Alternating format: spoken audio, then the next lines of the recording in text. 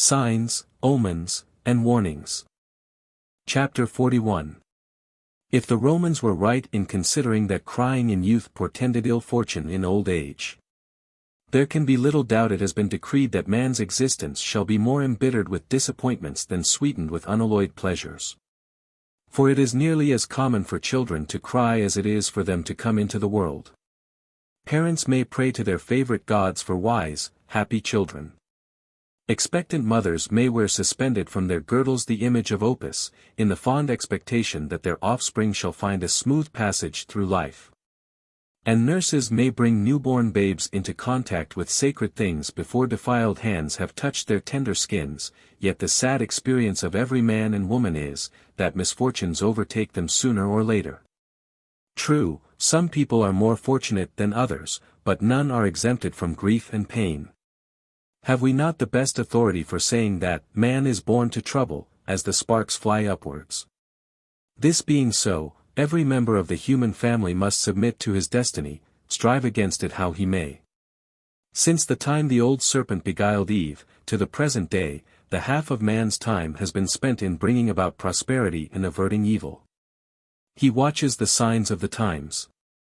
He seeks for tokens and omens, as these, he supposes, are often sent for his guidance. That warnings were given to our fathers and mothers of old in mysterious ways, they fully believed. And if sent to them, there is no good reason for supposing, say our aged relations, that they should not be sent to us. Lord Bacon believed in presages, and so did other learned men of his time. Dugdale anticipated the approaching scenes in 1641, when many ancient monuments were destroyed. So convinced was he of their early destruction, that he hurried on his itinerant labors of taking sketches and engraving inscriptions, to preserve their history and appearance for future times. Sir Thomas More was enabled to judge from passing events of what was to happen in after years. Erasmus, when looking at the tomb of Becket at Canterbury, wished that the jewels with which it was loaded had been given to the poor. For, said he, those who have heaped up all this mass of treasure will one day be plundered, and fall a prey to rapacious tyrants in power. His prediction was literally fulfilled 20 years after it was uttered. Sir Walter Raleigh regarded omens, and from these predicted truly. Tacitus foresaw the calamities which long desolated Europe on the fall of the Roman Empire, and wrote concerning the future events 500 years before they happened.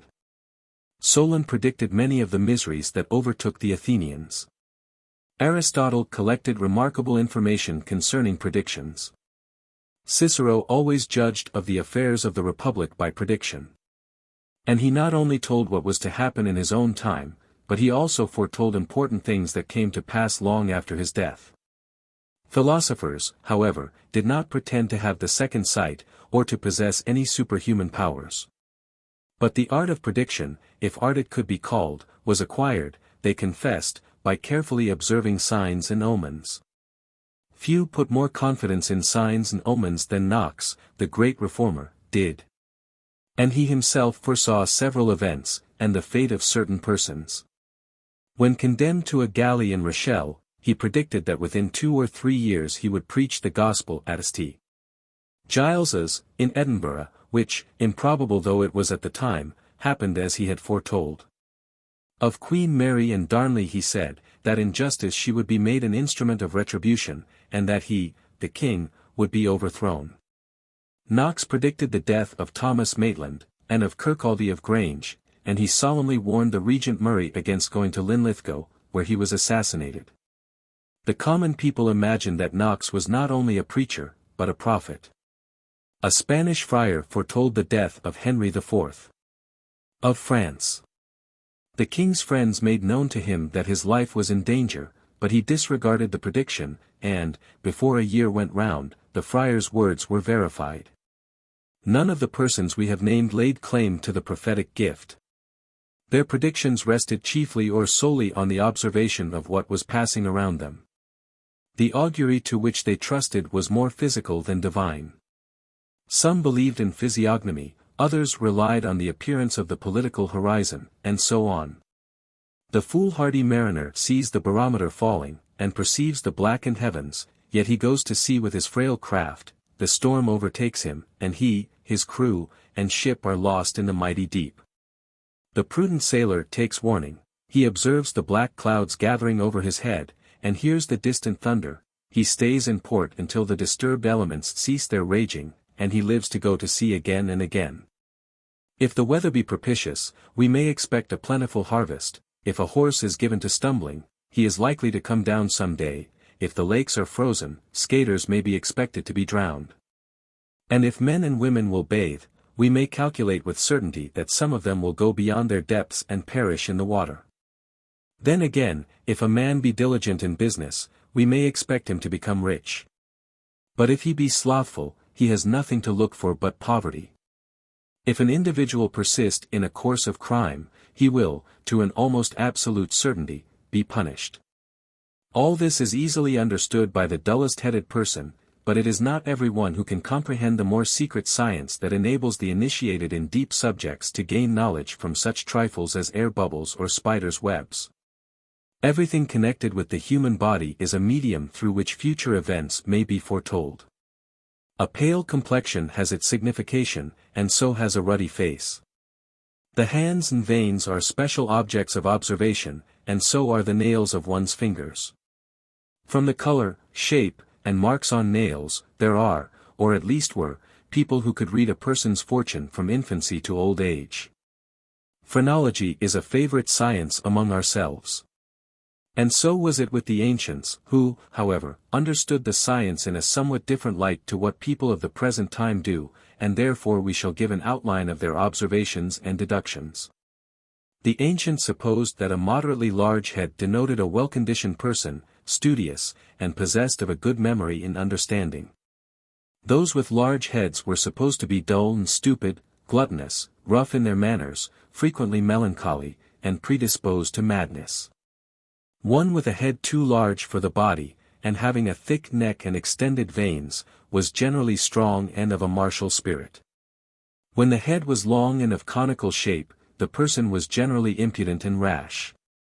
And, if sprightly in early life, was supposed to lose spirit and vivacity before reaching the age of 30 years.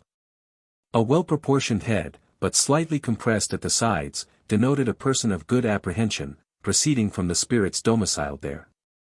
A spherical head denoted inconstancy, forgetfulness, and want of discretion. A small head was looked on as an evil sign. The person having such a head was supposed to be vicious and ill-conditioned in many respects, in consequence of the spirits being confined in a narrow compass, and unable to exercise their functions. A person with a spherical head seldom lived beyond middle age. A long oblique head denoted lust and intemperance, and a flat cranium caused one to have a similar disposition. A large head and broad brow indicated slowness, but laboriousness. A little forehead denoted obstinacy, wickedness, and weakness of intellect, yet conceited and given to mischief. According to Aristotle, a square forehead denoted magnanimity and courage. A person with a forehead without wrinkles showed that he was honest, but at the same time contentious, fond of law, and void of devotion. A forehead pointed at the temples signified shallow capacity, vanity, and want of courage. Those with hanging eyebrows were thought to be fraudulent, bold, and unmerciful. A person with a depressed forehead was put down as servile, cowardly, and fearful.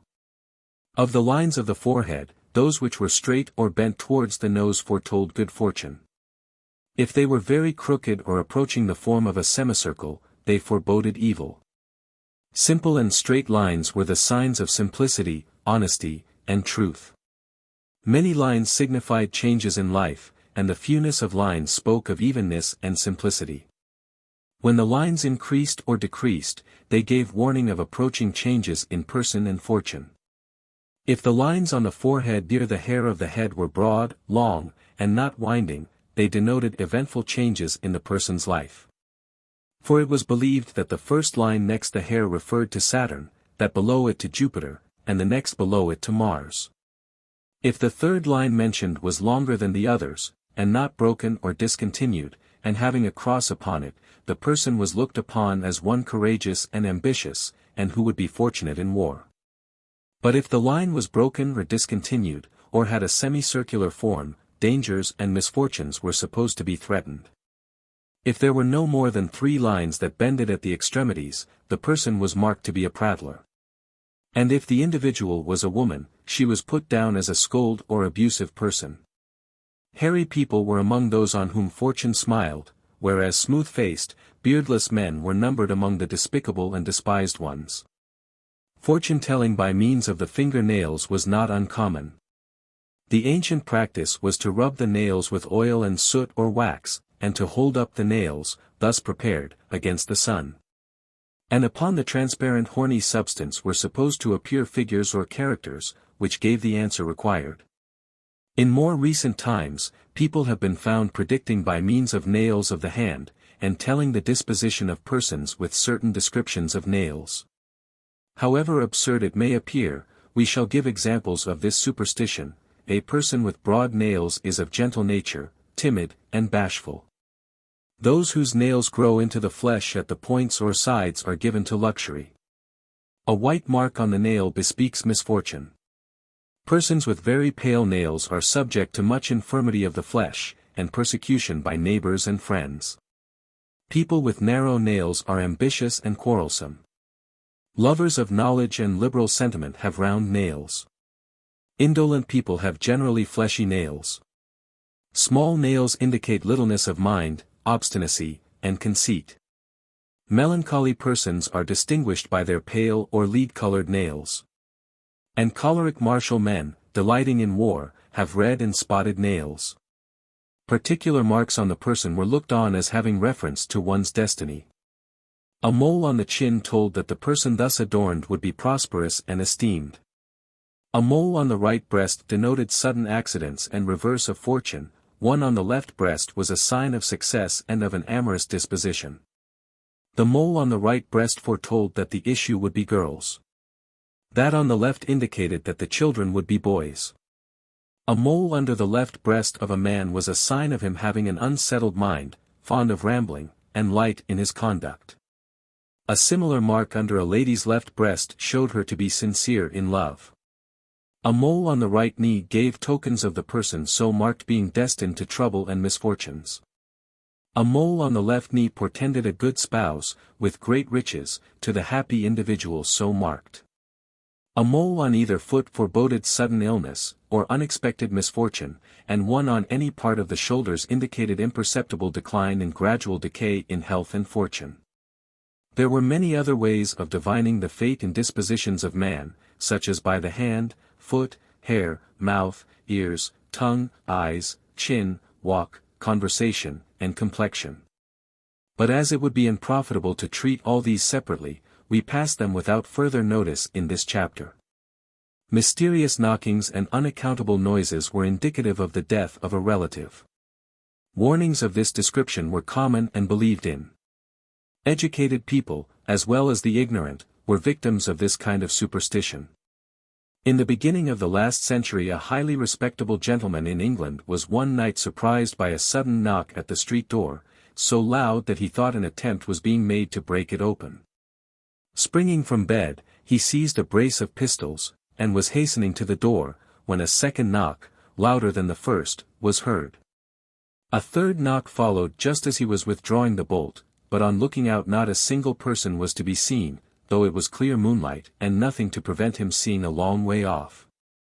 Next post brought a letter informing him that a near relation in London had died just at the time the knocking alarmed him and his family, for they too heard the startling sounds. The disturbed persons firmly believed that, in one way or another, the knockings had reference to their friend's death.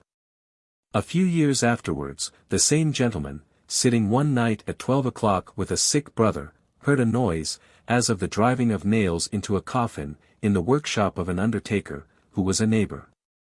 The gentleman thought it was very unkind of the undertaker, an intimate acquaintance of the sick person, to disturb him. As soon as the noise of nail-driving ceased, other and more disagreeable sounds reached his ears.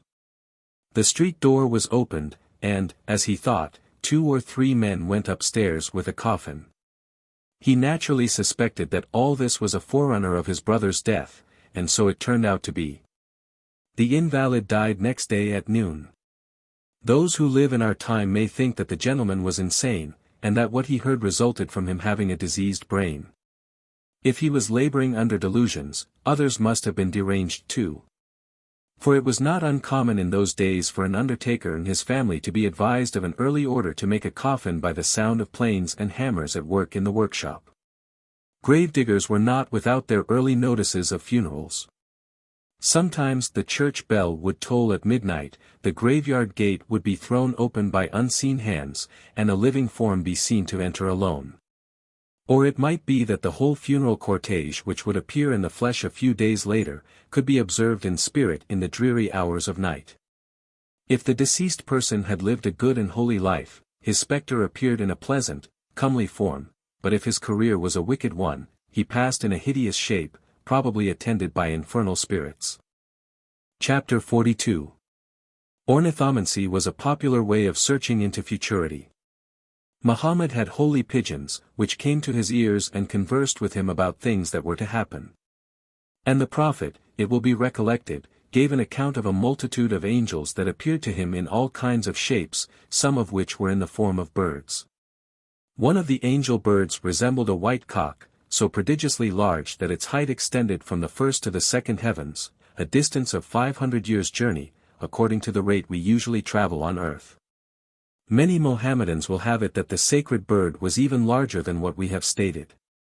They assert that the fowl's head reached to the seventh heavens.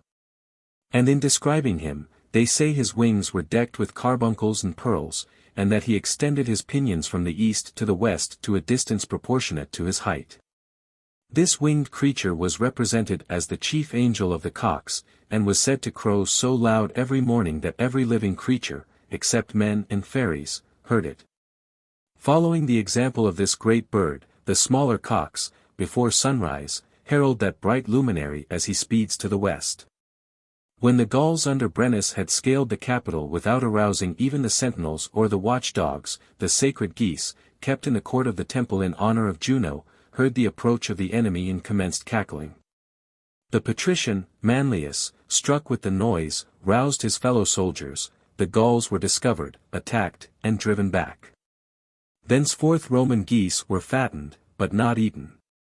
A golden image of a goose was made to commemorate their vigilance, and upon a certain day in every year one was placed in a litter, and carried in state about the city, while a dog was impaled upon a stake. To denote the national contempt for that animal. A singular circumstance happened at Rome about 24 hours before Caesar's death. A little bird was observed to direct its flight towards the Senate house, consecrated by Pompey, whilst a flock of other birds was seen to follow in close pursuit, apparently to destroy the little bird. Or to deprive it of a sprig of laurel it carried through the air. The bird was overtaken, and torn to pieces by its pursuers. We are told that if one take young swallows and put them in a pot to cook them, he will, on taking off the lid, find two of the swallows kissing each other, and two turning one from the other. If the kissing birds be dissolved in oil of roses, they will prove effectual, when applied according to custom, in securing the affections of the most blooming young lady in the parish. But in making use of the birds found back to back, for creating sympathetic feelings, they require to be pounded into an ointment, and applied to the eyelids of him or her whose affections are sought. If the tongue of a goose be cut out when the fowl is alive, and laid on the breast of a man or woman when asleep, he or she will confess every sin of life. When a man carried the heart of a male crow, and his wife the heart of a female crow, they lived in peace and happiness. It was customary with the good housewives of England, on placing eggs in a nest for incubation, to swing a lighted candle over them, as a charm to prevent hawks, crows, and other birds of prey, flying away with the young birds hatched from the eggs. Divination by means of a sieve was often resorted to. The sieve was suspended after the operator had repeated a particular form of words, and, by certain manipulations, information was obtained concerning thefts, etc. The names of suspected parties were repeated while the implement was made to turn round, and on the guilty person being named, the sieve, instead of turning swiftly and steadily, began to oscillate and shake. This was a very ancient practice, in which great faith was put.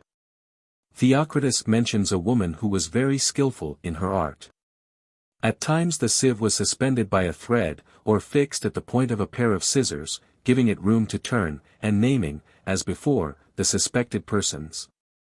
Casinomancy was practiced in England at no distant date. Divination by means of smoke, capnomancy, was in use among the ancients in their sacrifices. It was a good sign when the smoke rose light and straight. If, on the contrary, the smoke ascended dark and dense, evil was foretold. Catoptromancy was a species of divination performed by the aid of a mirror. This method of divination was common among the Achaeans. The mode of procedure was, when one was sick and in danger of death, to let down a mirror into a fountain before the temple of Ceres, and, from the appearance of the glass, to judge what was to be the result, whether the sickness was to be removed, or death to take place. If a ghastly, disfigured face was seen, it was regarded as a certain evidence of death, but if the patient's face appeared fresh, healthy, and comely, it was a sign of recovery. Dactyliomancy was divination performed by means of a ring. The ring was suspended by a thread above a round table, on the edge of which letters of the alphabet were marked. The ring, in shaking or vibrating over the table, stopped over certain of the letters, which, on being connected, supplied the answer asked. But the operation was preceded and accompanied by several superstitious ceremonies. In the first place, the ring had to be consecrated, the person from whose hand it was suspended required to be clothed in linen garments, his head had to be shaven all round, and he required to hold vervain in his hand. Platonism denoted divination drawn from words only occasionally uttered. Cicero observes that the Pythagoreans made observations not only of the words of gods, but those of men also. Accordingly the people thought it was unlucky to pronounce at mealtime such words as conveyed peril, evil consequences, sickness, death, estrangement of friends, or the displeasure of their deities. In another sense Platonism seems to be divination drawn from the movements of birds, such as those noticed in another part of our work. Onomancy, anomomancy, or onomatomancy, was the art of divining the good or bad fortune of man from the letters of his name. This mode of divination was popular among the ancients. The Pythagoreans taught that the mind, actions, and successes of mankind were according to their fate, genius, and name. Plato, who recommended parents to give their children happy names, was inclined to think they were right, and adduced grounds for maintaining his opinion. Some of the Bible worthies are referred to in support of onomancy. And a certain profane writer calls attention to tippling marrow, supposing she would drink her wine without water. Hippolytus was torn to pieces by his own coach horses, as his name imported. Agamemnon signified that he should linger long before Troy, Priam, that he should be redeemed out of bondage in his childhood. The greatest empires and states have been founded and destroyed by men of the same name. Cyrus, the son of Cambyses, established the Persian monarchy, and Cyrus, the son of Darius, ruined it. Darius, son of Hystaspes, restored it, and again, Darius, son of Asamis, overthrew it. Philip, son of Amintas, greatly enlarged the kingdom of Macedonia, and Philip, son of Antigonus, lost it. Augustus was the first emperor of Rome, Augustulus, the last. Constantine founded the empire of Constantinople, and Constantine lost it. Some names are unfortunate to princes: Caius, among the Romans, John and Henry of France, and John of England and Scotland. One of the principal rules of this kind of divination among the Pythagoreans was, that an even number of vowels in a name signified an imperfection in the left side of a man, and an odd number in the right side. Another rule was, that the persons were the most happy in whose names the numeral letters added together, made the greatest sum. For which reason, it was alleged, Achilles vanquished Hector, the numeral letters in the former name amounting to a greater number than in the latter. From a like idea, the young Romans toasted their mistresses at their meetings as often as their names contained letters. Theodotus, king of the Goths, being anxious to ascertain the success of his wars against the Romans, consulted a Jew, who ordered him to shut up a number of swine in sties, and to give some of them Roman and others Gothic names, and there to keep them until a certain day. The Jew's instructions were complied with, and, on inspecting the sties at the appointed time, it was discovered that the animals which had received the Gothic names were dead, and those to which the Roman names had been assigned were alive. From these circumstances, the fortune-teller truly predicted the defeat of the Goths. There was an old superstition among seamen, which is supposed to linger among them still. We mean the evil that was feared would follow the total loss or tearing of a ship's colors. Sailors would have been less grieved at all their sails being split, their spars carried away, and their masts gone by the board, than at being deprived of their colors. The loss or tearing of a flag was a sign of misfortune, both to the vessel and the crew. Soldiers, particularly those in Highland and Irish regiments, were equally credulous. Vast importance was attached to the preservation of their standards, and hence in some instances the great bravery that has been displayed in preventing the enemy carrying away a standard. A brave Highlander, or courageous Irish soldier, would rather die than surrender the flag of his company.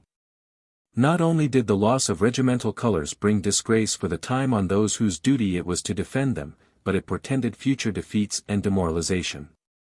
Consecrated banners were common in times when almost every man was a soldier. Go, conquer by this, was the motto inscribed on ensigns of several nations. In the devices of standards were found the eagle, the wolf, the horse, the boar, the lion, and often a figure of victory or Mars. The flag of the Prophet was the sacred banner of the Mohammedans. It was composed of the turban of the Quraysh, captured by Muhammad.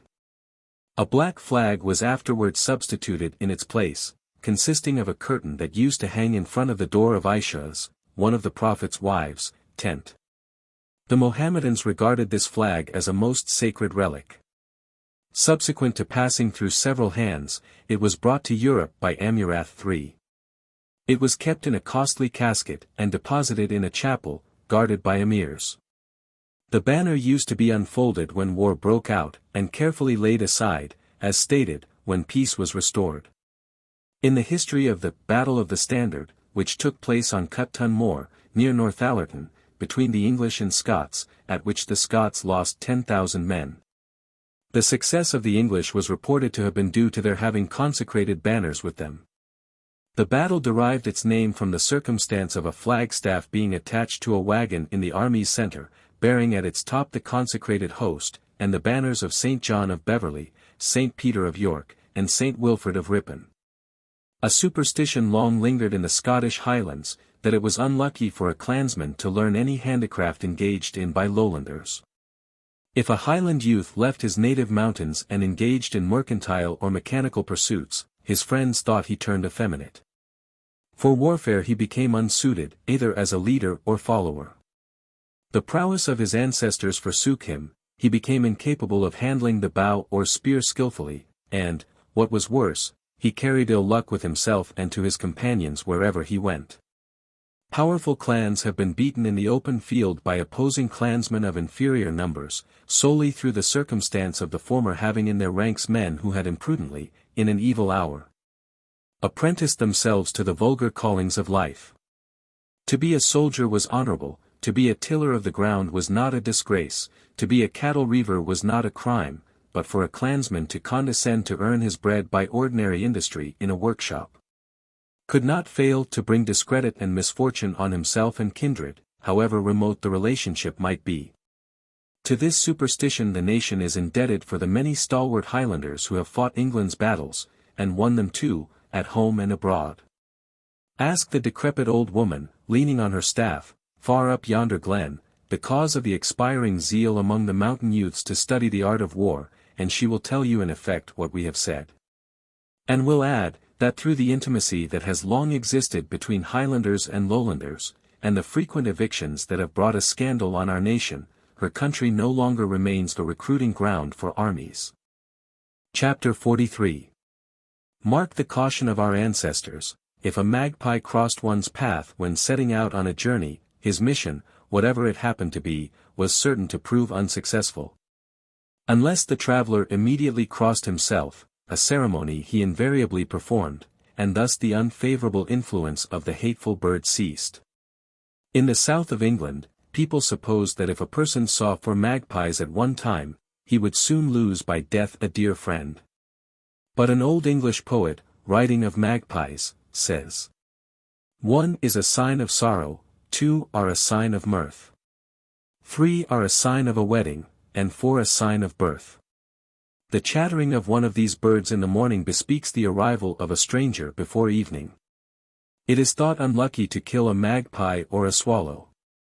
The congregating of magpies on a housetop precedes an important event, in which the inmates are interested. If a bird fly through a window, it is a sign that one of the inmates will soon die. If a pigeon, which does not belong to any one of the family, come into a house, it forebodes death to the occupant of the domicile. The alighting of a swarm of bees on a dead tree or on the withered bough of a living tree, signifies that the owner of the tree will soon pass through death's portal. The howling of dogs, the lowing of cattle, and the crowing of cocks at night, foretell the death of some person in the neighborhood. Dogs are supposed by not a few people to see death as it enters a dwelling. And hence, in their opinion, the cause of that quadruped's frequent dismal howling. When one, by mistake, puts on his stockings in the morning wrong side out, he secures good luck for that day at least. Birds' eggs hung up in a house, prevent good luck entering that dwelling. He who wishes to thrive should abstain from burning fish bones. A spark in the candle gives notice that a letter is coming.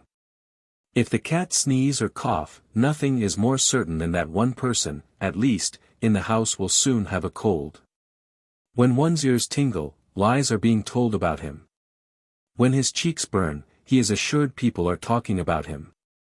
If the right eye itches, good luck is expected, and when the left eye waters, misfortune is looked for.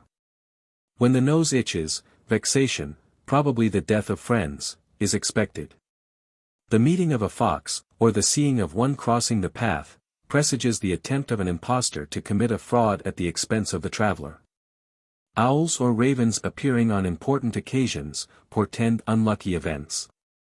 If a weasel be met in the morning, it is necessary to turn 3 times on the heel and throw 3 stones, to prevent ill luck. It is more lucky to meet a man than a woman as a first foot. Every person is advised to avoid meeting a cat, when going on an important mission. It is also unlucky to meet a pig. And it is thought prudent to return home when a hare or a reputed witch crosses the path ere the morning dew disappears before the sun.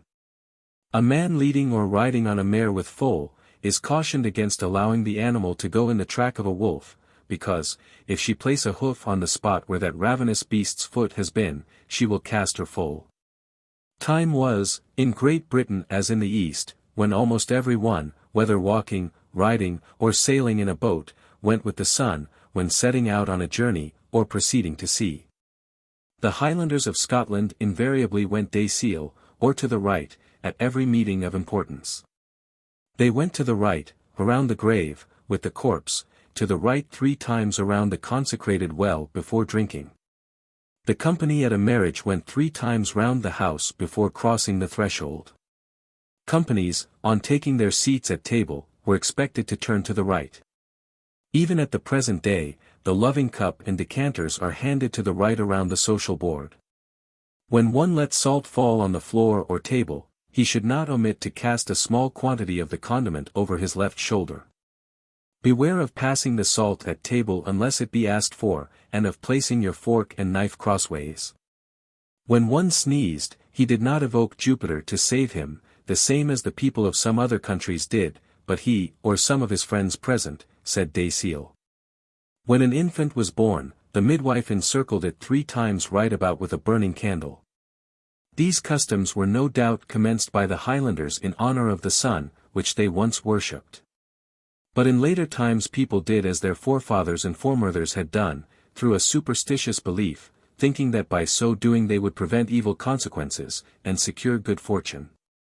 It is unlucky to leave the print of a cauldron in the ashes after taking the utensil off the fire.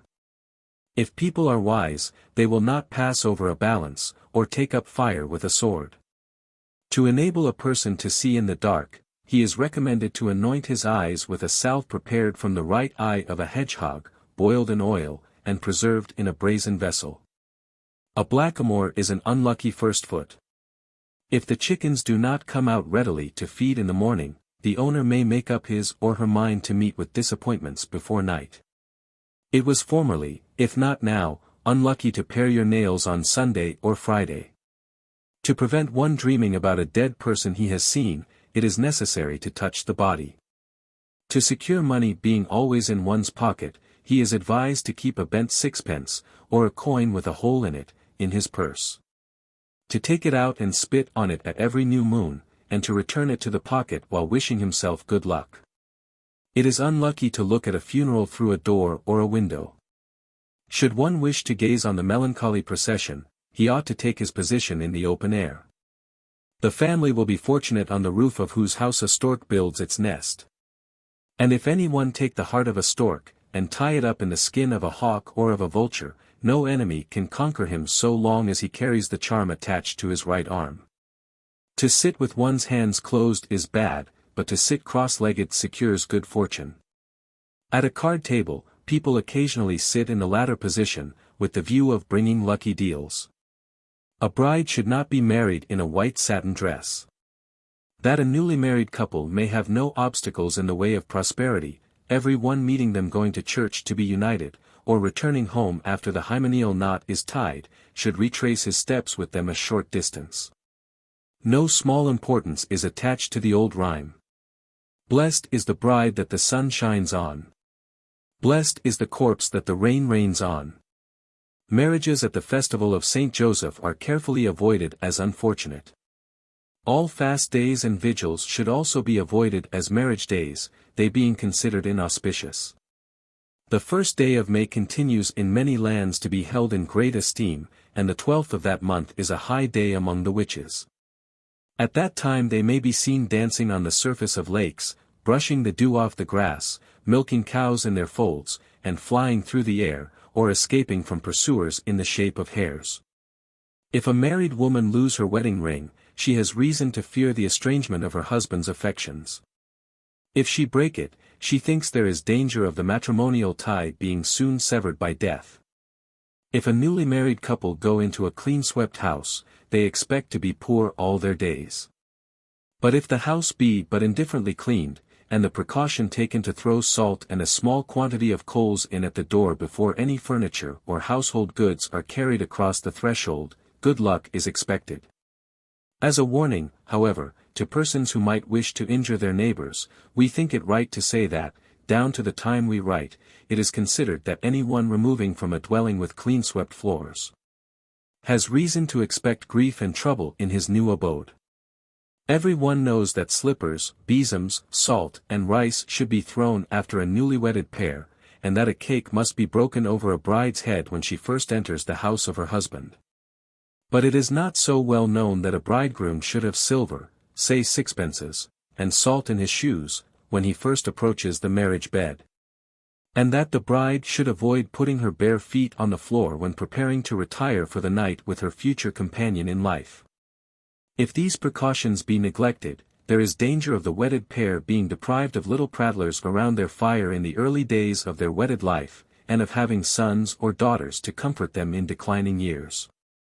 A mother should not enter a neighbor's house after having an infant before she is kirked, nor should she carry her child even to her nearest and dearest friend's abode before the little one has been baptized. It is unlucky for a bridegroom to have for his best man one who is not his blood relation.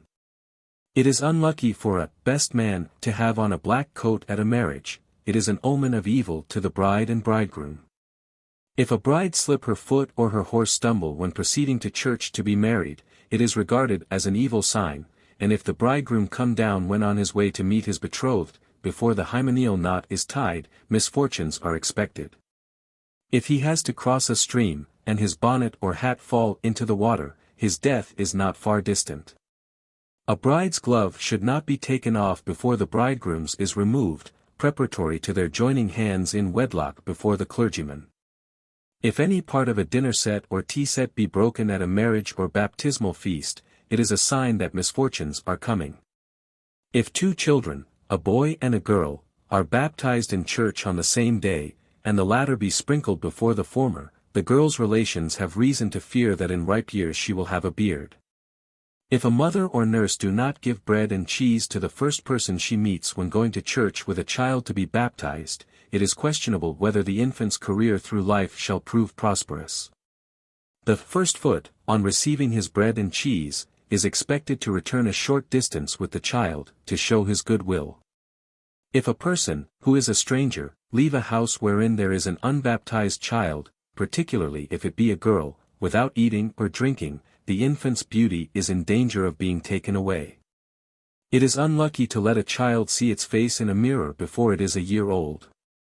When an infant is suspended by the dress with its head downwards for a few seconds after being washed in the morning, it prevents an evil eye from affecting the little one that day.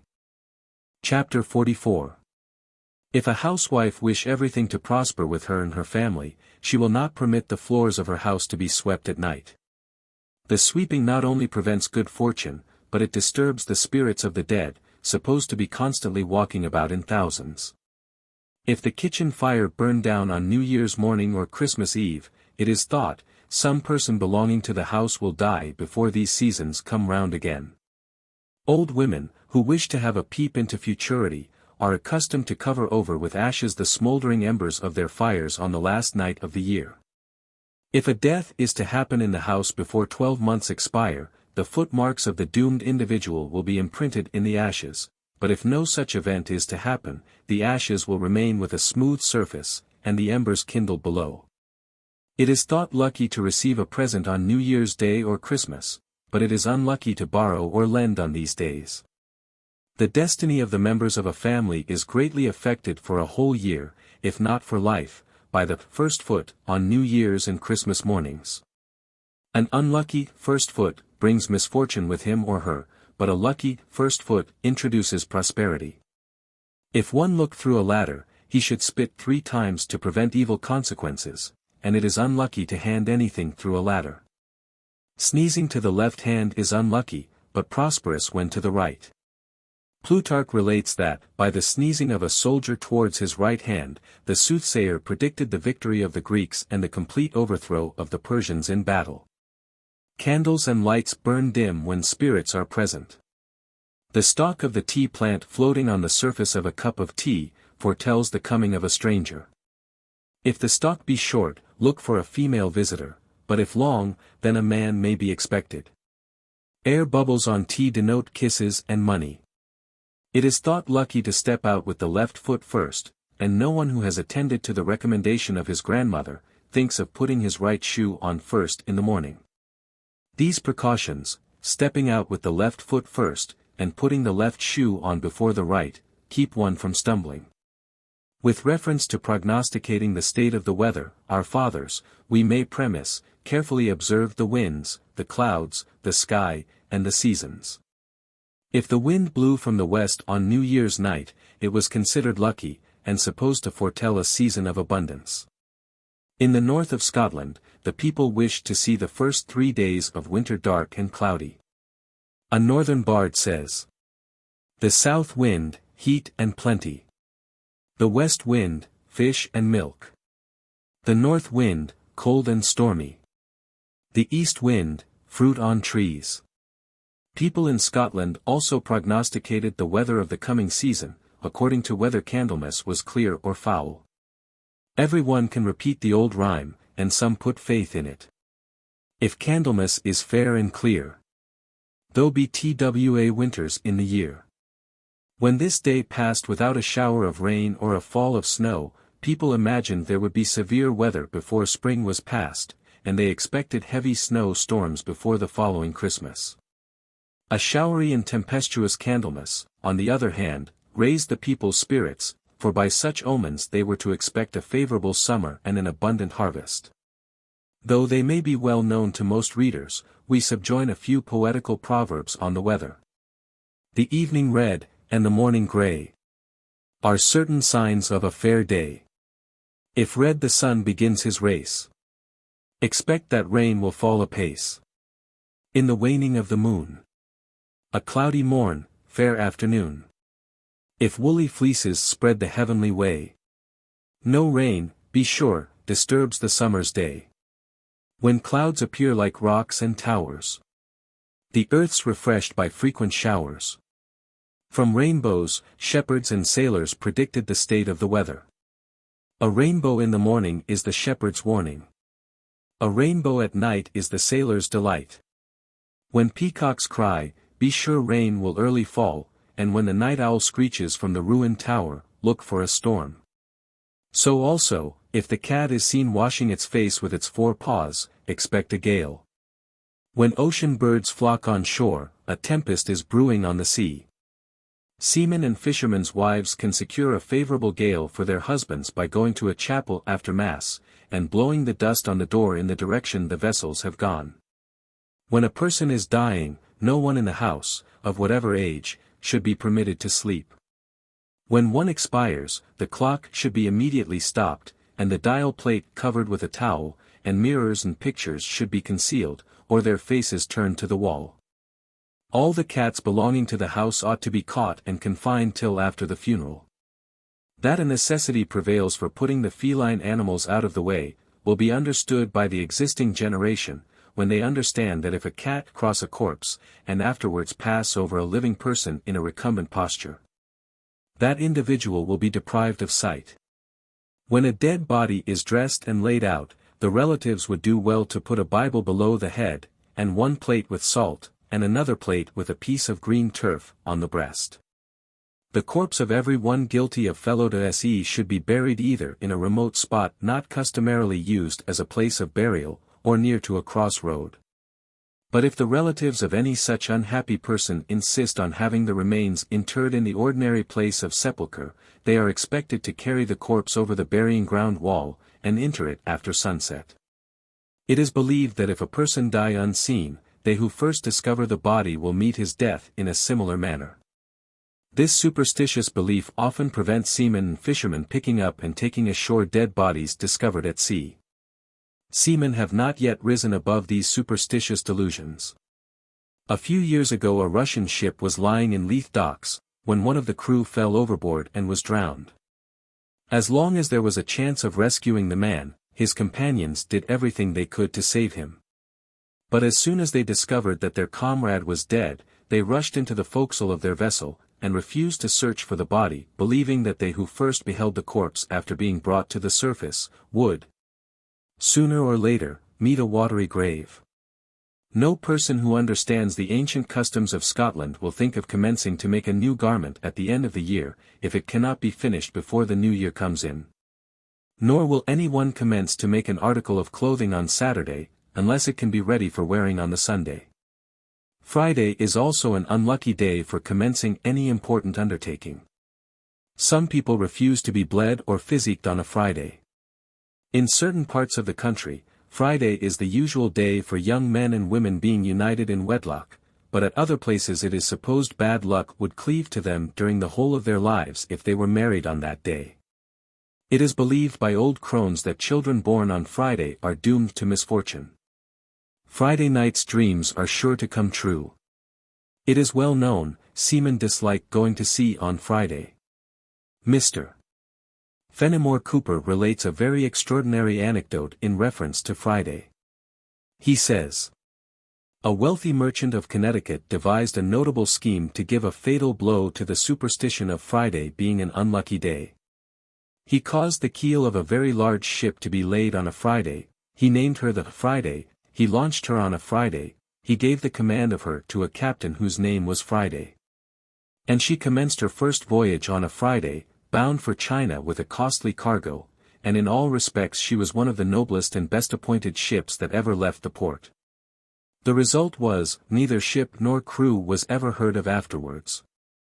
Thus his well-meant plan, adds Mr. Cooper, so far from showing the folly of superstition, only confirmed seamen in their absurd belief.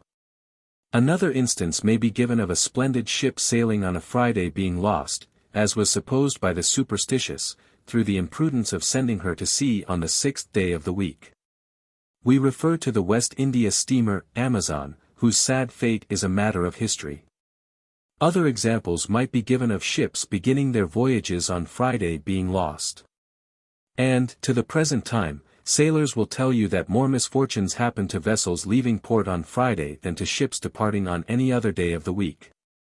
Sailors consider Sunday a favorable day for commencing a voyage. They are averse to proceed to see if a lawyer or clergyman is on board. They think the presence of one of these gentlemen raises a tempest that puts their craft in peril. This superstition is probably founded on the biblical story of Jonah in his flight to Tarshish, when such a mighty tempest was raised as to endanger the lives of those who manned the vessel that conveyed him from Joppa. Sailors are of opinion that it is lucky to have women or children on board a ship.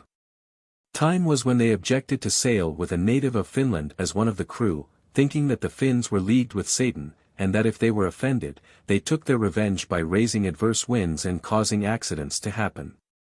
Old sailors objected to have dogs on board, but cats were held sacred, and if all tales be true, puss often secured favorable winds, and prevented shipwreck. When rats are seen deserting a ship ready for sea, it is regarded as an evil omen. In calm weather, sailors whistle to raise the wind, but in a gale they neither whistle themselves, nor permit others to do so. It is unlucky to wear the clothes of a fellow sailor who dies at sea before the termination of the voyage. It is thought unlucky to break up an old boat, a fact which accounts for so many useless boats being seen at fishing villages. If a man be drowned in or from a boat, sailors and fishermen are reluctant to put to sea again with her. It is an evil sign to see sharks following a ship. Inadvertently turning a hatch upside down is considered an unfavorable sign. A four-footed beast should not be named at sea. A child's caul hung in the cabin prevents the ship from sinking. A legend of Vanderdecken, the Flying Dutchman, is believed by seamen. It runs thus. 300 years ago a large Dutch Indiaman, commanded by Meneer Vanderdecken, attempted to round the Cape of Good Hope against a head wind. His vessel was frequently driven back, but he doggedly persevered, in spite of many signs and warnings of failure, and declared that he would double the Cape, though he sailed till the day of judgment. For this impious saying, and disregard of signs and warnings, the ship and wicked captain, with his crew, were doomed to sail continually in the latitude of the Cape, without doubling it. Sailors have asserted that, in the midnight gale, the ship may be seen, with her antique build and rig, and the figure of Vanderdecken, on the poop, giving orders to his ghostly crew, contending with the wind and waves, which they can never overcome. One day in the Middle Ages, as a troop of condottieri crossed the Roman country, a young peasant, named Attendole, stood under an oak to admire them. Some of the soldiers invited him to join their company. The peasant was inclined to follow them, but being undecided he said, "I will throw the axe I hold in my hand against this oak, and if it enter far enough into the bark to remain fixed, I will be a soldier." So saying, he threw the axe with so much violence that it entered the tree deep and stuck fast. From that moment all hesitation was over. Tearing himself from his friends, he joined the troop. Because it was with all his force he decided what his vocation was to be, his comrades called him Sforza. He fought in more than 100 battles, and, after having served in Rome and at Milan, he at an advanced age perished while endeavoring to save one of his own pages from drowning. He left a son, who, like his father, gained renown. He rose so high in Italy as to be considered a suitable match for Bianca Visconti, the heiress of Milan. Their son Galeazza, Duke of Milan, used to look on the fair city and say, "See what I owe to my grandfather's axe." Warnings of approaching death are given in various ways.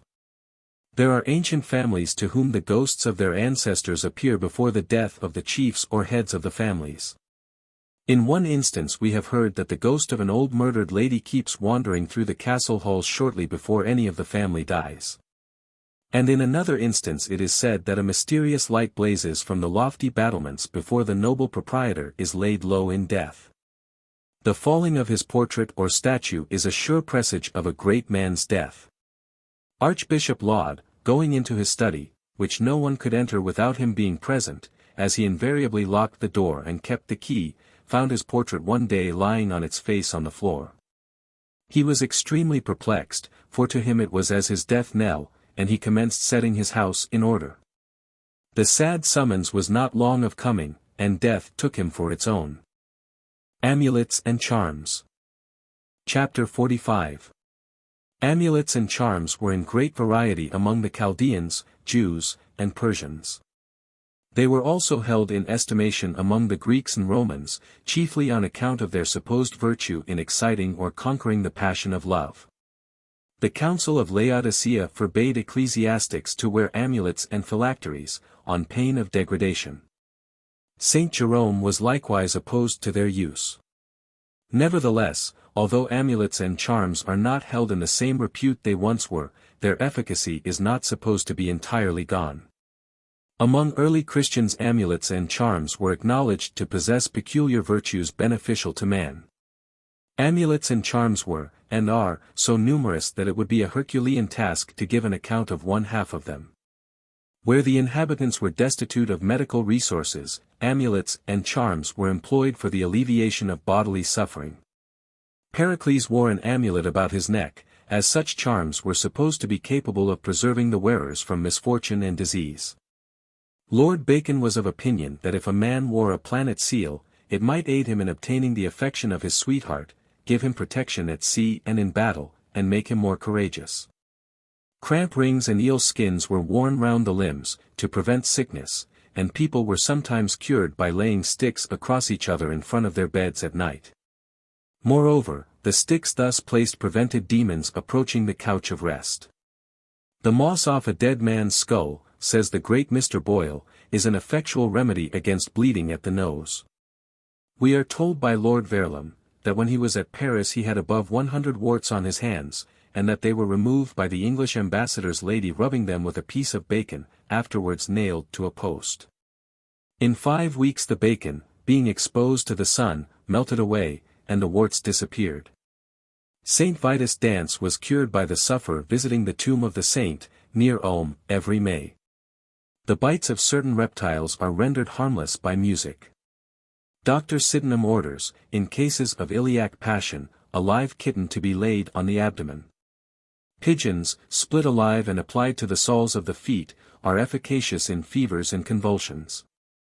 Quincy says that yawning and laughing are infectious, and so are fear and shame, and from these, by a system of reasoning peculiarly his own, he endeavors to prove that amulets may be sufficient to counteract, if not to entirely hinder, infection. Throughout the Mohammedan dominions the people were convinced that charms were indispensable to their well-being. By charms they cured every kind of disease, provided predestination had not determined that the sick man's days were at an end. Surprise, it is urged, removes the whooping cough, looking from a precipice, or seeing a will turn swiftly, causes giddiness. Why then, asks a wise man, may not amulets or charms, by their secret influence, produce the effects ascribed to them? Who can comprehend by what impenetrable means the bite of a mad dog produces hydrophobia? Why does the touch of a torpedo induce numbness? When these causes and effects are explained, he concludes, so may the virtue of amulets be accounted for. Ancient philosophers laid it down, as a proof of ignorance, the condemnation of a science not easily understood. In this way the advocates of amulets and charms have been enabled to silence people who have had the hardihood to throw odium on their superstitions. Believers in amulets and charms remind us that it is a well-ascertained fact in nature, that for every bane there is an antidote. Wherever the stinging nettle grows, the slimy stem of the dock is near. Whenever the wasp stings, honey gathered by the industrious bee may be had, without going far, to put on the injured part. When the cold is most intense without, the fire burns brightest within. And if there be evil spirits seeking man's hurt, there are good angels hovering round him for his protection. Mr. E. Chambers, who published his Cyclopedia, or a Universal Dictionary of Arts and Sciences, in 1728, says that an amulet, amuletum, is a kind of medicament hung about the neck or other part of the body to prevent or remove diseases. Amulets, he proceeds, are frequently nothing else than spells or charms, consisting of quaint words and characters, supposed to have the virtue of warding off ill. And Mr. Chambers informs his readers, under the word charm, that a charm is a magic power or spell, by which, with the assistance of the devil, sorcerers and witches are supposed to do wondrous things, far surpassing the power of nature. Ancient poets, who were of a superstitious turn of mind, attached no small importance to amulets and charms. One of them says, enchantments pluck out of the sky. The moon though she be placked on high. Dame Circe with her charms so fine. Ulysses' mates did turn to swine. The snake with charms is burst in twain. In meadows where she doth remain. These herbs did Maris give to me. And poisons plucked at Pontos. For there they grow and multiply. And do not so amongst us. With these she made herself become a wolf, and hid her in the wood. She fetched up souls out of the tomb, removing corn from where it stood. The following is an old translation from Virgil. From thence a virgin priest is come. From out Massala land. Sometimes the temple there she kept. And from her heavenly hand. The dragon meat did take, she kept. Also the fruit divine. With herbs and liquors sweet that still. To sleep did men incline. The minds of men, she saith, from love. With charms she can unbind. In whom she list, but others can. She cast to cases unkind. The running streams do stand, and from their course the stars do wreath. And souls she conjure can, then shout. See sister underneath. The ground with roaring gape and trees. And mountains turn upright. Ovid is made to say. The river I can make retire. Into the fountains whence they flow. Where at the banks themselves admire. I can make standing waters go. With charms I drive both sea and cloud. I can make it calm and blow aloud. The viper's jaws, the rocky stone.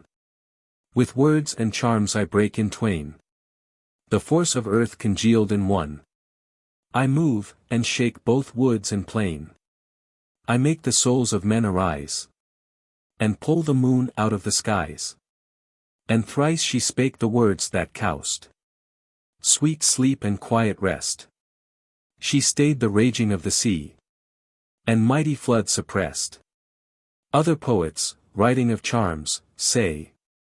With charms the corn is spoiled so. As that it vades the barren grass. With charms the springs are dried low. That none can see where water was. The grapes from vines, the mast from oaks. And beats down fruit with charming strokes. She plucks each star out of his throne. And turneth back the raging waves. With charms she makes the earth to cone. And raises souls out of their graves. She burns men's bones as with fire. And pulleth down the lights from heaven. And makes it snow at her desire. Even in the midst of summer season. The course of nature ceased quite. The air obeyed not his law. The day delayed by length of night. Which made both day and night to yaw. And all was through that charming gear. Which coused the world to quake for fear. They talked with tongues of birds. Consulting with the salt sea coasts. They burst the snake with witching words. Soliciting the spiritual ghosts. They turn the night into the day. And also drive the light away. And what is tea that cannot be made? By them that do apply this trade. Sir Thomas Browne mentions that a chalk tile at each corner of a field and one in the center thereof were rural charms that prevented weeds growing.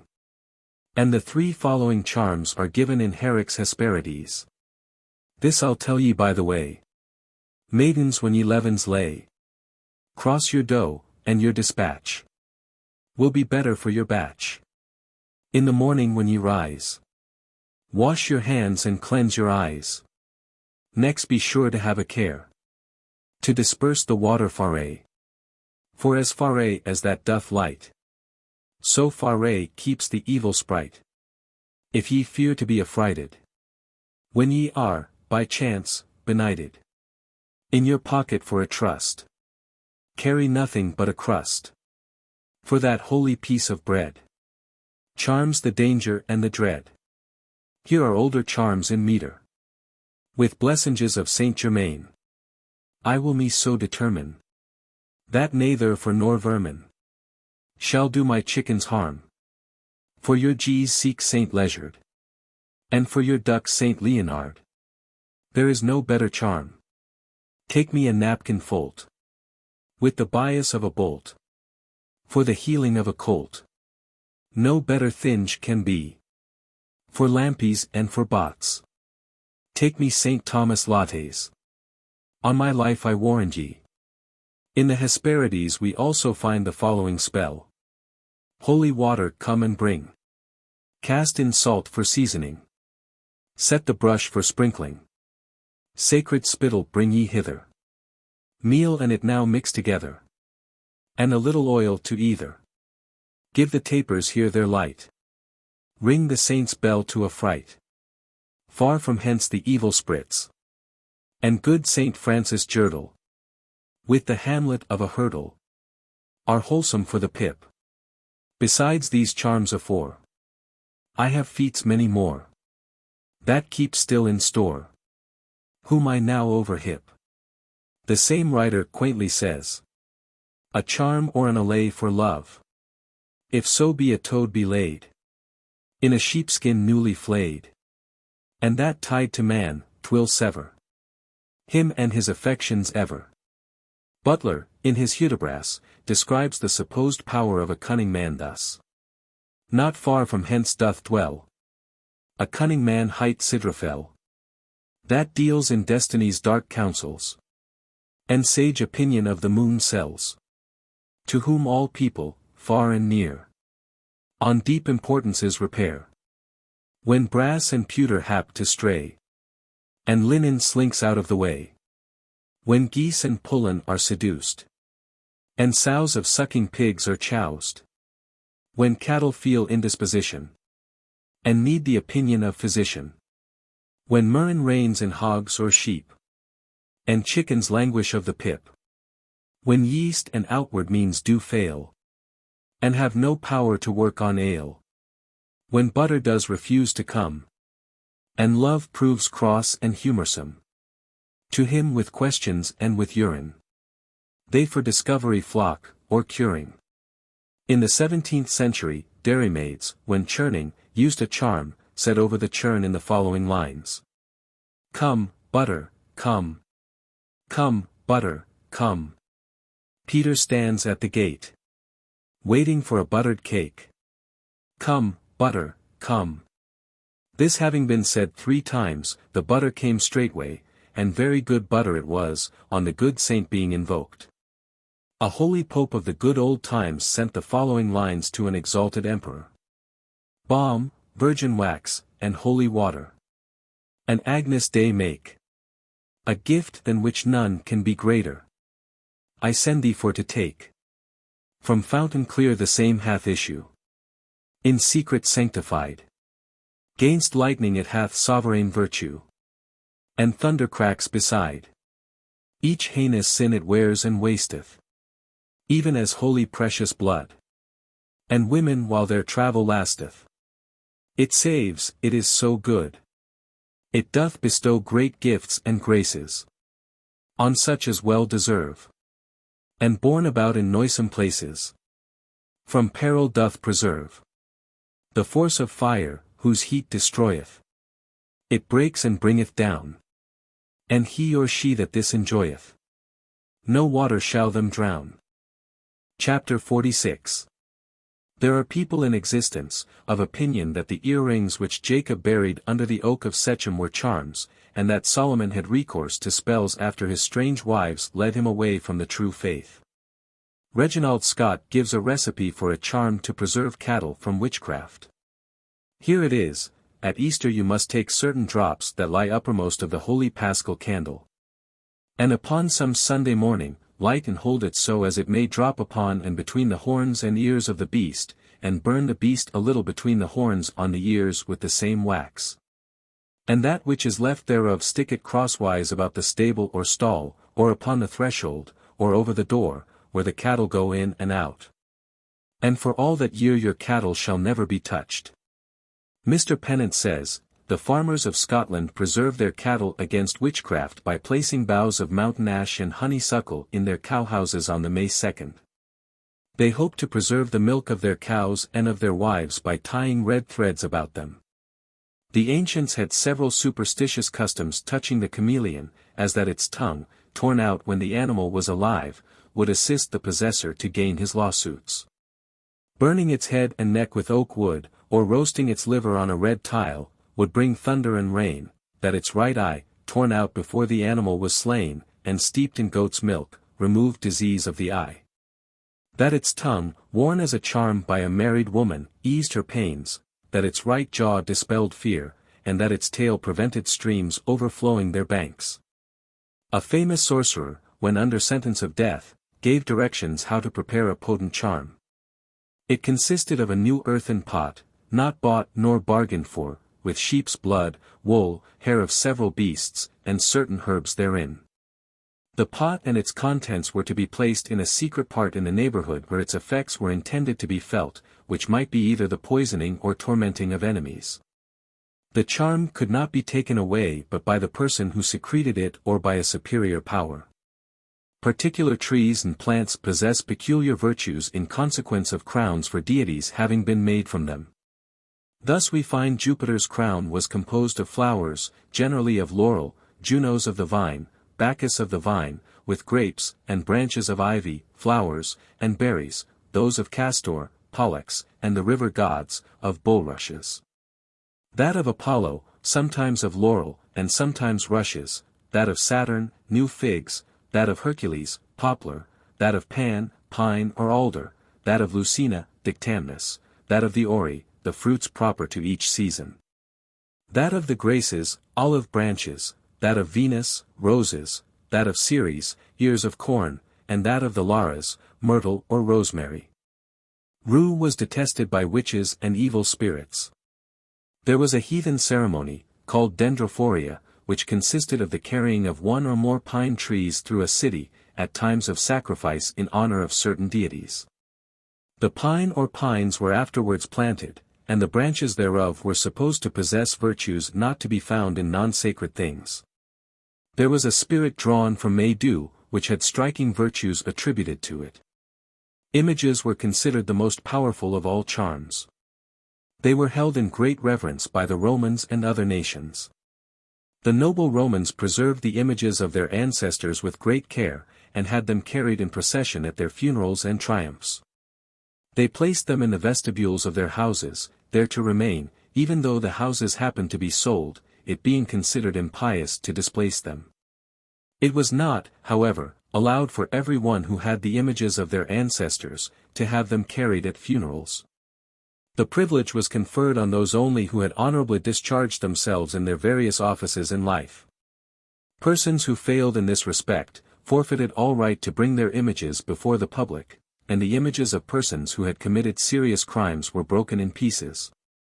The Egyptians had great confidence in the power of amulets and charms to prevent and deliver from mischief. There was a class of persons who gained their livelihood by writing billets, to secure the wearers from the power of enchantment and all kinds of accidents. Their most intrinsically valuable relic was the veil sent to the Sultan to cover the Kaaba of Mecca. It was cut in pieces, and distributed over the whole empire. Parts of it were worn by the faithful, as one of the means of grace, and an assurance of divine protection, and these charms were sometimes buried in the grave along with the individuals who had prized them when in life. The belief of the baneful effect of the evil eye, and of envious commendations, was prevalent in the East. Virgil's shepherd attributed to the malicious glance of an enemy the diseased appearance of his flock. Pliny relates that the Thessalian sorcerers destroyed whole harvests by speaking well of the crops.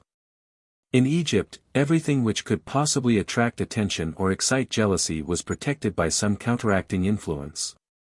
The eye of the malicious observer was rendered harmless by a sacred sentence, written in conspicuous characters, and placed in a particular way that the wicked eye might see it. The horse, it was believed, carried his rider in safety if a charm of blue beads dangled from the animal's neck. But the anxious mother did not consider her darling child safe, though it had a charm about its person, unless she frequently spat in its face. When a mother had reason to suppose an evil eye had been cast on her little helpless babe, her duty was to borrow a sixpence from a neighbor, put it into a basin of water, and then wash the child with the water so charmed. By these means the spell was removed. To pass a child over a table was unlucky. Great apprehensions were formerly entertained of the malignant influence and interference of fairies with mothers in childbed and children unbaptized. A Bible under the pillow protected the mother, or a bottle of holy water at the bed-foot did equally well, and the sacrament of baptism rendered the infant secure from fairies and witches. If one meet or see anything unlucky, all he has to do to avert evil is to touch cold iron. To prevent evil in time of a thunderstorm, let a candle be kept burning until the warring elements have ceased raging. And surely it has not been left for us to tell the good Catholics, that, to extinguish a fire or stop an inundation, their forefathers threw a consecrated wafer into the midst of the flames or overflowing river. Every little Catholic maid, who can count her beads, knows that if she cannot secure the affections of the young man on whom she has set her affections, she should unsparingly besmear him with the holy oil of her church. We are assured that, before Protestantism weakened the hands of priests and rent the church asunder, consecrated oil was regarded as an infallible charm and love philter. It was the custom at one time for the popes to send a golden key to faithful priests, wherein was enclosed a small quantity of the filings of St. Peter's keys, kept sacred at Rome. These charms were worn in the bosom, to protect the happy possessor from disease, misfortune, and evil spirits. The ancients had their lustral water for sprinkling and purifying the people. From them the Romanists borrowed the holy water used in their churches. The ancients called dies lustricus, or lustral day, that whereon the lustrations were performed for a child, and its name given, which was the 9th day from the birth of a boy, and the 8th from that of a girl. Lustral water possessed something like magical virtue. On the great day of ceremony the nurses and domestics handed the child backwards and forwards around a fire on the altars of the gods. After this the infant was sprinkled with the precious water, mixed with saliva and dust. There were public lustrations for purifying cities, fields, and people defiled by crime or impurity. A custom prevailed in the East of curing sick children by weighing them at the tomb of a saint. The counterpoising or balancing medium consisted of money to be given to the church. It was generally supposed that the first snow which fell in the year had particular virtues. Bartholin wrote a treatise on the uses of snow, wherein he endeavored to show that early gathered snow preserved from the plague, cured fevers, toothache, and sore eyes. In Denmark the people kept snow water, obtained in March, as a medicine. Transplantation in natural magic was a method resorted to for curing diseases by transferring them from one body to another. The transplantation was effected either by the use of a medium or by simple contact. If a gouty person desire to get rid of his troubles, he is recommended to bore a hole in an oak, and deposit the parings of his nails therein. And if one has whitlow in his finger, the pain might be transferred to the domestic cat by rubbing the sore finger with the ears of the animal. The keys of a consecrated building, shaken over the heads of dogs, horses, and cattle, when they are ill, effect a cure. And a faithful worshipper finds relief from acute suffering by standing on one foot and holding a wax taper in his hand, during particular portions of the Mass. It is common in some places to lay upon the altar, during Mass, the nails of a shoe taken from a horse which has become lame, to restore the animal to soundness. Pieces of consecrated bread carried home and preserved is a preventative against the bite of a mad dog. The shepherd who first gives his offering will be rewarded by his ewes bringing forth the finest lambs in the neighborhood. And the horses and cattle that are watered immediately after the owners or keepers return from Mass, will be saved from illness.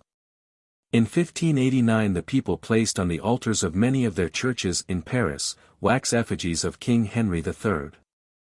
And pricked them with pins and needles during Mass, in the hope of obtaining a speedy termination to his existence. The wearing of a ribbon which has been worn by a lady, or a lock of her hair, near the heart, is supposed to be capable of securing her affections. But if everything else fail, the proper application of dead men's bones, holy relics, and magic spells will soften the hard heart. It is related by the Indians of Vixnu, that a ribbon tied round the neck or arm, with the name LXII, who for many years was worshipped under the form of a cow, and sometimes of a horse, written thereon or attached thereto, is a certain cure for all diseases, and is likewise a preventative against accidents. Corns are cured by one stealing a small piece of beef and burying it in the ground. As the flesh rots, the corns disappear. Whenever either an enemy or friend becomes troublesome, and it is considered necessary to get rid of him, the desire can be accomplished by securing a garment belonging to him and burying it in the earth. Just as sure as the burying of the beef destroys corns, as certain will the concealment of the garment in the earth send the obnoxious person to his long home. Fond mothers endeavored to cure whooping cough by passing their afflicted children 3 times before breakfast under a blackberry bush, the branches of which grew into the ground. Other parents went out into the highways in search of a man riding on a piebald horse, to ask him what would restore to health their children affected with this painful cough. Whatever he recommended, was adopted as a remedy. Chapter 47. Horse shoes have long been regarded as most valuable charms. Such shoes, nailed on the back of doors, keep out witches and evil spirits. Horse shoes are also safeguards on board of ships and boats. To secure good luck in a market, the vendor is in the habit of rubbing or spitting on the first money obtained for goods sold. The good or bad luck of cattle salesmen and petty merchants, superstitious people think, depends very much on the first purchaser.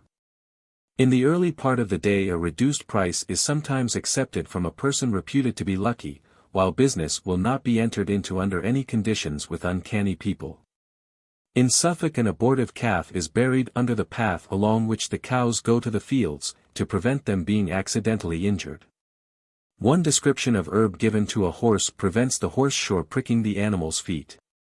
And another, put into a man's shoes, enables him to travel more than 40 miles a day without becoming wearied.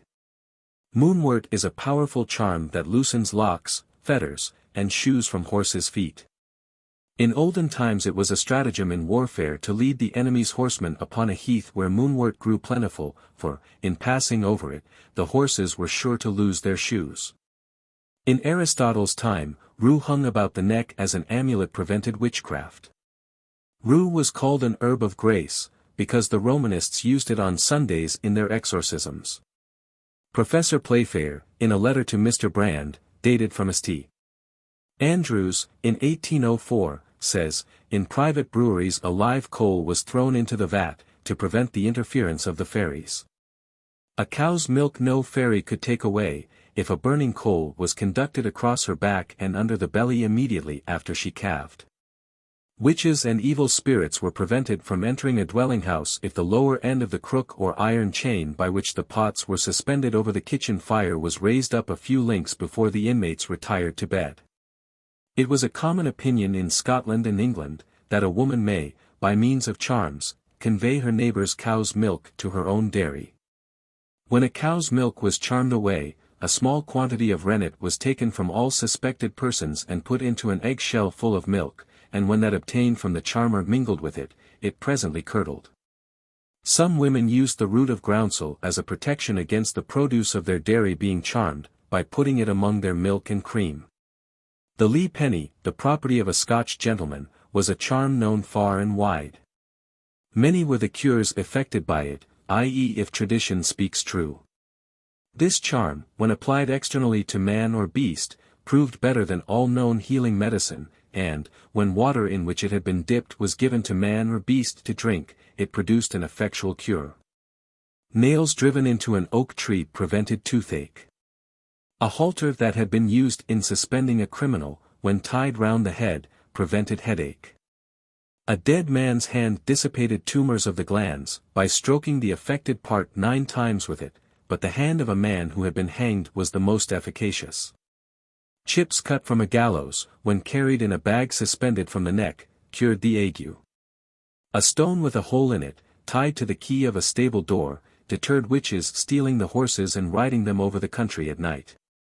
If a man or woman were afflicted with fits, he or she might be cured by partaking of broth in which a human skull had been boiled. This last mentioned cure was not uncommon in the beginning of the present century. A young girl, about 16 years of age, being seized with fits, a seer was consulted, and he prescribed brose made from oatmeal and the brew of a dead man's skull. That a cranium might be obtained, a grave was violated, and a body mutilated. The brose was prepared according to directions, and given to the afflicted girl. As might be expected, the matter created no small excitement in Perthshire, in which county the superstitious acts were perpetrated. But though the whole affair was looked on with disapproval by the better educated classes, and proceedings were taken by the authorities against the guilty parties, the death knell of superstition was not rung. For in that county a belief in witches, spirits, and charms still exists. At one time a custom prevailed in Lancashire, called lading the witches. It was observed on the eve preceding the November 1st, when witches were supposed to be busier than usual. The ceremony of lading was gone through in this way: the poorer neighbors called at the houses of the more opulent, and at the door demanded lighted candles to carry in procession. We say demanded them at the door, because it would have been unlucky for those receiving the candles to cross a threshold then. And it would have been equally unlucky for any one of them to enter a house that night from which his or her candle was received, if the light was extinguished before the lading was concluded. Candles were given out according to the number of inmates of a house, one for every person, but it was optional for one to carry his own candle, or to find a substitute who would sally out for him to frighten the witches. The custom originated in the belief that if a lighted candle were carried about from 11 to 12 o'clock at night without being extinguished, the person it represented would be proof against witches during the year. But if the candle went out it foreboded evil. Groves, in describing the difference between a sorcerer, magician, and witch, speaks highly of the power of charms and invocations. A witch, he tells us, derives all her power from a compact with the devil, while a sorcerer commands him and the infernal spirits by his skill in charms and invocations, and also soothes and entices them by fumigations. For the devils, he continues, are observed to have delicate nostrils, abominating and flying from some kinds of stinks.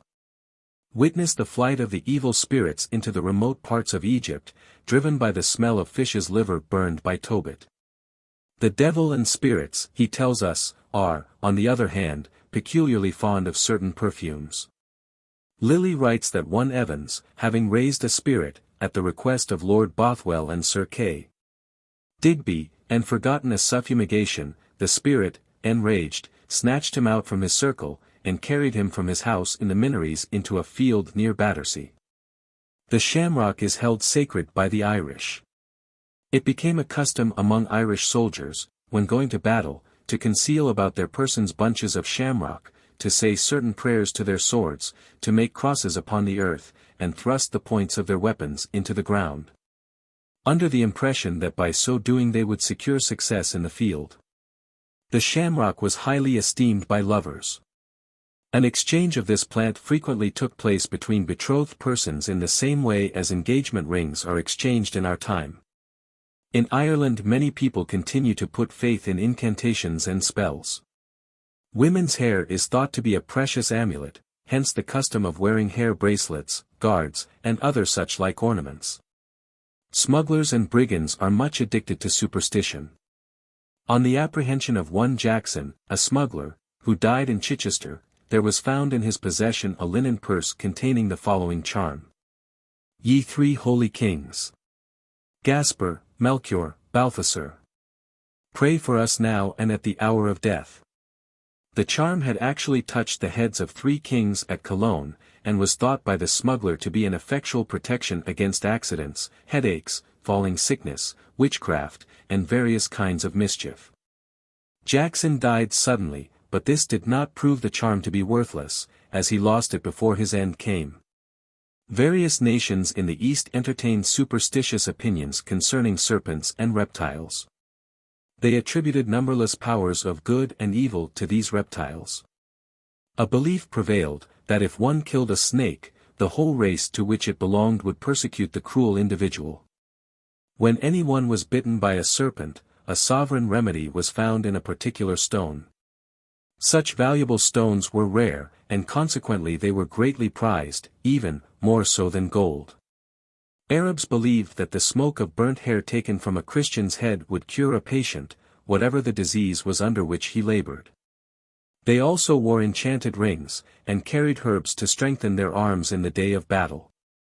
A young lady thought she could discover the social position and character of her future husband, by pulling a large flower and taking off the leaves and petals one by one, while she repeated, "Rich man, poor man, farmer, plowman, thief."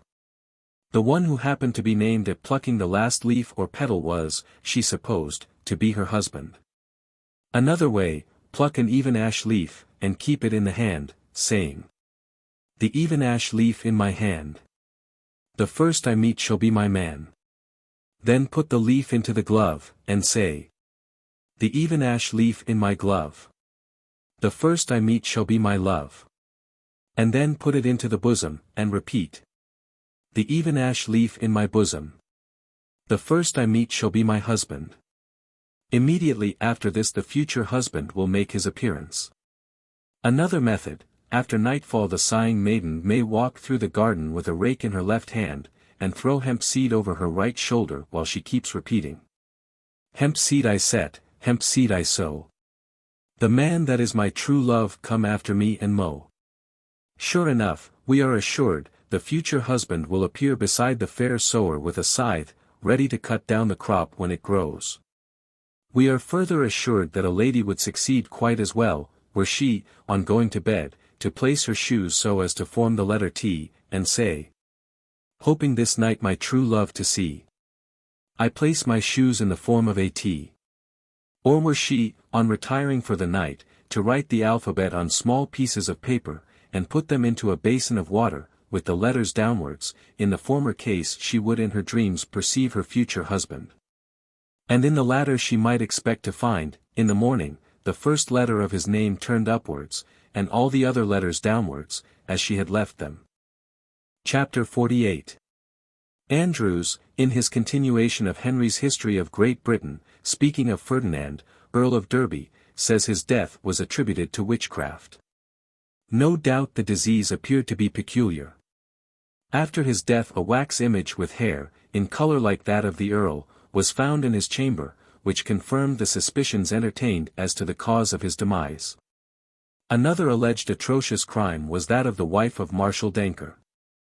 She was beheaded for witchcraft, in so far as she had enchanted the queen, and made an image of the young king in virgin wax, and melted away one of its legs that he might become a cripple. Old Belgrave, in his astrological practice of physic, observes, under adverse planets, and by Satan's subtlety, witches injured man and beast by making images or models of them, and pricking the likenesses with thorns, pins, or needles. Childebert's device for detecting witches who dealt in charms, was to torture them by putting sharp instruments betwixt every nail of their fingers and toes. Judges, before whom witches were tried, were cautioned not to allow them to come near their persons nor the seat of judgment. That they might be all the more secure from witchcraft, judges kept suspended from their necks conjured salt, palm, holy herbs, and wax hallowed by the church. To compel witches to confess their guilt, officers of justice were wont to write the 7 words spoken on the cross, and cause these, with relics of saints, to be hung round the culprits' necks. When these charms were thus applied, it was impossible for witches to refrain from confessing their guilt, if at the same time they were sufficiently racked and tortured. An incredible story is told of a gentlewoman in Lyons, who possessed a pot of ointment of such rare virtue, that the application of it to one's body proved sufficient to transport the individual, in an instant, through the air to distant towns and countries. The lady being one evening in a room with her lover, anointing herself with part of the ointment, and repeating words in an undertone, was in the twinkling of an eye carried away through the air. Her companion, though astonished and somewhat alarmed, did as he had observed his fair friend do, and presto he was conveyed away many miles to an assembly of witches. Afraid at what he beheld, he uttered a holy ejaculation. In an instant the assembly vanished, leaving him alone. He returned on foot to Lyons, and brought an accusation of witchcraft against his lover. The charge being proven, the woman, with her ointment, was consigned to the flames. Witches and warlocks, learned in the art of transubstantiation, could by means of witch ointment turn themselves into wolves. Peter Burget and Michael Wardens, having by means of such ointment turned themselves into wolves, killed and ate a large number of people. One night, when the men-wolves were out on one of their murderous expeditions, an archer shot one of them with a charmed arrow. Tracing the wounded creature to Peter's residence, the pursuers found the luckless man in bed in his natural shape, with the arrow deep in his thigh. Another man-wolf was punished by having his feet amputated, and in a moment he became a man without hands or feet. Mountain parsley, wolf's bane, leaves of the poplar, and soot were frequently used in the preparation of witch ointment. And so were yellow watercresses, the blood of a mouse, nightshade, oil, etc. A witch, rubbed all over with a preparation of these, could skim through the air in a moonlight night, singing, dancing, and otherwise making merry with her companions. So generally did the belief in witchcraft, incantations, and charms prevail in the time of Pope Innocent VIII. And of Pope Julius II. That the church authorities sent to the inquisitors the following official notice and instructions: it has come to our ears that many lewd persons of both kinds, as well male as female, using the company of the devils incubus and succubus, with incantations, charms, conjurations, etc. to destroy the births of women with child, the young of all cattle, the corn of the field, the grapes of the vines, the fruit of the trees, also men, women, and cattle of all kinds, and beasts of the field, and with their said enchantments, etc. Do utterly extinguish and spoil all vineyards, orchards, meadows, pastures, grass, green corn, and ripe corn, yea. Men and women themselves are by their imprecations so afflicted with external and internal pains and diseases that the births of children are but few. Our pleasure therefore is that all impediments that may hinder the inquisitor's office be utterly removed from among the people, lest this blot of heresy proceed to poison and defile them that may yet be innocent, and therefore we ordain, by virtue of the apostolical authority, that our inquisitors may execute the office of inquisition by all tortures and afflictions, in all places, and upon all persons, what and wheresoever, as well in every place and diocese as upon any person. And that as freely as though they were named, expressed, or cited in this our commission. Witches have confessed their power to kill a neighbor by a word, a wish, or a look. In the wars between the kings of Denmark and Sweden, in 1563, the Danes wrote that the king of Sweden carried about with him in camp 4 old witches, who with their charms so affected the Danes that they were thereby unable to annoy their enemies. One of the witches, on being taken prisoner, confessed her guilt. The West Indians, Muscovites, and Huns sought the help of witches in time of war. A band of witches in Italy, in 1536, renewed a plague, then almost ceased, by besmearing with an ointment and a powder the posts and doors of men's houses. One of the wicked old hags having been apprehended and examined, confessed the fact. The like villainy was perpetrated elsewhere about the same time. Weeping and lamentation were heard in every dwelling for fathers stricken down by death, but, strange to say, the women escaped injury. Cattle were killed through wolves' dung being hidden in stalls and among the pasture where they fed. The stench caused the animals to refrain from eating, and made them run about as if they were mad. Witches highly prized, and frequently used in their nefarious art, the hair growing on the end of a wolf's tail, the brain of a cat, the head of a lizard, the bone of a green frog from which the flesh had been eaten by ants. One bone of a frog engendered love, while another bone caused hatred. Garments of the dead, candles that had burned before a stiffened corpse, and needles wherewith dead bodies had been sewn in sheets, were precious in the eyes of cunning persons. Witches and magicians had power, by means of charms, to put into the minds and consciences of men such thoughts as they pleased, and, moreover, they could induce people to disclose their heart secrets. Maids hung up a quantity of their hair before the image of Saint Urbain, trusting that by so doing their hair would grow long and yellow. A holy vest was at times given by the Pope to a faithful son of Mother Church, to protect him from violence of every description. The manner of making a charmed waistcoat is thus explained: on Christmas night, flax thread was spun by a virgin girl, and afterwards woven by her. After the garment was sewn by the same little hands which had spun the thread and woven the cloth, 2 figures in needlework were wrought on it to resemble Beelzebub and the cross. One of these vestments gave the wearer courage in the hour of danger, witches were unable to harm him, bullets could not hit him, the sword's edge was turned aside, and the pointed spear leveled against him proved harmless. Leo, Pope of Rome, reported that an angel delivered to him the following holy writing, a charm of inestimable value, as we shall presently learn, plus Jesus, plus Christus, plus Meshes, plus Soter, plus Emmanuel, plus Sabbath, plus Adonai, plus Unigenitus, plus Majestus, plus Paracletus, plus Salvator Noster, plus Ageros Askeros, plus Agios, plus Adonatos, plus Gaspar, plus Melchior, plus Matthias, plus Marcus, plus Lucas, plus Johannes. The angel, so said Leo, directed him to take it to King Charles when he went to the battle of Roncesvalles. Moreover, the holy messenger said that whatever man or woman carried a copy of this writing, and every day said 3 paternosters, 3 aves, and 1 creed, would not be overcome by enemies, either bodily or ghostly. Nor would the person thus protected be robbed, or slain by thieves, pestilence, thunder, or lightning, neither would he be hurt by fire or water. By the writings of various authors, we gather that both the physician and priest placed a high value on amulets, charms, and incantations. Argyrius Ferrarius, a celebrated physician, expressed the opinion that physic might benefit a patient to a certain degree, but that, to complete a cure, the application of amulets, charms, and characters was desirable. He cited many cases that came under his own observation and that of other physicians. Galen expressed the opinion that charms prevented bones sticking in people's throats. Physicians skilled in magic applied 3 seeds of 3-leaved grass to tertian ague, and 4 to accordion.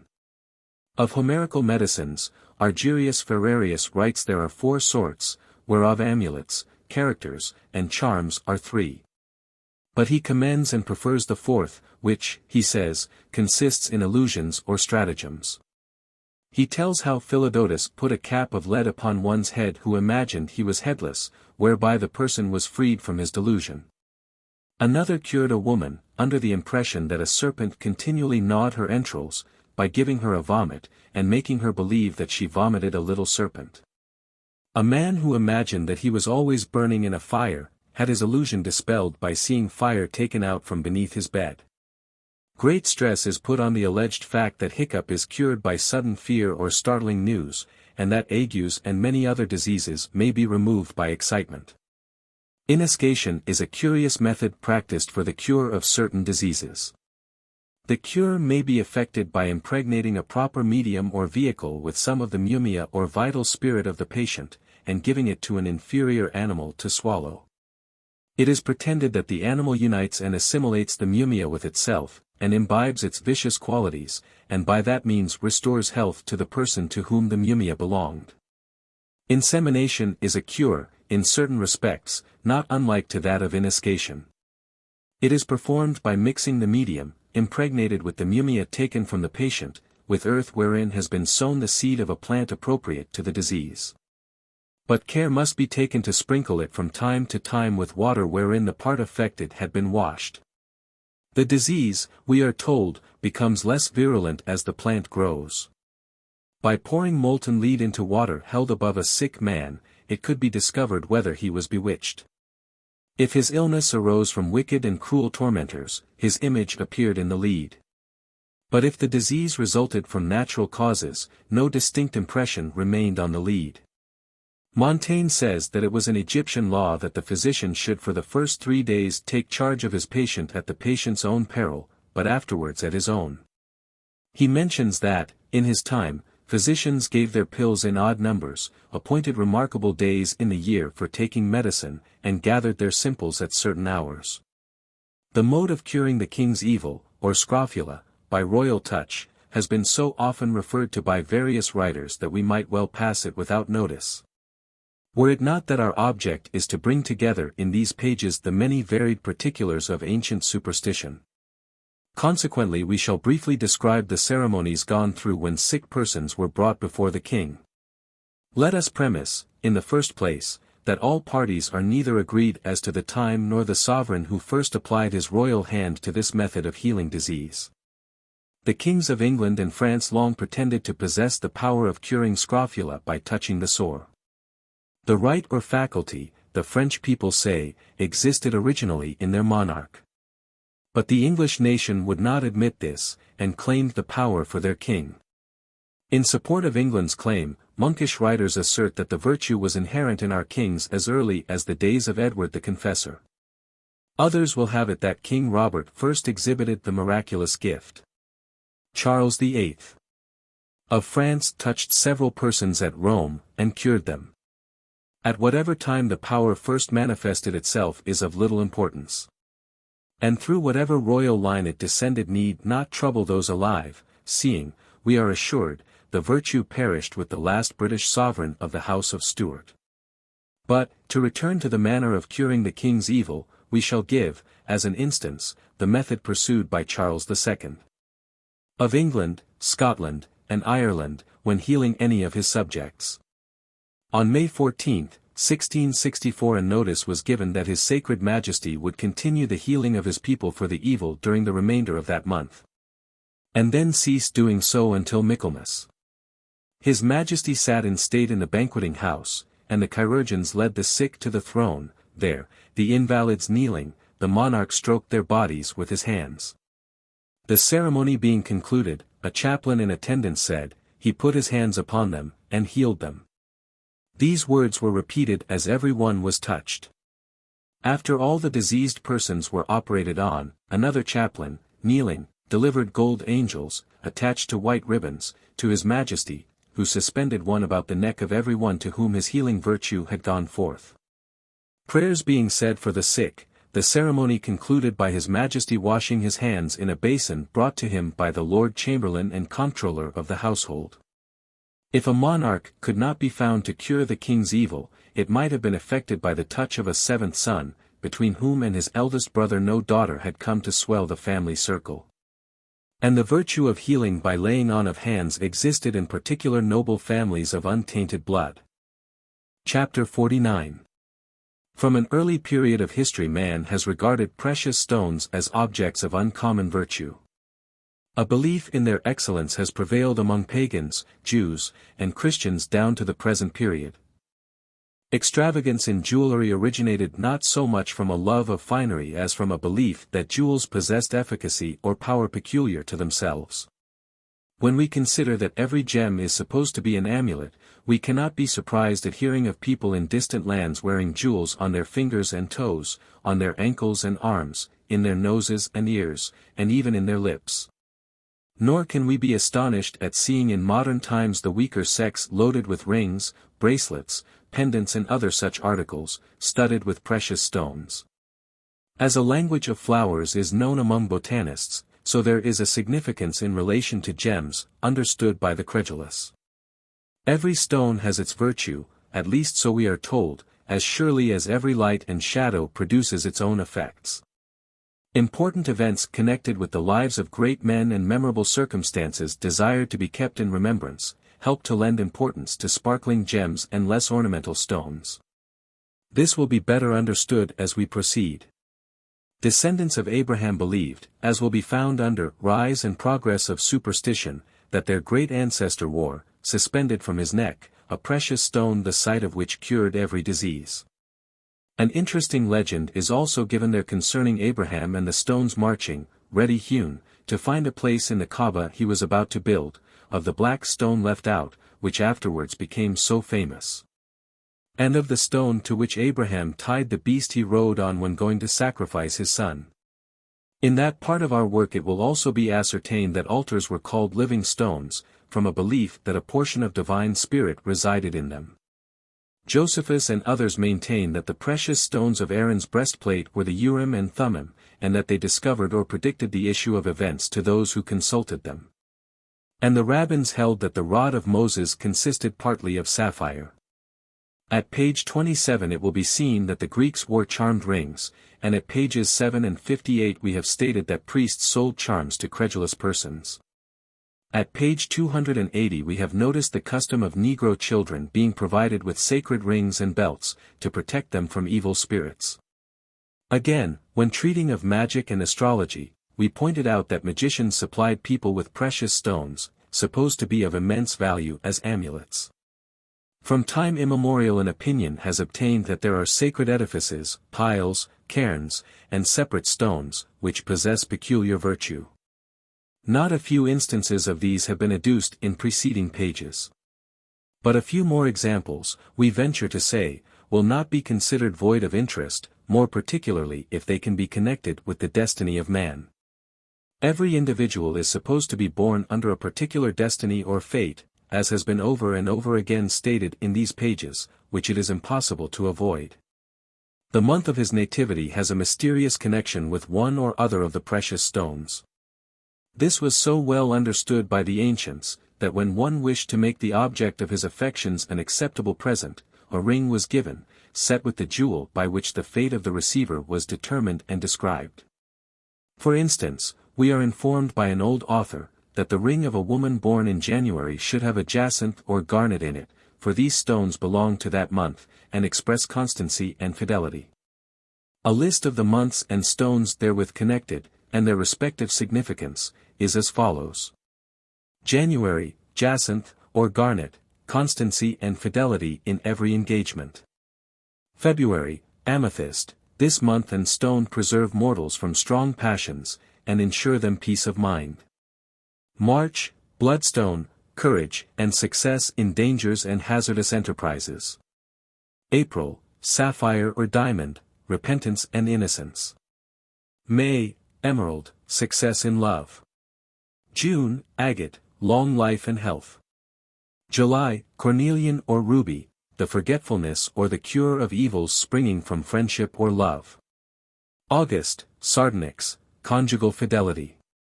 September, chrysolite, preserves from or cures folly. October, aquamarine or opal, misfortune and hope. November, topaz, fidelity in friendship. December, turquoise or malachite, the most brilliant success and happiness in every circumstance of life. The turquoise has also the property of securing friendly regards, as is verified by the old saying, he who possesses a turquoise will always be sure of friends. Anciently, the kings of England, on Good Friday, hallowed, with great ceremony, certain rings the wearing of which was believed to prevent the falling sickness. The custom originated from a ring, long preserved in Westminster Abbey, which is reported to have been brought to King Edward by persons from Jerusalem. The rings consecrated by the sovereigns were called cramp rings. Andrew Boord, speaking of the cramp, says, "The King's Majesty hath great help in this matter in hallowing cramp rings without money or petition." Writing of Flada Chwan, Martin writes, "There is a chapel in the Isle, dedicated to St. Columbus. It has an altar in the east end, and therein a blue stone of a round form on it, which is always moist. It is an ordinary custom, when any of the fishermen are detained in this isle by contrary winds, to wash the blue stone with water, all round, expecting thereby to procure a favorable wind. And so great is their regard for this stone that people swear decisive oaths upon it." Martin also says it was an ancient custom among the islanders to hang a he-goat's skin to the boat's mast, in the hope of securing a favorable wind. There was a stone in Iona, over which, if a man stretched his arm 3 times, he would never err in steering a vessel. In the island of Bernera there was a stone in the form of a cross, near St. Mary's Church, about 5 feet high, which the natives called the Water Cross. The old inhabitants were in the practice of erecting it when they wished rain, and of laying it flat on the ground when they desired dry weather. Martin further mentions a green stone, about the size of goose's egg, in the island of Arran, which possessed rare virtue, and was consequently handed down to posterity for many ages. By laying it on the side of a person troubled with pains in that part of his body, the patient immediately recovered, unless doomed to die. If the latter event were to happen, the stone removed of its own accord from the side. But if the patient was to recover, it rested where placed until the cure became complete. Disputed cases between the islanders were settled by oath at this stone. It possessed another virtue, causing powerful enemies to run away when it was thrown at their front. The custody of this valuable relic long remained a privilege of the Chattons. In the Highlands of Scotland a large oval crystal, probably a cairngorm stone, was kept by the ancient priests by which to work charms. Water poured upon it was given to the cattle, to preserve them from disease. Such charms were common in Scotland, England, and Ireland. LIII describes a conjuring barrel or crystal. It was, he tells us, as large as an orange, and set in silver with a cross at the top, and round about it were engraved the names of the angels Raphael, Gabriel, and Uriel. A delineation of another charm is engraved in the frontispiece to Aubrey's Miscellanies. A mode of making inquiry by charms is imputed to Dr. Dee, the celebrated mathematician. The stone used by him came into the possession of Horace Walpole, and was long, if not now, in the Strawberry Hill collection. Sorcerers or magicians, says Groves, did not always employ their art to do mischief, but, on the contrary, frequently exerted it to cure diseases inflicted by witches, to discover thieves, recover stolen goods, to foretell future events. And the state of absent friends. A favorite method of consultation was this, the conjurer having repeated the necessary adjuration, and applied the proper charms, with the litany or invocation peculiar to the spirits or angels whose assistance was to be asked. The seer looked into a crystal or barrel, wherein he saw, or pretended he saw, the answers to his interrogatories, represented either by types or figures. Sometimes the spirits or angels answered audibly. This part of our subject would be incomplete without reference to the coronation stone, the history of which is as interesting as it is curious. We have made mention of a stone or stones, under various names, Jacob's pillow, Liafail, stone of destiny, marble chair, coronation stone, etc. Writers on archaeological subjects are not agreed as to whether all these are or are not different names for one and the same relic. On the whole, we are inclined to think that there was but one coronation stone, but we leave that point to be definitely settled by others. From the information before us, we assume there was but one stone, and therefore proceed on this assumption, which is supported by tradition. The stone of destiny, we are told, formed Jacob's pillow on the plain of Luz, and consequently was regarded as a sacred relic by the Jews. It was carried to Egypt, thence to Spain, and from the latter country it was conveyed by Simon Breck to Ireland, where it became known as the Liafail or Stone of Destiny of the Irish kings. Ireland is often, from this stone, called by the priests Innisfail. The ancient Irish supposed that, in whatsoever country this stone remained, there one of their blood would reign. They pretended to have authentic memoirs of the stone for a period extending backwards more than 2,000 years. In the practical tales of Ossian we find, though the sun glitters upon the heath, I will not behold her golden rays. Though the stag should start by me, Ossian will chase him no more. Although Maenus should cross the ocean again to invade Alban, my sword is not victorious in the slaughter, and my fame is not celebrated by the bards. I am not invited to a feast. My kiss is scorned by the virgin. My esteem is not equal to a king's son, one day is like a year to me. It was the reverse in Innisfail, also in Selma, the mansions of my mighty father, Ossian was honored above the rest, behold the uncertainty of everything under the sun. After the enchanted stone, for it was regarded as such, had long been kept at Tara, it was sent to Fergus, the first actual king of Scots, and it remained in Argyll, the original seat of the Scots in Britain, until about the year 842. 330 years before the Christian era, Fergus was crowned and seated on the famous chair. Kenneth, the second son of Alpin, having enlarged his dominions by the conquest of the Picts, transferred the stone to Scone. As the supreme kings of Ireland and the kings of the Scots used to be inaugurated by being seated on the ancient chair before it was carried to Scone, so were the kings at Perth installed into regal office down to the time that Edward I carried to England the sacred relic, highly prized by every Scotchman. As soon as the news of the loss spread, great concern was manifested. The death of a beloved monarch, or the loss of many battles, where brave sons and fathers had fallen, would have been as nothing compared with the national loss sustained. In fact, many in the highest circles conceived that the glory of the kingdom had departed. It appears from a document found among the records of England, that King Edward treated the relic with great veneration.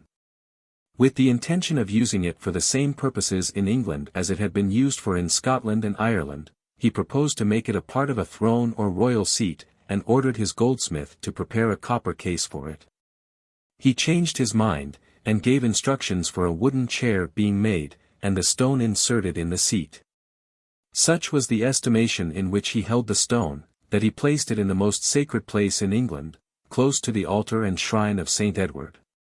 There are reasons for concluding that Edward had intended to return the stone to Scotland, and had made arrangements to that effect in a treaty. But the citizens of London, who were anxious to retain the stone in England, remonstrated against its being restored to the legal owners, and the king complied with their wishes. This famous Stone of Destiny, long sacred in Ireland, and on which the kings of Scotland were crowned for more than 1,000 years, now forms part of the coronation chair of the kings and queens of England. When the supreme kings of Ireland were inaugurated, in the times of heathenism, on the hill of Tara, the stone, which was enclosed in a wooden chair, was supposed to emit a sound under the rightful heir to the throne. But to be mute under a man seeking power under false pretenses. On Idaeus being elected by universal acclamation, and solemnly seated in the same chair, he was crowned by St.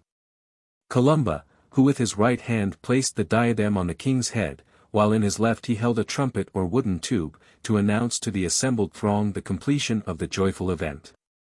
This tube was long preserved with great care at Dunkeld. Some suppose that the fatality long assigned to the stone was fully believed in by Kenneth, by whose orders the following couplet was carved on the chair. Where'er this marble's placed, there, sure as fate, shall be the Scottish monarch's regal seat. Wintown tells us that Fergus, the son of Ayr, brocht this stain witht in Scotland. Fyrst tuhen he came and wane that land. And fyrst it set in a Colmkill. And skun thereafter it was brocht tile. And there it west sign mony day. Qhl Edward Gert have it away. Without endorsing the opinion that Scotland and Ireland have lost their wonted power, or suffered decline through the prophetic or fatal stone being carried away, it is an indisputable fact that in neither of these countries is there, strictly speaking, a monarch's regal seat. The enchanted stone, the palladium of Scottish liberty, is certainly, as the English well know, one of the most ancient and valuable relics in Westminster Abbey. Trials by Ordeal. Chapter 50.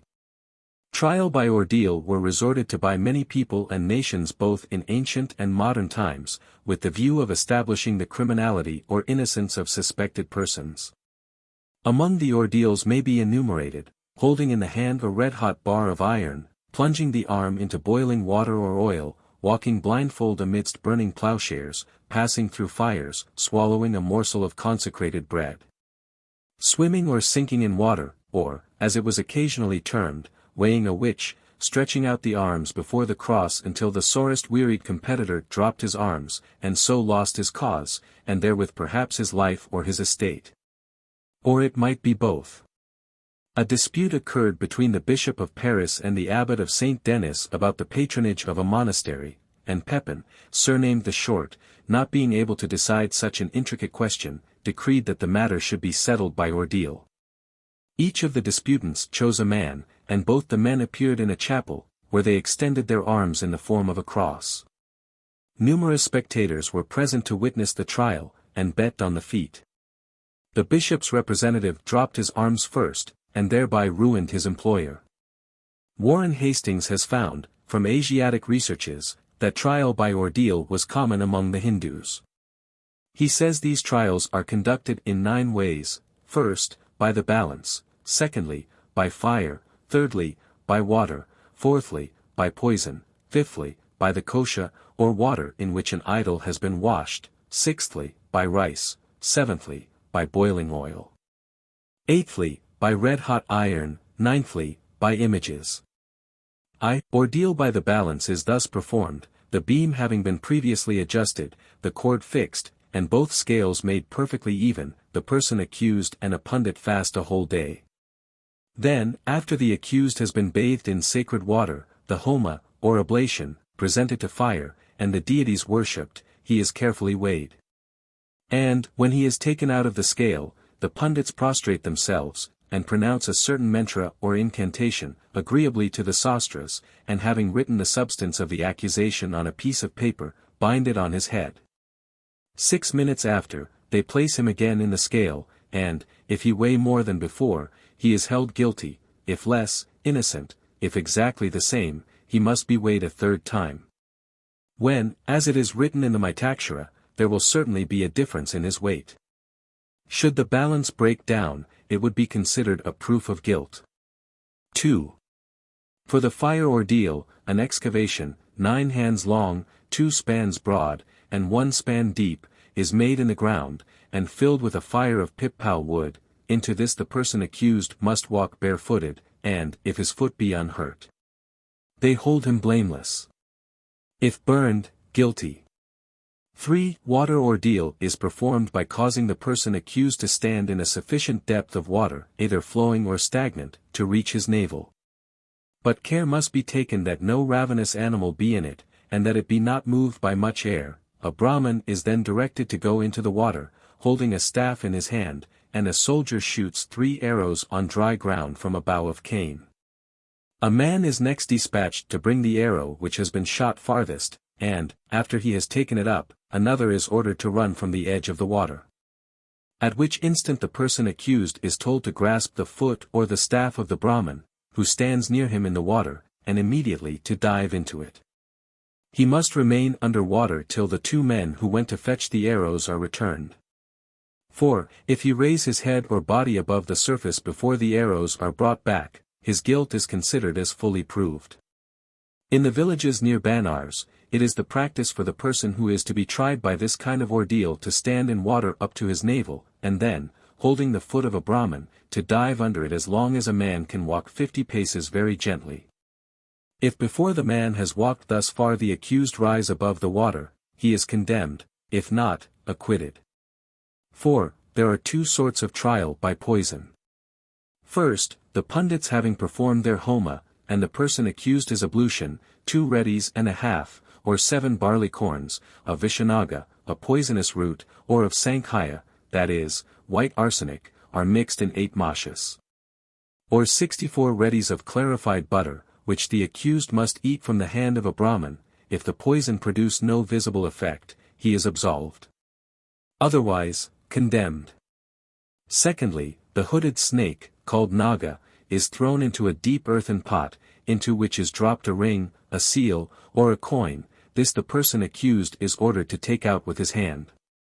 And, if the serpent bite him, he is pronounced guilty; if not, innocent. V. Trial by the kosha is as follows: the accused is made to drink 3 draughts of the water in which the images of the sun, of Devi, and other deities have been washed for that purpose. And if within 14 days he has any sickness or indisposition, his crime is considered as proved. 6. When several persons are suspected of theft, some dry rice is weighed with the sacred stone called salcrum. Or certain slokas are read over it. After which the suspected persons are severally ordered to chew a quantity of it. As soon as they have chewed it, they are to throw it on some leaves of the pip-pal, or, if none be at hand, on some bihurjapatra, or bark of a tree from Nepal or Kashmir. The man from whose mouth the rice comes dry or stained with blood, is holden guilty; the rest are acquitted. 7. The ordeal by hot oil is very simple. When it is heated sufficiently, the accused thrusts his hand into it, and, if he be not burned, is held innocent. 8. In the same manner they make an iron ball, or the head of a lance, red hot, and place it in the hands of the person accused, who, if it burn him not, is judged guiltless. 9. To perform the ordeal by Dharmarch, which is the name of the sloka appropriated to this mode of trial, either an image named Dharma, or the genius of justice, is made of silver, and another, called Adharma, of clay or iron. Both of which are thrown into a large earthen jar. And the accused, having thrust his hand into it, is acquitted if he bring out the silver image, but condemned if he draw forth the iron.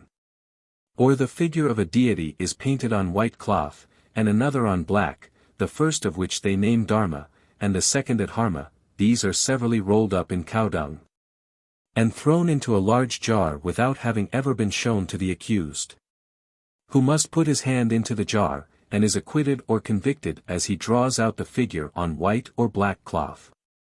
Touching the body of a murdered person was one way, in Scotland, England, and elsewhere, of discovering who the murderer was. The practice, we are informed, originated in Denmark. Certain gentlemen in that kingdom, being together in a house, one evening fell out among themselves, and from words came to blows. Unfortunately the candles went out during the fray, and before lights could be procured one of the gentlemen was stabbed. The murderer was unknown. Christianus II.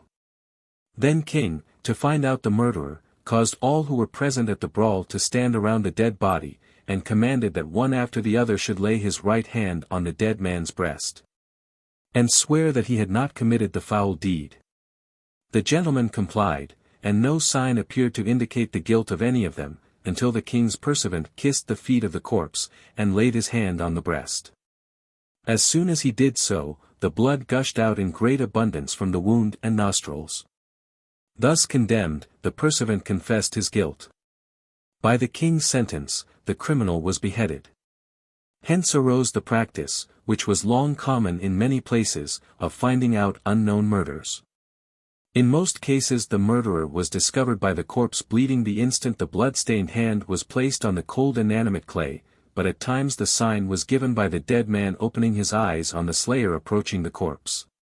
A traveler was found murdered on a highway in Denmark, and because the slayer was unknown, the magistrates of the place caused one of the hands of him that was slain to be cut off, and hung up by a string at the top of a room in the town prison. About 10 years after the crime was committed, the murderer happened to enter the apartment, and as soon as he did so, the dry withered hand began to drop blood on a table below it. The jailer, beholding this, detained the man and called in the magistrates, who extracted from him a confession of his guilt. In Herefordshire, in the time of Charles I, Johann Norket, wife of Arthur Norket, was found dead. At first it was thought she had committed suicide, but afterward circumstances transpired which led to the belief that the unfortunate woman did not lay violent hands upon herself.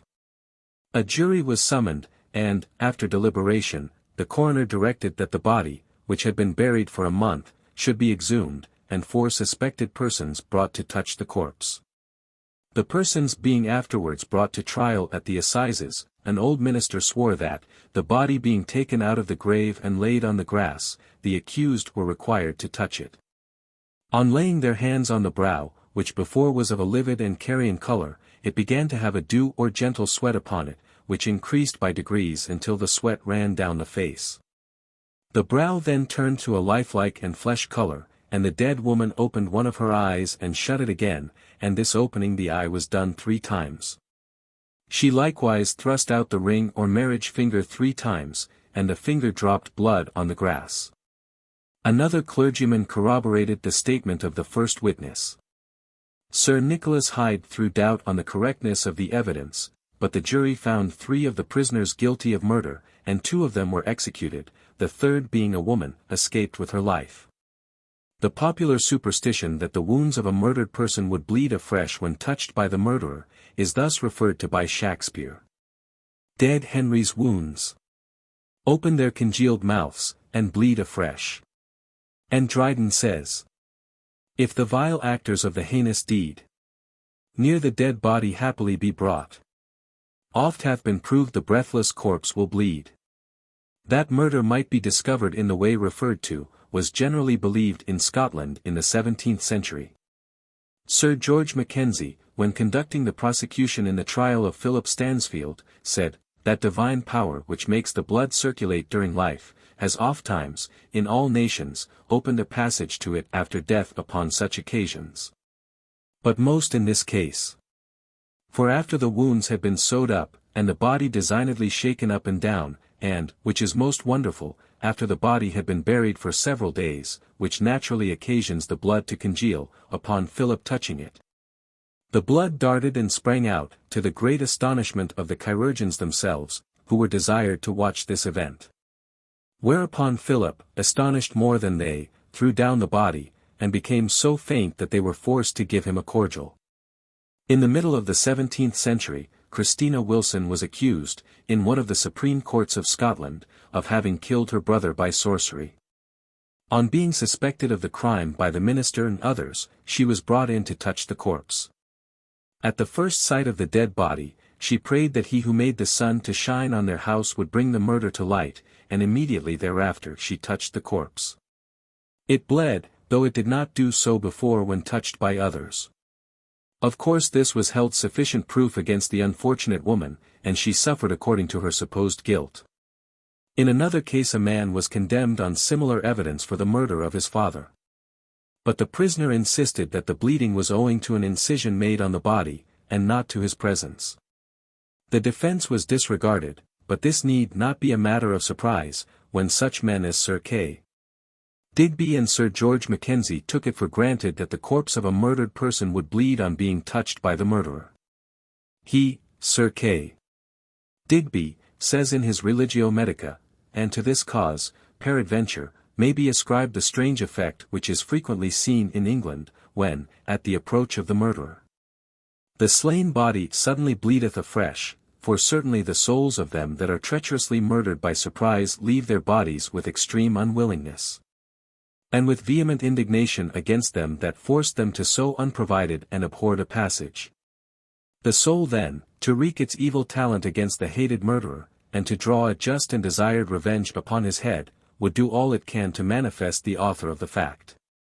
To speak it cannot, for in itself it wanteth organs of voice, and those it is parted from are now grown too heavy, and are too benumbed for it to give motion unto. Yet some change it desireth to make in the body, which it hath so vehement inclination to, and therefore it is the optest for it to work upon. It must then endeavor to cause a motion in the sublimest and most fluid parts, and consequently the most movable ones, of it.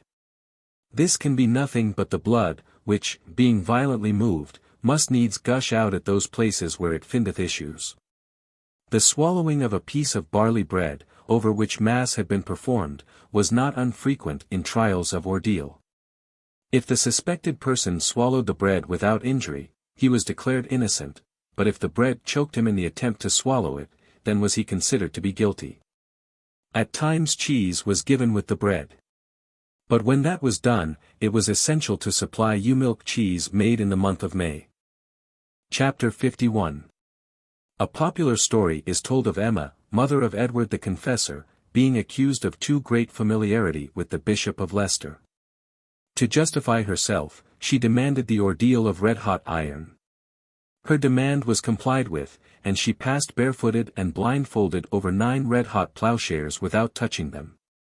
Her innocence was thereby held to be proved. Nobles and great persons who submitted to ordeal by water were purged by boiling water, but the populace had to undergo the cold water test. Theetberge, wife of Lothair of France, having been accused of incest, certain bishops were consulted as to the manner of establishing her guilt or innocence, and they concluded that recourse should be had to proof by boiling water. She was ordered to plunge her hand into a basin of boiling water, and take out a ring put therein. In place of complying, she availed herself of a privilege the law allowed, to find a substitute. He whom she chose produced the ring without injuring his hand, in spite of the fire under the cauldron being so intense that the water boiled over. In the trial or purgation by cold water, the accused, after prayers and other ceremonies, was cast into deep water, swaddled or tied in such a manner as to make it impossible for him or her to swim. If the accused sank, he or she was held criminal, and allowed to drown. If the person floated, it was regarded as a proof of innocence, and the lucky one was drawn out of the water to be set free. Mr. Forbes, in his Oriental Memoirs, says that, among the curious circumstances connected with his administration of justice at Dieborg, he was sometimes obliged to determine causes by ordeal trial. In one instance a man was accused of stealing a child wearing many jewels. Circumstances were against him, on which he demanded trial by ordeal. Mr. Forbes was at first averse to adopt such a measure, but, at the request of the Hindu arbitrators, who sat on the carpet of justice, and especially at the request of the child's parents, he consented.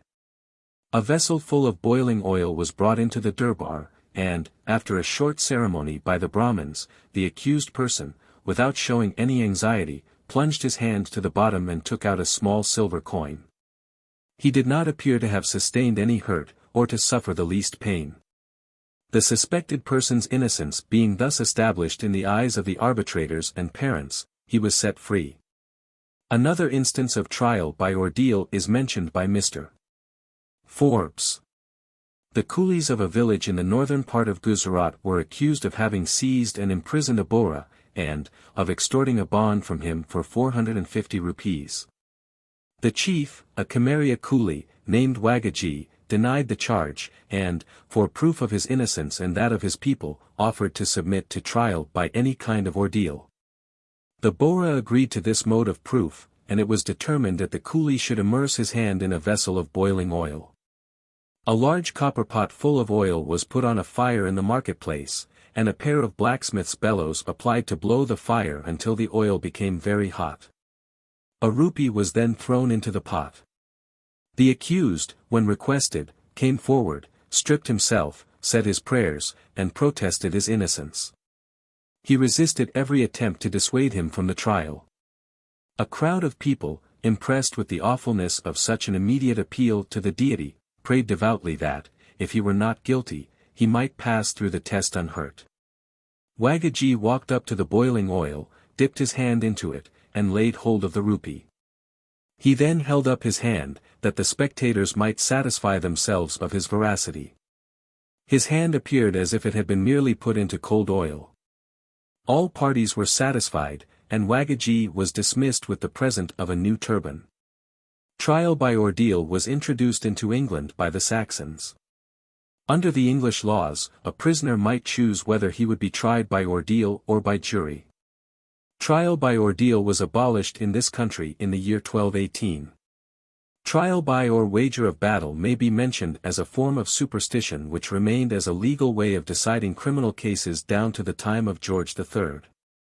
In 1817 a young man, charged with murdering his sweetheart in England, claimed the right to have his case decided by wager of battle. The court admitted the claim, but he whose right it was to accept the challenge refused to fight. And so the accused escaped punishment. This led to the law which allowed trial by battle, being repealed in 1819.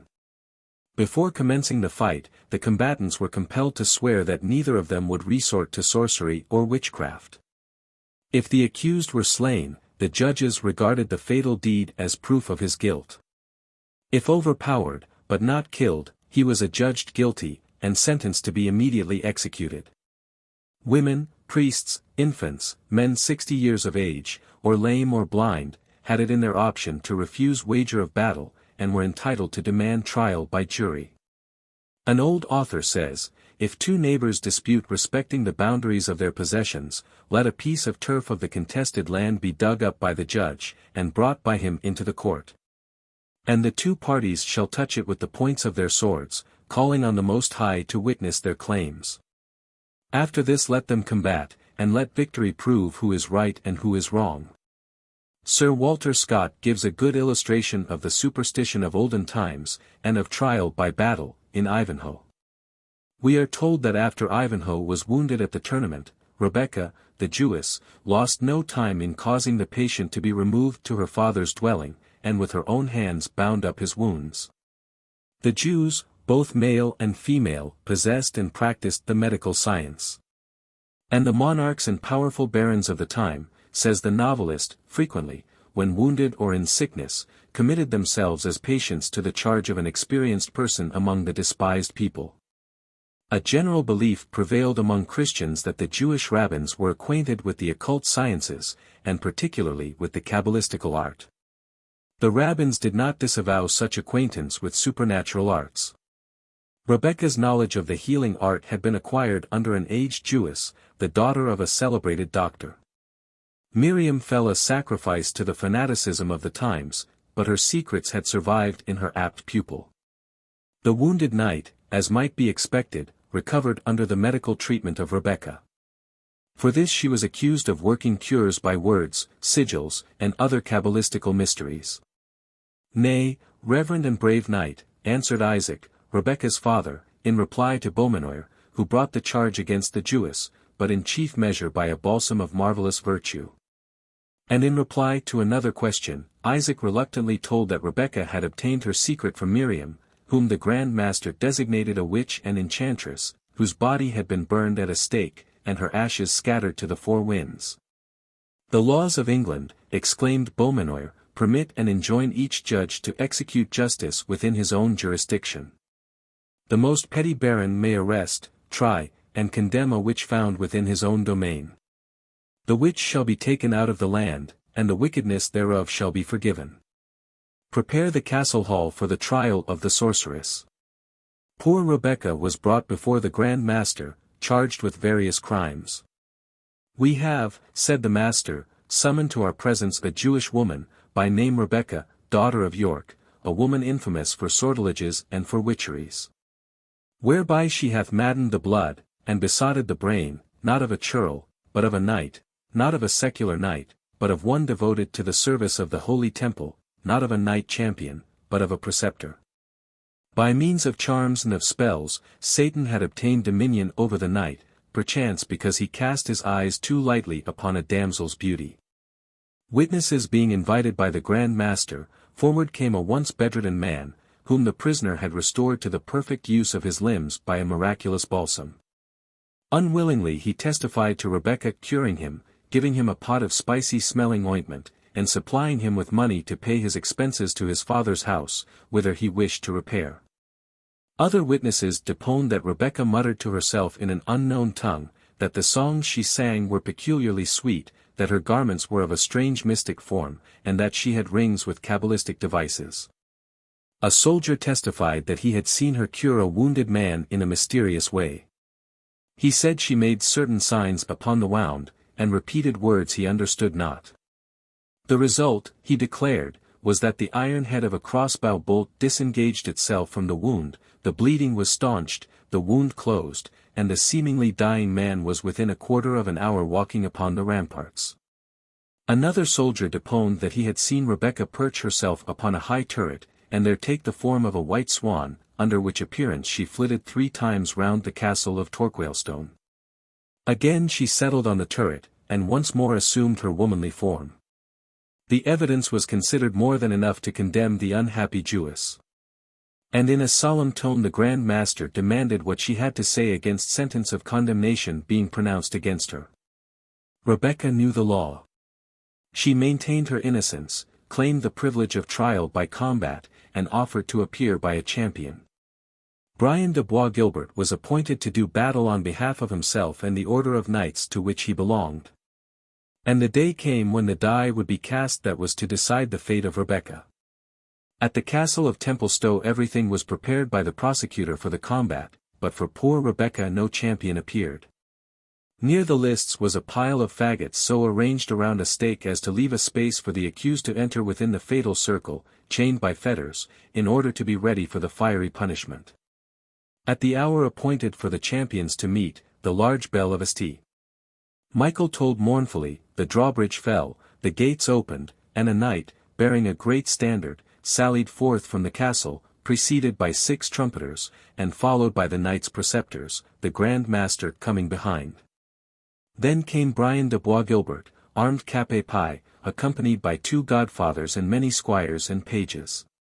After these followed a guard of warders, with the trembling Jewess, stripped of all her ornaments, lest there should be among them amulets, which Satan was supposed to bestow upon his victims, to deprive them of the power of confession, even when under torture. While the Grand Master took his exalted seat, the unfortunate culprit was conducted to the black chair, near the ready-prepared pile. Everything being arranged, a loud and long flourish of trumpets announced that the proceedings of the court were to begin. Brian de Bois Guilbert stood ready for the combat, but a champion was still wanting for the appellant.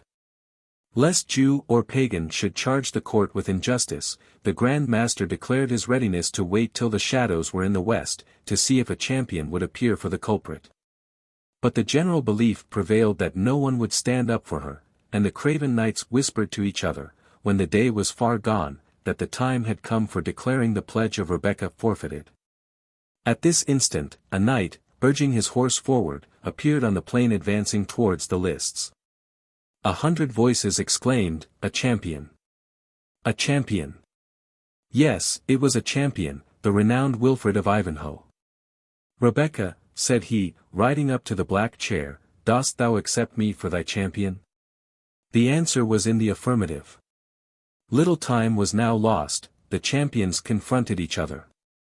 Trumpets sounded, and the knights charged in full career. The wearied horse of Ivanhoe, and its no less exhausted rider, went down, as all had expected, before the well-aimed lance and vigorous steed of the Templar. This result all had foreseen.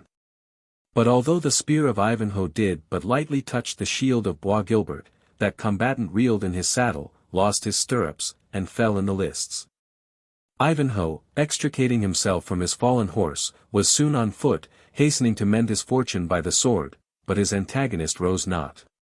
Wilfred, placing his foot on his opponent's breast, and the sword's point to his throat, commanded him to yield, or die on the spot.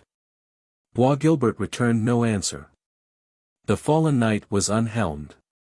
His eyes were closed, he was dead, supposed to have died a victim to the violence of his own passions. When the first moments of surprise were over, the Grand Master pronounced the maiden free and guiltless. The conclusion of this story is touching in the extreme. Soon after this Ivanhoe and the Lady Rowena were married. On the second morning after the nuptials, Rebecca waited on the Lady of Ivanhoe, and presented her with a small silver casket containing jewels of great value. And leaving a message to her champion, who never ceased to remember her, she hastened away to other lands, to tend the sick, feed the hungry, and relieve the distressed. Curses and Evil Wishes. Chapter 52. Curses, excommunication, and anathemas have often been followed by sad consequences, but whether arising directly or indirectly from the denunciations, we do not say. Ancient nations had their goddesses Dairi, who were supposed to be the executioners of vengeance. They were called Furies on earth, and Eumenides in hell. These goddesses were invoked with prayers and charms. Curses and anathemas were not in former ages confined to the vulgar classes of persons, such as in the present time. Imprecations were hurled out by the priest and prophet, by the educated and uneducated, by professed Christian laymen, by the heathen, by the wandering gypsies, and the croaking crones. Excommunication is generally accompanied by anathema, or ecclesiastical curse, and punishment, whereby a heretic is not only cut off from the society of the faithful, but is consigned to Satan, that condign punishment may follow. 60 penalties have been reckoned as accruing upon excommunication. Major excommunication separates or cuts off the delinquent from all communion and fellowship with society, disables him from defending his civil rights. In more than one kingdom, a person who is not absolved from his excommunication in a year's time is deemed a heretic, and we know the punishment dealt out to such persons. Even in our own country, before the time of Charles II, a heretic forfeited his life, and generally expiated his guilt at the stake. By law, an excommunicated person was not allowed to be interred according to the ordinary form and rites of burial, but the body was flung into a pit, or covered with a heap of stones called imblocare corpus. There was a time when the people believed that the bodies of excommunicated persons not absolved did not rot, but remained entire for ages, a horrible spectacle to posterity. This is attested by Matthew Paris and other writers. The Greeks, till recently, entertained the same opinion. In the Hebrew Republic the punishment of excommunication was devised by courts of justice, and inflicted by public sentence upon the offenders. There were 3 degrees of excommunication among the Jews. The first was a casting out of the synagogue, and implied a separation from all commerce and society, either with man or woman, for the distance of 4 cubits.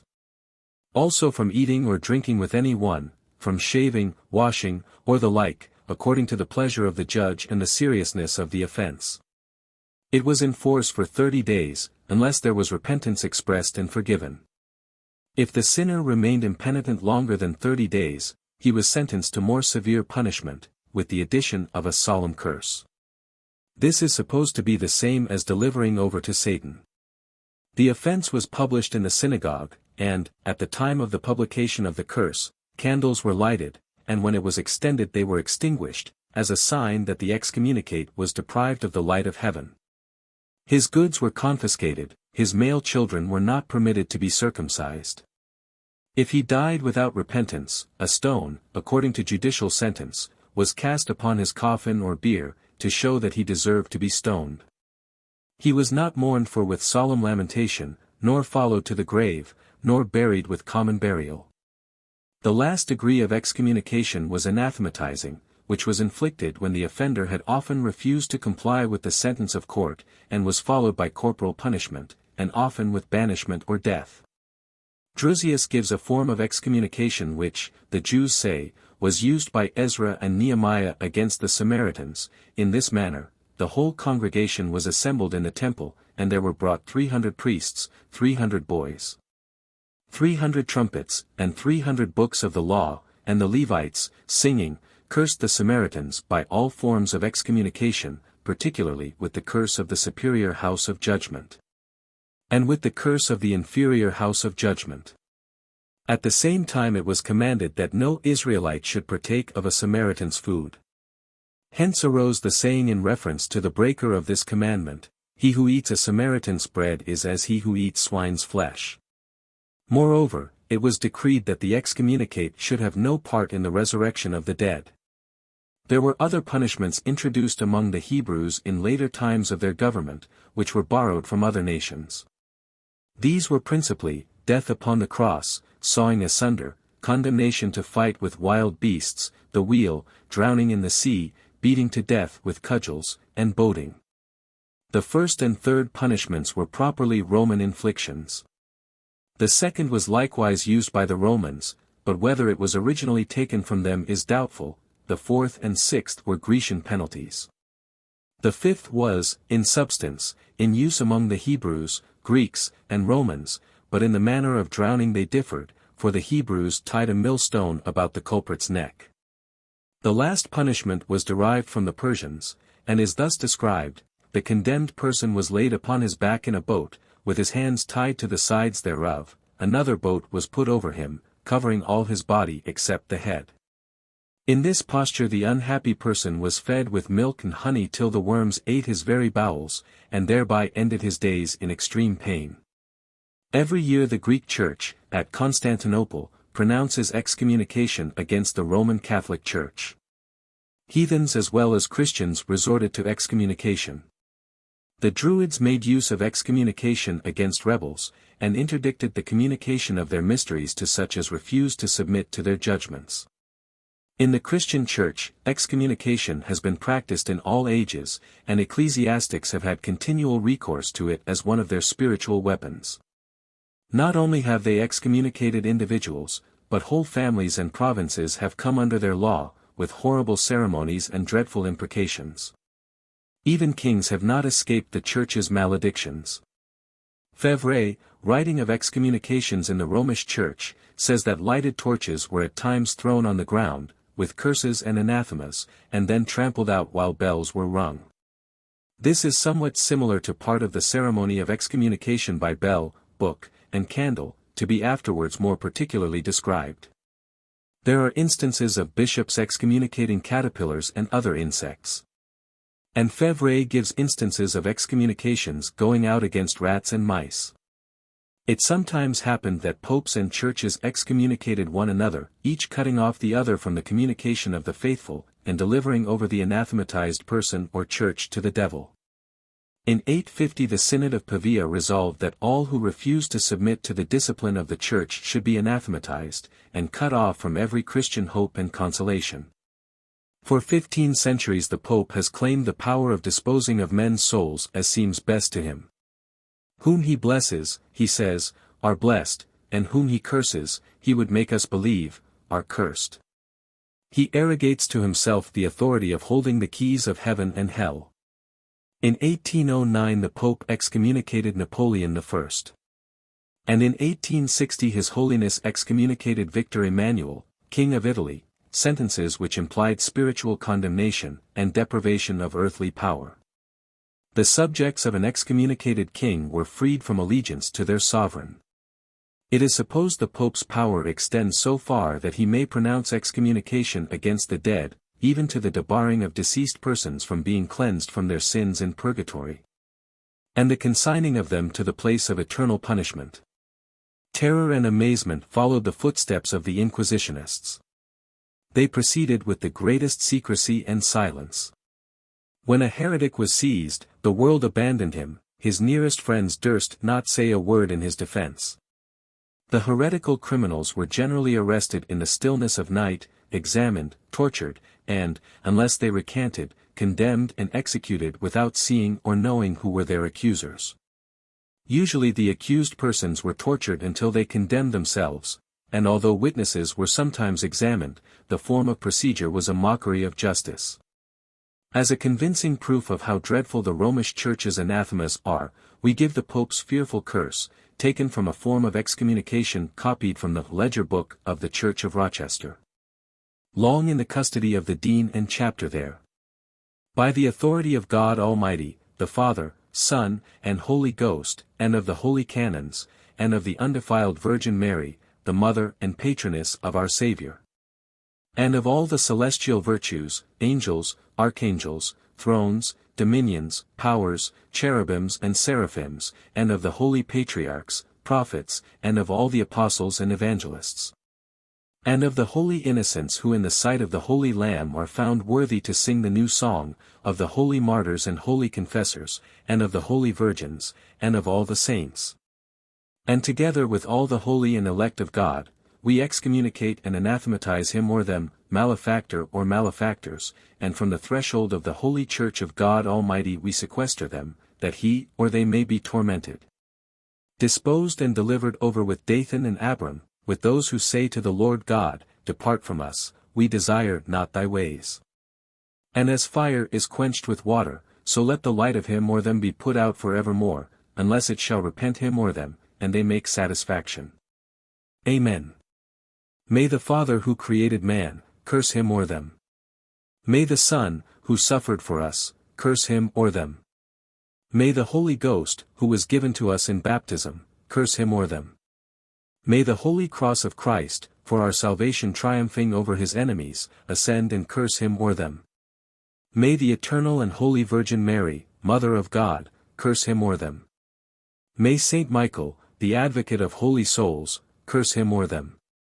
May all the angels and archangels, principalities and powers, and all the heavenly host, curse him or them.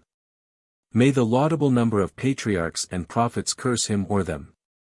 May Saint John, the chief forerunner and Baptist of Christ, curse him or them. May Saint Peter and Saint Paul, St.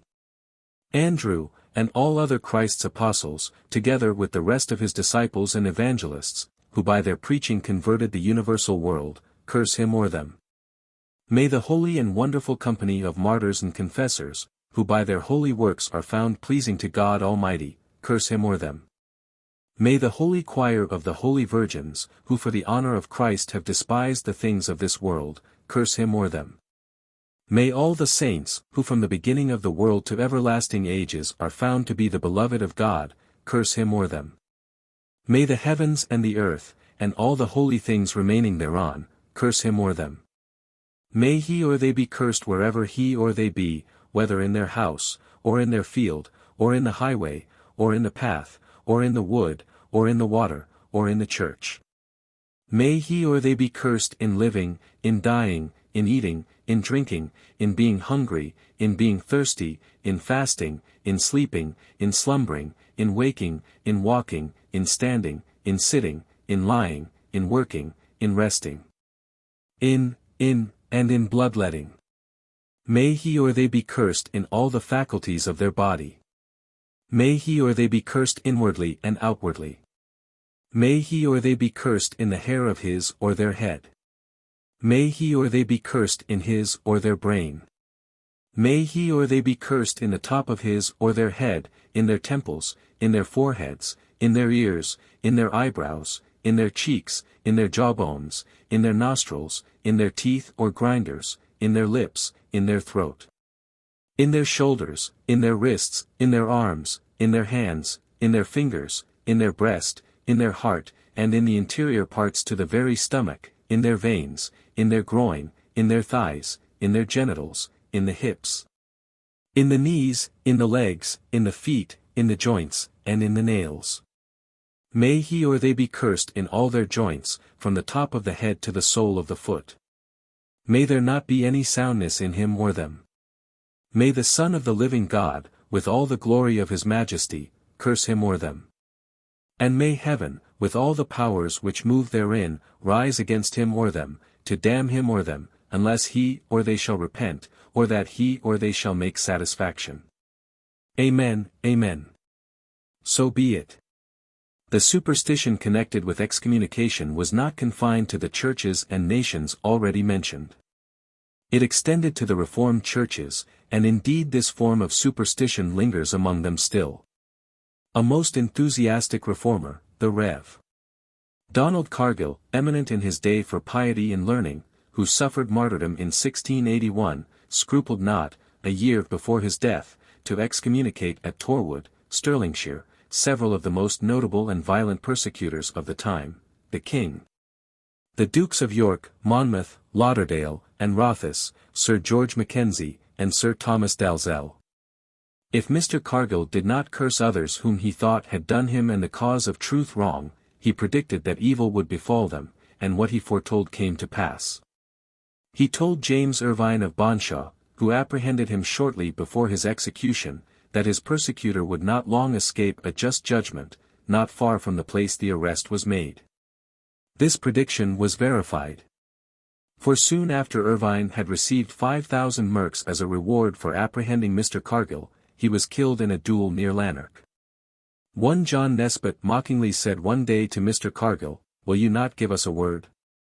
The Reverend Divine looked on the man with concern, while he said, "Wicked, poor man, mock not, ere you die you shall desire one word, but shall not have it." Soon after, this man was struck dumb, and died in great terror. When Rothes, one of those whom Mr. Cargill excommunicated, threatened him with torture and a violent death, he said, "Forbear to threaten me, for, die what death I may, your eyes shall not see it." This prophecy also came to pass. Rothes died, as is well known, a few hours before the condemned divine and his fellow martyrs suffered the last penalty of man's law, death temporal. One can easily imagine the terror into which a weak-minded person would be cast by having the Pope's dire curses pronounced against him, were it not known that he who is authorized to fulminate the ecclesiastical censure and bans, may, for a moderate pecuniary consideration, or by a mortification of the flesh, or good works, have the woes pronounced against him mitigated, if not entirely removed. Indulgences have been purchasable since the early centuries for this world, and for the remission of suffering in purgatory as well. Those most acquainted with the holy places in Rome are best able to make known the facilities with which indulgences are obtained. There is scarcely a church or a station, a convent or a holy place, neither is there hardly a service or a ceremony, which has not its own peculiar indulgences. Indulgences for hundreds of years may be secured by the exercises of a single day. The holy stairs, wherever they are situated, said to have belonged to the palace of Pontius Pilate, consisting of 28 steps, possess peculiar virtue. Leo IV conceded 9 years' indulgence for each step ascended by a devotee on his bare knees. Thus, he who reaches the highest step secures an indulgence of 252 years, whether he remains here, or finds himself in purgatory. Whoever kisses a cross at one end of the Colosseum of Rome, acquires an indulgence of 1 year and 40 days, and there is a wooden cross in the center of the arena, which secures an indulgence of 200 days to every one who kisses it. Leo XII conceded forever an indulgence of 40 years and 1,600 days, applicable also to the dead, for every time a faithful believer visits, during Lent, the churches where there are prescribed stations. He also conceded a plenary indulgence to all who have made such visits 3 times in 3 distinct days. For the information of all good Catholics, a carefully prepared index has been drawn up, showing the churches and stations which should be visited, together with the most effectual times of repairing thither. In conclusion, we give the following examples, to illustrate the system of procuring indulgences by pilgrimage to sacred places. Thus a visit, on January 1st to a station at S. Marie, in Trastevere, secures an indulgence of 30 years and 1,200 days. On Ash Wednesday, to S. Tabina, an indulgence of 15 years and 600 days. On the following Thursday, to S. Giorgio, in Velabro, an indulgence of 10 years and 400 days. On the fourth Sunday in Lent, to S. Croce, an indulgence of 15 years and 600 days. On Palm Sunday, to S. Giovanni, in the Laterno, an indulgence of 25 years and 1,000 days. On Holy Thursday, to S. Giovanni, a plenary indulgence. On Holy Friday, to S. Croce, an indulgence of 30 years and 1,200 days. On Easter Sunday, to S. Marie Maggiore, a plenary indulgence. On Easter Monday, to S. Pietro, in Vaticano, an indulgence of 30 years and 1,200 days. On Thursday, Ascension Day, to S. Pietro, a plenary indulgence. On Wednesday, to Pietro Vaticano, an indulgence of 30 years and 1,200 days. Chapter 53. Saint Adalbert's curse was a charm against thieves. It was full of cursing against dishonest persons, and prayers that they might have their share with Dathan and Abram, whom the earth swallowed up, and have their part with Judas. Thieves were to be cursed in their houses, fields, and everywhere. They were to be denied Christian burial, the very ground in which they rested was to be cursed. Their bodies, in all their separate parts, and their children, were damned. And as Lucifer was expelled out of heaven, and Adam and Eve driven from paradise, so they were sought to be expelled from the light of day. The terrible curse was pronounced with bell, book, and candle. And concluded with this fearful denunciation, and as the candle, which is thrown out of my hand here, is put out, so let their works and their souls be quenched in the stench of hell fire, except they restore that which they have stolen. And let every one say, Amen. Perhaps few are aware that the dark complexion of the blackamoors is attributed to a curse of Noah, but as that statement has been disputed, we shall pass it without further notice.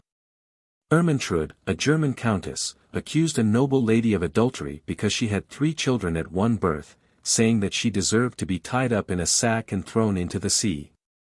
Next year the countess herself was delivered of more sons at a birth than the lady had brought forth.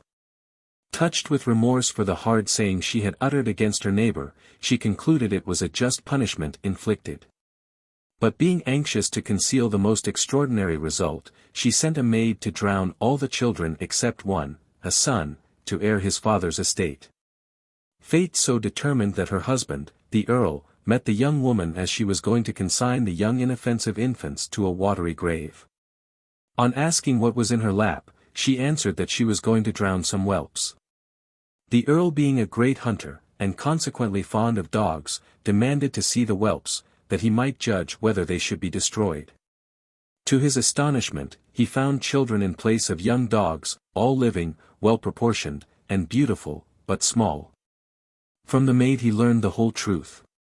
Whereupon he enjoined her to silence, and caused the infants to be carried to one of his tenants to be brought up. When they became of age, they were sent for to his house, after being dressed like their brother, who had been cared for by the mother.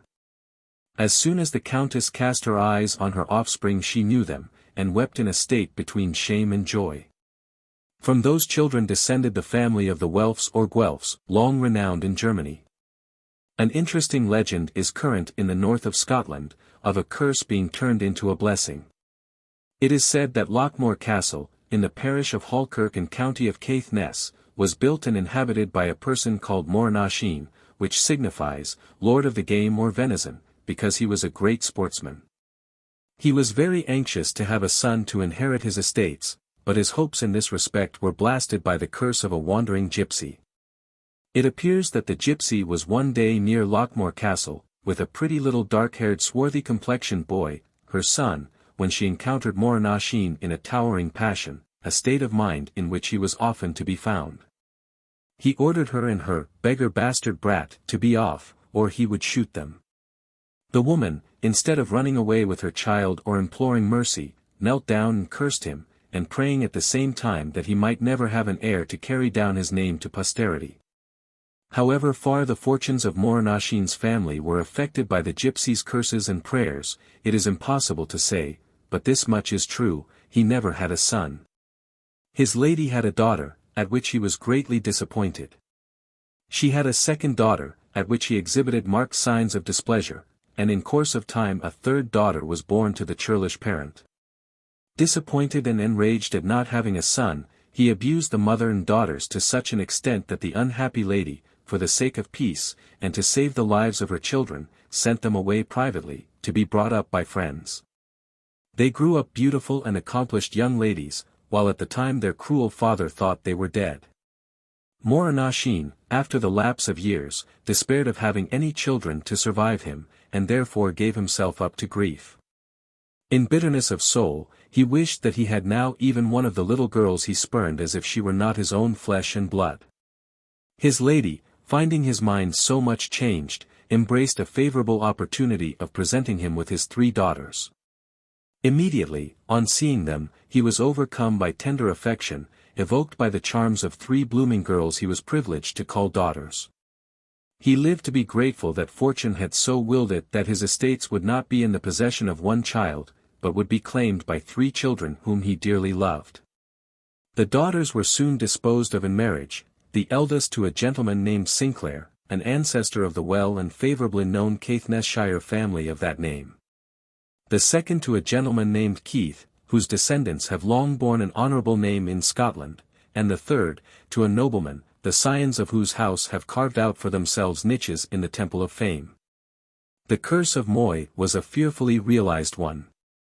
On the larger of 2 small islands at Loch Moy, a beautiful lake, 12 miles from Inverness, may be seen the ruins of an ancient castle. Centuries ago a noble edifice stood where those decayed buildings are, occupied by a cruel chieftain of Clan Chattan. He and his followers had an encounter with another Highland chieftain and his retainers from Glenmoriston, when the latter chief, his fair daughter Margaret, and her lover Alan, the young heir of Alvie, were taken prisoners and carried to Castle Moy. While the captured chieftain and Alan were immured in the dungeon, Margaret was conveyed to a feast in the hall, thence she was transferred to an apartment in the tower, where the chief of Clan Chattan, who, it should be remarked, was a rejected suitor of Margaret, tried to induce her to become his bride. To all his entreaties she turned a deaf ear, preferring to remain true to her youthful Alan. She pleaded earnestly for her father and lover's lives, and, after many entreaties and tears, succeeded so far as to obtain a promise that only one of them would die. She was permitted to make choice of the one she wished liberated, but was warned that by so doing she sealed the doom of the other captive.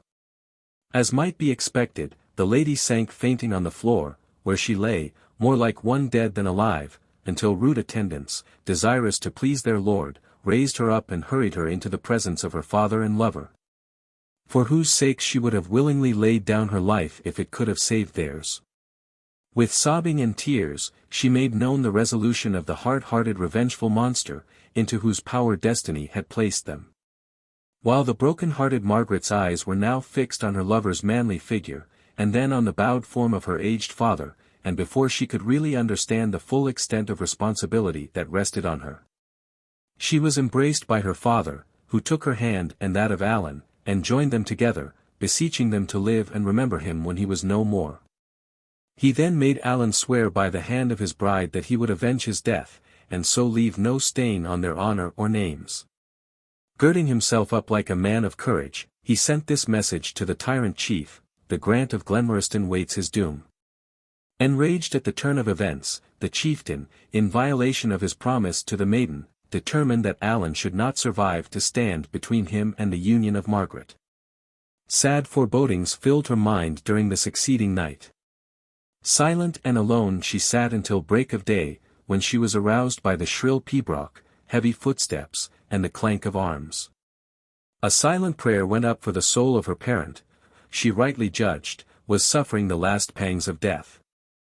How it was she could not tell, but something whispered to her that Alan too was passing into the land of spirits. She had not long to wait, though the time seemed to her like an age, before the chieftain of Moy appeared before her, and commanded her to come forth to see the youth of her choice. More dead than alive, she staggered into the open air, to behold the lifeless forms of both her father and Alan. In derision, the monster asked what she thought now of her beardless boy, and said, "That is the way I tame haughty maids." Again she was conveyed to her lonely room in the castle tower to spend the night in solitude, and again the daylight broke in through the small window of her strongly guarded prison. She heeded not the sun, nor the singing of birds as they warbled their matin songs. No, sorrow lay too heavy near her heart. None can ever tell the grief she endured in the dark watches of the lonely night, or when relief came, but come it did. Nature took its own way of causing the unhappy lady to forget her sadness of heart, reason left its seat, and the orphan Margaret, instead of grieving over the past, was found singing as sweetly as if she were a bride in a peaceful bower. Now and again the shrill clear voice in song ceased, and then she talked, so the attendant said, to the unseen spirits of those dear to her, whose bodies were still suspended over the castle gate. The fierce chieftain approached her again with overtures of love, offering her his hand, titles, and estates. To avoid his unholy embrace, she, without waiting to deign a reply, sprang past him with an agility which appeared superhuman, and rushed to the ramparts, that were skirted by the blue waters beneath. Then, turning round to the chief of Clan Chadden, she uttered dreadful maledictions against him, ending with the prediction that he would die a bloody death, leaving neither wife nor child behind. Having said this, she leaped from the giddy height into the lake below, in whose waves she preferred to take refuge rather than yield to the tyrant's solicitations. As far as can be ascertained, the wicked Mackintosh repented not of his deeds, but continued to conduct himself in a tyrannical manner to all weaker than himself. At last a day of reckoning came, the day when Lady Margaret's curse was to alight upon the head of the murderer of her father and lover. In the summer of 1378, a short time after these deeds of darkness happened, the Munros of Foulis were returning from a foraying expedition, and asked permission from the chief of Clan Chadden to pass through his country for half the booty they had with them. Mackintosh demanded the whole spoil, but, his unreasonable request being refused, a sanguinary conflict ensued, in which the Clan Chadden chief was slain. The victorious Munros then hastened to the castle of Moy, and put the whole of the inmates to the sword. Thus perished a relentless tyrant, leaving no fond wife to mourn his fate, nor any offspring to carry his name down to posterity. Thereby was fulfilled the prediction of Lady Margaret, whose bones still rest at the bottom of Loch Moy. Dreams and Visions of the Night. Chapter 54. The gift or art of interpreting dreams originated, at least so it is said, among the Chaldeans and Egyptians. From them it spread to other nations, and in course of time official or public interpreters of dreams were appointed. The sacred pages supply instances of good and bad men having glimpses of futurity through dreams, and profane history makes us acquainted with innumerable cases of curious revelations being made to men while they slept. Among the ancients sleep was portrayed as a female with black unfolded wings, having in her left hand a white child, the image of sleep, and in her right hand a black child, the image of death.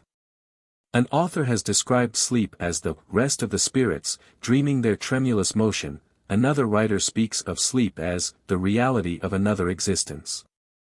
While a third says, all men, whilst awake, are in one common world, but that each, when asleep, is in a world of his own. It is of dreams, however, we are writing, and therefore cannot enter into the deep philosophy of sleep. The Romans worshipped Brizo, the goddess of dreams, and the Greeks were accustomed, in cases of great emergency, to solicit the inspiration of dreams, by performing religious rites, and lying on the reeking skins of oxen or goats offered in sacrifice. Pliny and others attached great importance to dreams. Xenophon remarks that in sleep the souls of men appear to be more unfettered and divine than when the eyes are not closed in slumber, and are enabled to look into futurity. Another writer observes that in sleep the soul holds converse with the deity, and perceives future events. Socrates, Cicero, and Arian express belief in the prophetic powers occasionally manifested by the dying. Posidonius relates the story of a dying Rhodian predicting which out of 6 persons would die first, second, etc., and the prophecy was verified. Hippocrates and Galen put faith in the prophetic character of dreams. Origen tells us that Aesculapius discovered means of cure through dreams, probably brought about by artificial means. In the Code of Menu there are passages showing various modes of producing the ecstatic states, such as through the influence of the sun and moon, by sacrifice, music, liquids, and solid ingredients. The soma drink was taken as a sacrament. In connection with human sacrifices, this beverage was sometimes prepared with magical ceremonies and incantations. It was supposed to be capable of producing visions in sleep, when revelations were made of what was passing in the inferior and superior worlds. Josephus, like many other eminent men, possessed the faculty of predicting future events. Josephus, having fought with great courage against the Romans, refused to surrender to them until after the capture of Jatapat, when he began to reflect on the dreams he had had. In these, both the misfortunes of the Jews and the triumph of the Romans were revealed. When the determination of Josephus to yield became known, his companions in misfortune declared they would rather die than surrender. So exasperated were they, that they proposed to immolate him, and then destroy themselves. Their swords were drawn to kill their leader, when he suggested that they should terminate their lives by a reciprocal death, that the lot should determine successively who should give and who should receive death, until all were slain. And thus avoid the reproach of having laid violent hands on themselves. This suggestion was agreed to. The lots were drawn, and all perished except Josephus and one of his companions. Josephus predicted the good fortune of Vespasian and Titus, and the short life of their predecessors. In an Eastern tale we are informed of a conjurer who had the reputation of possessing the faculty of reading the contents of sealed letters. Being called into the presence of his prince, he was asked whether he would undertake to inform him of the contents of a dispatch he had received by a courier. "Yes," replied the conjurer, "tomorrow morning." The dispatch remained sealed in the prince's possession until the following morning, when the conjurer gave the correct contents of the dispatch. In explanation, the cunning man said, on going to bed, he excited in himself a strong desire to read the letter, that he then fell asleep, and in a dream he became acquainted with the whole document. We are told of an old sultan who was warned of his death in a dream. He thought he saw the great prophet Muhammad snatching the Alcoran out of his hand and taking his coat of arms from him by force, and striking him down with so great violence that he could not rise. The astrologers also foretold him that he would never see the feast of Ramazan, because the star that presided at his birth was much obscured in its conjunction with the planet that was then predominant.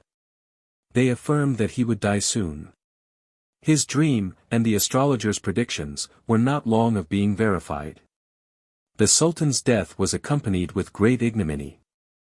From Aristotle we learn that the death of Alexander was foretold in a dream, and so was that of Caesar. In Westminster Abbey are singular records of the dreams of Edward the Confessor, and of instances of faith in visions.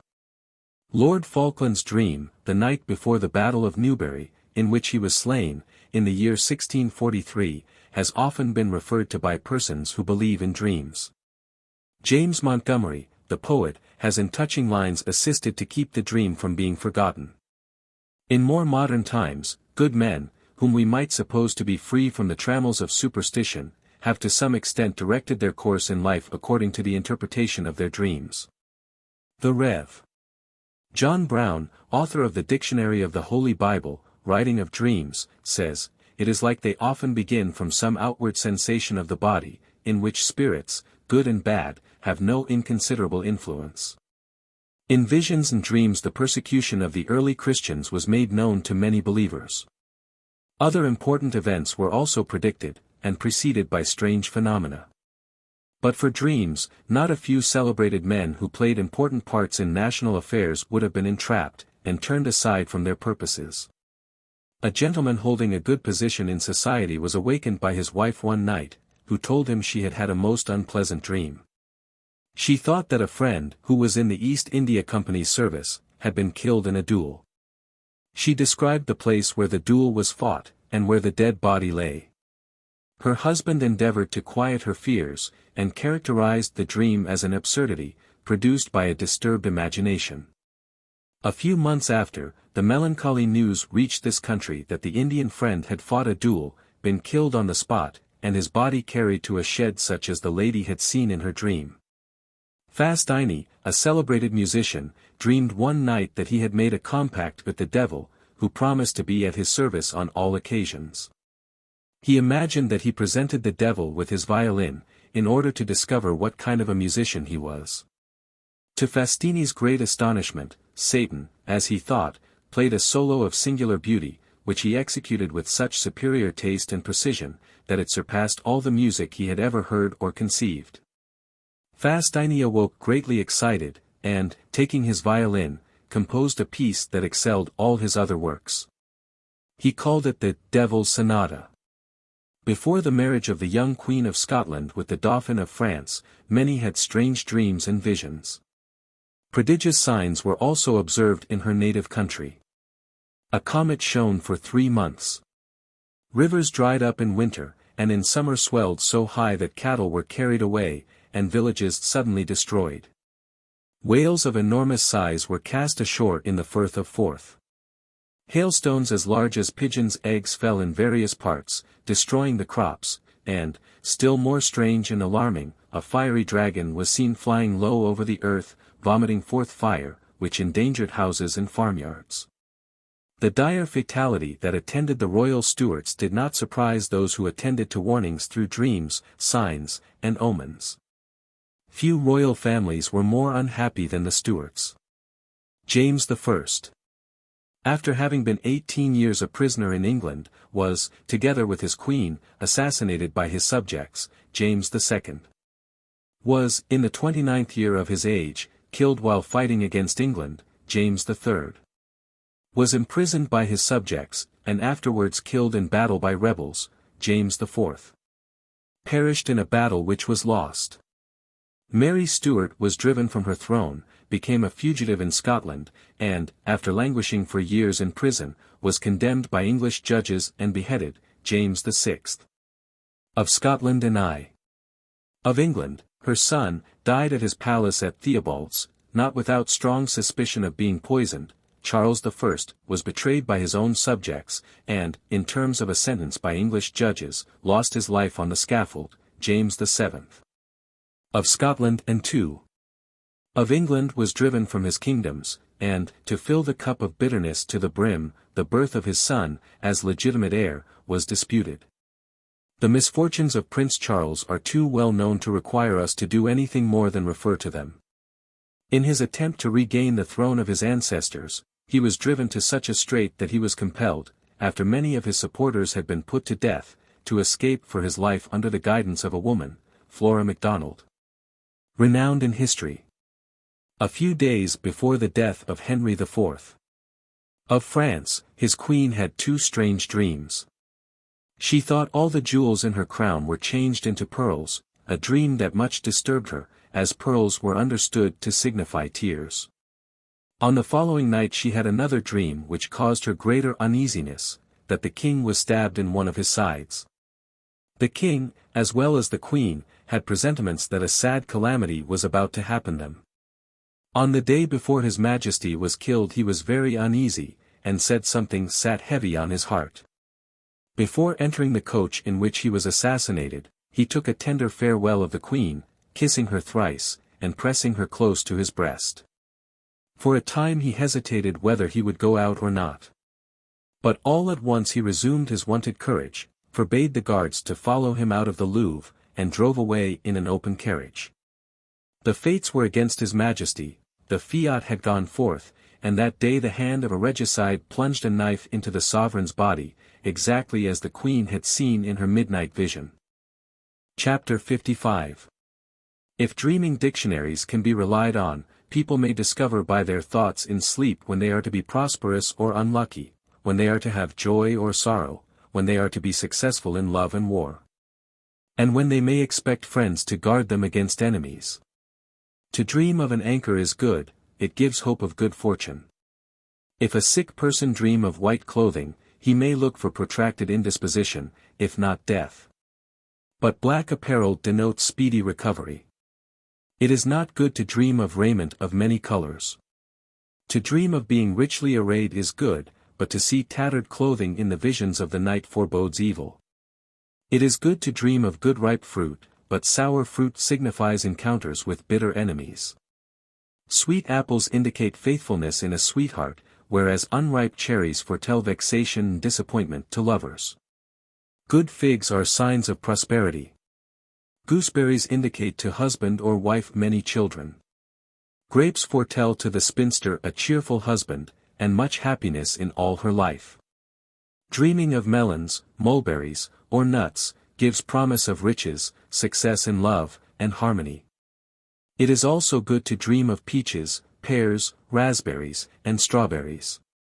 But if oranges, plums, tamarinds, or walnuts are seen in the visions of night, losses and crosses may be looked for. To dream of a funeral denotes marriage, good fortune, and happiness. If a maiden see a hearse in her sleep, she may expect a rich husband. If a grave appear to one in his dreams, sickness and disappointment may be expected, unless the dreamer imagines he is rising out of it. In that case, success may be looked for. On the other hand, to dream of being married is anything but favorable. Such a dream is indicative of approaching disappointments, loss of property, and death. The force of this seeming contradiction is to be explained by the acknowledged fact that dreams are in many instances to be read contrariwise. To dream of being burned is a sure sign of coming danger. To see a candle extinguished foretells sickness. But the appearance of a bright burning one betokens rejoicing. To the unmarried, burning candles show speedy marriage. Dreams of darkness foreshadow loss of property and friends. But if the dreamer in his sleep emerge from the gloom into light, he may expect that he will rise above his difficulties, and become richer and happier. To dream that a friend is dead betokens hasty news, but not of an unpleasant nature. It is fortunate to dream of jewelry. If a young lady see herself decked with chains of gold and precious stones, she may be certain a suitable husband will soon be hers.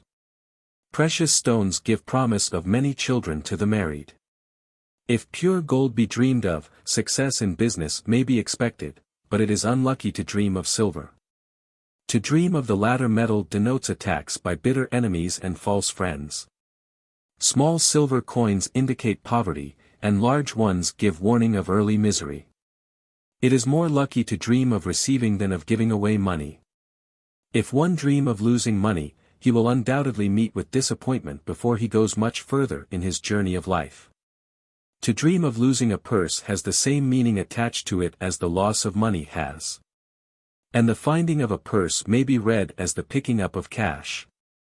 To dream of having a ring on one's finger is good, but to dream of losing a ring is unfavorable. If a married woman lose her marriage ring, or dream that she has lost it, she may expect her husband will die soon. If a betrothed maiden lose or dream of losing her engagement ring, she may look for her lover deserting her and marrying another. Dreams of hens and chickens are warnings of coming dangers. If one see in his or her dream an eagle soaring high, prosperity and honor are near. To lovers this bird is one of good omen, foretelling rich and good mates. To dream of geese is also favorable, but the person who sees in a vision an owl, had better prepare for sickness and poverty, and look for attacks from enemies. A young man who dreams of a peacock may be sure of getting a beautiful wife. And a maid who fancies in her sleep that this beautiful bird is coming towards her, may be certain that the fates are to provide her with a rich good-looking husband. To dream of swans denotes success to the businessman, lovers to the unmarried, and peace and plenty to the married. If swallows are dreamt of, good news may be expected from afar, and prosperity looked for. To dream of selling eggs for gold is good, but to dream of selling them for silver betokens indifferent success in business, love, and war. To dream of buying eggs indicates the gathering of great riches. If a dreamer supposes that he is flying, he should prepare himself for a long journey. This dream indicates to lovers a happy termination to all their wishes, and to the married it denotes abundance and many children.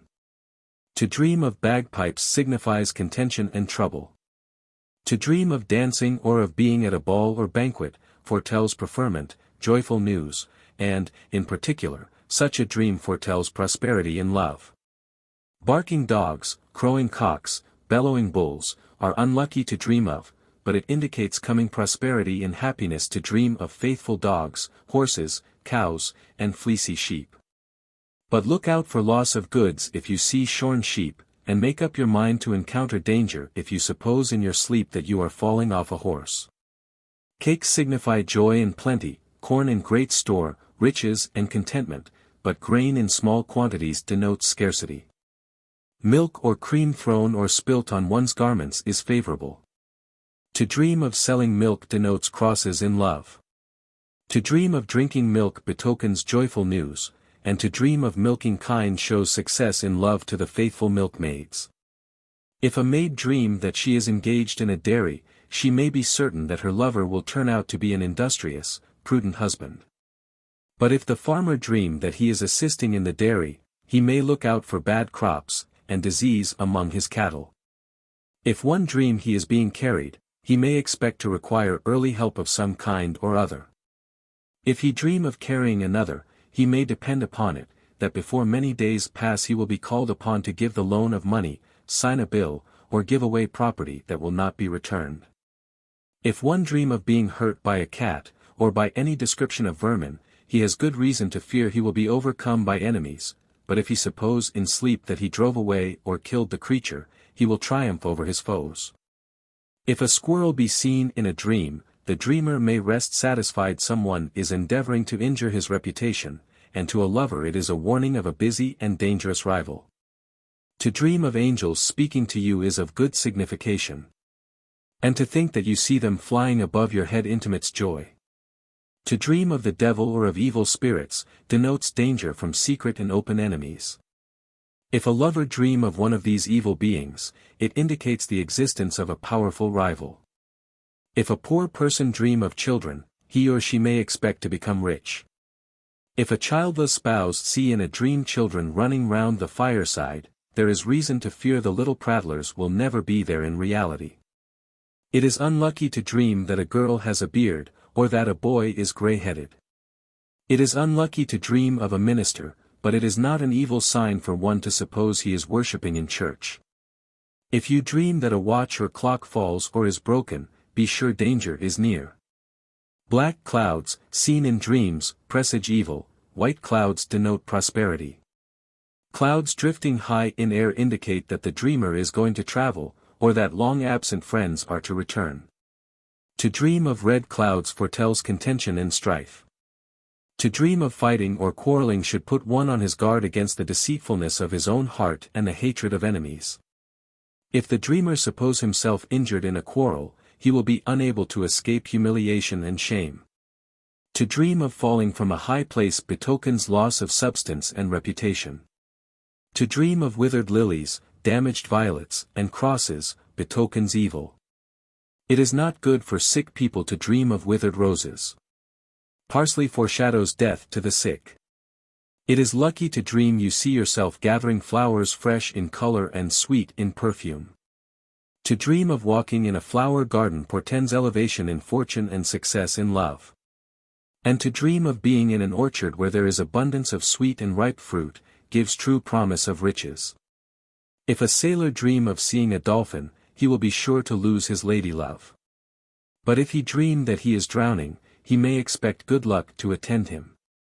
It indicates success in love and business for one to dream of catching fish. To dream of a rapid stream, is a certain warning of coming opposition in every business and undertaking.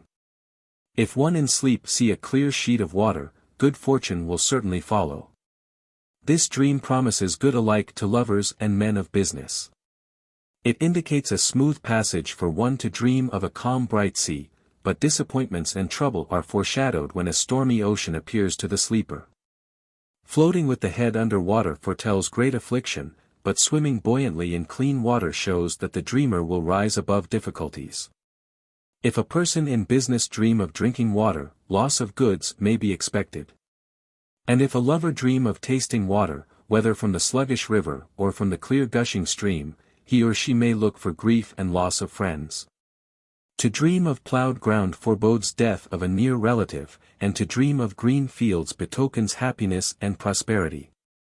If a person dream of receiving a present, you may be sure fortune is about to show her favors in a peculiarly marked manner.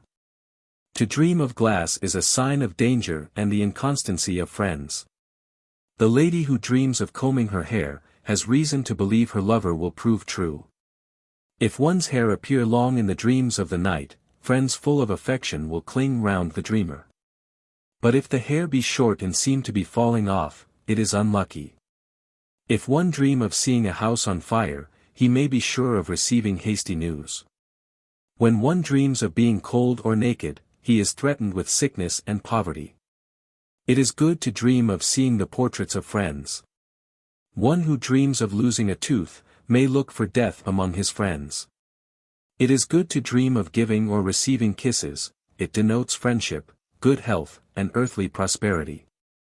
If one dream of knives or any other description of sharp weapons, he may look for strife.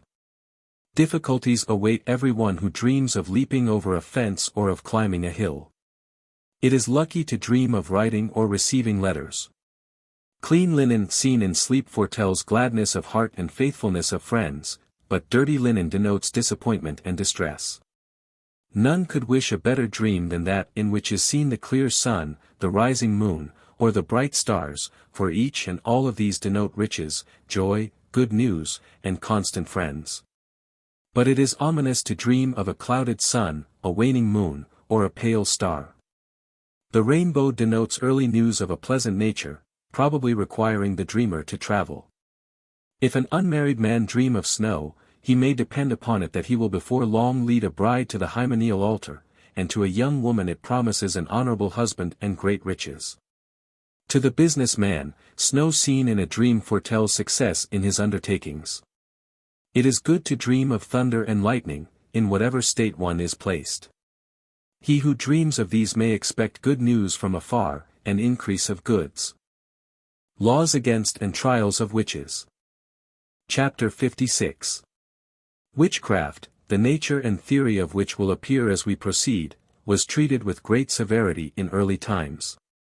In 840 a law was enacted in Scotland, making the punishment of witchcraft no less than the cutting out of the tongue. And, by the laws of Æthelstan in 928, witchcraft in England was made a capital crime. Witches were punished in the reign of Edward III, and it suited the sanguinary temperament of Henry VIII. As well as the pedantry of other royal writers, to give written descriptions of this crime. Edicts were promulgated against prophets, sorcerers, feeders of evil spirits, charmers, and provokers of unlawful love.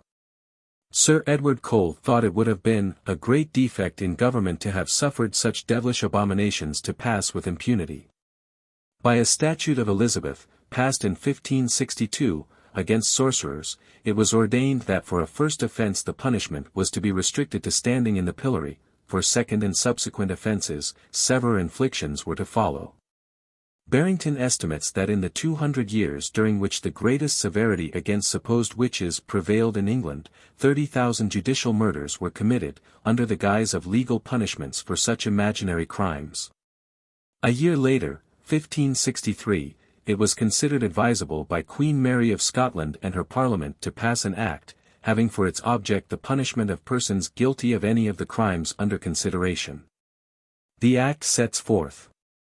For amical as the Canis Majesty in the 3 Estites of this present Parliament being informed of the LVIII and abominable superstition used be divers of the lieges of this realm, be using of witchcraft, sorcery, and necromancy, and credence given thereto in times bygone, against the laws of God, and for avoiding in a way putting of all sick vain superstition in times to come, it is statute and ordained by the Queen's Majesty. And the 3 Estites foresaid, that na manner of person nor persons of whatsoever estite, degree, or condition they be of, take upon hand in ony times hereafter to use ony manner of witchcrafts, sorcery, or necromancy.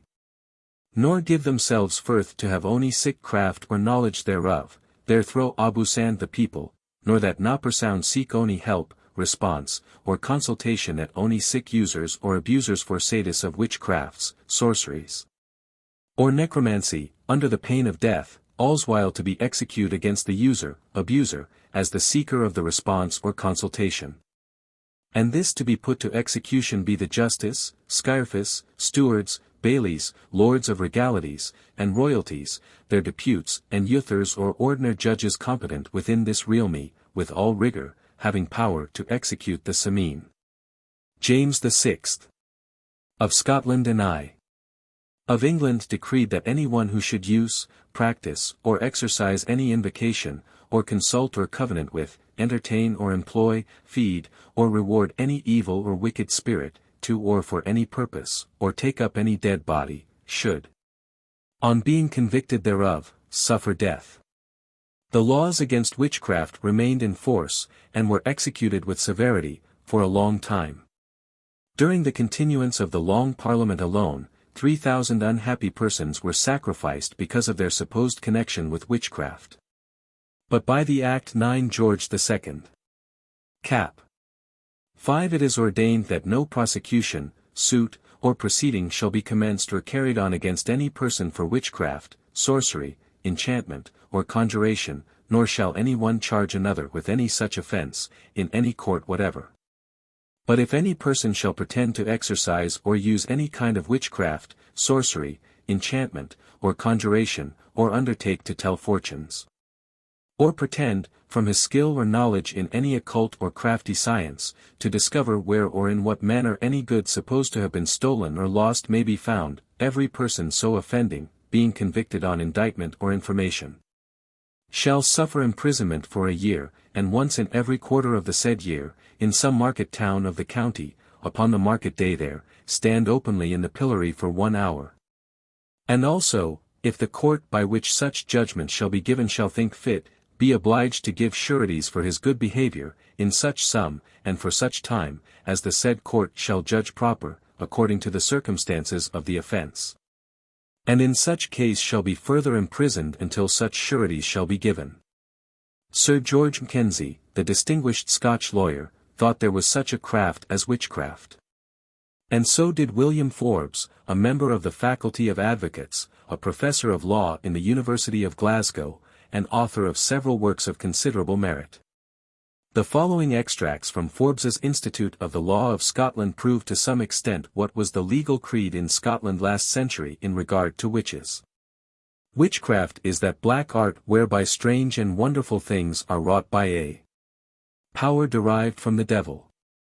It goes under several names, taken from particular effects and ways of its operation, as those of magic, because it is a knowledge of more than is lawful to be known, divination, from a revealing of things past, present, or to come.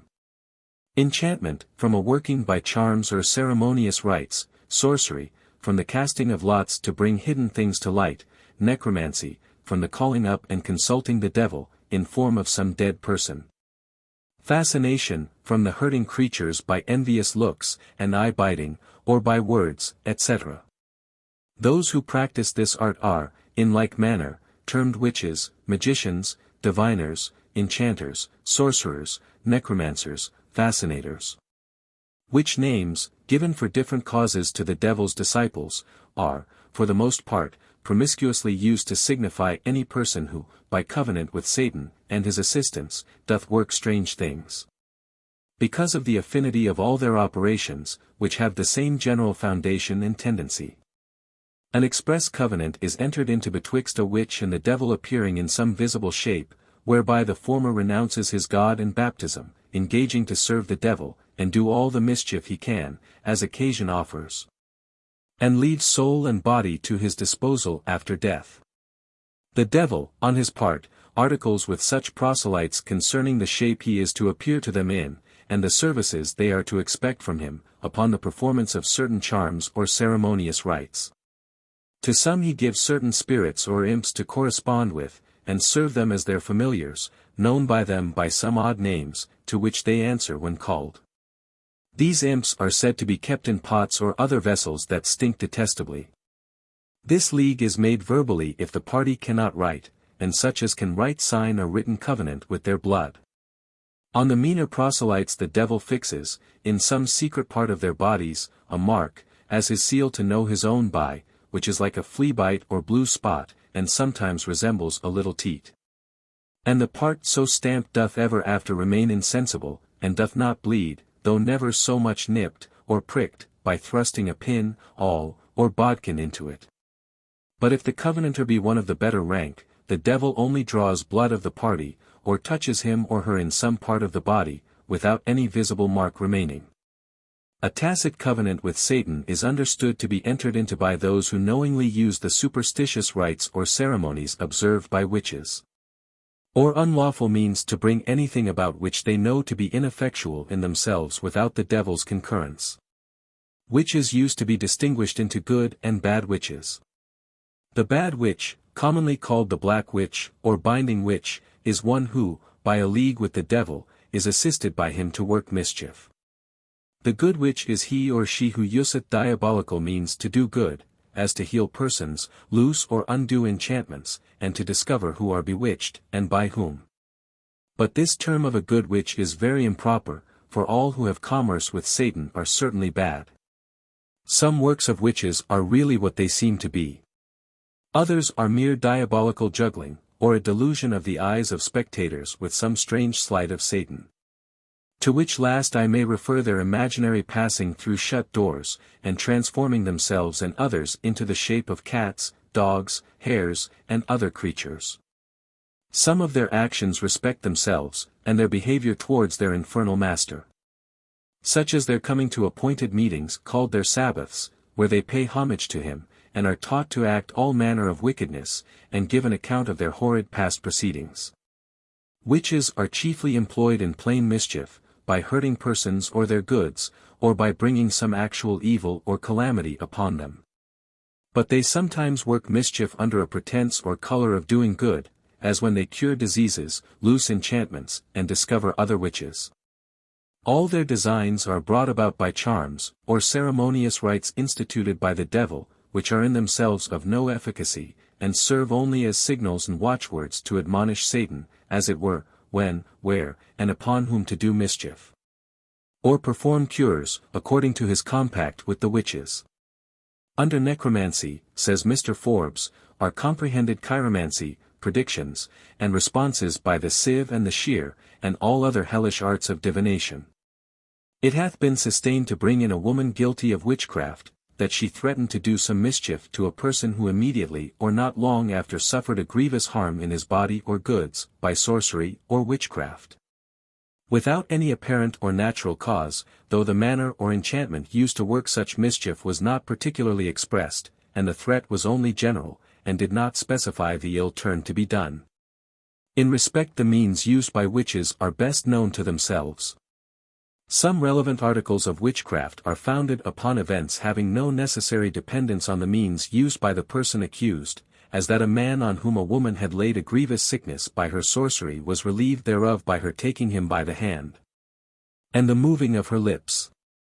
Or that a woman came several times into a house when the doors and windows were all fast locked and shut at night, combed her hair the last night, and laid her hand upon a nurse's breast. Upon which a child then sucking her died within half an hour, because injuries done by witches are not occasioned by any inherent virtue or efficacy in the means used by them, but only by the devil's influence. And that there is no natural cause for the mischief done, is the reason of ascribing it to witchcraft. Where one is indicted for being in league with the devil, and exercising acts of witchcraft, it sufficeth to prove that the indictee was in confederacy with that evil spirit, and did such things. But in the trial of one indicted for bewitching any person, two things are to be proved, viz. that such a person is bewitched, and that the indictee is the witch. Mr. Forbes says that symptoms of witchcraft are, when learned and skillful physicians find the patient's trouble doth not proceed from any bodily distemper or natural causes. When he is exceedingly tormented at the saying of prayers and graces, or reading of the Bible, when in his fits he tells truly many things past and future, which in an ordinary way he could not know. And when things are done with respect to him by some invisible hand working in a manner that cannot be understood. Other proofs are such as when one cannot shed tears, and cannot say the Lord's Prayer. And other presumptions, he proceeds, are inferred from the drawing of blood of the suspected person, or the putting of something under a threshold where he or she goes in, or under a stool where the suspected person sits. Or causes him or her to come into a room where those afflicted with witchcraft are, and touch them. Or trying if the suspected person will sink or swim when put tied into the water, the burning of cakes wherein are the afflicted person's urine, or the burning of clothes in which such persons lie. The learned professor thought that witchcraft might be proved by witnesses who have heard the accused person invoking the devil for help, or seen the suspected party entertaining a familiar spirit and feeding it in any form or likeness. Conjuring to raise storms, showing in a glass or showstone the faces of absent persons. His opinion was that it was competent to receive as evidence the dying testimonies of penitent witches concerning others informed against by them, as proof of witchcraft was difficult to obtain. And the more secret acts, meeting of witches in the night time to adore their infernal master, and hatch their mischievous projects when other people are asleep, or when they themselves are invisible, cannot be otherwise proved than by such as are privy thereto. Sir Matthew Hale, the astute lawyer and judge, was a believer in witchcraft, and entertained views on this subject similar to those of Mr. Forbes, as will appear from the following particulars of the trial of Rose Cullender and Ndouni in 1664. These women were accused before Sir Matthew Hale of various acts of witchcraft, such as tormenting children by means of devilish devices, upsetting carts, killing horses, breeding vermin, etc., through diabolical means. At the trial, evidence was given by Durant, that William Durant, her son, one of the children bewitched, had strange and sad fits, caused by Dooney giving the child suck. A wise man, Dar. Jacob, advised her to hang up the child's blanket in the chimney corner all day, and at night, when she went to put the child to bed, if she found anything in the blanket, to throw the thing, whether apparently animate or inanimate, into the fire. The blanket was hung up and shaken according to instructions, when, behold, a large toad fell on the hearthstone. The creature was thrown into the fire, and exploded like a gun. Next day a friend of Dooney's told Deponent that a certain old woman was severely burned. On hearing this, Deponent went to the old woman's house, and found her grievously scorched. Dooney, for it was she who was in this sad condition, told the witness, that because of the evil she did to her, she, Dooney, would see much evil befall the Durant family. Deponent further stated that her daughter, Elizabeth Durant, about 10 years of age, was afflicted like her other child, and in her fits complained of Dooney tormenting her. Dooney had, so said the witness, predicted that the child named would not live long, and within 3 days the child died. Deponent also testified that Dooney had, while in a rage, said that she, the witness, would yet be going with crutches, a prophecy followed by Deponent becoming so lame in both her legs, that she could not walk without being supported by sticks.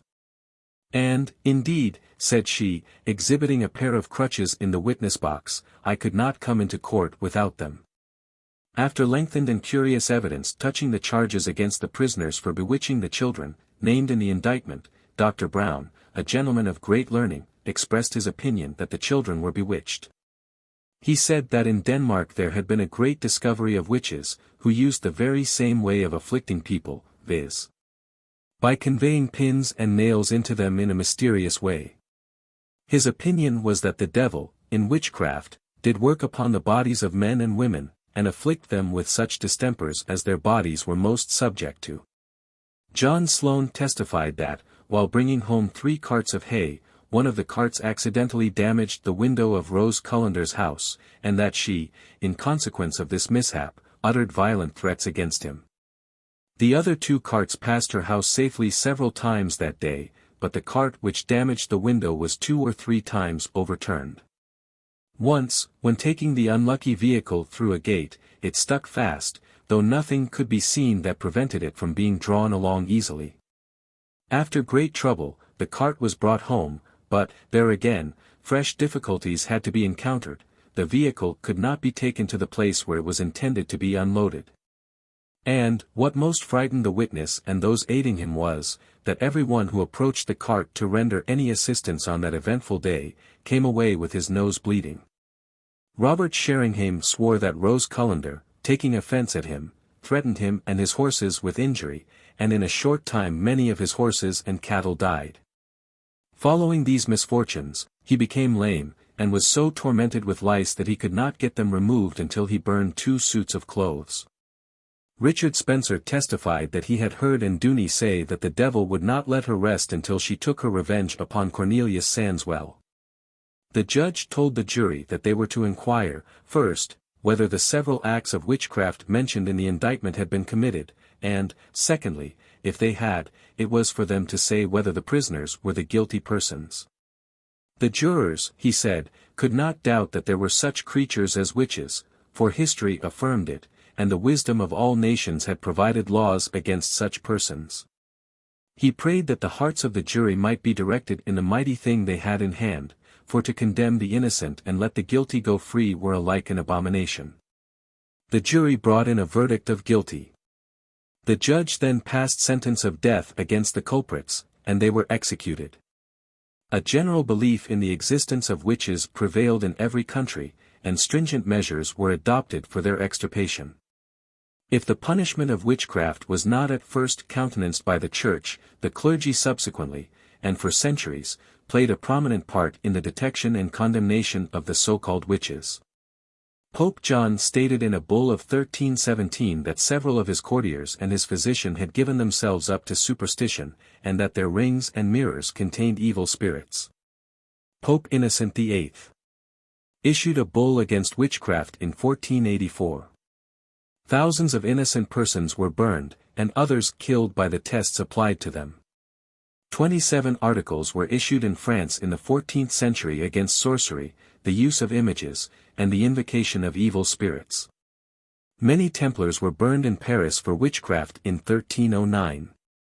Referring to witches and sorcerers, Bishop Jewel, when preaching before his sovereign in 1598, said, "Witches and sorcerers, within the last 4 years, are marvellously increased within your Grace's realm. Your Grace's subjects pine away, even unto the death, their colour fadeth, their flesh rotteth, their speech is benumbed, their senses are bereft. I pray they may never practice further than upon your Majesty's subjects." Mr. Glanville, chaplain to Charles II, was of opinion that the disbeliever in witchcraft must believe the devil gratis, and Wesley said that giving up witchcraft was, in fact, giving up the Bible. The learned Lord Bacon, Lord Coke, and 12 bishops had a voice in the legislation of the country when the Act of James I of England against witchcraft became law.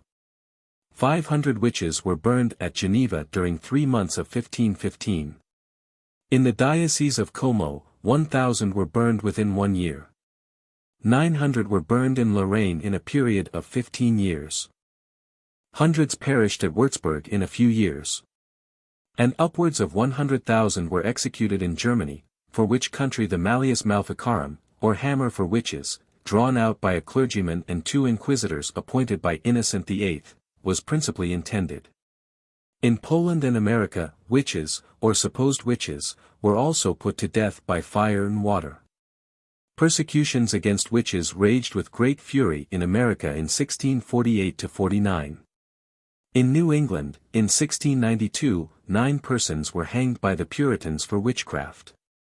Under pressure, 50 persons there confessed themselves to be witches. Italy, Spain, and Portugal had their victims too. At one period the execution of witches exceeded those in England, though the number put to death in the latter country was truly appalling. In 1646 200 persons were tried and executed for witchcraft at the Sussex and Essex assizes. The last persons put to death for witchcraft in England were, some say, in 1664, while others assert the last victims suffered in 1682. The latest instance of a witch being executed in Scotland was in 1722, when the supposed offender was burned at Louth, or Dornoch, Sutherlandshire, by order of the sheriff of that county. In more recent times than several of the dates to which we have referred, discoveries, which might have been easily understood, gave rise to the supposition that the actors were in compact with the devil. On the first occasion of the German printers carrying their books to France, the ingenious inventors of printing were condemned to be burned alive as sorcerers, a sentence that would have been executed had those discoverers of a useful art not saved themselves by flight.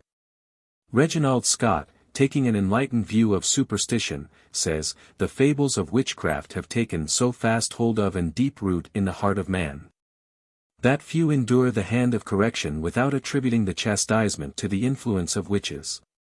Such superstitious people," he says, "are persuaded that neither hail nor snow, thunder nor lightning, rain nor tempestuous winds, come from the higher powers, but are raised by the power of witches and conjurers.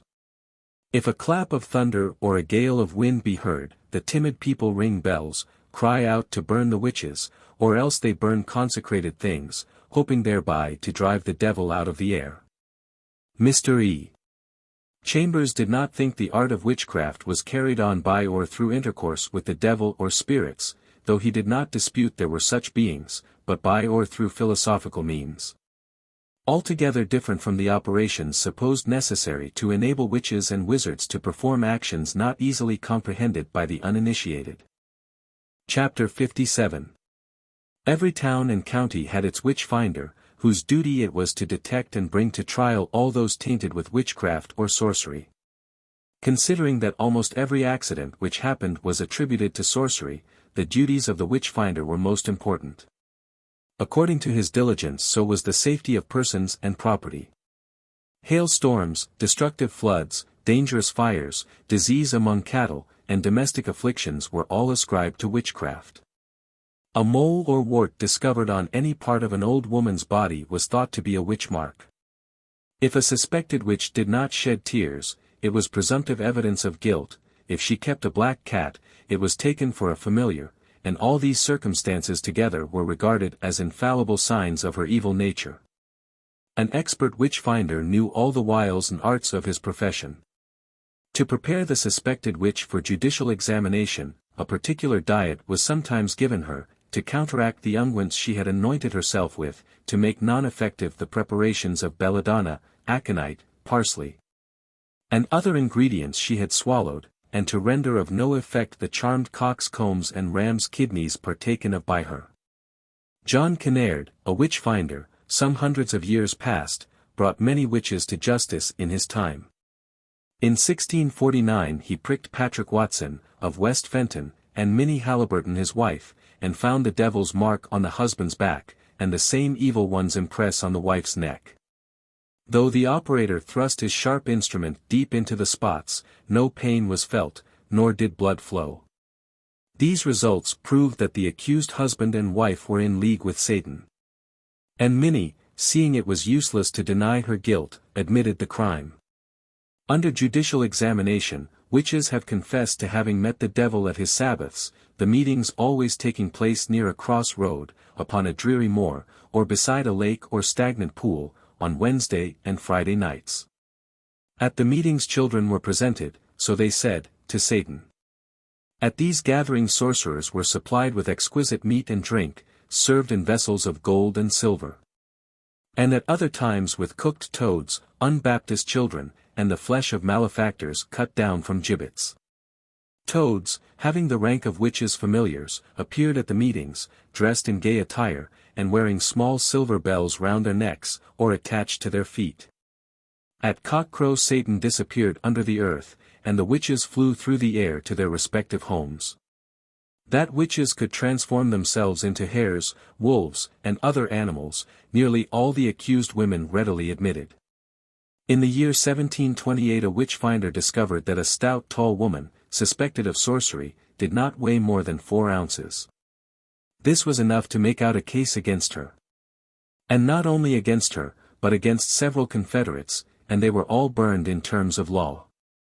On account of a petition presented by the inhabitants of Newcastle to the authorities, in the year 1649, concerning the evil consequences of witchcraft. The magistrates sent 2 of their officers to Scotland to secure the services of a celebrated witch-finder, famous for detecting witches by means of pricking them with sharp instruments. The cunning man agreed to go with them to Newcastle to try such suspected persons as might be brought to him, at the rate of 20 shillings for every woman found guilty. When the officers brought the witch-finder to town, the magistrates sent their bellmen through the streets to invite the inhabitants who had complaints to make against witches to make them without delay. That they, the witches, might be tried by the person appointed. 30 women were brought to the town hall, and had pins thrust into their flesh, and most of them were found guilty. The witch-finder informed Lieutenant Colonel Hobson that he knew whether women were witches or no by their looks. On a good-looking woman being brought to the finder, the gallant colonel thought it was unnecessary to try her, but the canny Scotchman knew better, and therefore submitted her to his infallible test. Having put a pin into her side, he marked her down a witch of the devil. The colonel, not satisfied that the woman was guilty, remonstrated, and then the witch-finder confessed he was in error. The highly favored damsel was therefore liberated. But as no champion appeared for the poor old withered hags, they suffered the pains of law. Having rid Newcastle of witches, the witch-finder was summoned to Northumberland County to try women there for 60 shillings each. For some fault or crime connected with the discharge of his official duties, he was apprehended, and put under bond to appear at the sessions to answer such charges as might be brought against him. He escaped to Scotland, where he was made prisoner, indicted, and condemned for villainy, exercised on the north side of the Tweed, in connection with witch-finding. He confessed that he had been instrumental in bringing to an untimely end above 220 women in England and Scotland. Matthew Hopkins, who regularly went on circuit in England to detect witches for a long period subsequent to the year 1644, applied the usual tests, such as finding witch marks, thrusting sharp instruments into the bodies of suspected persons, dragging them through deep water while they were wrapped in sheets, with their great toes and thumbs tied together, keeping his victims awake sometimes as long as 48 hours to make them confess, ascertaining whether they could repeat the Lord's Prayer, or shed tears. The clergy of Scotland lent themselves to witch-finding with a zeal truly marvellous.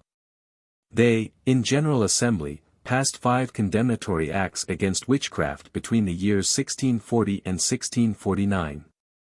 Kirk sessions throughout the land outvied each other in their efforts to bring suspected witches to trial, and to counteract the dark deeds of Satan. The Rev. John Scott, one of the established church ministers of Perth from 1762 to 1806, author of the History of the Earls of Gowrie and other works, left several folio manuscript volumes of extracts from the Kirk Session records of Perth. And from these we make the following abbreviated selections in support of what is here stated. On April 16, 1582 the Kirk Session, which for some time was designated the Assembly, ordained their box-master to give the witch in the Tolbooth 8 doits, 8/12 of a penny sterling, in the day. In November 1589 a day was assigned to certain honest neighbours of Tercepi to be present and to declare whether it was true that Guddle, spouse to Richard Watson, was a witch, as John Watson alleged, or what evil likelihood they saw in her. Walter Watson, John Watson, George Scott, and James Scott, on being severally examined by the Kirk Session, declared that they never saw such things of her whereby they might suspect her of witchcraft, but that she was an honest poor woman, who wrought honestly for her living, without whose help her husband, Richard Watson, would have been dead, as he was an aged man. Therefore the minister and elders ordained the act of slander to be put in execution against John Watson, and Helen Watson his daughter. In November 1597 the Kirk Session ordained the magistrates of Perth to travel with His Majesty to obtain a commission to execute Janet Robertson, sorceress, who had long been detained in ward. The Kirk Session, on May 30, 1615, requested the bailies to ward Marian Murdoch, complained upon for witchcraft, and until she was tried thereanent. On the 4th day of May 1618, conformed to citation, Isabella Gary, servitrix, and Margaret Lamb, daughter-in-law to George Thomson, appeared before the session, and were asked if they had been at the well in the bank of Hunting Tower the previous Sabbath, and if they drank thereof, and if they had left anything at it. They answered that they had been at it and drank thereof, and that each of them had left a pin thereat. This was found to be a point of idolatry. Their case was continued until some other young women, who were with them, should be summoned to appear before the church court. Though it does not clearly appear what object the young women had in view in drinking the hunting tower well water, and putting pins therein, we presume they simply did what maidens of the present time do, namely, go to a spring supposed to possess peculiar charms, as the Ruthven or hunting tower well was believed to have, drink of its water, and each throw a pin into the well, under the conviction that every one would get the wish uppermost in her heart fulfilled, generally the securing of a husband before the year was ended. On the August 3, 1619, Alexander Peebles, a burgess of Perth, appeared before the session, and took exception to the doctrine delivered by Mr. John Guthrie, minister, on the previous Sabbath afternoon, and alleged that the minister had slandered him and his house by accusing him of sorcery, and turning the riddle. The minister and session certified in one voice that the doctrine was general, and necessarily followed on the text from which Mr. Guthrie was preaching. Peebles would have been censured had not Mr. Guthrie interceded for him. Mr. Guthrie, however, brought upon himself further annoyance, in consequence of accusing other members of his congregation of witchcraft and sorcery. On the 13th of the next month Mr. Guthrie complained to his session, of Thomas Young uttering speeches against him and his ministry, and of refusing to discharge the civil duty of saluting him when they met on the causeway. The members of session were highly offended that any member of the church should have so far misregarded his pastor and provoked him to ire, and therefore ordered him to be cited to appear before them the following day. Conform to citation, Thomas Young appeared, who being accused of uttering speeches against and misbehaving himself towards Mr. Guthrie, the delinquent boldly answered that it was not the duty of the pastor to charge his people with witchcraft, sorcery, and turning of the riddle. Witnesses were examined against Thomas, who, before the court rose, confessed his error, and said he was extremely sorry for offending his minister in word or deed. Mr. Guthrie then admonished Thomas, and craved the magistrates, who were present, and the session to inflict no punishment on the said Thomas, but to pass over his offences, a request that was granted. On May 10, 1626 Bessie Wright was accused before the Presbytery of Perth of witchcraft, curing sick folks, and frequenting the town of Perth after having been banished from the burgh, and forbidden to exercise her healing art. The moderator and brethren ordained that she should be prohibited from performing any cure, under pain of incarceration. It was likewise ordained that the minister of Perth should make intimation on the following Sabbath, that because the said Bessie was under suspicion of witchcraft in curing diseased persons by unlawful means, none would resort to her for advice, under pain of the kirk's censures. Conform to citation, Robert Thomson, Maltman, appeared before the kirk session on December 30, 1634, for causing a bairn of his to be taken to the mill of Balhousie and put into the flappers thereof, when the mill was going, to be charmed. Which, it was alleged, was a lesson of Satan. He answered that he knew not of the circumstance until the child was brought home. The offence being considered an odious one, the session resolved to take the advice of the presbytery how to proceed, but we are not informed how the matter terminated. LXIII, a fief witch, obtained power from Satan to assist her and her friends, and to ruin her enemies. Like many other witches, she regularly attended the witch Sabbaths. How long she might have remained alive to strike terror into the hearts of the Toryburn people, none can tell, had not their worthy pastor, the Reverend Alan Logan, come to the rescue. Mr. Logan, report says, knew as well as any living man how to detect a witch. When fencing the sacramental table, he would look around him with his keen piercing eye, and call aloud, "You witch, begone from the Holy Communion table." The searching look and commanding voice made more than one woman retire from among the worthy communicants. Mr. Logan was well supported by a zealous kirk session. This being so, LXIII had little chance of escape. She and other suspected witches were submitted to a series of examinations and tests, which ended in her being burned within the sea mark on the Fife coast. From the ancient records of the kirk session of Kirkcaldy, it seems that numerous reputed witches were burned in that town in the 17th century. In the year 1633 2 witches were burned. The cost of their execution, including the price of tar barrels, and tow for tying the unfortunate beings at the stake, amounted to £2, 17. 6d. Scots. One half of the sum was borne by the Kirk Session, and the other half by the town. In the year 1649 a woman was burned on the estate of Burn Castle, and the cost of watching her 30 days and of supplying fuel amounted to £92, 14. Scots, a goodly sum in those days. But as £27, found in the possession of the reputed witch, was taken to assist in defraying the expenses of her judicial murder, the burden did not fall very heavy, after all, on the public. Chapter 58. In the middle of the 17th century the mania against witches and warlocks became so prevalent, that almost every individual was affected therewith.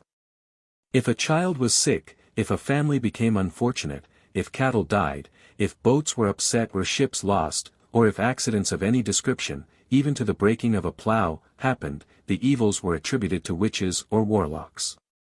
If in any such misfortune the assistance of a professional witch-finder could not be secured, one which was hired to detect the other witch, or more probably the gang of witches, who had occasioned the mischief. Again, in the event of the hired witch, it was seldom the professional witch-finder, provided with his instruments of torture, failed, not succeeding, the clergyman's assistance was sought. And if the witches and devil proved too many or strong for him, the presbytery, synod, and even the assembly, had to be appealed to. The following is a case in point. In October 1654 Alexander Agnew, a sturdy beggar, threatened hurt to Gilbert Campbell's household because he did not receive so good an alms as he demanded. The vagabond, by diabolical means, brought about a variety of annoyances and losses that came nigh to ruin the family. Gilbert Campbell was often hindered in business, through his working instruments being destroyed in a way he could not account for. In November, matters became extremely dangerous. At that time the devil, we are informed, came with new and extraordinary assaults, by throwing stones in through the doors and windows and chimney-head of this devil-besetted dwelling. Providentially no one was injured in person. Next, chests and trunks were opened, and the contents thrown about in all directions. Working implements were secretly carried away, and concealed in holes or other places where they were not likely to be found. Wearing apparel, blankets, sheets, curtains, and other soft goods were cut in pieces.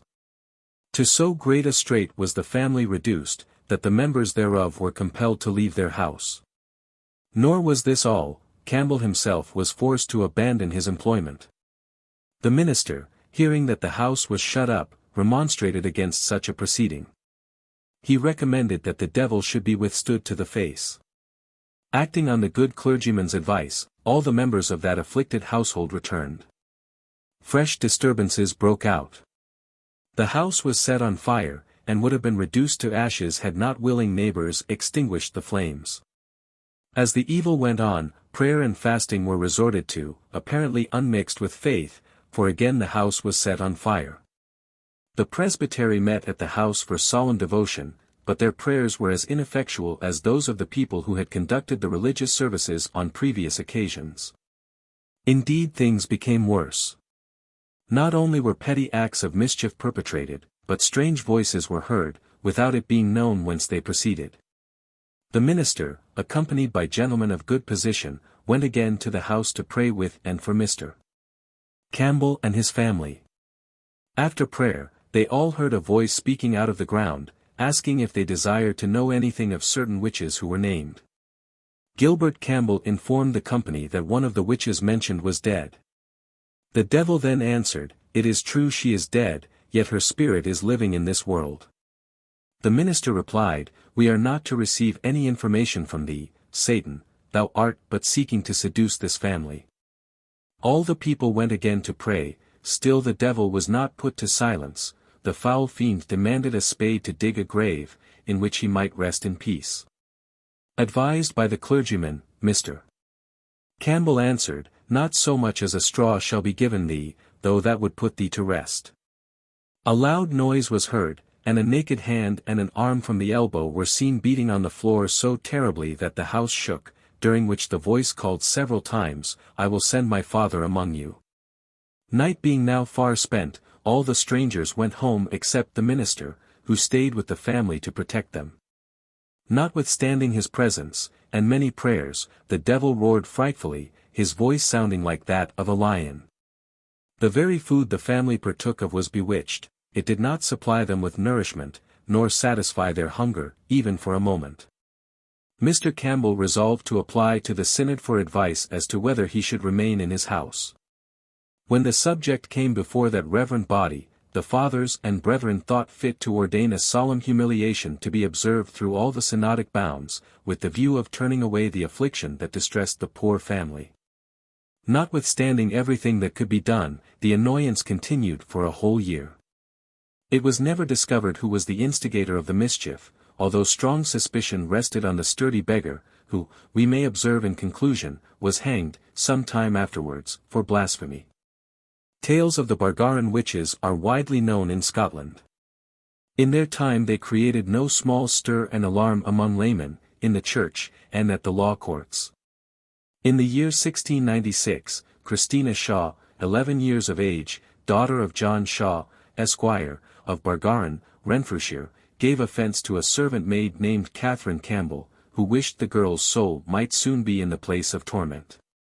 It was feared the offended damsel would seek revenge, and what followed convinced those cognizant of the facts that their fears were well founded. Soon after this the girl had severe fits and strange visions. And, in a most unaccountable manner, she vomited or put out of her mouth unclean hay, wild fowls' feathers, gravel stones, nutgalls, candle grease, egg-shells, and other substances, which she nor any other person could tell whence they had come. For a long time she was afflicted in a most mysterious manner. Her parents were distressed, and her physicians perplexed. Change of air did her good, but as soon as she returned to Bargaran her trouble recommenced. By and by it became evident her affliction did not proceed from ordinary infirmity, but from the diabolical machinations of Satan and his emissaries, certain well-known witches in the neighborhood, one being the offended Catherine Campbell. So convinced was the unfortunate sufferer of her ills being caused by human beings acting in a mysterious manner, that she frequently exclaimed that Catherine Campbell and others, whom she named, were cutting her sides and other parts of her body. Great consternation prevailed in the country. The parish minister, like a good pious pastor, prayed with and for the child. Clergymen from adjoining parishes visited Bargaran, and witnessed Catherine Shaw's sufferings. The presbytery appointed days of humiliation on account of what left no doubt in the minds of divines that the girl was bewitched. Fasting and prayer seemed to have an alleviating tendency, yet they did not prevent the evil continuing in a mitigated form. Recourse was therefore had to the law. Mr. Shaw, the girl's father, applied to the sheriff depute. And that officer, in what he considered a proper discharge of his duty, imprisoned Catherine Campbell. This judicial proceeding had the effect of securing relief for the afflicted girl for a time, but her enemies were not all confined nor rendered harmless, for she declared she heard now and again tormentors, whom she repeatedly named, whispering among themselves that they were, by desire of the devil, to carry her away. And it was supposed she would have been conveyed away from her friends, had not the minister prayed for her at the time the witches were about to carry their diabolical intentions into operation. The lamentable case of the afflicted family being represented to His Majesty's Privy Council, a commission was, worthily and piously it is said, appointed to inquire into the case. By warrant of this commission, certain suspected persons were apprehended. Alexander Anderson, represented as an ignorant irreligious fellow, Elizabeth Anderson, his daughter, and Jean Fulton, grandmother of the said Elizabeth Anderson, were secured. Elizabeth Anderson, on being severely interrogated, declared she had frequently seen the devil, in the likeness of a little black man, in the company of her grandmother. She also confessed that she herself had been at several meetings with the devil and witches, and she declared her father and the Highland man in the neighborhood, along with others, were active agents in tormenting Christina Shaw. A quorum of the commissioners met at Bargaran, and the persons accused by Elizabeth Anderson to have been at the meetings with the devil, and to have been active instruments of Christina Shaw's trouble, viz. Alexander Anderson, Agnes Naismith, Margaret Fulton, James Lindsay, John Lindsay, and Catherine Campbell, were, except John Lindsay, not then in custody, confronted with the afflicted damsel before Lord Blantyre and other commissioners. Together with ministers of the gospel and non-clerical gentlemen of note, and charged by her as her tormentors. And they, the persons in custody, having severally touched her, she was at each of their touches seized with grievous fits. About this time Thomas Lindsay, a boy 12 years of age, was apprehended on presumption of complicity in witchcraft, he having said, before credible witnesses, that the devil was his father, and that if he pleased he could fly like a crow. Sometimes, he said, he could cause a plough to stand, and the horses break the yoke, on his pronouncing a few strange words and turning himself withershins. Though at first he denied his guilt, yet he afterwards confessed he had a compact with the devil, and that he had been at several meetings with Satan and witches. His brother James, he said, was also present. James Lindsay was therefore apprehended, and identified by Christina Shaw as one of her tormentors.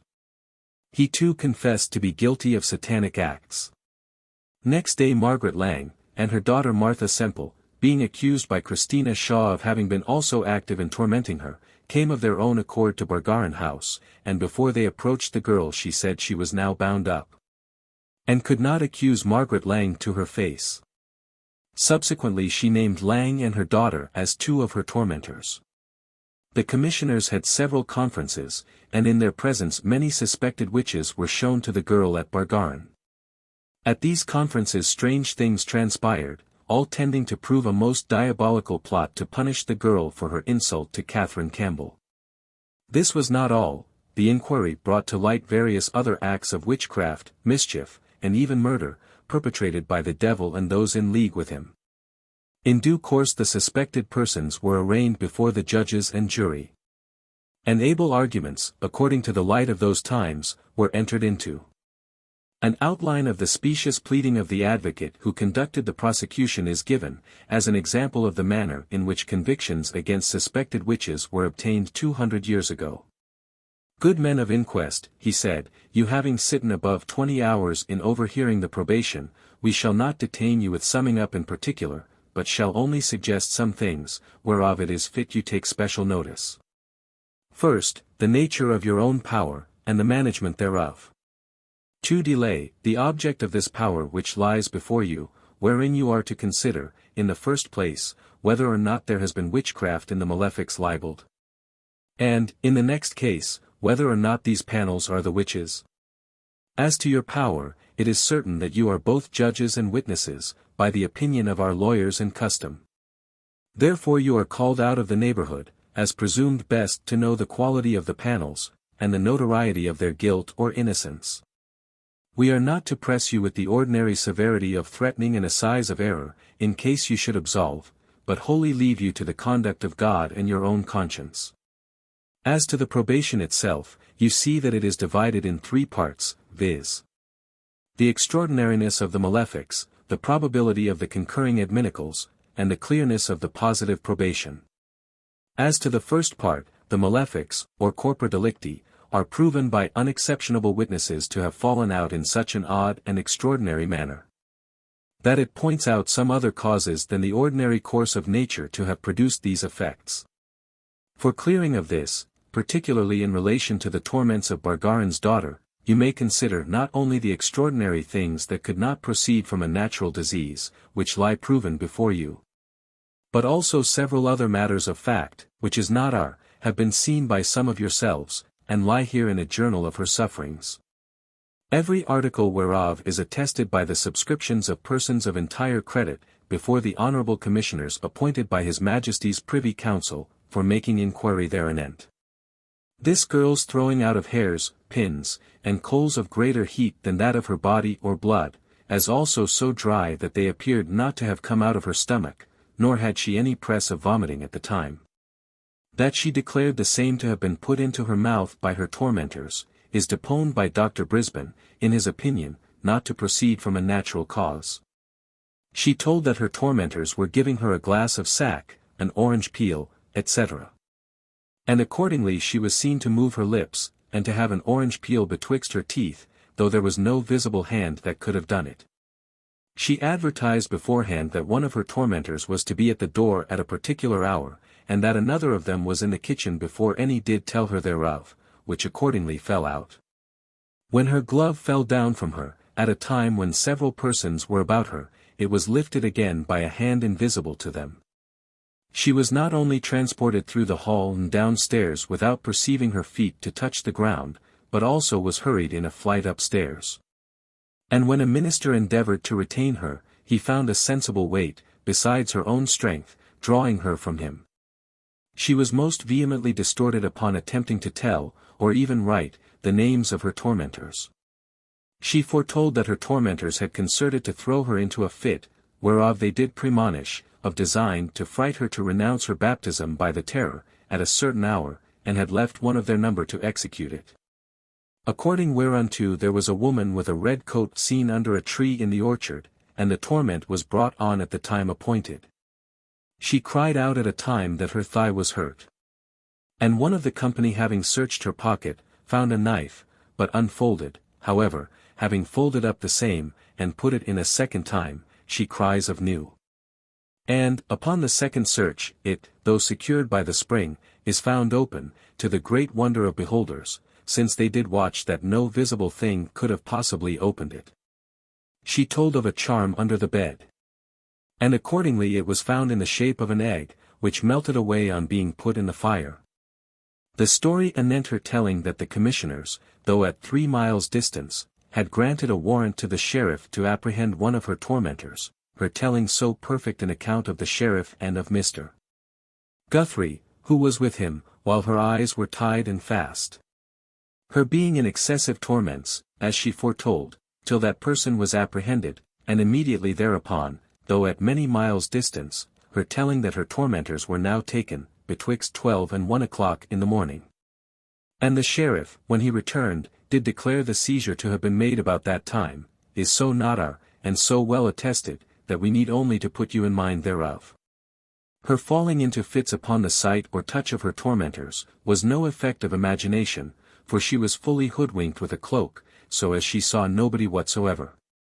Yet, upon the approach of her tormentor, she immediately fell down as dead, whereas she remained no ways startled upon the touch of any other, which experiments were tried for ascertaining this means of discovery. Finally, she is naturally sagacious and observant, and discovered her integrity in face of court.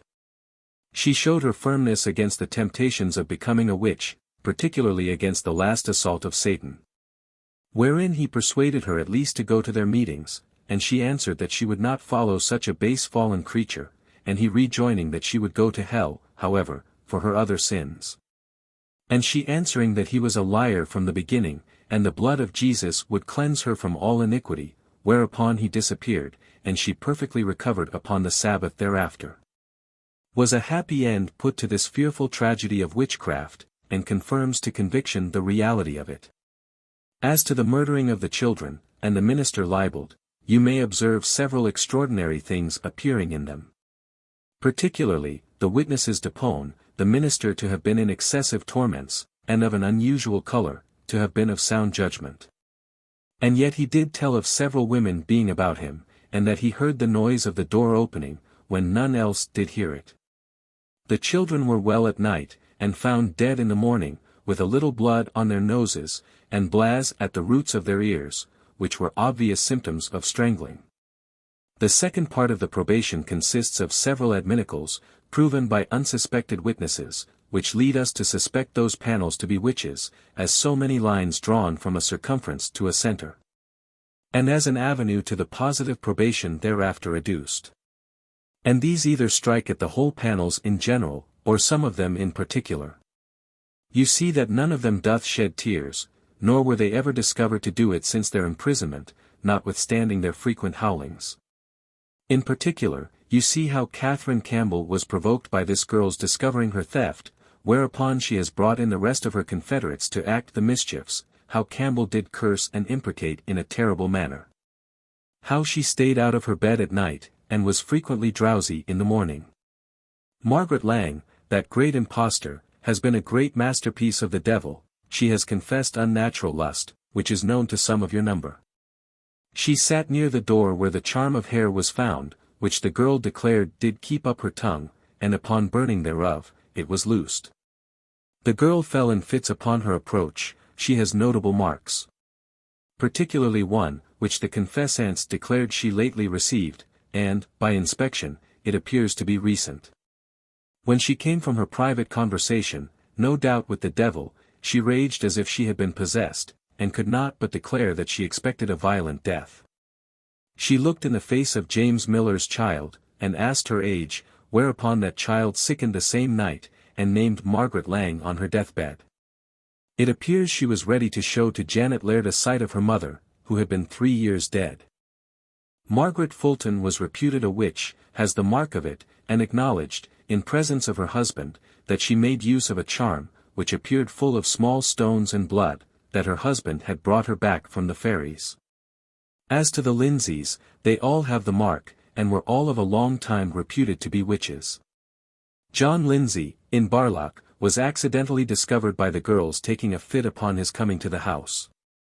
John and James Lindsay were dilated by a confessing witch in anno 1687, which confession is publicly read before you, and there was money given to the sheriff depute for delaying of the pursuit. James Lindsay appeared to William Semple suddenly, and flew about like a fowl for an opportunity to strike him. It is true, some of these indications may be in one, and others of them in another, either from nature or accident, and yet that person not be a witch. But it was never heard nor read that all these indications, which are so many discoveries by Providence, of a crime that might otherwise remain in the dark, did ever concur in one and the same individual person that was innocent. As to the third part of the probation, we remit the positive depositions of the confessants, and against whom they do concur, wholly to your own perusal or examination. Only you would be pleased to notice, first, something which do very much sustain the credibility of their testimonies, arising from their examination in court.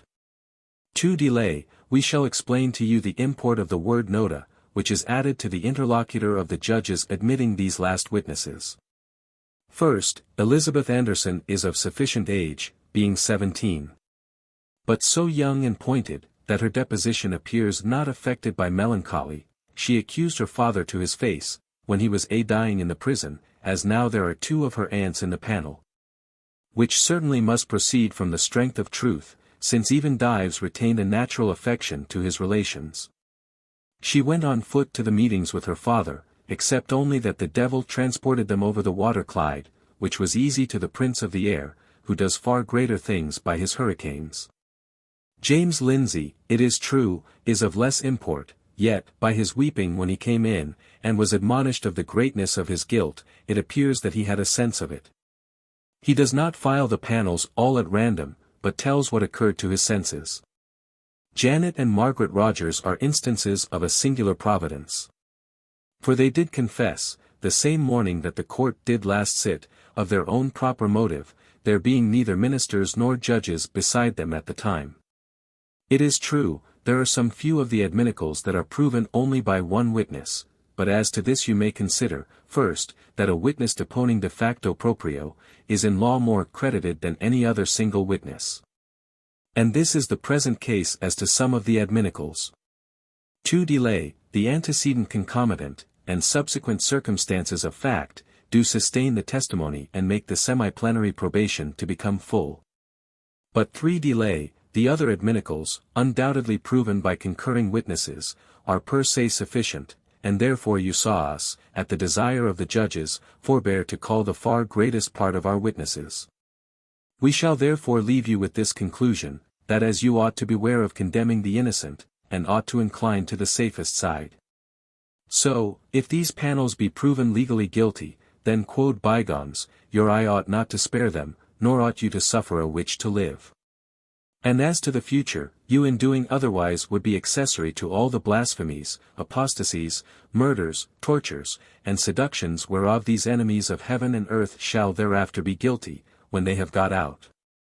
So that the question seems simply to come to this, whether, upon your oath to fidelity, you can swear that the panels, notwithstanding of all that is proven against them, are not guilty of witchcraft. In the determination whereof, we pray God may direct you in the right course. The jury, after being enclosed nearly 6 hours, found the libel proven. It only remains to be stated that the accused suffered the extreme penalty of the law, not for crimes committed, but on account of the superstition and ferocity of the period. Chapter 59. After witchcraft became unpopular, persons of youth, beauty, and rank, as well as people of old age, poverty, and deformity, often fell victims to superstition. The history of Lady Glammis is a painful one, exhibiting the gross darkness and ferocity of her time. Being beautiful, and in good position, her hand was sought by noblemen whose name and fame did, in some respects, honor to their country. As Lady Glammis could have only one husband at a time, she was compelled to reject proposals made to her by members of first-class families, a necessity that was not looked at in its proper light. For her refusals, both when she was a maid and widow, to enter into matrimonial alliance with the heads of noble houses, raised formidable enemies against her. Her influence at court was great. But this did not save her from being accused of witchcraft.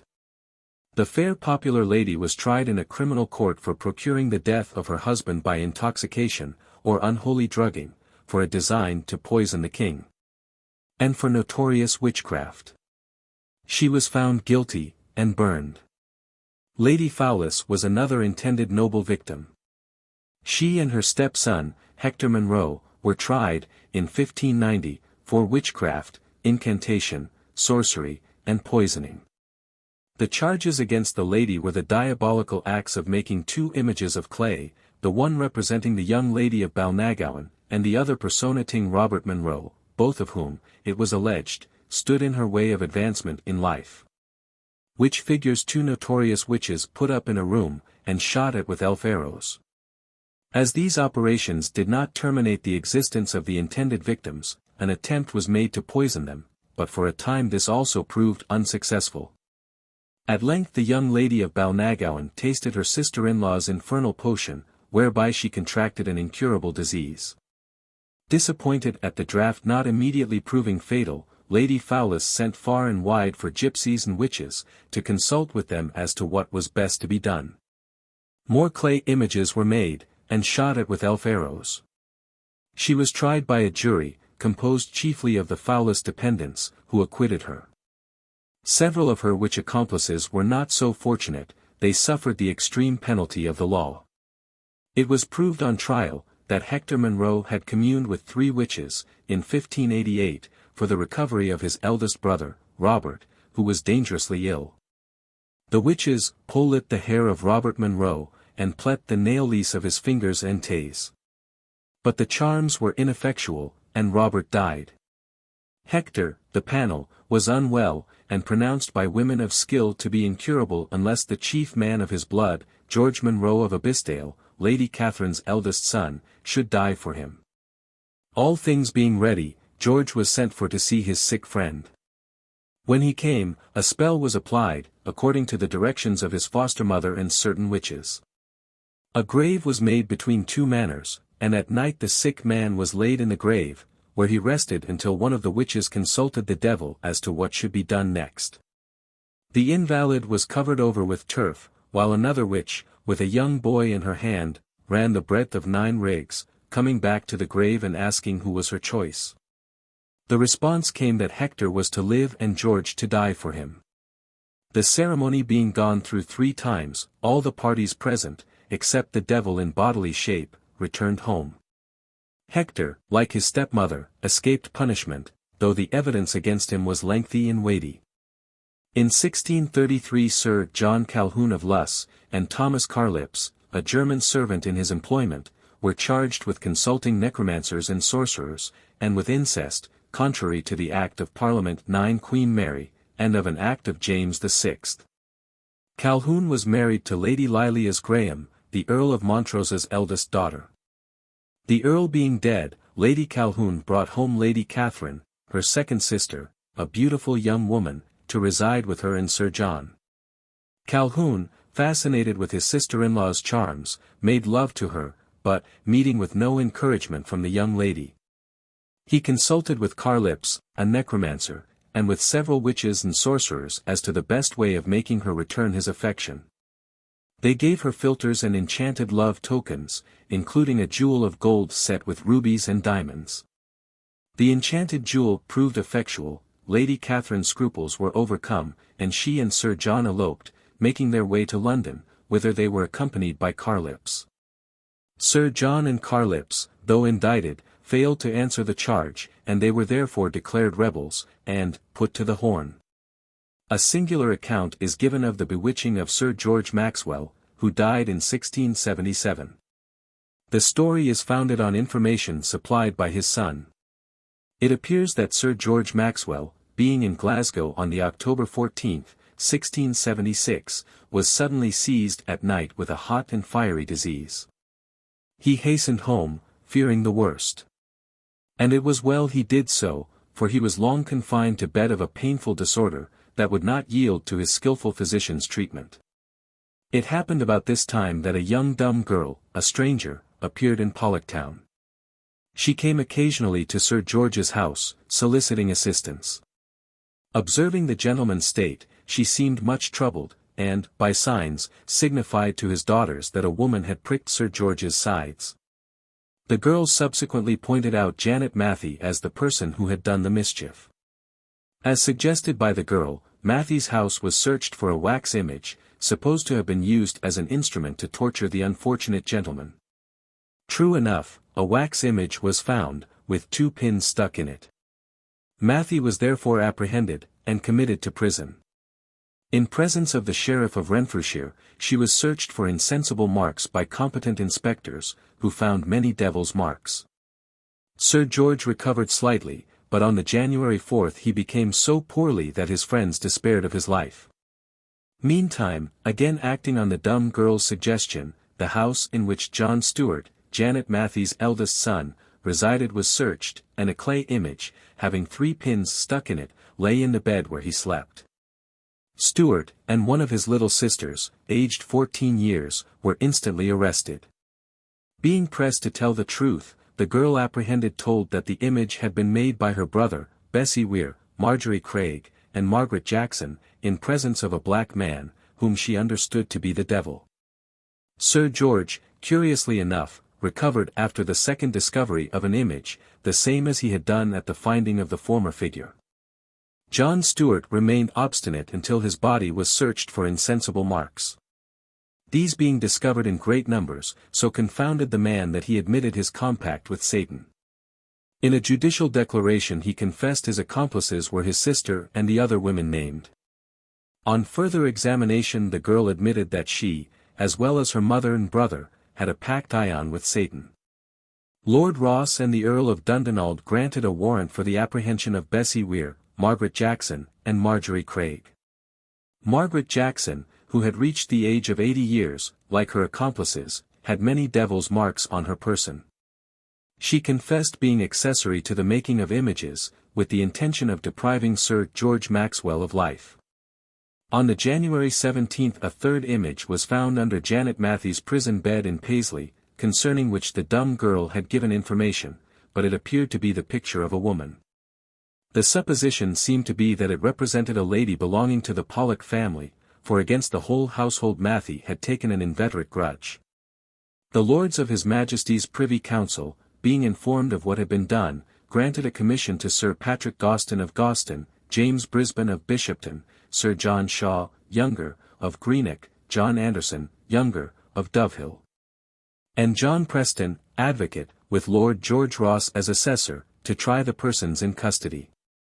The commission held its first court in Paisley on January 27, 1677. Annabel Stuart, the girl of 14 years, when brought before the court for the crime of witchcraft, stated that, in the previous harvest, the devil, like a black man, came to her mother's house and requested the declarant to give herself up to him, under pretense that if she did so she would never want. Enticed by her mother and Bessie Weir, she put her hand to the crown of her head, and the other to the sole of her foot, and swore that she yielded herself up to his satanic majesty. She declared that she had a spirit that attended her, known to herself and the other witches by the name of Anipa.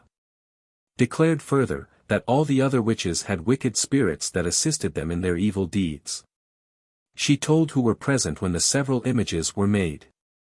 One of the figures was put on a spit, and turned before the fire. As it went round, each and all of them kept repeating Sir George Maxwell, Sir George Maxwell.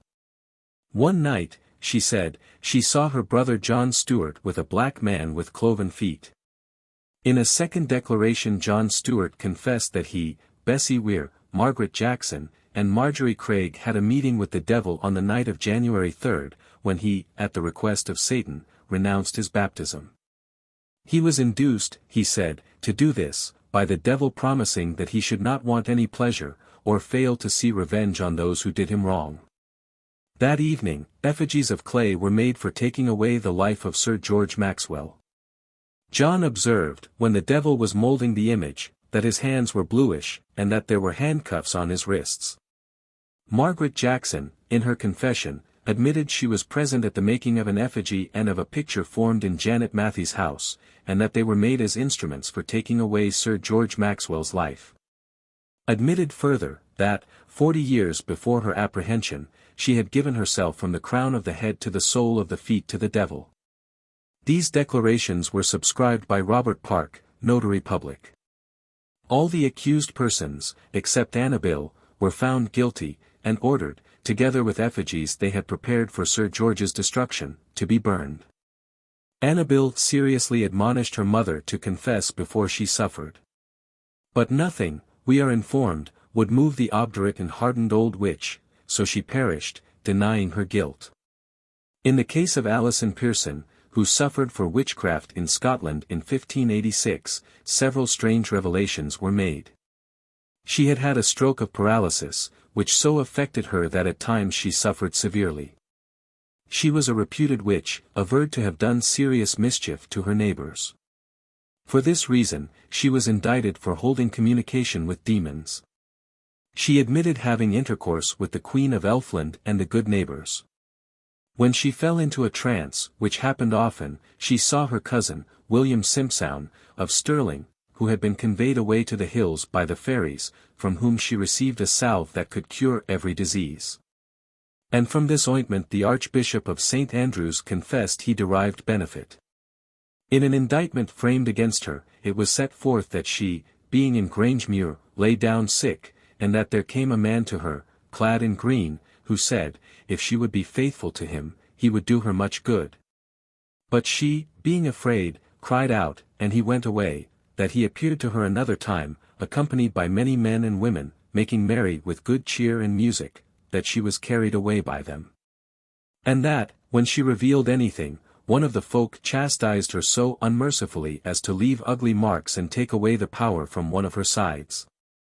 In her declaration she stated she saw the good neighbors, fairies, making their salves, with pans and fires, from herbs gathered under certain planets, and on particular days before the sun rose. Among other revelations, she stated that her cousin, William Simpson, appeared to her in the shape of a fairy, and bade her sign herself with the cross, to prevent her being carried to Elfland. For it was dangerous to go there, as 1/10 of the witches were annually conveyed thence to the place of everlasting torment. Another witch story. One night a gentleman in the West, riding home, was suddenly stopped by an unseen hand seizing his horse's bridle rein. Having a sword, he first struck at one side of his horse's head, and then at the other. The animal, now unrestrained, galloped home, when, on putting the horse into the stable, the gentleman found a hand cut off at the wrist, hanging to the bridle reins. Suspecting he had been waylaid by Janet Wood, a reputed witch in the neighborhood, he called on her next day, and found her in bed. She complained of being ill. After conversing with her for a short time, he rose to take his leave, and held out his hand to shake hands with her. She offered him her left hand.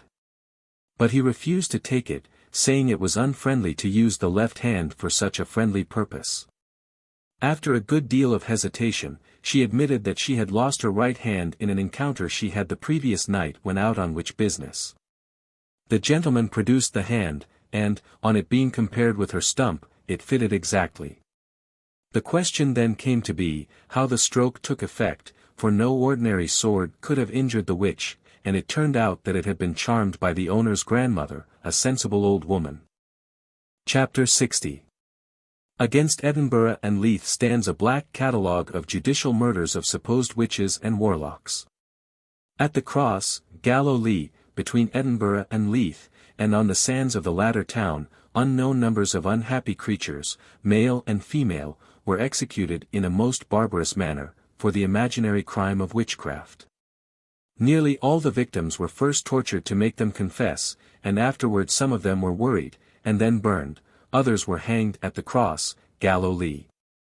And not a few supposed witches were fastened to a stake on South LIII sands, and allowed to remain there until the tide terminated their miseries.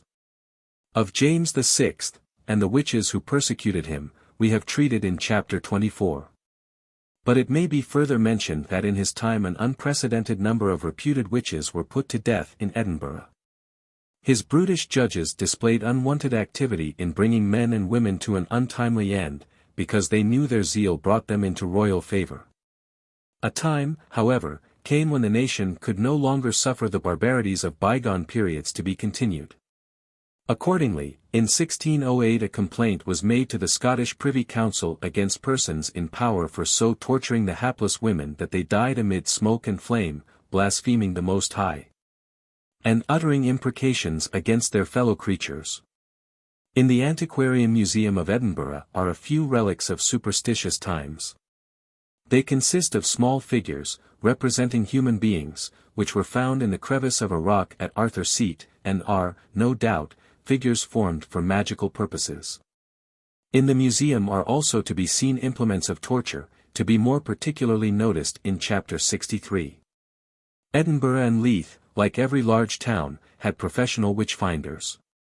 Royal commissions were issued to magistrates and ministers of the church, giving them power to search for, torture, and put to death, either by fire or water, every one guilty of witchcraft.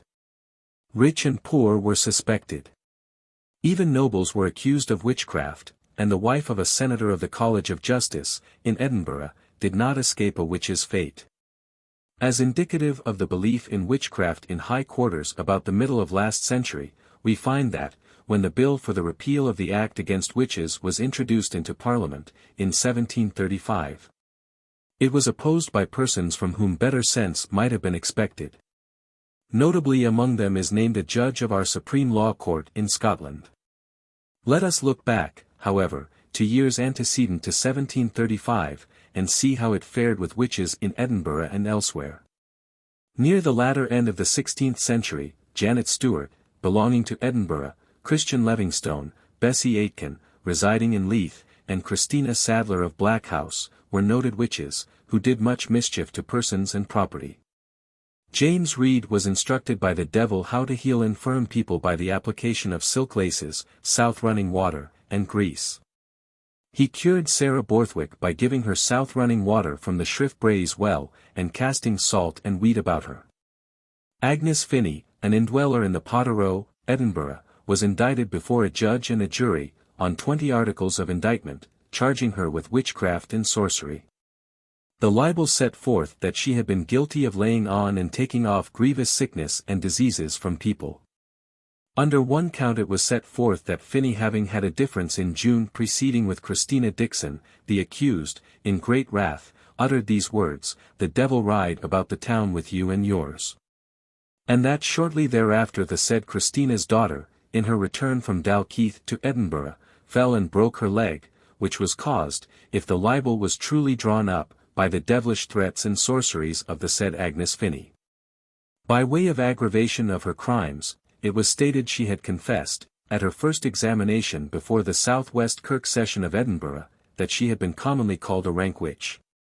She was convicted of nearly all the charges brought against her, and suffered accordingly. Alexander Hamilton, a warlock, was indicted for sorcery. He was enticed away by the devil, so the complainant made it appear, in the likeness of a black man, to Kingstown Hills, East Lothian.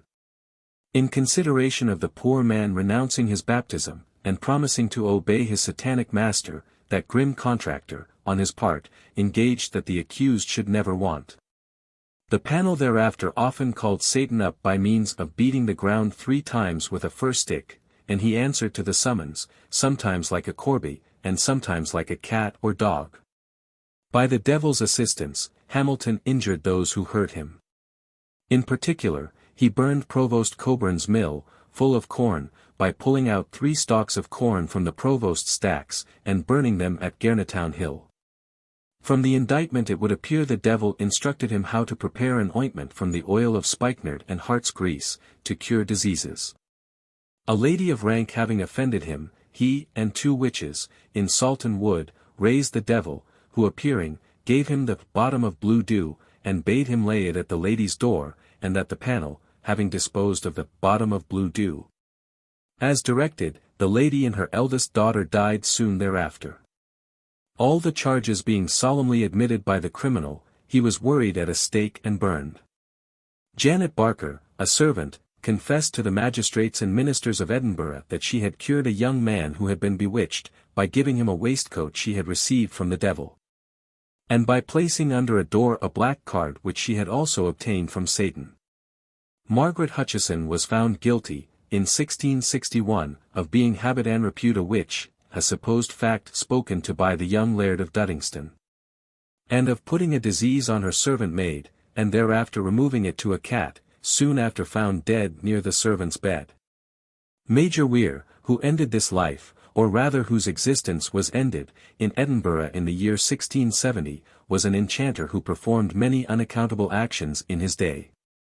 According to the statement of his sister, his whole magical power proceeded from a staff he possessed. The Major's sister had at the same time a distaff which often spun yarn for her without anyone handling it. At night she left the distaff empty, and in the morning it was full.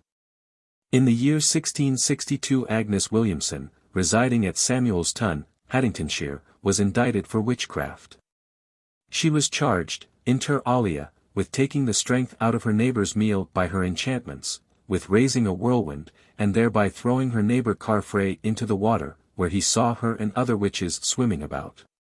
With telling a neighbour that Carfrae would lose 500 merks, and, by her sorcery, setting fire to his malt kiln, with renouncing her baptism, and taking the new name of Nanny Luckfoot. The jury brought in a verdict of guilty as to her being habit and repute a witch, but they acquitted her of all the other charges. In the beginning of the 17th century Elizabeth Bathgate, spouse of Alexander Pay, maltman in Eyemouth, was prosecuted at the instance of the Lord Advocate for sorcery. The charges exhibited against her were 18 in number, from which the following are selected. Causing the death of George Sprott's child by giving it an enchanted egg. Throwing the said George Sprott into extreme poverty by her sorcery.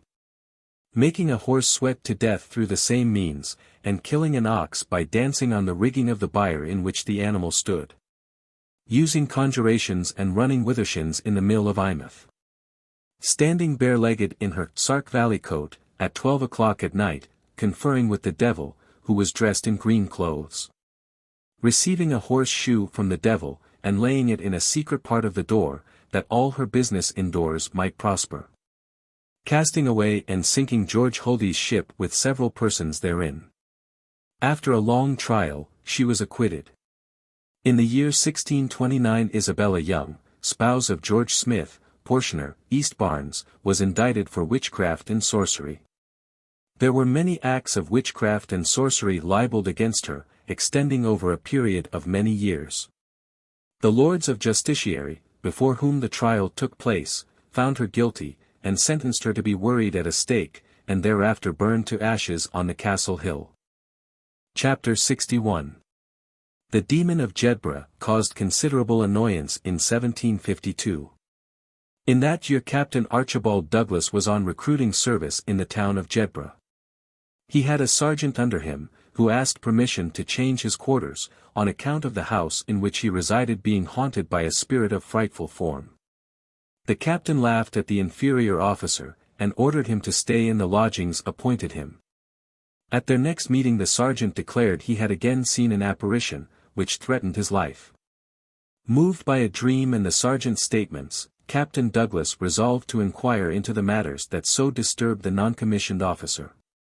The latter told his superior that during the night a frightful spectre stood by his bedside, that it changed into the shape of a black cat, jumped out at the window, and flew over the church steeple. Moreover, the sergeant informed the captain that he had learned the landlady was a witch, and the landlord possessed the faculty of second sight. At night Captain Douglas accompanied the sergeant, and lay down beside him, leaving his sword and firearms near them. At midnight the captain was wakened by a noise, and, on looking up, observed a large black cat flying through the window. Presently the captain fired his pistol at the creature, and shot away one of its ears. Next morning the commissioned officer stepped into the kitchen to see what was going on there, when in came the landlady, and swooned away in a pool of blood. On removing her headdress, he discovered a pistol shot wound on one side of her face, and observed that one of her ears was gone. The officer swore he would bring her before the magistrates to have her tried as a witch. She and her husband entreated him to refrain from giving information to the authorities, and he, like a generous man, promised to keep silence, on the condition that they would abandon their wicked ways. Isabel Gaudai, one of the Aldern witches, was baptized by the devil, with whom she had many Sabbath meetings. She and other witches appropriated Farmer Bredley's corn to themselves, and left him nothing but weeds. To secure the grain, they at one time disinterred an unbaptized infant, which, together with parings of their nails, ears of corn, and colewort leaves, they chopped and mixed together. At another time, to accomplish a similar object, a plough, having a coulter and sock of ram's horns, was prepared, and a yoke of toads, instead of oxen, with dog-grass traces, made to draw it twice round the farmer's fields.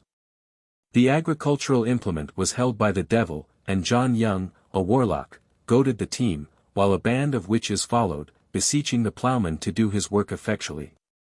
An attempt was made by the gang of witches to which Isabel Gaudai belonged, to shoot Harry Forbes, the minister of Aldern, with elf arrows, shaped by the devil, and sharpened by his imps. Notwithstanding all this, the arrows missed the mark.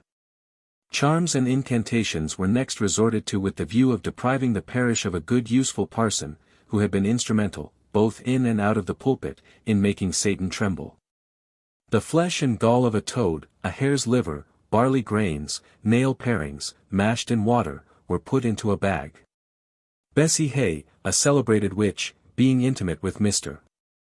Forbes, went into his room to slay him with the compound, but the good man was proof against infernal acts, and so escaped injury.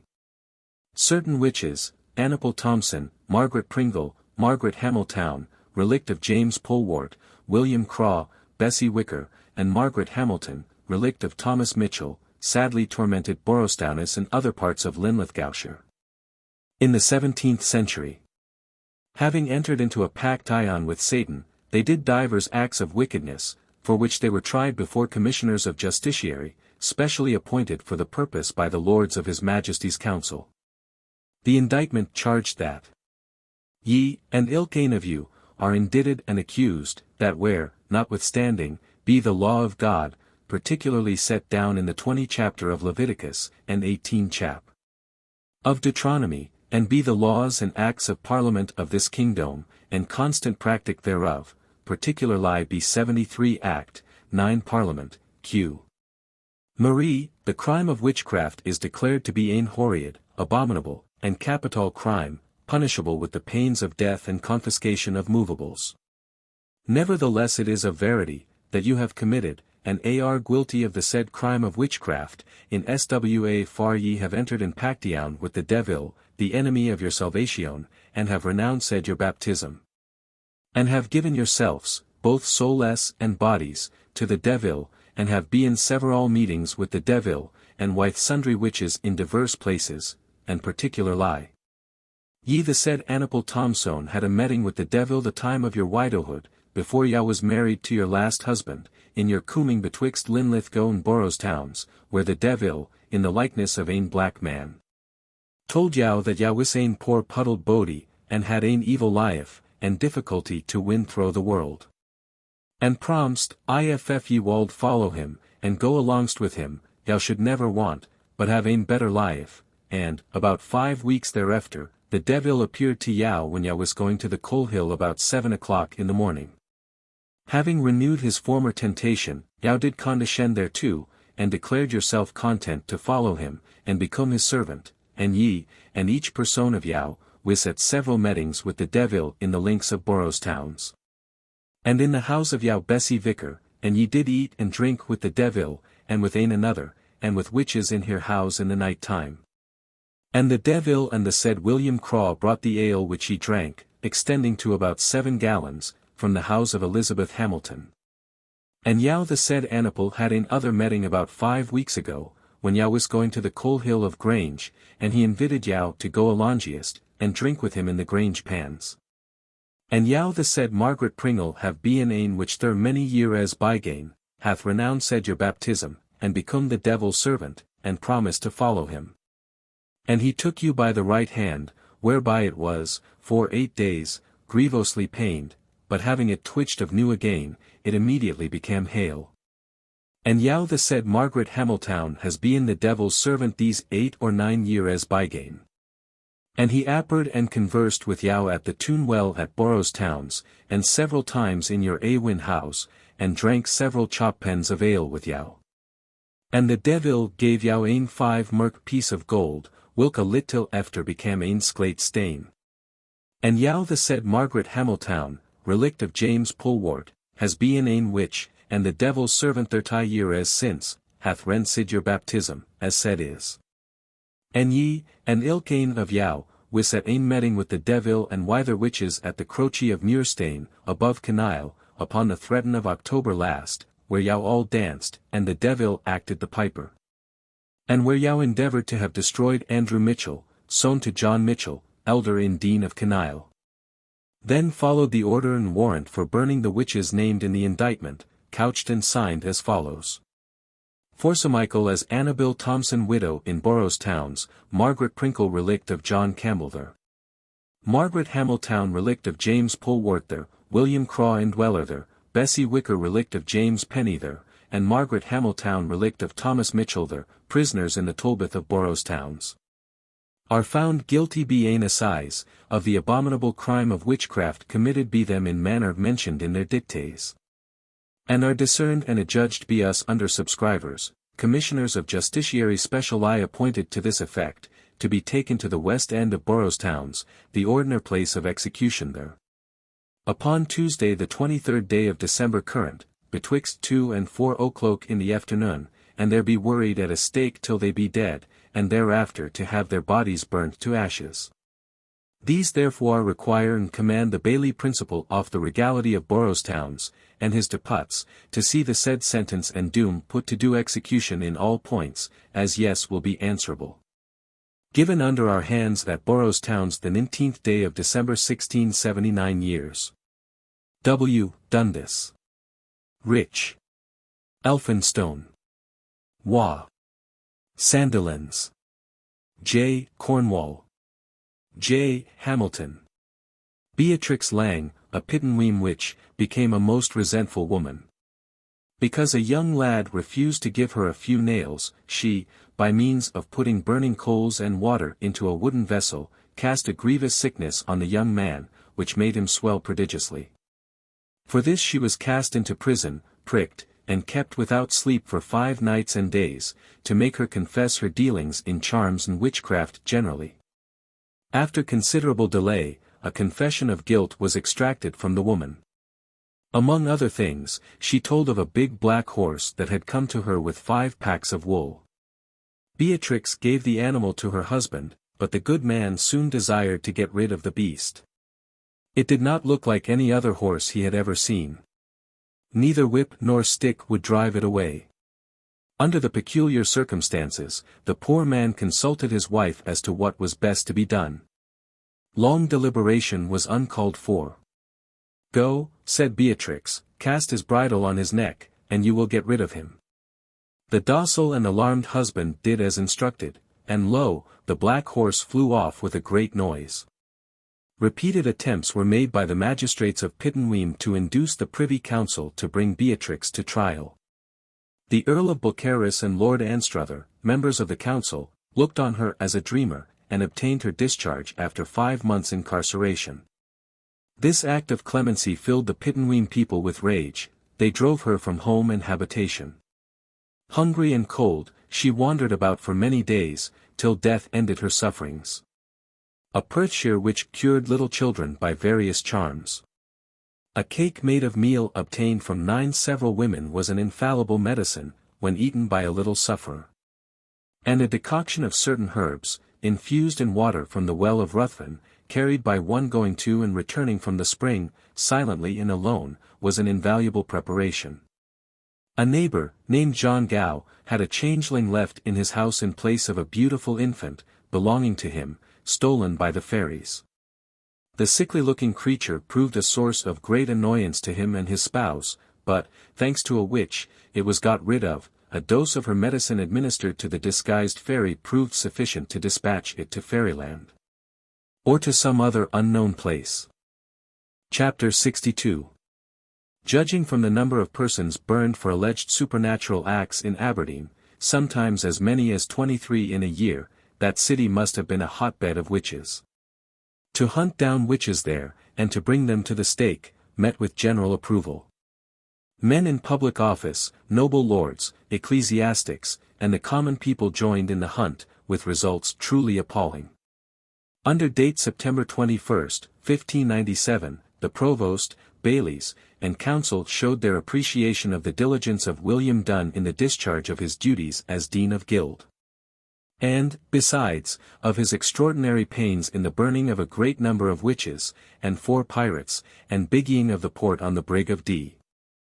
They, therefore, in recompense of his extraordinary panis, and in satisfaction thereof, not to induce any preparative to deans of guild to crave a recompense hereafter, but to encourage ithers to travel also diligently in the discharge of their office, granted and assignate to him the sum of £47, 3s. For D. Owen be him of the rest of his account of the unlawes of the persons convict for slaying of Black Fischche, and discharged him thereof be their presentis for ever. Thomas Laius, a stabler in Aberdeen, fell a victim to the overzeal of his fellow citizens at this time, the chief of whom was, no doubt, the indefatigable Dean of Guild. Laius appeared before the court of justiciary held in the Tolbooth of Aberdeen, to answer to the undermentioned charges. Imprimis, upon Halloween last bypast, at 12 hurries at even or the Irby, though, the said Thomas Laius. Accompanied with Umquil Janet Wishart, Isabel Coker, Isabel Monteith, Catherine Mitchell, relict of Umquil Charles Dunn, Litster, sorcereries and witches, with ane gryt number of ither witches, came to the Mercat in Fish Cross of Aberdeen. Under the conduct and jiding of the Duil, present with you all in company, playing before you on his kynd of instruments. Ye all danced about bathe of the said cross and the meal mercate ane lang space of time. In the quilk de Wills dawn though, the said Thomas, was foremost and led the ring, and dang the said Catherine Mitchell, because she spoilt your dawn, and ran knocked essay fast about as the rest. Testified be the said Catherine Mitchell, Coha was present with thee at the time foresaid, dan sin with the Duil. Secundus, the said Thomas Laius is accused as a common notorious witche, in using of witchcraft and sorcery these divers years bygame. The hail assis, in ane voce for the maist part, except XLIII, convicts and Phyllis Thomas Laius in the first point, that he was the ringleader of the dawn on Halloween last night about the Croce, and in either special points. And as a notorious witche be open voce and common fame. Thomas was burned. The following figures show the expenses incurred in burning the said unfortunate man. Item, 4 pitis, tar barellis, fur, and colis, to burn the said Thomas. And to John Justice for his fee in executing him, £2 13 4 inch. Expenses of burning Janet Wishart and Isabel Cocker. In Aberdeen. Item, for 20 loads of pitis to burn them, £2. Item, for ane bowl of coilis, 140. Item, for 4 tar barellis, 168. Item, for fur and win barellis, 016.8. Item, for a steak, and dressing of it, 016.0. Item, for 4 fat ohms of toes, 400. Item, for carrying the Petis, Colis, and Barellis to the hill, 013-4. Item.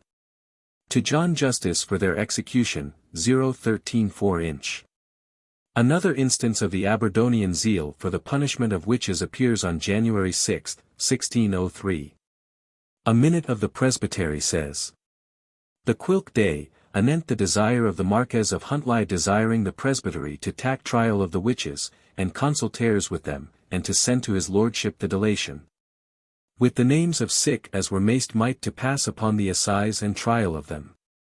The Presbytery, for obedience erto, ordinate every minister within their precinct to take ain subtil and privy inquisition therein, viz. Ilk minister, with two of his elderest that feareth God and are maist zealous of his glory, at ilk particular kirk respective, take the aids of the inhabitants within their charge, what they know of witches and consultaris with them. And write their depositions, and return the same to the Presbytery, with the names of sick as are meetest to be assessors to them, that the same may be sent to the Marquess with all hasty expedition, conform to the desire of his lordship's lettre. And his lordship may charge them. Helen Fraser, an Aberdeen witch, caused Robert Merchant, a married man, to fall in love with Isabel Bruce, a widow, an unholy affection that continued to the day Fraser was burned. Andrew Mann, an old Aberdonian, considered himself under the protection of the Fairy Queen, who imparted to him a knowledge of all things. And gave him the gift of healing every disease except one, that stand dade, the nature of which is unknown to us. By putting a patient 9 times through a hank of unwashed yarn, and a cat as often through it in the opposite direction, he cast the disease on the cat, and thereby cured the invalid. Janet Wischer, the expense of whose execution has been given, was a prominent witch in the north. She caused a man to melt away like a burning candle. She ruined a husband and his wife, by causing them to put 9 grains of wheat in the corners of their house. She raised a wind, by putting a piece of live coal at 2 doors, whereby she was enabled to winnow some corn for herself, when none of her neighbors could winnow for want of wind. Margaret Clark had the power of transferring pains from one person to another. She gave a valuable charm to a widow in search of a second husband. It was to be worn round her neck until she saw the man she loved best. When she met him she was to rub her face with the enchanted ornament, which would prove sufficient to induce the loved one to return the affection. Of the success of this scheme there is not sufficient proof. But there can be no doubt that, by means of charms, she, Clark, made a cruel husband leave off beating his wife. Clark was accustomed to attend a convention of 20,000 witches, presided over by Satan, at Athole. Strathdown, a wild romantic place in the North Highlands of Scotland, has long been celebrated for its witches, warlocks, ghosts, and fairies. An excellent story is told of 2 witches in that strath, who performed extraordinary feats through satanic power. An honest hard-working farmer there was constantly in great poverty. His cattle died, his sheep were worried, his plows broken, and his carts often overturned. Everything he did proved unprofitable. His cow's milk was bewitched. The cream would not turn into butter, the hens laid few eggs, and the chickens never throve. These misfortunes happened because he and his wife disregarded the traditions of their native country. How could they and theirs thrive? There was not an old horseshoe nailed to one of their doors, no rowan tree lay above either door or window lintel, and the cattle were permitted to feed on the hillside, without red thread tied round their tails. In short, the married couple lived as if no witches nor evil beings were among the glens and mountains, and as if they did not require to evoke the aid of the wise men and women in their parish. The farmer had 2 neighbors, by no means noted for industry, still they throve. Their wives were comely happy creatures, beloved by close companions and friends. On one occasion, when the unfortunate farmer's wife was complaining to the other 2 farmers' wives, they told her that if she would take their advice she would become prosperous like them. She consented to follow their counsel. The first thing the witches did, for, as the sequel will show, they were witches deeply learned in Satan's wicked ways, was to impose on the novice a vow of secrecy. Then to direct her, when going to bed, to take with her the besom, and, when her husband was asleep, to rise and come to them, leaving the besom beside him, and it would assume her appearance, so that he could not miss her. The poor man's wife, having done as directed, hurried out to join her companions, whom she found ready to start on a journey. They had torches to light them on their way, brooms to ride on through the air, and riddles to ferry them over the rapid-running Spey.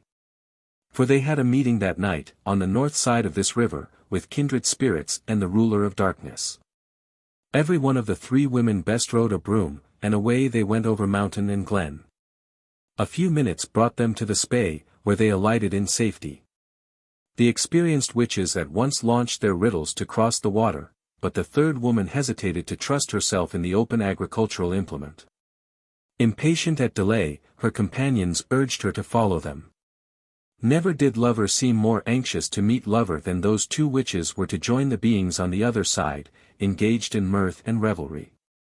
At the foot of a mountain nearby, on the top of which the ancient inhabitants of the north used to worship the sun and fire, orgies were being carried on, while the top seemed to be in flames. Sweet music saluted the ear, and a savory smell arose from a huge table, on which were spread 1,000 dishes. A tall man with swarthy complexion, as if he had come from a warm clime, stood to welcome all comers. And truly there were many hastening to the revel. Women flew as swiftly as if they were crows, and crossed the river as readily in their riddles as if they were mermaids. The novice became greatly alarmed, and crossed herself repeatedly. Just as the wicked witches reached the middle of the stream, she exclaimed, "Holy Mother, confound them!" The words had scarcely escaped from her lips, before the lights were extinguished and horrid yells of despair sounded far and near. Left alone in such a fearful place, the poor woman began to think what she could do. Remembering her distance from home, she felt at first inclined to bestride a broom and fly back. But second thoughts brought to mind the fate of her 2 unfortunate companions, whom she believed were drowned. Resolved to walk, or rather run, back to her abode before morning dawn, she went forward over moorland wilds, staying not, nor even looking behind, until she entered her own house and barred the door. Husband and besom occupied the bed as on the previous night. Removing the latter, she quietly took its place, but not to sleep, for her nervous system had received a severe shock, indeed so much so, that for more than a week she did not rise. Meantime the 2 lost women were missed, and the inhabitants far and near turned out to search for them. Every effort to discover them, dead or alive, proved unsuccessful. When ordinary efforts to find the women failed, the disconsolate husbands sought the advice of Madge MacDonald, the wise woman of Tomintoul. This important person told the husbands there was a person not far away who could tell about the women's disappearance, and that if she did not speak out, she, Madge MacDonald, would see what could be done. Madge commenced muttering to herself, "East, west, south, north, east, west, south, north." This she said several times, and then followed a long pause. A new idea seemed to strike her. And she abruptly asked the farmers if either or both missed any of their besoms or riddles. They had not, but, search being made, sure enough, each husband missed a besom and a riddle. "So I thought," said Madge at their next interview. And then added, "Look for your wives in the Spey." No time was lost in following the woman's advice. A search was made from the source of the Spey to the ocean, without any trace of the bodies being obtained. But, most extraordinary, the riddles were found near the Witch's Pool, a deep part of the river, known by this name to the present day. A startling mountain tale is given of a girl who could control the elements by means of magical power. The story runs thus: a little girl, walking with her father on his land, heard him complain of drought and want of rain. "Why, father," said the child, "I can make it rain or hail when and where I list." He asked from whom she had obtained such power. She replied, from her mother, who had forbidden her to divulge the secret. In violation, however, of a solemn promise, she said her mother had committed her to a master that did everything she desired. "Why, then," said her father, "make it rain, but only on one field." So she went to a stream, threw up water in her master's name, and presently it rained. Proceeding further, she made it hail on another field, when no hail fell elsewhere. Hereupon the father accused his wife of witchcraft, caused her to be burned, and anew had his child christened. Witchcraft continued in all its phases in the first quarter of the 18th century. In the year 1718 the Caithness witches were particularly active. Margaret Olsen, one of the evil sisterhood, tormented William Montgomery, a mason at Scrabster, and his family. She became displeased at him in consequence of his coming into possession of a property from which she had been expelled. To work out her evil design, she and certain associates transformed themselves into the form of cats. One night there appeared in Montgomery's house no fewer than 8 cats, not mewing nor caterwauling, but speaking with human voices. As this kind of annoyance could not be endured, the mason boldly attacked them with a sword, and so seriously cut one of the feline crew that it appeared to be dead. Mangled, and seemingly lifeless, the carcass was cast into the open air. Next morning it could not be seen.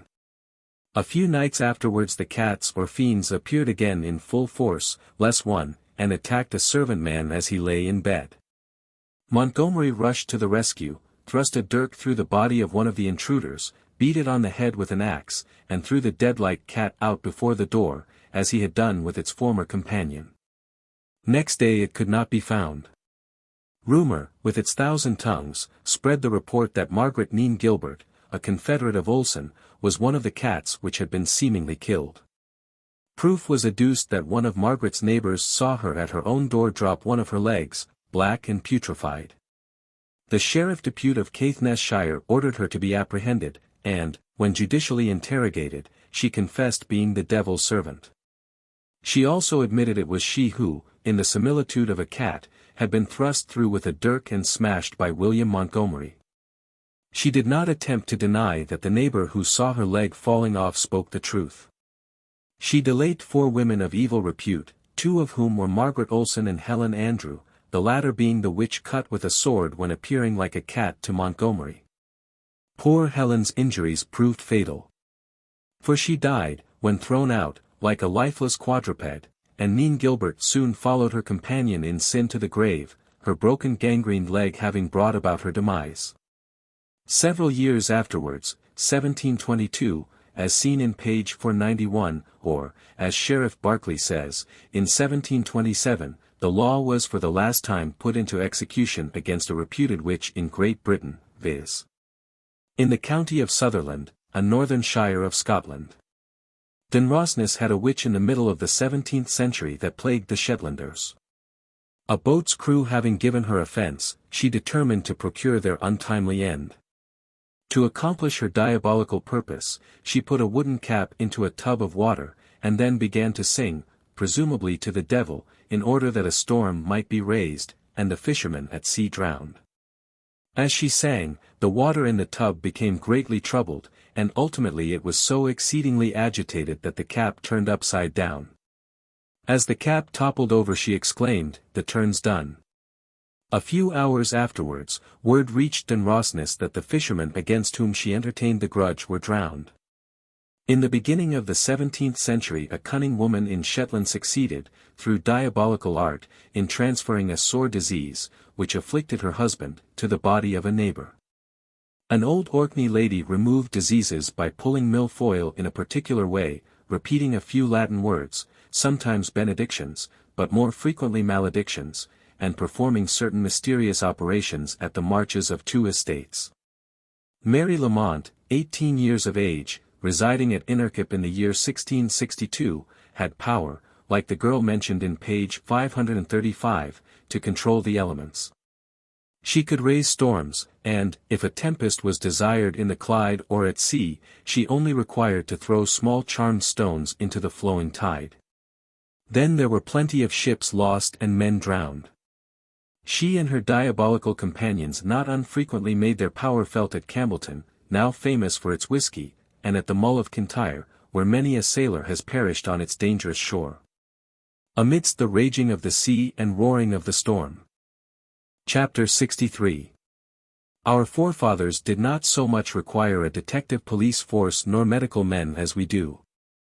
If thefts were committed, or persons became sick, cunning men or uncanny women were sent for. As rule, the offenses or diseases were traced to witches or other missionaries of Satan. A suspected person received neither justice nor mercy at the hands of judges and juries. Instruments of torture were applied to wring out false self-accusations against the unhappy individual under trial. Thumbkins, or thumbscrews, were tightened on the hands, boots with wedges were put on the feet. And the flesh was torn with red-hot pincers. These and other instruments were used to make persons speak, and again, when one spoke too much, or said what became unpleasant, a gag secured silence. In addition to the torture inflicted by such articles as we have enumerated, suspected criminals were not unfrequently put in the stocks and jugs, whipped at a cart tail, made to stand bareheaded and barefooted before the public. Or exposed in sackcloth at a church door or the market cross, to be gazed at, laughed at, and sometimes to be pelted by onlookers, rendered cruel and superstitious by their rulers and spiritual advisers. All things have an end. Examinations by torture were declared illegal in this country in 1628, yet, notwithstanding such a declaration, examinations under torment were resorted to in 1640. As an instance of the danger of torturing a criminal, not to speak of its inhumanity, we notice the case of John Felton, accused of assaulting the Duke of Buckingham in the year last above mentioned. On the Bishop of London proposing to put Felton on the rack with the view of obtaining from him the names of his associates, the criminal replied, "If it must be so, I know not whom I may accuse in the extremity of pain, Bishop Laud. Or perhaps any lord at this board." But we return to our proper subject. An appalling story of an English witch comes down to us from the 9th century. The Berkeley witch was rich and gay, living, to all appearance, a life of pleasure. But, having sold herself to the devil, a sad day of reckoning came at last. Before her death she called on the monks and nuns of a monastery, to whom she confessed that she had entered into a compact with Satan, who would, after her death, snatch away body and soul, unless prevented by means she explained.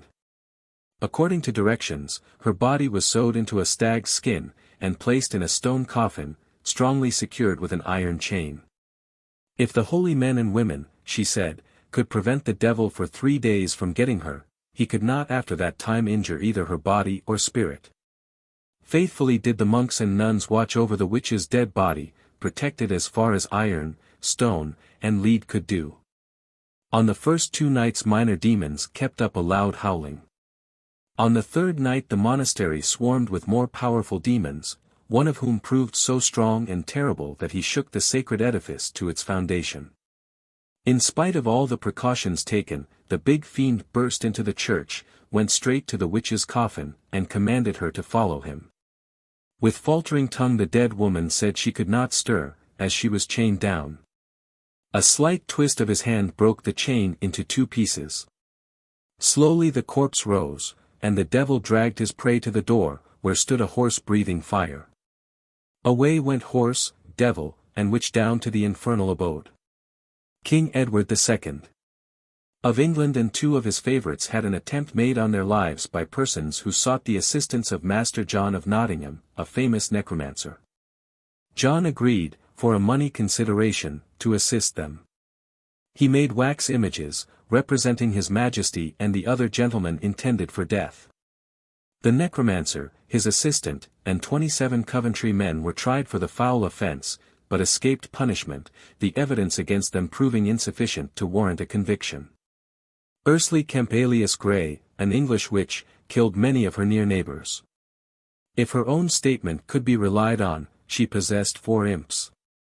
2 of them had power to kill, but the other 2 could do no more than punish men and beasts with lameness.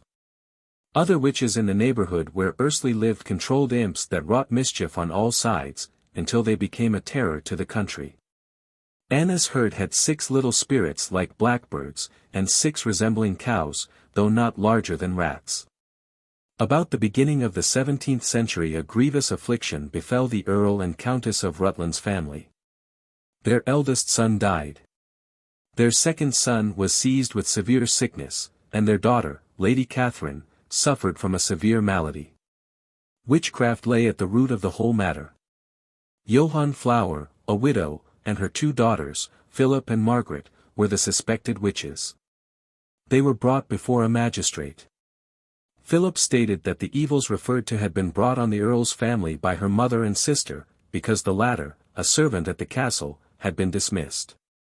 Margaret, by desire of her mother, stole the eldest son's right-hand glove and carried it home. The mother, who had an imp or evil spirit like a cat, rubbed the glove on the cat's back, ordering it to go and kill Lord Henry, the eldest son. And it set off to perform the devilish work assigned it. That the deed might be the more quickly performed, Johann put the glove into boiling water, pricked it with pins, and buried it. Lord Henry died. A glove of Lord Francis, the second son, was operated on in a similar manner, but, his life not being desired, he sickened only.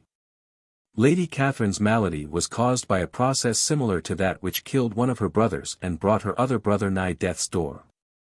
Philip admitted she had an imp like a white rat, which made Thomas Simpson love her.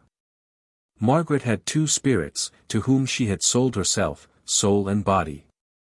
Johann's spirits told her she would neither be burned nor hanged, a prediction verified, for she died from some unknown cause on the way to prison.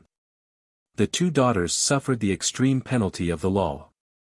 Edmund Robinson, a boy about 11 years of age, living at Pendle in 1632, told his friends remarkable stories about witches.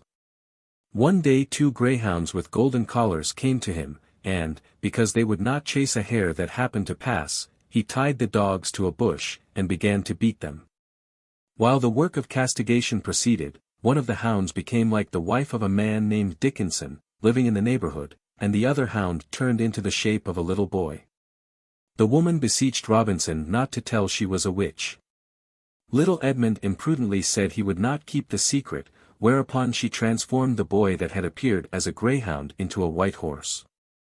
Dickinson's wife took Edmund, and mounted the horse with him. Before they had ridden more than 1/4 of a mile they came to a new house, where 60 persons were assembled at a splendid entertainment. Ample supplies came down by 6 visitors pulling as many ropes. By this operation smoking hot joints, lumps of butter, and milk in abundance fell into basins placed under the ropes. Little Edmund ran away, but before he reached his father's house a boy with cloven feet attacked him most unmercifully, cutting his face and ears. What the result would have been none can tell, had not 2 horsemen come forward and rescued Edmund from the evil spirit. The case being reported to Charles I, he instructed one of his bishops to make special inquiry into the matter. The bishop did not credit the boy's statement, so the king ordered the liberation of several women identified by the boy as having been concerned in the witch proceedings at the new house. At one time a band of Essex witches, numbering not less than 13, killed people, cattle, and horses, caused sickness, destroyed milk, beer, and batches of bread by their wicked arts, and sent their imps to burn dwelling houses, barns, and corn. The witches of Northamptonshire were famous in their day and generation. Agnes Brown and Johann Vaughan were grievously implicated. They, out of revenge against Mrs. Belcher for insulting Johann, Agnes Brown's daughter, griped and gnawed the lady's body, and put her mouth awry.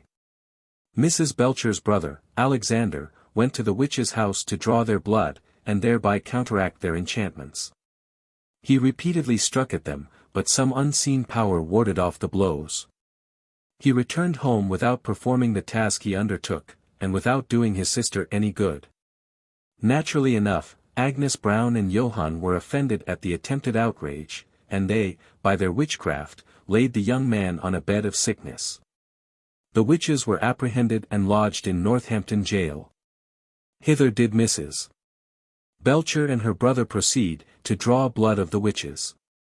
They succeeded in performing the operation, which we presume was done by cutting them above the mouth. For if the blood is not spilled above the breath, in a case of this kind, the sanguinary deed is of no avail. The afflicted man and woman found relief for a short space of time. Scarcely, however, had they left the prison than their pains returned with double torment. That was not all. As they drove along in a coach, a man and woman, riding on a black horse, suddenly appeared. The sight was taken as an omen of mischief. And so it happened, for the horses of Mrs. Belcher and her brother fell down dead on the road. Once upon a time, when the Earl of Essex and his army were marching through Newbury, they saw a woman crossing a river on a narrow plank and otherwise conducting herself, so as to make them conclude she was a witch. The soldiers caught her, and, by desire of their captain, 2 of them shot at her. With loud laughter and derision, she caught the bullets in her hands and threw them back. One daring fellow went close to the woman and discharged his carbine at her breast, but the bullet rebounded without taking effect. Another soldier tried to cut her down with his sword, but his arm lost its power. All efforts to kill her proved abortive, until blood was drawn from above the witch's temples, and then she fell by a pistol shot under her ear. And Bodenham, an English witch, told fortunes, kept imps, and held intercourse with the devil. She could raise storms, and kill and cure at pleasure. There was a law plea between Richard Goddard and Mr. Mason, his son-in-law. And Styles went to inquire at and Bodenham how the lawsuit would be decided. Bodenham made a circle on the floor with her staff, and then placed a book, a green glass, and a pan of coals, within the circle. Suddenly a high wind rose, which made the house shake. And 5 puny devils resembling ragged boys entered the circle, followed by Bodenham's dog and cat. Boys, dog, and cat danced round the pan of coals. After deep thought, the woman took up her book and read part of it, then she threw white seeds to the spirits, which they picked up. Dancing commenced again, and again the woman Bodenham read her book. At last she went out at the back door, followed by her sprites, and the wind, which kept blowing a furious blast all the time, ceased. Alone the witch returned, and told the messenger how the lawsuit would terminate. At another time and Styles went, by order of Mrs. Goddard, to learn from Bodenham where a quantity of poison, concealed by the lady's 2 stepdaughters, could be found. The witch went through all the ceremonies formerly performed, and the sprites acted their parts.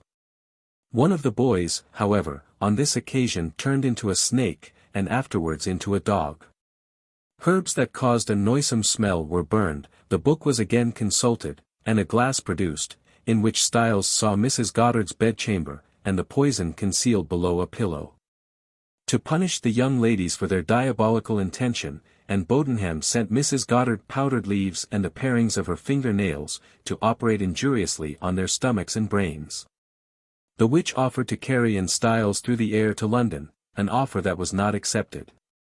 Bodenham often changed herself into the form of a black cat of enormous size. The witch had a tame toad that she constantly kept in a small bag, suspended from her neck. She could say the creed backwards as well as forwards. She was condemned to death, and died impenitent, refusing to listen to psalm singing or prayers. Glasgow, like other towns, did not lack witches and warlocks, nor did it permit its burning faggots to be extinguished. The fury against such members of society may be judged of when it is known that repentant stools, pillars, and jugs were made, and whips prepared for ordinary church offenders, when it is known that scolding women were stuck up in jugs and branks in the most public places of Glasgow, when it is known that holy men and women were burned alive there for adhering to the principles of the Reformation, when it is known that men and women were imprisoned and whipped every day during the Kirk session's pleasure. For offences now considered venial, when it is known that, for a breach of the 7th commandment, some were carted through the streets, whipped, and thereafter banished from the town. That others, for a violation of the said commandment, were fined and ordained to stand at the cross with fast bands of iron about their craigs, and papers on their foreheads, bareheaded, and without cloaks or plaids. And that others again, for similar offences, were carted through the town, and lowered by means of a pulley from the Glasgow Bridge and ducked in the Clyde. In 1649 the session requested all who knew any acts of witchcraft or sorcery against witches and warlocks in Glasgow to intimate the same to the ministers and magistrates, that the offenders might be proceeded against with rigour. As a proof that the work goes bonnily on, as Mr. David Dixon, Professor of Divinity, said on seeing Sir Walter Rowlock, Sir Philip Nisbet, and Ogilvy of Inverquharity led to execution in 1645, we mention that, so frequent were the prosecutions against witches and warlocks in Glasgow.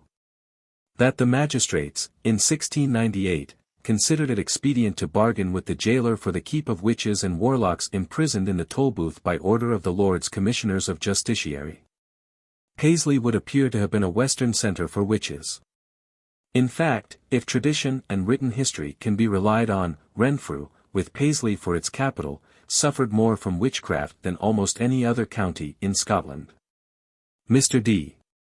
Semple informs us that, so recently as 1697, 6 poor creatures were convicted of this crime before the regality of Paisley, and were worried and burned to death on the gallows green. So audacious were those in league with Satan, that they assailed men in high position as well as those in low degree. John P. and others were indicted in 1692 for slandering, calumniating, reproaching, and taking away the good name of John Adams, late Baillie of Paisley, and others, and for drinking the devil's health. Being found guilty, they were ordered to go to the stair-foot of Baillie Adams, and confess they scandalized. And if not, to be taken to the Mercat Cross of Paisley, with a paper on their breast, bearing these words in great letters, "We stand here for scandalizing," etc. They all obeyed but Janet Fife, on whom the sentence was executed. Mr. Hector, Sheriff Clerk of Renfrewshire, from whose work on the peculiar trials of his county we are quoting, remarks, "If this wholesome treatment was more carried out, we would have fewer long tongues." Chapter 64. In the 17th century it was not uncommon for people in England to secure themselves against witchcraft after the manner Lowland Scotchmen protected themselves from Highland robbers, by paying blackmail. In 1612 John Davis, a Lancashire man, agreed to give a dangerous witch, residing near him, a quantity of meal annually, on condition that she would not bewitch him or his. She adhered to her part of the contract, but Davis, like a foolish fellow, ceased to implement his part of it. The covenant being broken, he was no longer safe, and she bewitched him to death. Many have heard of the demon of Tedworth, in the county of Wilts, in the year 1661. Mr. John Mompesson, of Tedworth, hearing a drum beaten one day, inquired what it meant. The bailiff told him that the people had for some days been troubled with an idle drummer, who demanded money from them. On learning this, Mr. Mompesson sent for the man, and, on his coming, commanded him to lay aside his drum. At the same time the gentleman directed the constable to carry the disturber of the peace before a magistrate, in order to have him punished. The fellow begged earnestly to have his drum, but it was not thought advisable to let him have it. Therefore it was kept in Mr. Mompesson's house. About a month after the drummer's apprehension, Mr. Mompesson's family were sadly annoyed by violent knocking and drumming, at times apparently in the house, and at other times seemingly on the housetop. This disturbance continued for weeks without much change, but then the annoyance became unbearable. An offensive smell pervaded the house, boards danced through rooms and passages by day. And at night, drumming was heard for hours together in the apartment where the drum lay. To administer comfort, if not to afford protection, to the family, the minister and divers pious neighbors came to the house to pray. The clergyman knelt down at a bedside, but soon rose again, to avoid being injured by shoes and other missiles thrown at him. Singing was sometimes heard, blue lights were seen, doors closed and opened with a bang 10 times in as many minutes, although no one could be seen near them. During the time of a more than ordinary alarm, when many people were present, a gentleman said, "Satan, if the drummer set thee to work, give 3 knocks, and no more." 3 knocks immediately followed. For further trial, the gentleman said, "If the drummer has instructed thee, Satan, to molest this innocent family, give 5 knocks, and no more, tonight." 5 knocks were given in response, which were the last knockings heard before next day. One morning Mr. Mompesson, seeing a quantity of wood in a corner of the house, discharged a pistol at the sticks, as he thought a person lay concealed under them. On their being removed, no one could be seen, but a pool of blood met the eye. For a whole year the family suffered by the wicked arts of the vagabond drummer. For his malicious doings he was tried at the Salisbury Assizes. On the evidence of the parish minister, and of other intelligent witnesses, he was found guilty of sorcery, and condemned to transportation. It is reported that, on the voyage to the penal settlements, he alarmed the sailors and endangered the ship, by raising storms which almost engulfed the vessel. The drummer told a few confidential companions that he had served in Cromwell's army with another soldier, a well-known wizard, who instructed him in the magical art. Florence Newton was committed to Yowell prison the same year, 1661, for witchcraft. The mayor of Yowell, in giving evidence against her, said there were 3 aldermen, whose children had been bewitched to death by the accused kissing the little ones. The indictment also contained a charge against her for bewitching David Jones to death, by kissing his hand through the prison grating. It appears that Jones and Francis Beasley were watching Newton one night in the prison, to see if she had any familiars resorting to her. David Jones told the prisoner that he had heard she could not say the Lord's Prayer, to which she replied that she could. They found, however, that she could not repeat it. David tried to instruct her. But, all he could do, she would not utter the words, "Forgive us our trespasses." Seemingly grateful for his assistance, she asked him to come near her, that she might kiss his hand. He stretched out his hand, and she kissed it through a window protected with iron bars. Subsequently Jones told deponent that ever since the old hag kissed his hand he felt ill. At times he imagined she was pulling his arm. The court found Newton guilty of witchcraft, and she fell a victim to the popular superstition of her time. Julian Cox, aged 70 years, was indicted at Taunton Summer Assizes in the year 1663, before Judge Archer, for witchcraft practiced upon a young maid. The evidence against her was divided into 2 heads, first, to prove her habit and repute a witch, secondly, to prove her guilty of the witchcraft mentioned in the indictment. The first witness, a huntsman, swore that, while out with a pack of hounds to hunt a hare, not far from Julian Cox's house, he started one. The dogs chased the creature very close, so that it was fain to take shelter in a bush. He ran to protect the hare from being torn, and great was his surprise to find that, in place of a quadruped, there lay Julian Cox, panting for want of breath. A farmer said she had caused his cattle to run mad.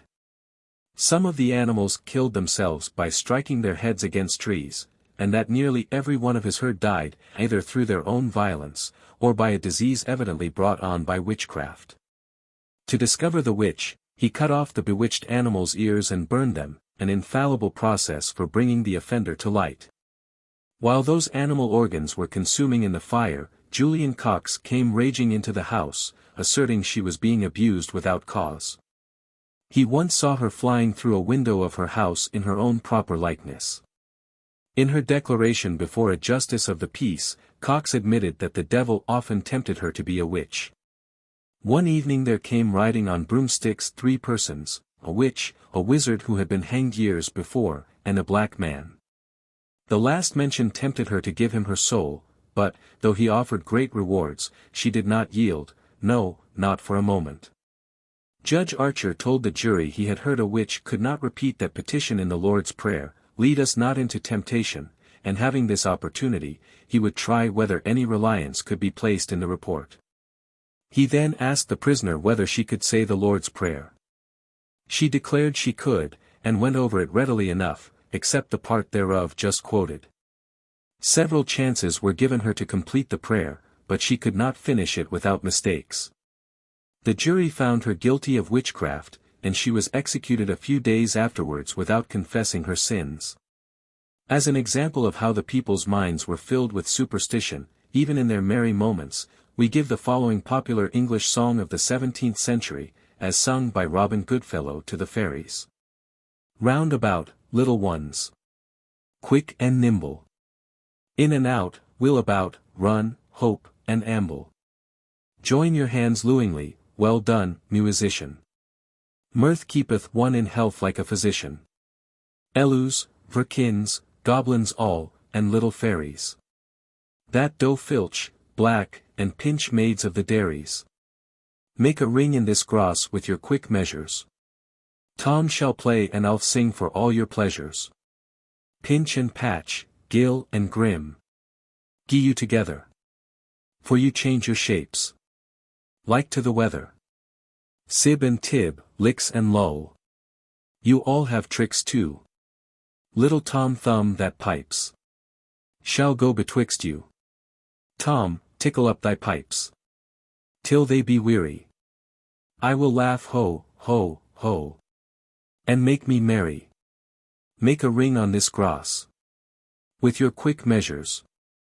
Tom shall play and I will sing for all your pleasures. The moon shines fair and bright, and the old hollows. Mortals now take their rests upon their pillows. The bats around likewise, and the night rawn, which doth use for to call men to death's howen. Now the mice peep abroad, and the cats take them. Now do young wenches sleep, till their dreams wake them. Make a ring on the grass with your quick measures. Tom shall play, I will sing for all your pleasures. Chapter 65. Elizabeth Style, of Stoke Trester, Somersetshire, was accused, in the year 1664, by divers persons of witchcraft. She confessed before Robert Hunt, Esquire, a justice of the peace for the county, that the devil, 10 years before that time, had appeared to her as a handsome young man, offered her money, said she would live gay and have all the pleasures of the world for 12 years, if she would with her blood sign a document, binding herself to obey his laws, and give her soul over to him. She agreed to do as requested, whereupon he pricked the fourth finger of her right hand, and with a few drops of blood that issued from the wound she signed the engagement. When she desired to do harm, Satan gave her power according to their agreement. About a month before her examination she desired him to torment Elizabeth Hull by thrusting thorns into her flesh, a request he promised to comply with.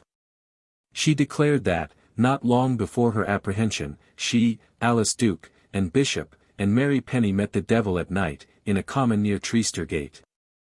Their meeting terminated with dancing and feasting. Similar meetings subsequently took place.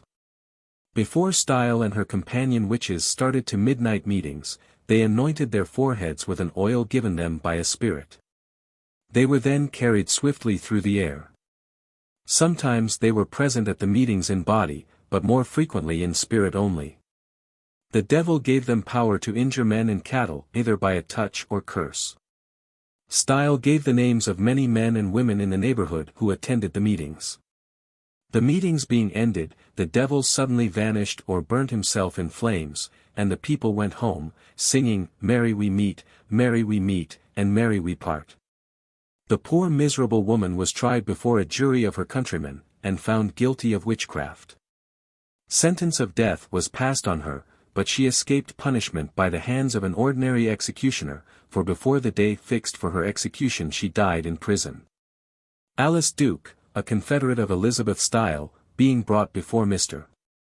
Hunt for examination on a charge of witchcraft, stated that she and Bishop went to the churchyard at night and stepped backward round the church 3 times.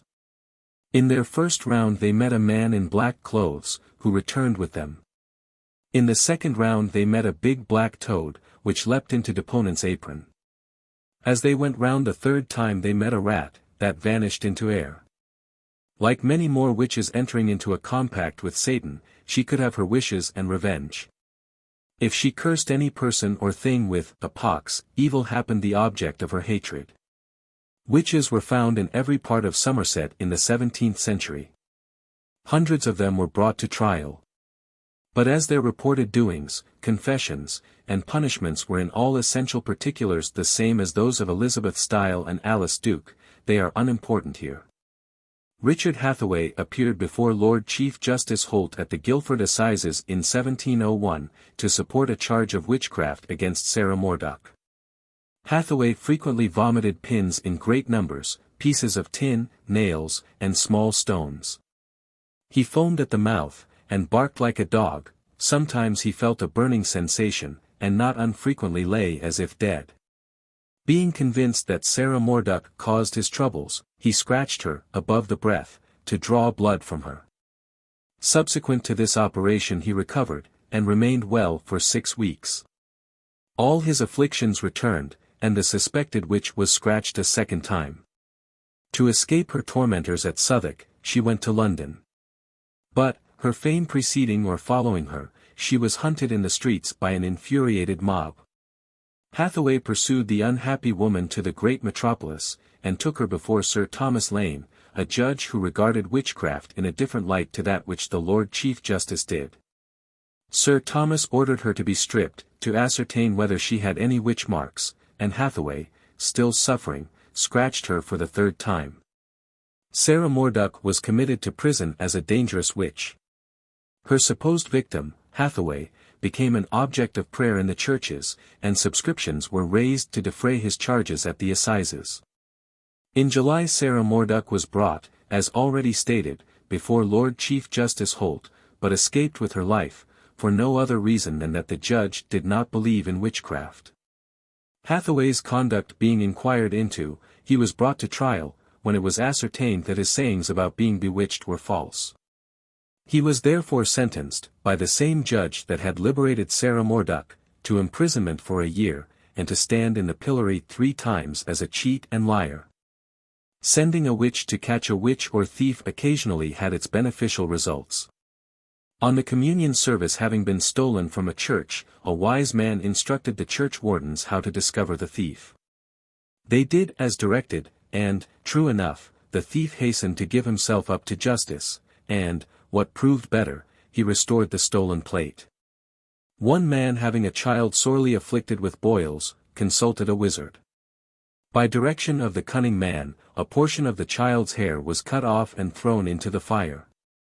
This had the effect of compelling a witch to hasten to the house and confess that she had in reality brought trouble on the child.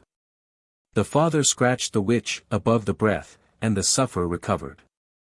Jane Stretton, a young woman 20 years of age, was bewitched in 1669, and consequently suffered much by flax, hair, thread, and pins gathering in her throat. Still more strange, red-hot flames issued from her mouth. A wise man's wife was suspected of bringing about the calamity. Various means were resorted to with the view of establishing her guilt. Sympathizing neighbors were consulted, and one of them suggested a method that proved effectual. Foam was collected from Jane's mouth and chin, and thrown into the fire, as a charm to injure her tormentor. We are assured the expedient succeeded admirably. While the foam hissed in the flames, the witch, compelled by the operation, came into the house to confess that she alone had caused the young woman's distemper.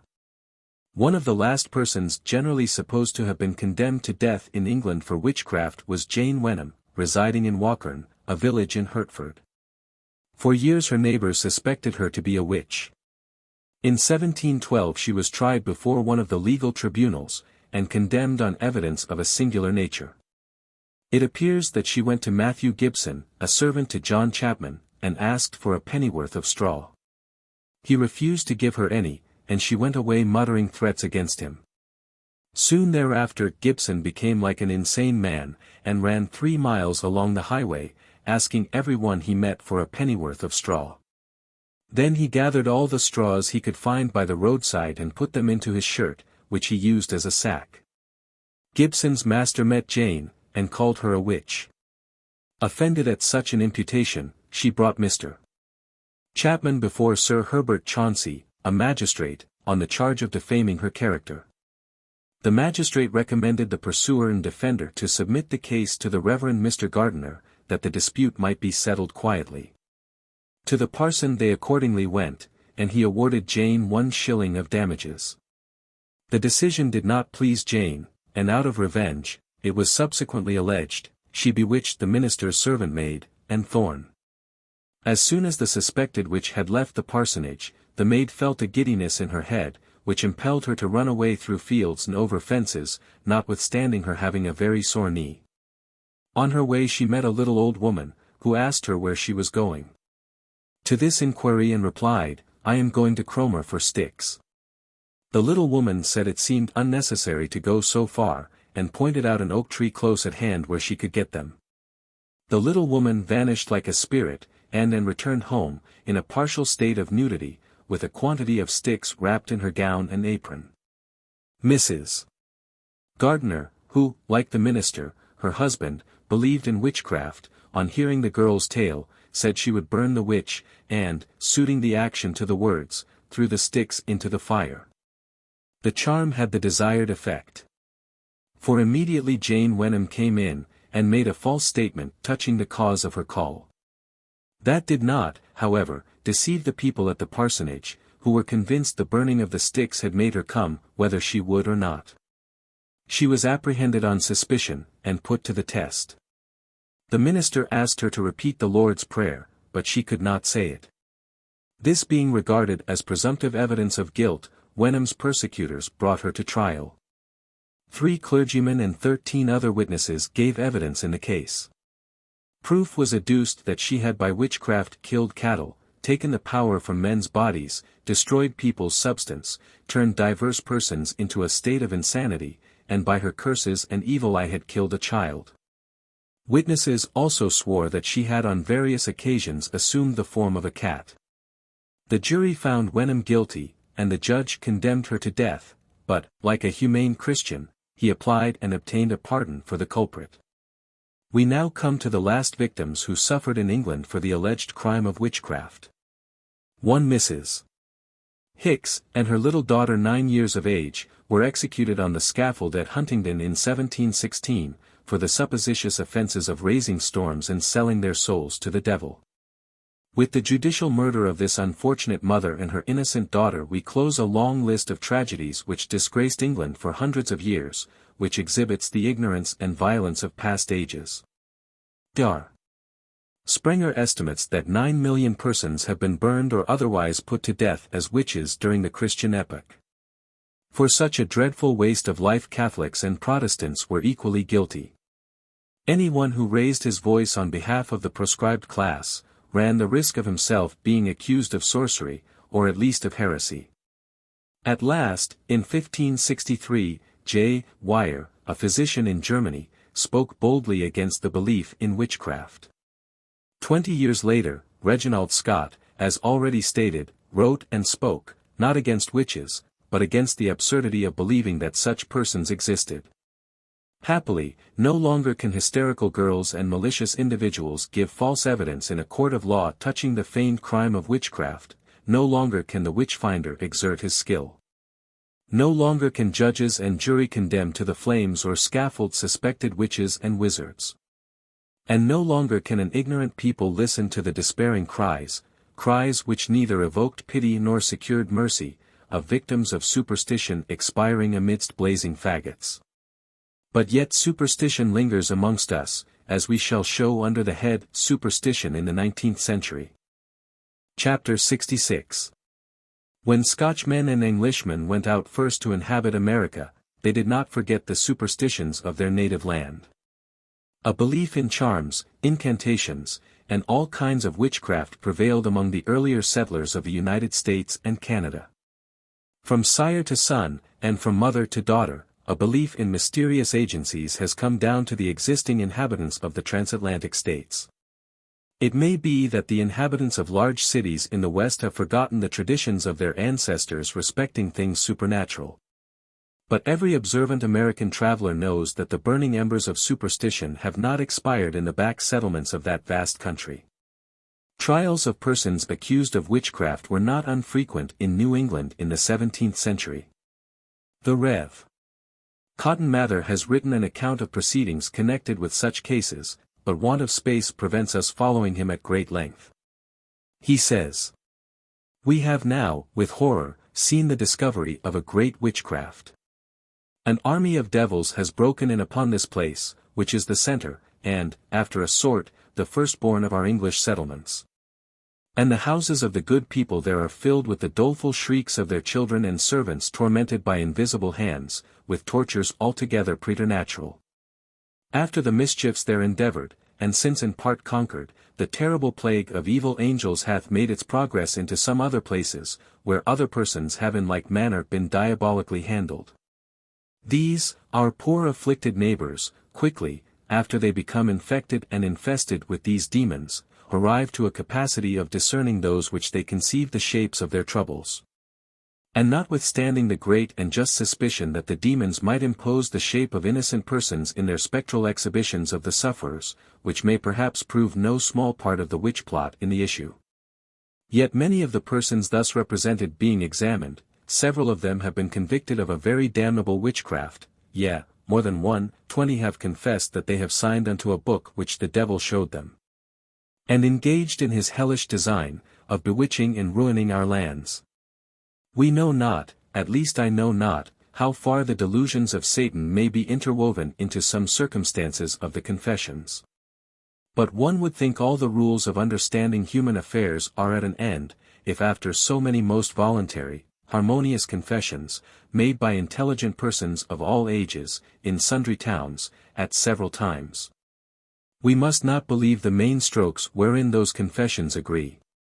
Especially when we have 1,000 preternatural things every day before our eyes, wherein the confessors do acknowledge their concernment, and give demonstration of their being so concerned.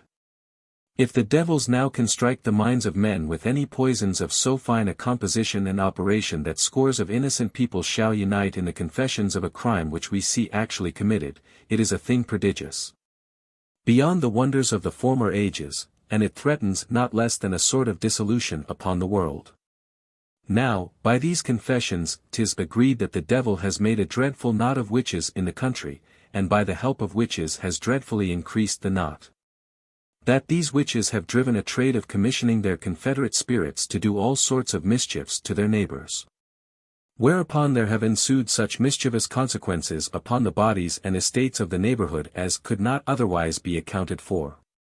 Human beings were not always the only victims of superstition in olden times, for we have information of dumb animals suffering on account of it being thought they were active agents of Satan. The Inquisition in Portugal in 1601, in its sanguinary infatuation, condemned to the flames, for being possessed of the devil, a horse belonging to an Englishman, who had taught it to perform uncommonly clever tricks. And the poor animal was publicly burned at Lisbon. Instances are also on record of swine being burned, under the suspicion that they, too, were helpers of the devil. Through sorcery, Mr. Mather thought witnesses were occasionally prevented from giving evidence in courts of justice against witches, and even judges were sometimes so overawed by the culprit's looks that they could not discharge their duties with firmness. A witch could, by a cast of her evil eye, strike people to the ground, and by the same visual organ kill cattle. Men and beasts were also bewitched into madness. To such an extent, we are told, were people tormented by witches in New England, that the Church appointed days of prayer on behalf of afflicted persons. And so peculiar were diseases, that the physicians declared their patients' troubles were preternatural. That being so, a little ingenuity, strengthened with spite, enabled the afflicted or the afflicted's friends to trace the disorder to the malevolence of a certain witch or witches.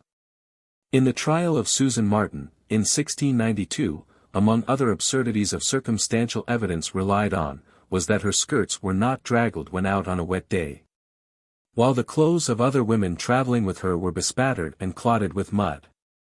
Writers of no mean order, including clergymen, believed in the existence of witches, ghosts, and goblins, and boldly defended the proceedings in New England against the victims put to death for their alleged diabolical deeds through the agency of Satan. Witchcraft spread alarm over Sweden in the 17th century.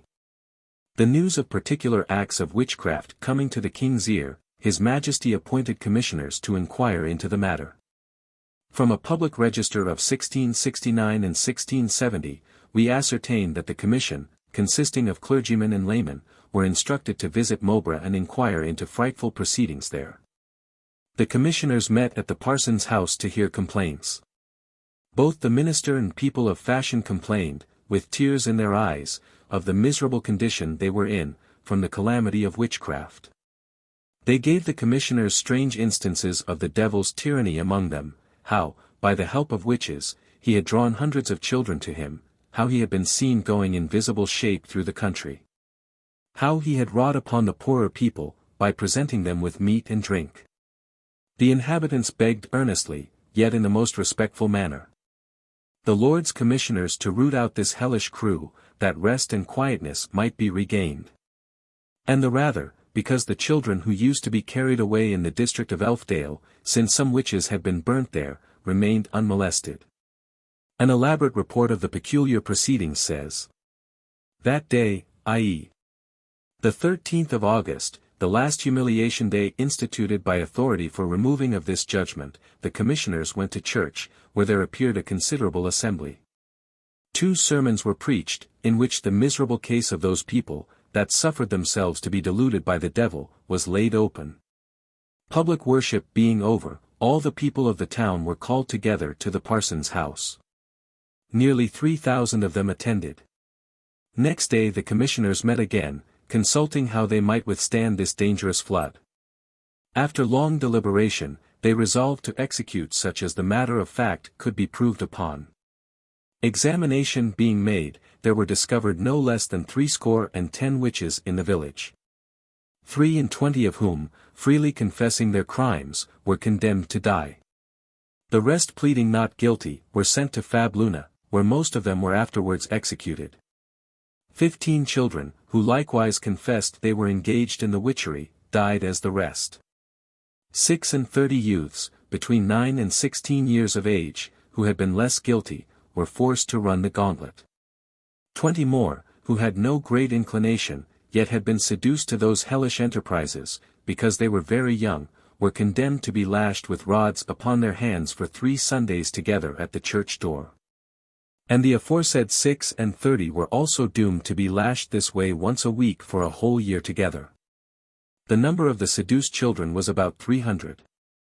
Several of the witches were asked how they were able to carry so many children with them, and they answered, that they came into the chamber where the children lay, laid hold of them, and asked them whether they would go to a feast with them. To which some answered yes, others no, yet they were all forced to go. They only gave the children a shirt, a coat, and a doublet, which was either red or blue, and so they did set them upon a beast of the devil's providing, and then they rid away. The children confessed the same thing, and some added, that because they had very fine clothes put upon them, they were very willing to go. A little girl of Elfdale confessed that, on naming the name of Jesus as she was carried away, she fell suddenly upon the ground, and got a great hole in her side, which the devil presently healed up again, and away he carried her. And to this day the girl confessed she had exceeding great pain in her side. The children said they had seen sometimes a very great devil like a dragon, with fire round about him, and bound with an iron chain. Some of the children talked much of a white angel, which used to forbid them to do what the devil bade them do, and told them that those doings would not last long. What had been done was permitted because of the wickedness of the people. And the carrying away of the children should be made manifest. And they added, that this white angel would place himself sometimes at the door betwixt the witches and the children, and when they came to Blockula, their meeting place, he pulled the children back, but the witches went in. The minister of Elfdale declared that one night the witches were, to his thinking, upon the crown of his head, and that from thence he had a long continued pain of the head. One of the witches confessed that the devil had sent her to torment the minister, and that she was ordered to use a nail and strike it into his head, but it would not enter very deep, and hence came the headache.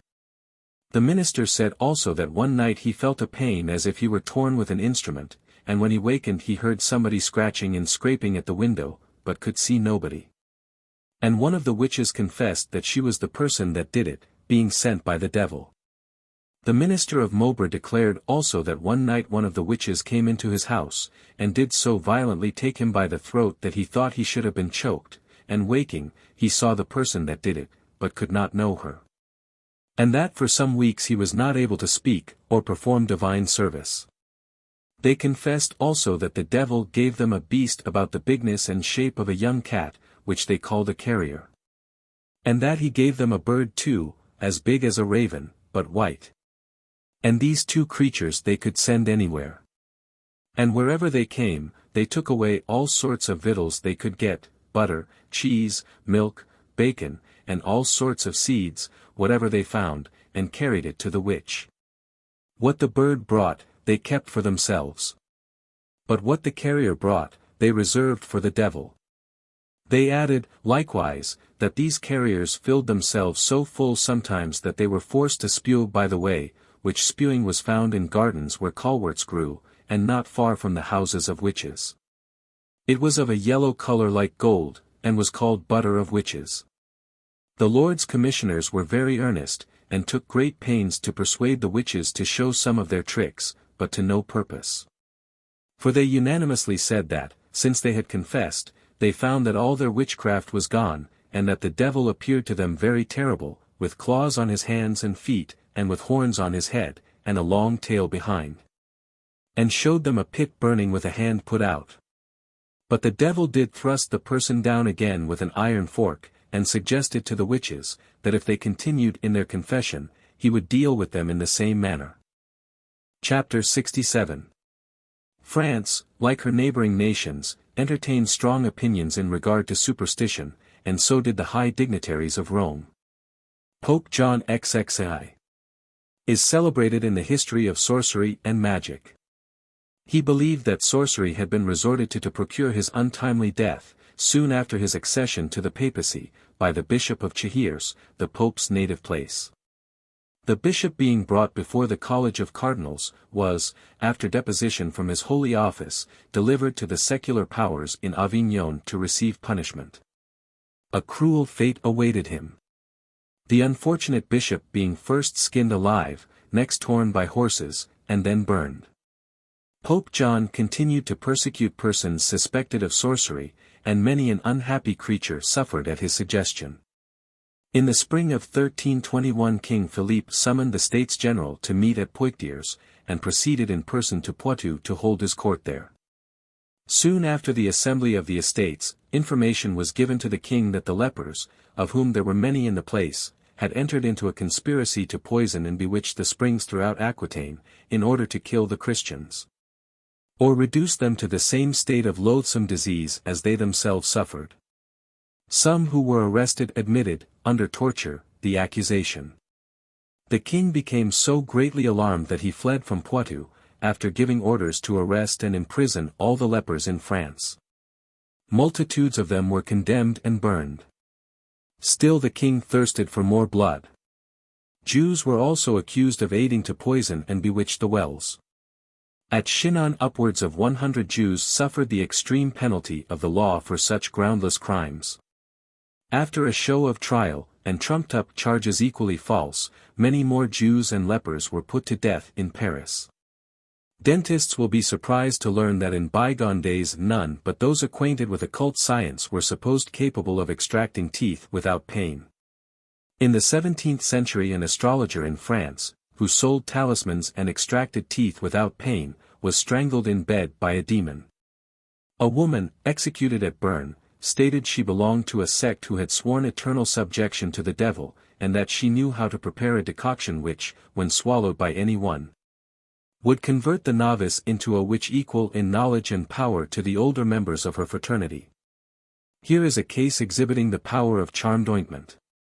In the year 1527 a band of 150 sorcerers, says Llorente, greatly disturbed Navarre.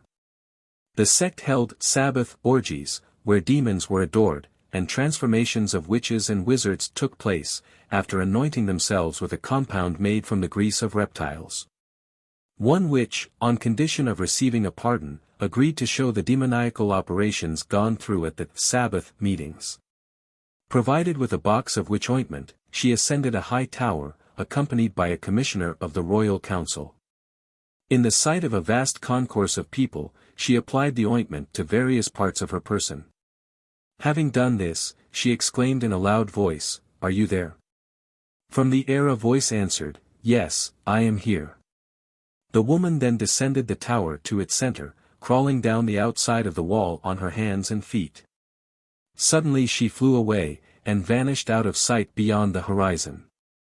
Her 149 companions were brought to trial, and met their deserts.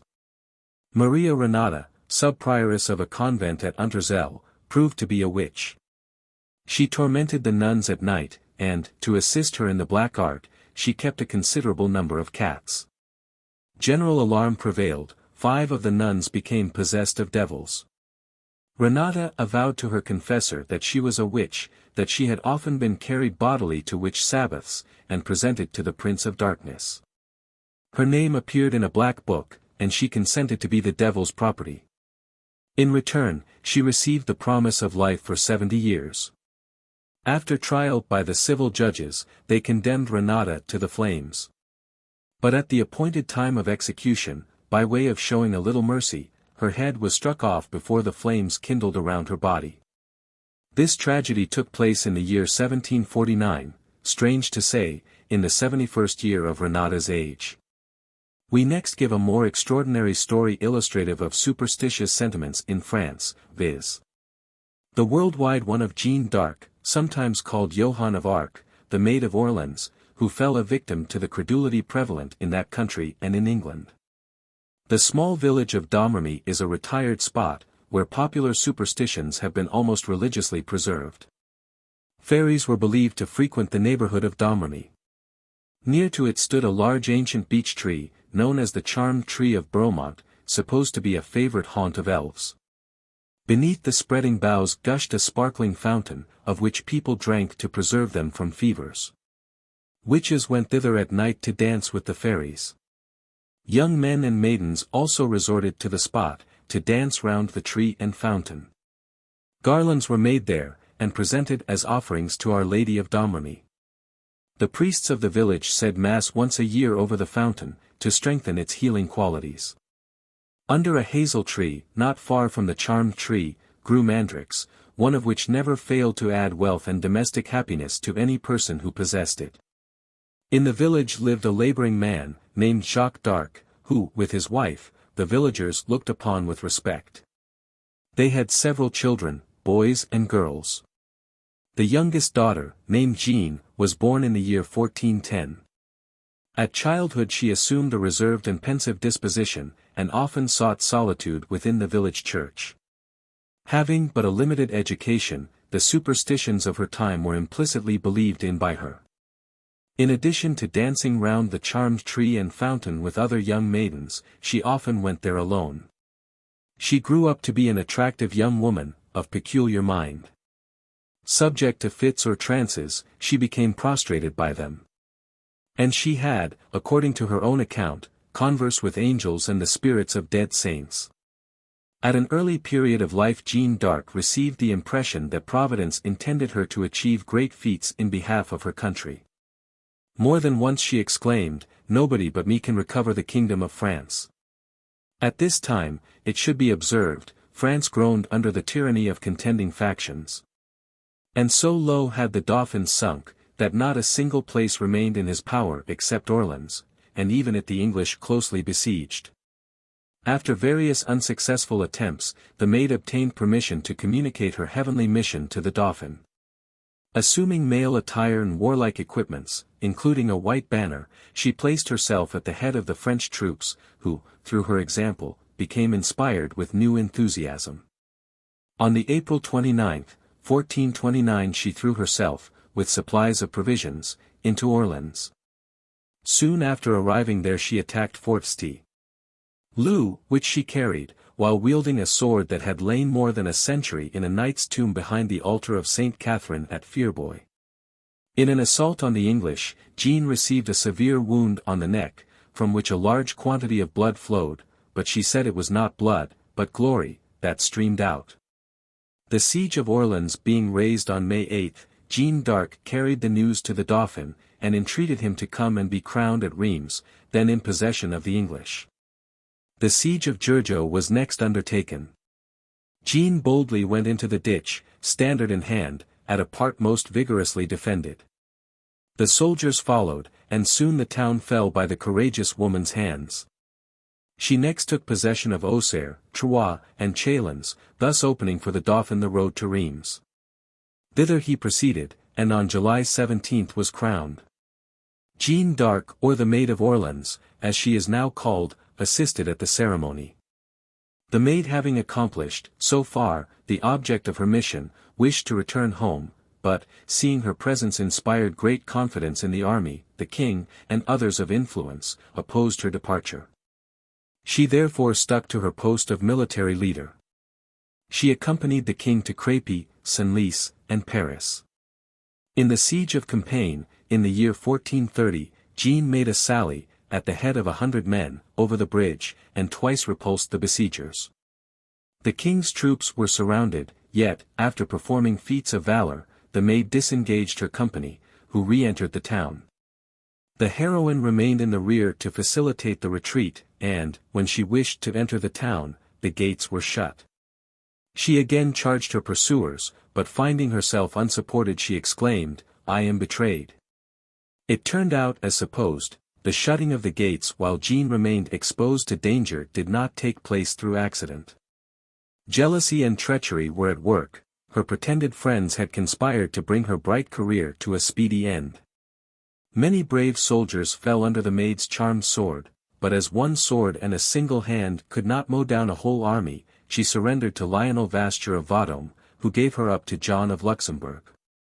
The latter nobleman basely sold Jean to her enemies, the English, for 10,000 livres, and, what appeared most cruel, the king did not attempt to redeem the heroine, to whom he and his kingdom owed much. The ingratitude of Charles VII has remained a blot on his memory. Even those who refuse to admit that Jeanne d'Arc possessed supernatural powers, regard his conduct with abhorrence. On Jean being made prisoner, the English rejoiced exceedingly. The Duke of Bedford thought it proper to disgrace her, in order to reanimate the courage of his countrymen.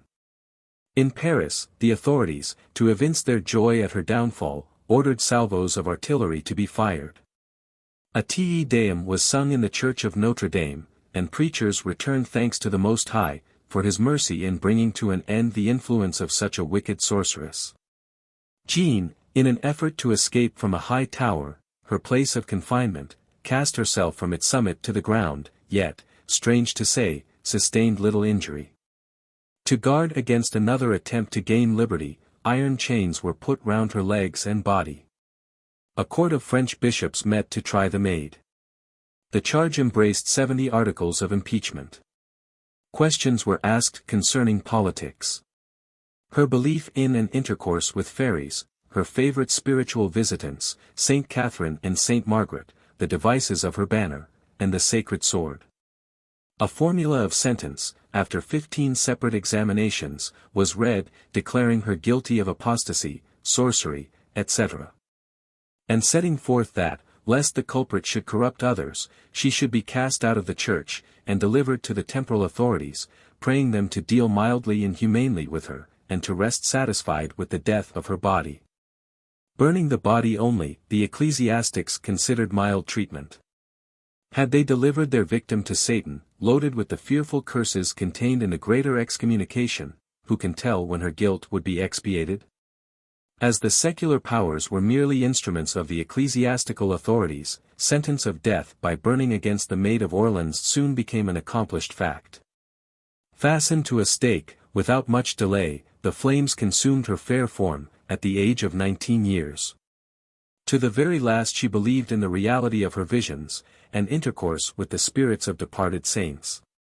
Her dying agonies were witnessed by a pitying crowd, who separated to proclaim abroad, that at the moment her breath went out a pure white dove rose from the pile and soared up to heaven. Subsequent to this heroine's death several women emerged from obscurity, and feigned to be inspired in the same way as Jeanne d'Arc had been. 2 young maids residing near Paris pretended that her mantle had fallen on them. The clergy interfered. The young women were apprehended, tried, and declared guilty of holding communication with evil spirits. One of them recanted, and thereby saved her life, the other remained firm, and perished at the stake. After the real or unreal execution of Jeanne d'Arc, the report became current that she was alive, and playing a conspicuous part in society at a considerable distance from the scene of her triumphs and degradation. Some would have it that she escaped punishment through the interference of her admirers, but the general belief remained, that she really suffered in terms of her sentence. Another report represents the maid's persecutors as being overtaken by more than ordinary misfortunes in their estate, in addition to suffering the torments of accusing consciences. Superstition in the 19th century. Chapter 68. Notwithstanding the progress of religion, science, and education generally so called, superstition prevails in this and other countries to an extent scarcely credible, and certainly not creditable to the leaders of public opinion. In every town and country, in every village and hamlet, in every domestic circle, a belief in the supernatural has a place. Although the time has gone by for the burning of witches, and though the human mind is less disturbed by the thoughts of ghosts and Satan in corporeal shape than in past centuries, nevertheless man has not been able to rise altogether above the notion that there are such mortal creatures as witches and warlocks, and such immortal visible visitants to our sublunary world as spirits and the devil. Not only is there a general belief in the existence of ghosts, but we have people asserting that they possess the faculty of making spirits of the dead answer them at pleasure. Learned men in high position, have written lengthy arguments in favor of the spiritual theory. Signs and omens are observed, faith in miracles have not died out, charms are not considered valueless, curses and evil wishes make a large proportion of our population tremble, dreams are believed in. Indeed nearly all, if not all, the various aspects and phases of superstition of the 16th, 17th, and 18th centuries are, to a certain extent, believed in the 19th century. We make no mere random statement, but are stating facts falling under our own notice and that of reliable witnesses. Fear of the supernatural is confirmed by the dread one has of passing a graveyard at night. Among the English, Scotch, and Irish people the tales of their forefathers are remembered. Who has forgotten his nursery tales? Who does not remember the stories of aged friends as they sat round the winter fire? We have somewhere read of our nursery tales under 8 heads. First, of a hero waging successful war with monsters, second, of a neglected individual mysteriously raised into position, like Cinderella. Third, of one thrown into a magic trance, like the Sleeping Beauty, or, fourth, of a person overpowered by a monster, as in the case of Little Red Riding Hood. Blue Beard, says the writer from whom we have just quoted, is a specimen of a group of tales, in which, fifth, the hero or heroine is forbidden to do something, but disobeys. Beauty and the Beast, and the White Cat, are examples of a large group in which, sixth, a brilliant being is transformed, by means of a spell, into the form of a lower animal. A number of stories, such as Fortunatus and his companions, turn upon, seventh, the possession of magic implements or spells. The concluding group consists, eighth, of moral tales. But these 8 groups are far too few to supply examples of either ancient or modern superstition.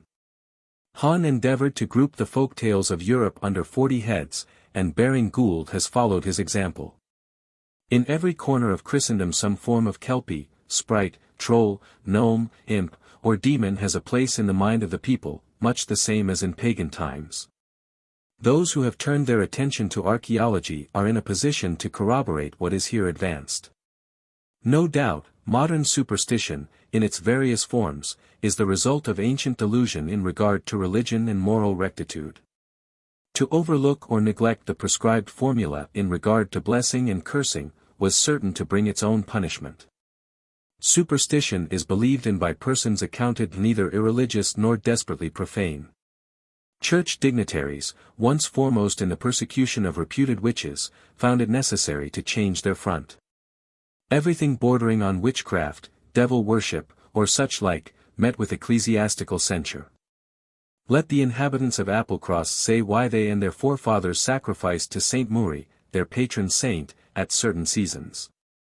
And let the Synod of Glenelg and the Presbytery of Lacaron say why they considered it necessary to forbid the people resorting to the island Innis Marie on August 25.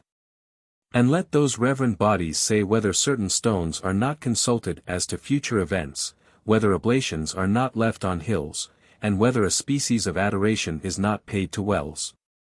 Why is the mountain ash, or rowan tree, seen growing in almost every garden, when not another tree adorns the landscape or shelters the family dwelling? Why are the caudal appendages of the cotter's cow and calf adorned with red thread? And wherefore are horseshoes nailed to stable doors, ships' masts, and buried under thresholds? What parish or district has not its haunted house and white lady? In what quarter do not the young fear to pass ruined castles after sundown? And have we not everywhere a confessed belief in lucky and unlucky times and circumstances, and admitted presentiments of evil? The tinker's curse and the gypsy's warning are prophetically regarded. In the north of Scotland there is a class of lay preachers, or catechists, known as the men, who lay claim to prophetic talent, there are among them enthusiasts, who pretend they possess keys equal in efficacy to those of St. Peter. At the seaside, among the sailors and fishermen, strong indications of superstition are observable. Buyers and sellers, especially cattle dealers and hucksters, daily evince their adherence to the credulity of their progenitors, by spitting on the first money received by them in the morning, and preferring to deal first with persons reputed to have good luck. Athletes, particularly boxers and wrestlers, spit into their loofs before commencing a combat, thinking that by so doing they are more likely to prevail. At wedding parties, baptisms, and funerals we have seen numerous forms of superstition displayed. First, the bride's dress must consist of certain fabrics, while the flowers with which her person is adorned must not include hated sprigs, repellers of love, or such as attract evil spirits. All know the custom, if not the value, of throwing slippers, rice, etc. after a newly wedded pair, and the ceremony of breaking a cake over a bride's head as she first enters her husband's house is not forgotten. Who has not eaten the child's cheese, and been forbidden to depart from the infantile home before drinking the young one's health? On every occasion the nursery was entered before the christening. Maidens dream, as often as they have the chance, on children's cheese, and brides' cakes, in order to obtain glimpses in their slumbers of future love and matrimony. Tea in abundance has been infused to supply the necessary material for the spaewife to read her cups. Coins and jewelry, deposited with the fortune-teller to enable him or her to discover the fortune of the owners, have too often failed to be restored to the lawful owners. Servant girls can tell how often they and their employers have been plundered by fortune-tellers in the guise of beggars and peddlers. Maydew has not lost its virtue. The carrying of fire round houses, fields, and boats are still supposed to drive away witches and evil spirits, and diseases are supposed to be capable of cure by means of charms. Superstitious families are less terrified at thunder and lightning than at the ticking of the death watch, anobium tessellatum, whose noise is supposed to prognosticate an early death in the household. With little less fear are the crowing of cocks, the lowing of cattle, and the howling of dogs at night listened to. The passing of a sharp-edged or pointed instrument from one lover to another is continued to be looked upon with anything but favor, as such articles, even pins, divide affection.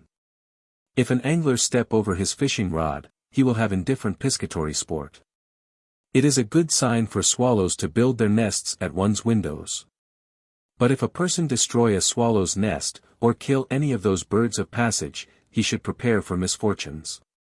Unusually dark-colored magpies flying about a house, betokens grief to the inmates. When the palm of one's hand itches, money may be looked for; when the sole of the foot itches, prepare for a long journey. Of particular festive and holy days we have more than once taken notice, and pointed out how they were observed. Well, we have Christmas, Halloween, Good Friday, observed with something resembling the fashion of olden times. The evergreens, kale stalks, pancakes, and buns have the same significations as they had in generations past. To break a Good Friday bun between two persons, is accepted as a pledge of friendship. Many superstitious persons keep a Good Friday bun throughout the year, to secure good fortune, prevent fires, and keep disease away. At a recent meeting of the British Archaeological Association, Mr. H. Sire Cumming, FSA, said it was only a few years since he saw a woman drink a little grated cross bun in water, to cure a sore throat, and that, at the time he was speaking, 20 stale crossbuns, strung on a cord, were suspended as a festoon above the door of an apartment at Brixton Hill, to scare away evil spirits. Fortunately, those who adopt such precautions do so now without fear of punishment. No doubt the Church of Rome interdicts her adherents from eating flesh on Fridays and other prescribed times, but the laws are changed since the 17th century. An extract from the Kirk Session records of Dunfermline for 1640–89 will show the ecclesiastical law of that period. December 21, 1641. That day John Smart, flesher, being convict for selling a carcase of beef, and have pot on a roast at his fire ye last fasting day, is ordained to pay 8 mks, qhlk. He pay it. And William Anderson in Knox for bring a heimlading of ye sd carkis of beef ye fast day, is ordained to pay 30s, qr if he pay it 24s. Of the magical properties of May do little is now known, compared with the knowledge of former times. Our grandmothers firmly believed that 3 applications of it at the beginning of May preserved the complexion in brilliant bloom for a year, consequently they were up and out long before sunrise, to wash their faces in the charmed moisture. There is still much value in the recipe, which is, however, applicable to all the dewy morning months. It was not only on the brightness of the cheek that May dew was believed to have a marvelous effect, but many physical ailments were amenable to its virtues. It is related that the people about Launceston say that a child weak in the back may be cured by being drawn through the wet grass thrice on the mornings of the 1st, 2nd, and 3rd of May. Swellings in the neck are similarly cured. But the dew in such cases should, if the patient is a man, be sought on the grave of the last young woman buried, and if a woman, on that of the last young man interred. These May Day practices are not confined to England. The medicinal and cosmetic properties of spring rain and May dew appear to have been at one time universally credited. In fact, water, in whatever shape, dew, rain, river, when associated with spring, was invested with a sort of divine enchantment in the popular mind. The heavy dew which brightened and refreshed the young and tender green of all growing things was holy and hallowing. Running water shared in the same veneration. In some parts of Russia, at the present day, the girls go into the water up to the girdle on May Day, or, if the streams be still frozen, they dance about a hole broken in the ice, and sing a welcome to the beautiful spring.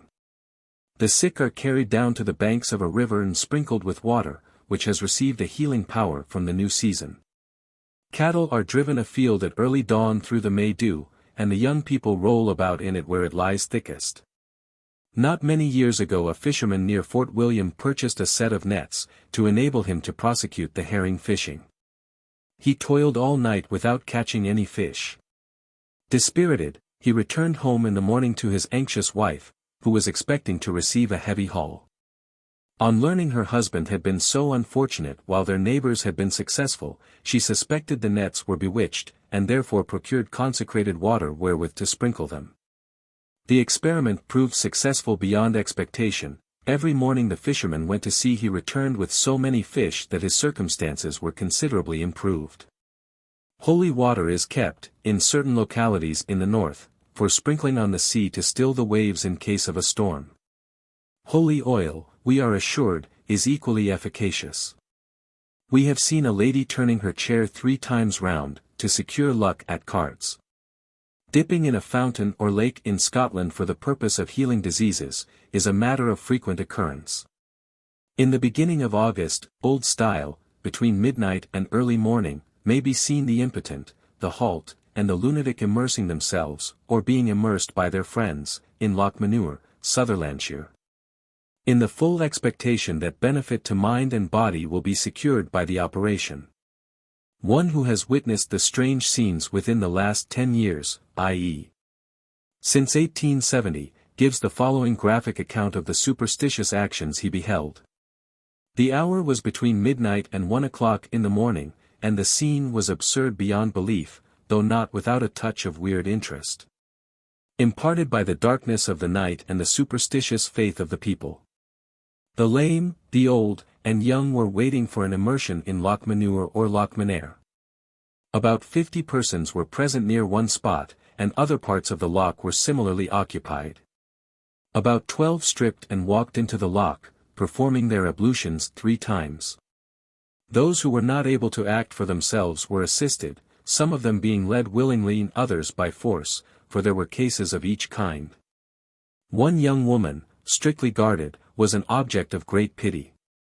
She raved in a distressing manner, repeating religious phrases, some of which were very earnest and pathetic. She prayed her guardians not to immerse her, saying that it was not a communion occasion, and asking if they could call this righteousness or faithfulness. No male, so far as I could see, denuded himself for a plunge. These gatherings take place twice a year, and are known far and near to such as put belief in the spell. But the climax of absurdity is in paying the loch in sterling coin. Another writer says he has seen even more than 50 dipping in this loch in one night.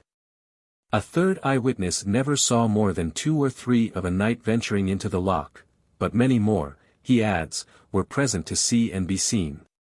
And there are persons who have declared they derived benefit from bathing in it. The late Reverend D. Mackenzie, minister at Far, who often denounces from the pulpit the superstitious practice of dipping in the loch, says, in his description of it in the New Statistical Account of Scotland, Numbers from Sutherland, Caithness, Rossshire, and even from Inverness and Orkney, come to this far-famed loch. The holy well of Kilvallen, on the Irish coast, is as good as Loch Manure. Every year, in the month of August, there are high festivals held there.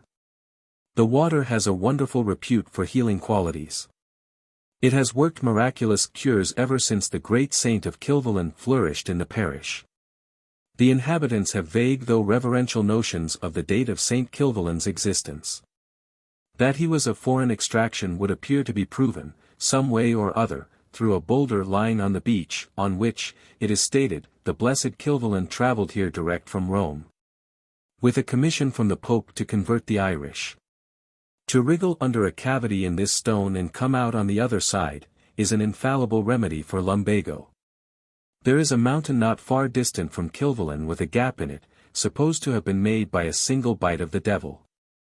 There is scarcely an eminence in Ireland out of which the demon has not devoured a bit. Travellers are shown the devil's bites, the devil's gaps, and the devil's punch bowls, over nearly every part of the country. Dr. Arthur Mitchell, while lecturing on Scottish superstition, said, "The adoration of wells continues in certain aspects to the present day, from John O'Groats to the Mull of Galloway. I visited a well at Craiguck, in the parish of Rossshire, some years ago, and found numerous offerings fastened to a tree beside it, and of at least a dozen wells in Scotland the same thing is more or less true. An anxious loving mother would bring a sick child to such a well at early morning on the May 1st, bathe the child, then cause the little one to drop an offering into the well, usually a pebble, but sometimes a small coin. Then a bit of the child's dress was attached to a bush or tree growing on the side of the well. These visits were paid in a spirit of earnestness and faith, and were kept more or less secret. Some of the wells have names of Christian saints attached to them, but I never knew of a case in which the saint was in any way recognized or prayed to. There is reason to believe these wells were the objects of adoration before the country was Christianized, and that such adoration was a survival of the earlier practice to which Seneca and Pliny referred. However much the custom of seeking health by bathing or dipping in lakes, or drinking from certain springs, may be deplored, it is tolerable compared with the superstitious belief that prevails of epilepsy being cured by the affected person drinking water out of a suicide's skull, or by tasting or touching the blood of a murderer. A gentleman, writing lately from Fort William, says, "It is a mistake to suppose that superstition is entirely extinct in the Highlands, or that it is confined to old women alone. It was only the other day a certain spinster in Le Havre, who has reached the shady side of 60, owned a cow.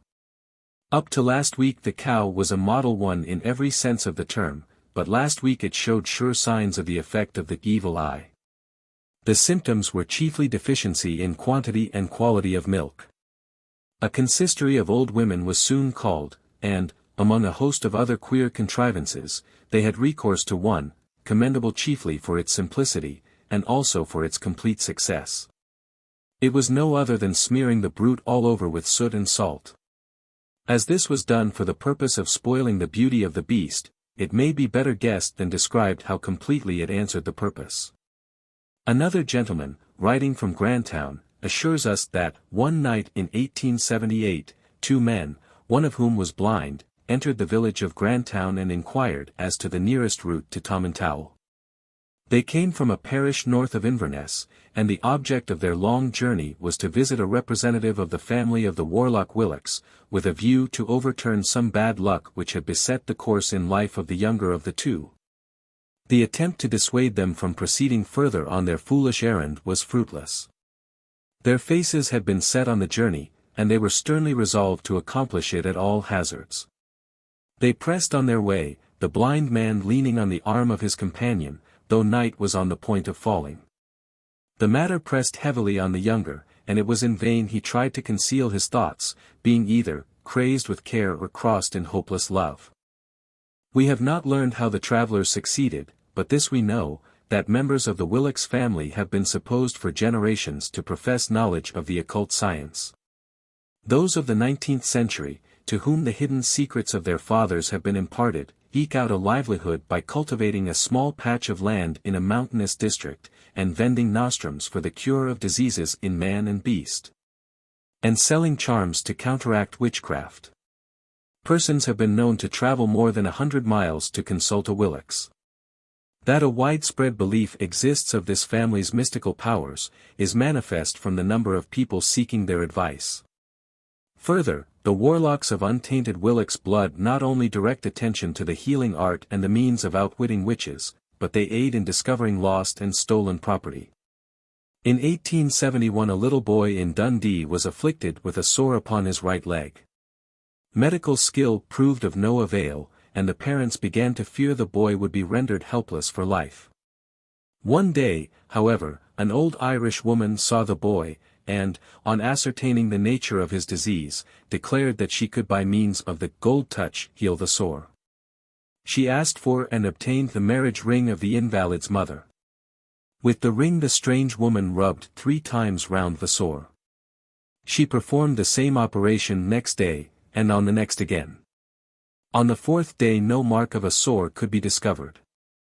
No doubt remained on the parents' and neighbors' minds that the operator was a white witch, possessed of valuable charms. Chapter 69. A strange story is told in connection with the report of the murder at sea on board the bark Pontiac, of Liverpool, by Jean Moyados, a Greek sailor, in custody in Edinburgh a few years ago. We do not know whether the particulars we are about to relate came out in the investigation, but undoubtedly they had a strong bearing on the case, and made it probable that but for the hallucination of one of the crew, not the Greek sailor, the murder would not have taken place. 5 days after the Pontiac left Callao, Jean Moyados murdered one of his fellow seamen, and stabbed another in such a dangerous manner that his life was despaired of. 2 nights before the fatal occurrence the mate of the Pontiac was standing near the man at the helm, no other person being on the quarterdeck at the time, when the latter in great terror called out, "What is that near the cabin door?" The mate replied that he saw nothing, and looked about to see if anyone was near, but failed to discover any person. The steersman then, much terrified, said the figure he saw was that of a strange-looking man, of ghostly appearance, and almost immediately afterwards exclaimed, "There he is again, standing at the cabin window." The mate, though in view of the place referred to, saw no figure near it, nor at any other part of the quarterdeck, though he looked round and round. Next day the report went from one to the other that a ghost was on board, which filled some of the sailors with alarm, while others made a jest of it. Next night a boy, a stowaway, was so dreadfully alarmed in his bunk by something he saw or felt, we do not know which, that he cried out so loudly as to waken all the seamen in bed. The boy was sure it was the ghost seen the previous night that had frightened him, and others of more mature years were inclined to think so too.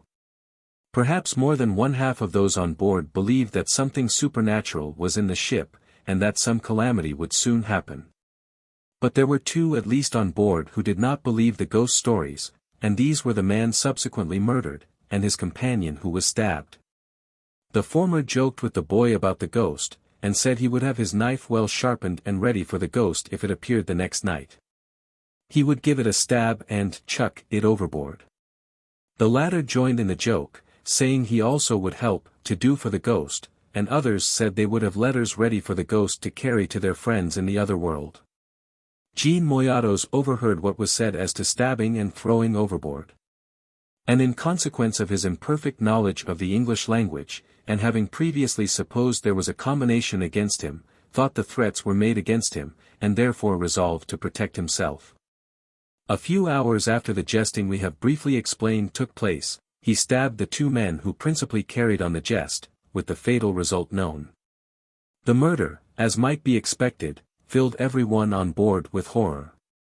And the terror of the sailors who believed there was a ghost on board became overwhelming.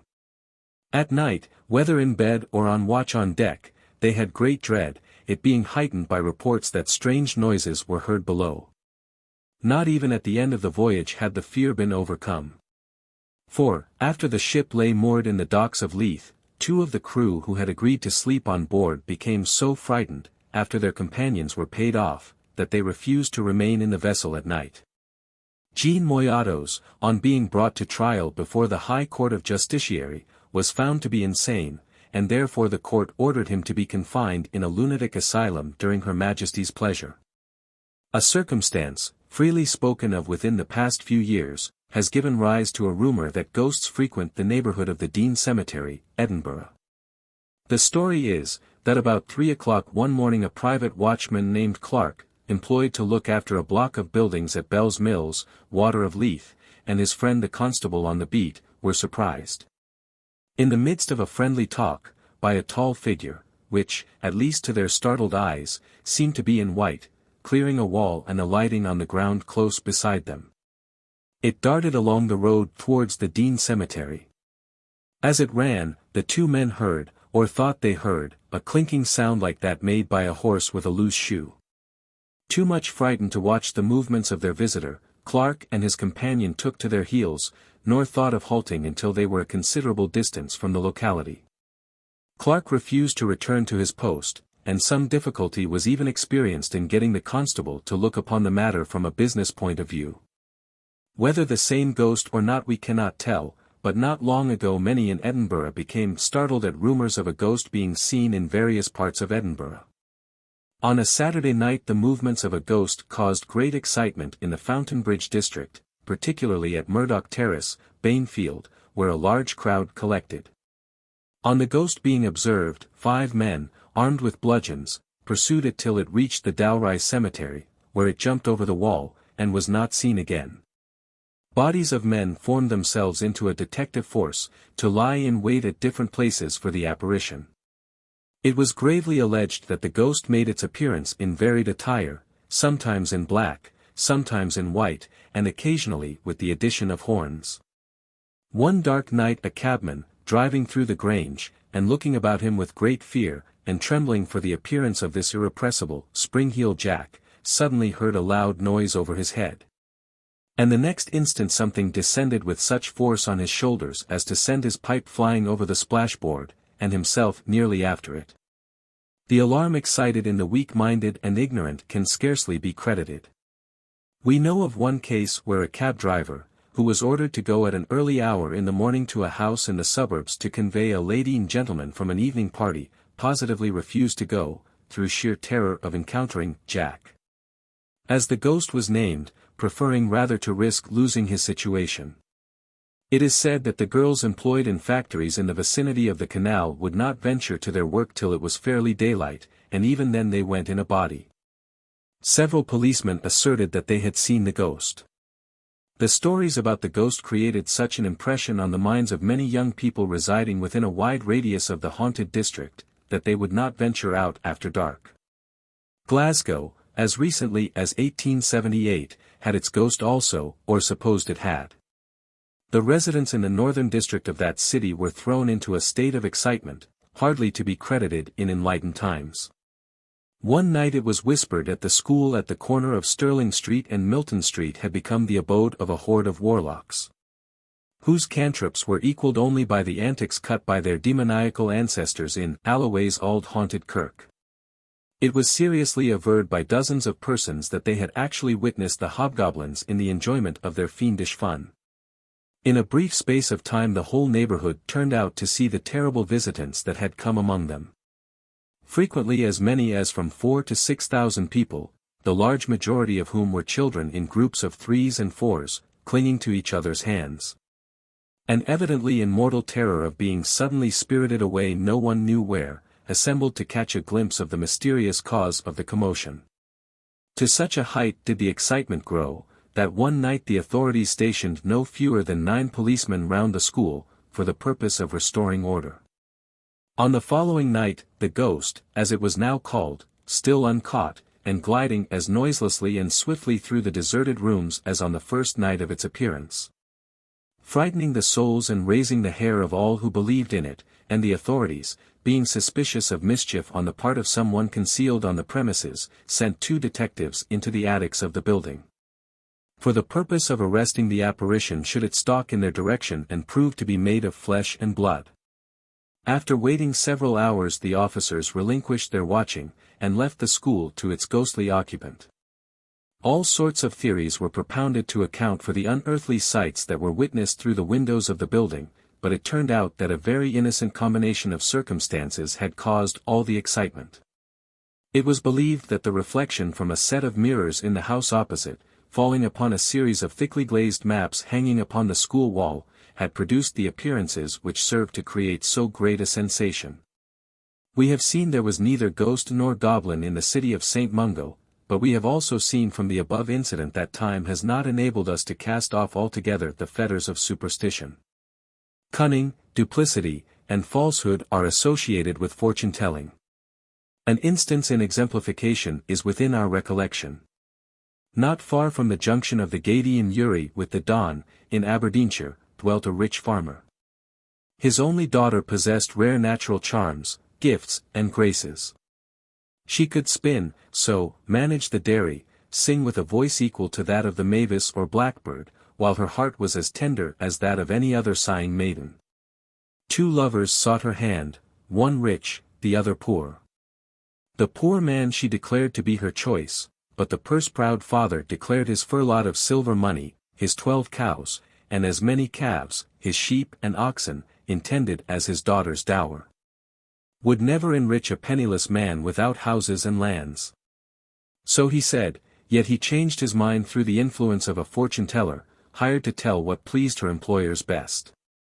In presence of father and mother the Sibyl professed to see, first, in her cup a splendid mansion, with wealth in great store, cattle, and fields of waving corn, then gradual decline of riches, until the young lady, her husband, and 6 or 8 children, were seen living in a little hut in great poverty.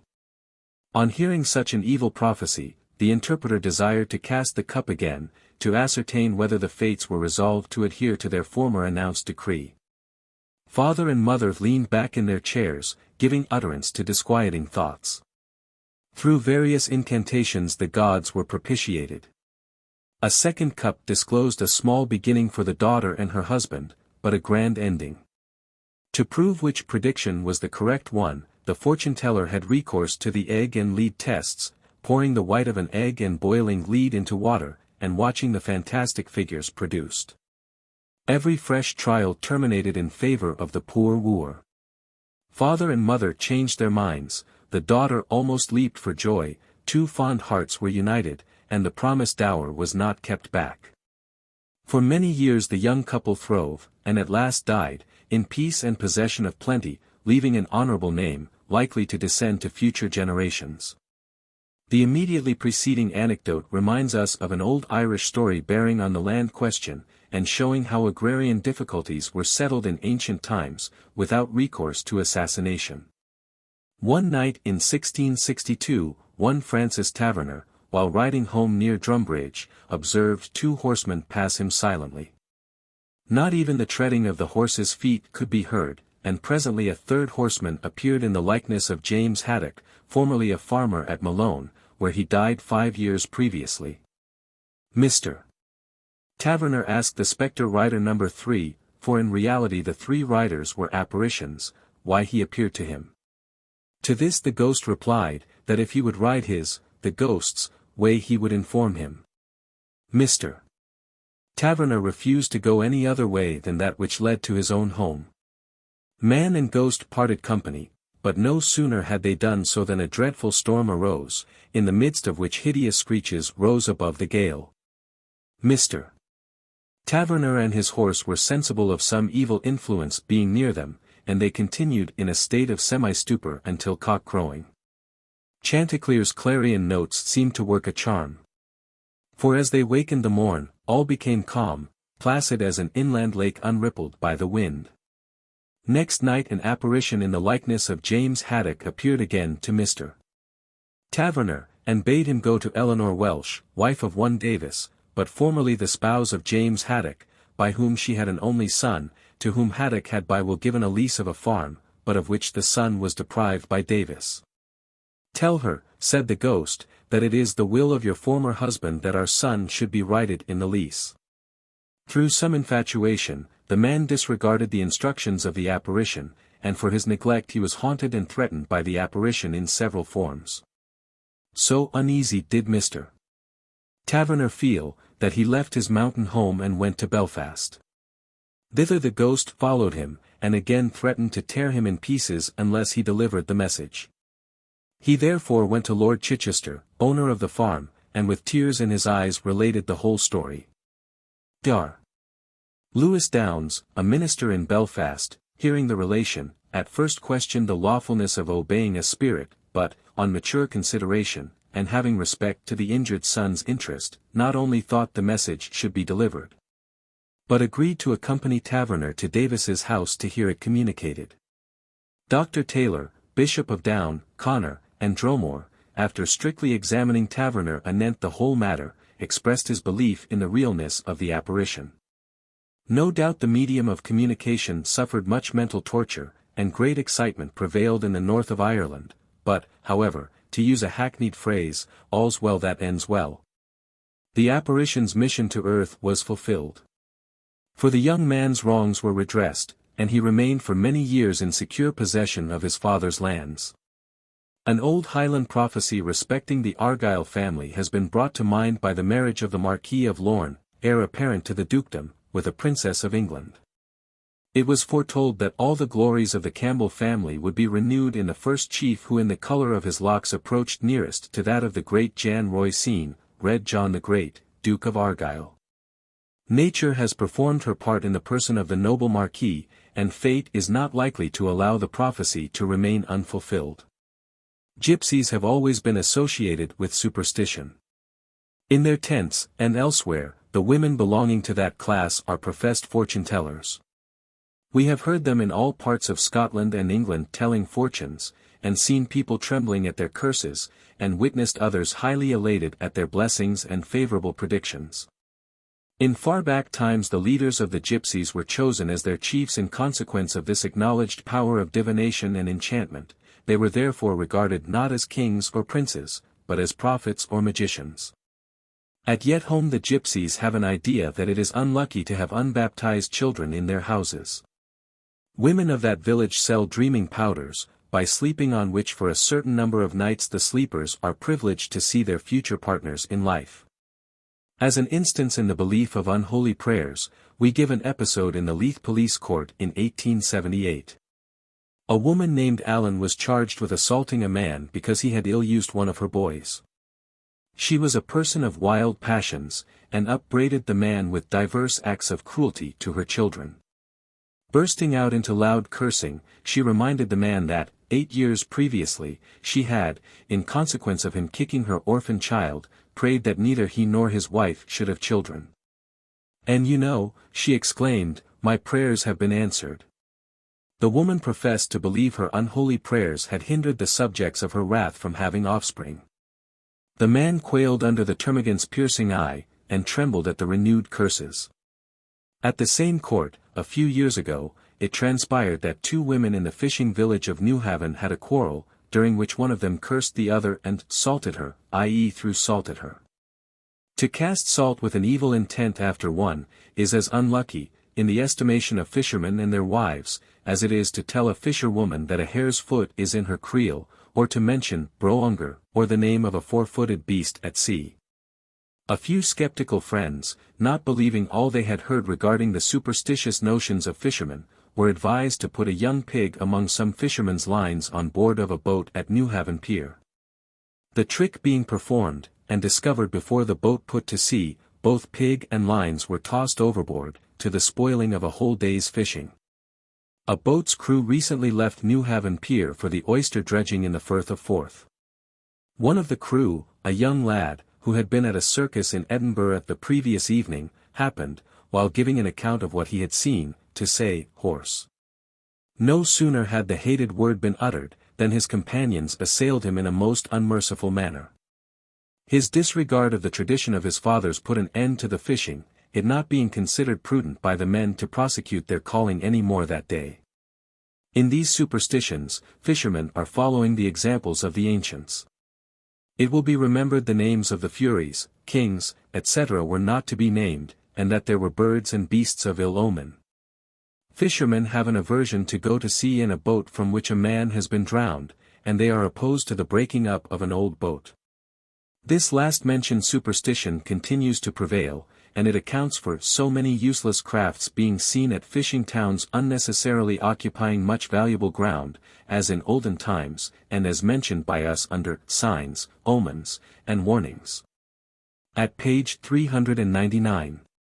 At the Tweed, fishermen still, 1879, have a belief in the power of fairies to affect the fisheries.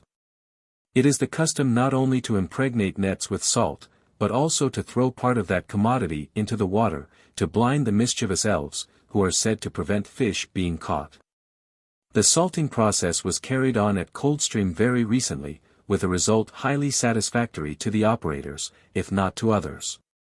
A ship captain has informed us that, when a young man, he incurred the displeasure of an old seaman, with whom he sailed in one of the old trading smacks between Leith and London. On refreshments being served out, according to custom, one day, he, our informant, handed a jug of beer to the old sailor through the steps of a ladder. For this act the aged salt swore at him, and called him an unlucky lubber, while at the same time he dealt him a severe blow on the face. Another captain of a vessel trading between Leith and London has told us of a singular passage he had 30 years ago. To oblige a friend, he agreed to convey a hare to another friend in the English metropolis. A fair wind carried the vessel past the base rock, but then a storm sprang up, which kept the ship tossing about for days without reaching the English coast. An old sailor declared their retarded progress was due to the hare being on board. By consent of all the crew, the hare found a place overboard, and then the wind became so favorable that the ship made a quick run to the Thames. A gentleman in Edinburgh told us recently he had frequently seen burning candles beside a corpse at midday, while at the same time a small plate or saucer with salt rested on the corpse's breast. And every one who looked on the body had to put his hand on the inanimate brow. He further told us he had seen a priest of the Roman Catholic Church put a half-crown into the mouth of a corpse at Portobello, to represent, we presume, the obulus exacted by Sharon for ferrying the shades of the buried dead across the underworld rivers. In Ireland, at a period not remote, an opinion prevailed that the spirit of a dead person went about deceased's former home for a month. During that length of time a fire was always kept burning in the house, and a jug of water stood in deceased's chamber, so that his spirit might refresh itself. At the month's end a clergyman, by means of prayer, put the spirit to rest. Within the last decade, we think in 1872, a highly respectable family in the county of Edinburgh was greatly alarmed by a pheasant flying through their dining-room window, killing itself on the spot, and breaking a large pane of plate glass. To the family the event came as a warning of early calamity. Next day a messenger announced that a worthy doctor of divinity, a dear family friend, had died the previous night. We hear occasionally of the impossibility of wiping out the traces of flagrant crimes. The blood of Rizzio, shed on the floor of Holyrood Palace, in presence of Queen Mary, has defied the rubbing of years to wipe it away. There the blood stains remain a wonder to the thousands who visit Scotland's royal palace. At a time almost forgotten, a good man was hurled from a window of Torwood Castle, not far from the field of Bannockburn. His blood stained the grass on which the body fell, and since that time the herbage there is mixed with red blades of grass and red clover. A Saturday's flitting is followed by a short sitting. No one should take possession of a new house before throwing coals and salt into it. No important undertaking should be commenced on Friday or Saturday, nor yet at the end of a year. Birchta spoils flax found unspun the last day of the year. A shooting star falling near a house, foretells an early death in that dwelling. Old flint arrowheads are worn as charms, under the belief that they were the points of elfin arrows. If a lady be wise, she will not have 2 teaspoons in her saucer at the same time. If a young lady desire to know how many sweethearts she has, let her pull her fingers, and the number will be equal to the cracks heard. In fact, we have nearly as many signs, omens, charms, and frights as our forefathers had. We have legendary lore concerning the supernatural, we have mythological fables, forecasts, fatalities, our spellbound individuals, our fey persons, and those who have had glamour cast into their eyes. None of us are likely to forget the New Year, Christmas, St. Valentine's Day, Beltane, Halloween, and many other high days, which come to us, month after month, with their peculiar rites and ceremonies. Even Queen Victoria, with a desire to please, takes pleasure in observing Halloween at her Highland residence. In 1876 Halloween was celebrated at Balmoral Castle with unusual ceremony, in presence of Her Majesty, the Princess Beatrice, the ladies and gentlemen of the royal household, and a large gathering of the tenantry and servants on the estates of Balmoral and Invergeldy. The leading features of the celebration were a torchlight procession, the lighting of large bonfires, and the burning in effigy of witches and warlocks. Upwards of 150 torchbearers assembled at the castle as darkness set in, and separated into two parties, one band proceeding to Invergeldy, and the other remaining at Balmoral. The order was given to light the torches at 6:15, and shortly after that hour the Queen and the Princess Beatrice drove to Invergeldy, followed by the Balmoral party of torchbearers. The two parties then united and returned in procession to the front of Balmoral Castle, where all were grouped round a large bonfire, which blazed and crackled merrily, the Queen's pipers playing the while. Refreshments were then served to all, and dancing was engaged in to the strains of the bagpipes. When the fun was at its height, there suddenly appeared from the rear of the castle a grotesque figure, representing a witch, with a train of followers dressed like sprites, who appeared terrified at the monster fire blazing, and danced and gesticulated in all fashions. Then followed a warlock of demoniacal shape, who was succeeded by another warlock drawing a car, on which was seated a witch, surrounded by other figures in the guise of demons. The unearthly visitors having marched several times round the burning pile, the principal figure was taken from the car and tossed into the flames amid weird shrieks and howls, the burning of blue lights, and a display of crackers and other fireworks. The health of Her Majesty the Queen was then pledged and drunk with Highland honours by the assembled hundreds, the health of the Princess Beatrice was also received with enthusiasm. Dancing was then resumed, and was carried on till a late hour at night. The scene was very picturesque, Lochnagar and other mountains in the neighbourhood being covered with snow. Although the wind blew piercingly cold from the north, Her Majesty and the Princess remained a considerable time, viewing the sports with evident interest. As to giving up faith in dreams, signs, omens, predictions, and warnings, some people would nearly as soon give up their belief in the Bible. Then add to these a belief in ghosts, and we have a catalogue before us so self-accusing that we dare not cast serious reflections on the memories of our ancestors. Chapter 70. In the spring of 1866, Eliza Gill, who resided near a romantic church in the presbytery of St. Andrew's, died at the advanced age of 93 years. For a long period almost every one, far and near, knew her as a spaewife of no ordinary knowledge. Lizzie, the name usually given her, could scarcely be called an impostor, for she appeared to have sincere faith in her profession. Often she exclaimed with solemn fervency, "The gift I hae is fae a bun, and what he geese dorna be hid it." It was common for coy damsels and staid matrons to wend their way to Lizzie's cot about twilight, to have their fortunes spawed. About 10 years before her death, when the prospects of the herring fishing were discouraging in the extreme, a buxom young woman, belonging to Pittenweem or St. Monance, repaired one evening to Carnby to consult Lizzie. The damsel went with a heavy countenance, but she returned radiant with smiles, for the wise woman had said, that although it was to be an awfu' puir draw, yet her folk was to hae a grand haul next e'en. And, true to the old wife's prediction, the crew in which she interested herself returned with a splendid prize from the fishing ground, followed, of course, with an increase of fame to the prophetess. On another occasion Lizzie was no less fortunate in the result foretold. A fisherwife in the former place had received a sovereign from her husband, which, in the hurry of the moment, she had placed on the bedside. Going shortly afterwards to remove it, what was her consternation to find that the gold piece was gone. The most diligent search and inquiry were instituted after the lost treasure, but all to no purpose. In the extremity of her distress the poor woman thought of the witch Carnby, and, adjusting her cap, was soon on her journey thither.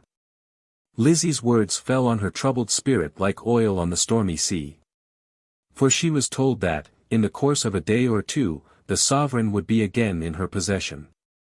And so it proved. On drawing her husband's sea boots from under the bed, the coin fell from the toe of one of them. On one occasion, a cheap trip by the steamer Xantho from Anstruther to LXIII being advertised, many of the labouring classes, with their friends, arranged to visit LXIII in Edinburgh. Unfortunately, however, the trip was to take place when the farmers of the district were very busy with the sowing of the turnips, and when, of course, their people were needed for that work. For the purpose, it is said, of keeping the men at home, a rumour circulated over the East Nook, to the effect that the steamer and all on board were to perish in a fearful gale. The servants were so greatly alarmed by the prediction of Lizzie, it was she who spread the report, that they resolved to remain at home. The most remarkable feature of the affair is, that on the day in question a violent gale arose, which prevented the steamer returning to Anstruther until next morning. The non-arrival of the boat, as may be inferred, was the cause of the liveliest alarm to the friends of those on board, and an old worthy was heard to exclaim with respect to the prediction, "I dinna believe in sic things missile, but some way or ither, they aye come true." Lizzie's father and her whole family are said to have been highly respectable. Her truant and impulsive disposition led her, however, into conduct and habits that deprived her of the respect and help of her friends. And necessity at length appears to have constrained her to act the part of a fortune-teller, which she is known to have practiced with success more than half a century. Adam Donald, the prophet of Bethelney, a contemporary of Lizzie Gill, stood high in Aberdeenshire as a seer. From his peculiar appearance in early life, grave doubts existed as to whether he was actually the offspring of his reputed parents, or whether he had not been substituted by the fairies for a lovely boy. The son of a worthy pair who believed not in the existence of witches or fairies. One day the mother went out, leaving the child well in his cradle, and on returning, about an hour afterwards, she found a cold, marble-like infant, that never throve, never smiled, but, on the contrary, cried from morning to night. And from night till morning. On hearing of the changed infant, people flocked to witness the sudden alteration which had taken place in Mr. and Mrs. Donald's child. One knowing dame thought she understood the whole matter. The fairies were the wicked beings that had done all the mischief, and that they were permitted to do so, arose entirely through the parents' carelessness or ignorance. Would it be believed, said the dame when speaking of the extraordinary circumstance, that the simple mother went out, leaving her child alone, uncrossed, without a charm about its person, and without a horseshoe being nailed on the threshold or behind the door, or a piece of rowan tree at the door or window or in the cradle? The friend to whom the reflections were made shook her head, while she replied, "Aye, unbelieving generation, they will be burning the Bible some day soon." Adam grew up, and became a wonderful being. From his ability to tell secrets past and future, and his power to effect cures, he became known as the prophet of Bethelney. Owing to a distorted state of body, he could not engage in robust employment to obtain a subsistence. He therefore, to amuse himself, read such books as his parents' stinted means could afford. Though it was supposed he could scarcely read English, he carefully collected many curious books in French, Latin, Greek, Italian, and Spanish. He often retired to an old churchyard and church in ruins, near his residence, to hold converse, so he said, with spirits of the dead, which informed him of things unknown to ordinary men. When property went a-missing, the owner repaired to the prophet; when cattle died, he named the witch who had killed them, and when any one became sick, Adam Donald supplied a remedy either by charms or herbs. Every Sunday, for many years, people of all classes crowded to consult him either as a necromancer or physician. His fee seldom exceeded 6d for each consultation, yet he lived in comparative comfort. When far advanced in life, miserable-looking object though the prophet remained, he prevailed on one of the handsomest girls of his neighborhood to marry him. This matrimonial alliance helped to strengthen the supposition that Adam possessed more than human power. The prophet of Bethlehem, although he had offspring, went to his long home without instructing a successor in the secret art he for many years followed with pecuniary advantage. He saved his reputation by preserving silence. If the following anecdote be true, there can be little doubt that the prophet assisted to restore decaying nature by the use of amulets or charms. An old woman, whose eyes had become dim by reason of years, purchased a charm from the prophet, which Adam assured her would revive her sight to its former clearness. On the charm, hieroglyphics traced on parchment, being suspended from the neck, it proved effectual. In a short time the old woman could thread a small needle, and see to pick up a pin from the floor.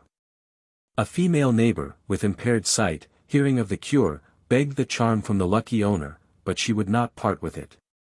All the favor the applicant could obtain was permission to copy the hieroglyphics on paper. The copy thus obtained and worn by the second patient brightened up her eyes also. Adam's medicines excited love, and his charms secured affection. 50 or 60 years ago Kincardineshire had its wise women. At the time referred to, a recruiting sergeant, whom we shall call Donald Campbell, equally devoted to his sovereign and the fair sex, made a favourable impression on the inhabitants of a small town 15 or 20 miles from Aberdeen. The parish minister, the parochial teacher, and the doctor had something favourable to say of the sergeant. Nurses and other servant maids could see nothing but the sergeant's red coat, and it was whispered that even the young ladies smiled on him. Indeed that must have been so, for we are told that every one welcomed the Highlander, even the little children ran to meet him. And how heartily he did kiss them, but whether for their own sakes or the love he bore to their nurses, sisters, or aunts, none could tell. This, however, is certain, he did not encourage the shoemaker's sister, the tailor's daughter, nor the buxom widow who presided at the little inn.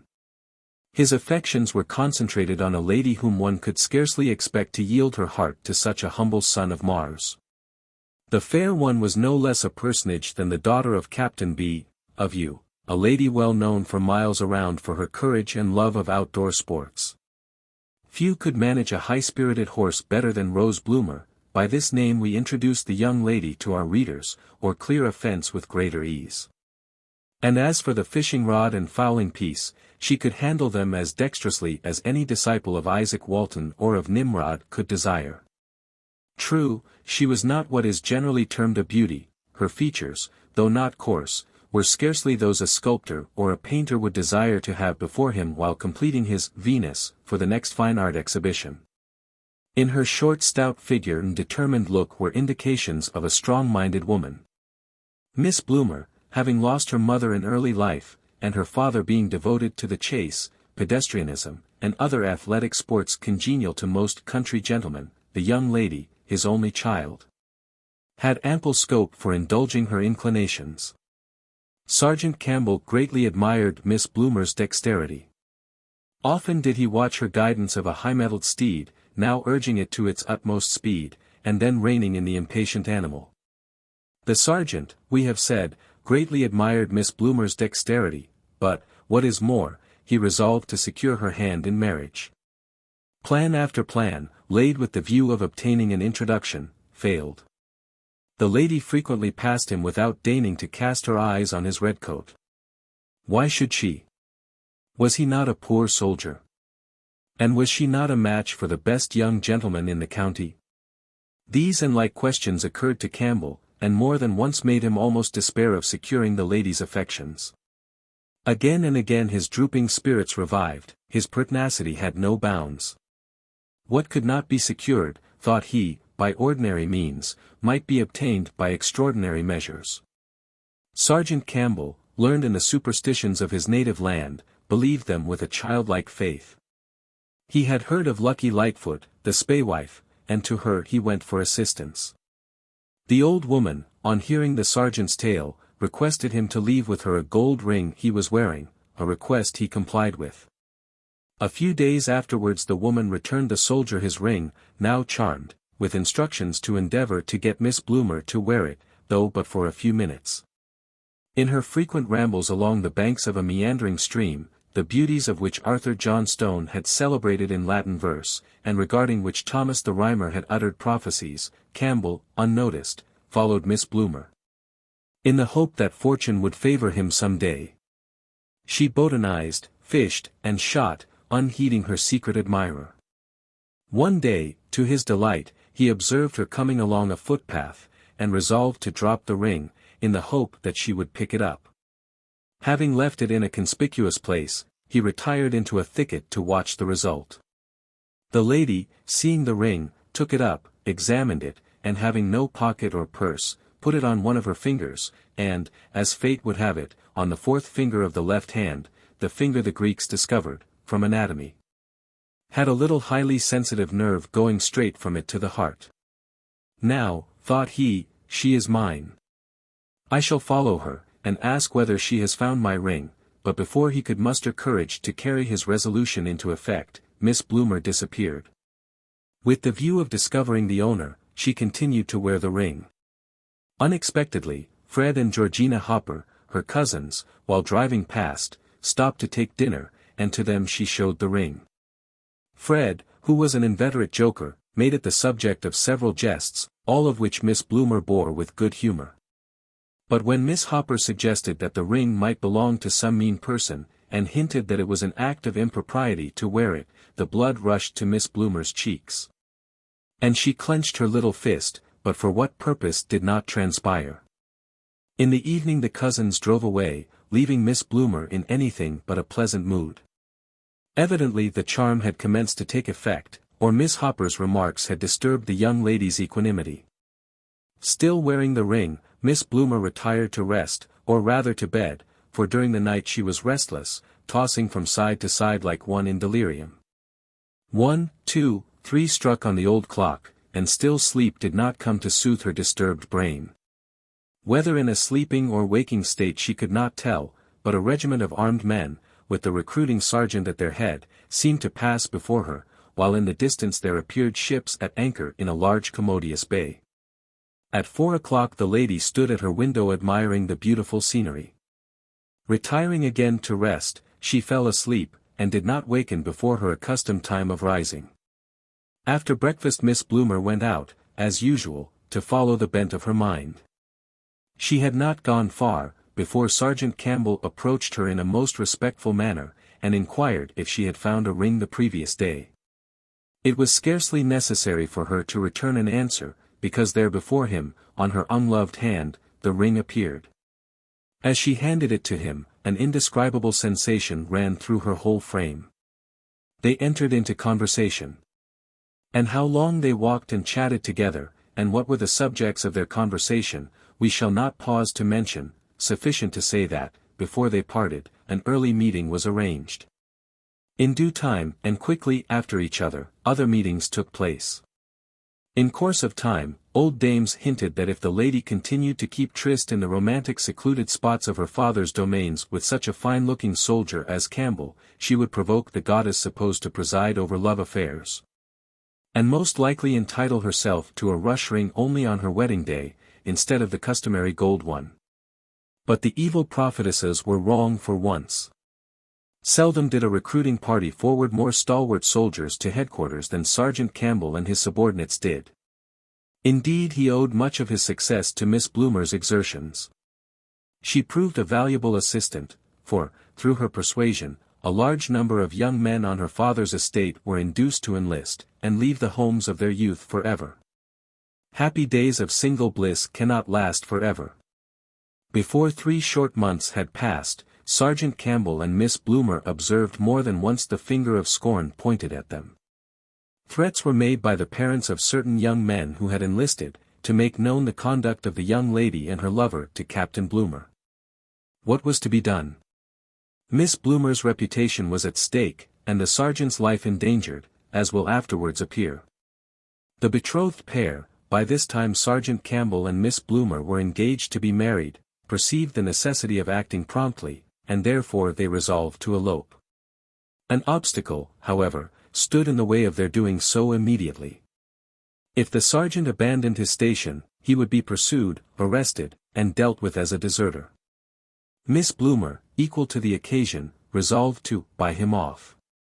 The discharge from the army being obtained, and the indispensable arrangements for a long journey completed, the sergeant and his true love secretly departed for Aberdeen, where they were united for better and worse, not by a clergyman, but by a magistrate, before whom they went and declared themselves to be husband and wife, a ceremony as binding by the law of Scotland as if there had been regular proclamation of banns, according to custom, in the parish church. And they had been married by an ordained minister. In place of a new marriage ring being placed on the bride's finger by the gallant sergeant, he, at her request, put on the charmed ring, the magical power of which she confessed could not be resisted.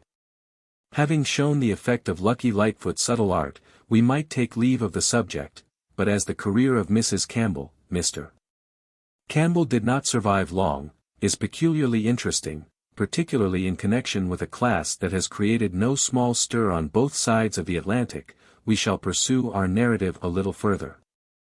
The newly married couple, not considering themselves safe from pursuit in the Granite City, posted south, and reached the Clyde in less than 24 hours, where they secured a passage on board a vessel bound for America. As soon as Captain Bloomer heard of his daughter's elopement, his rage could not be restrained.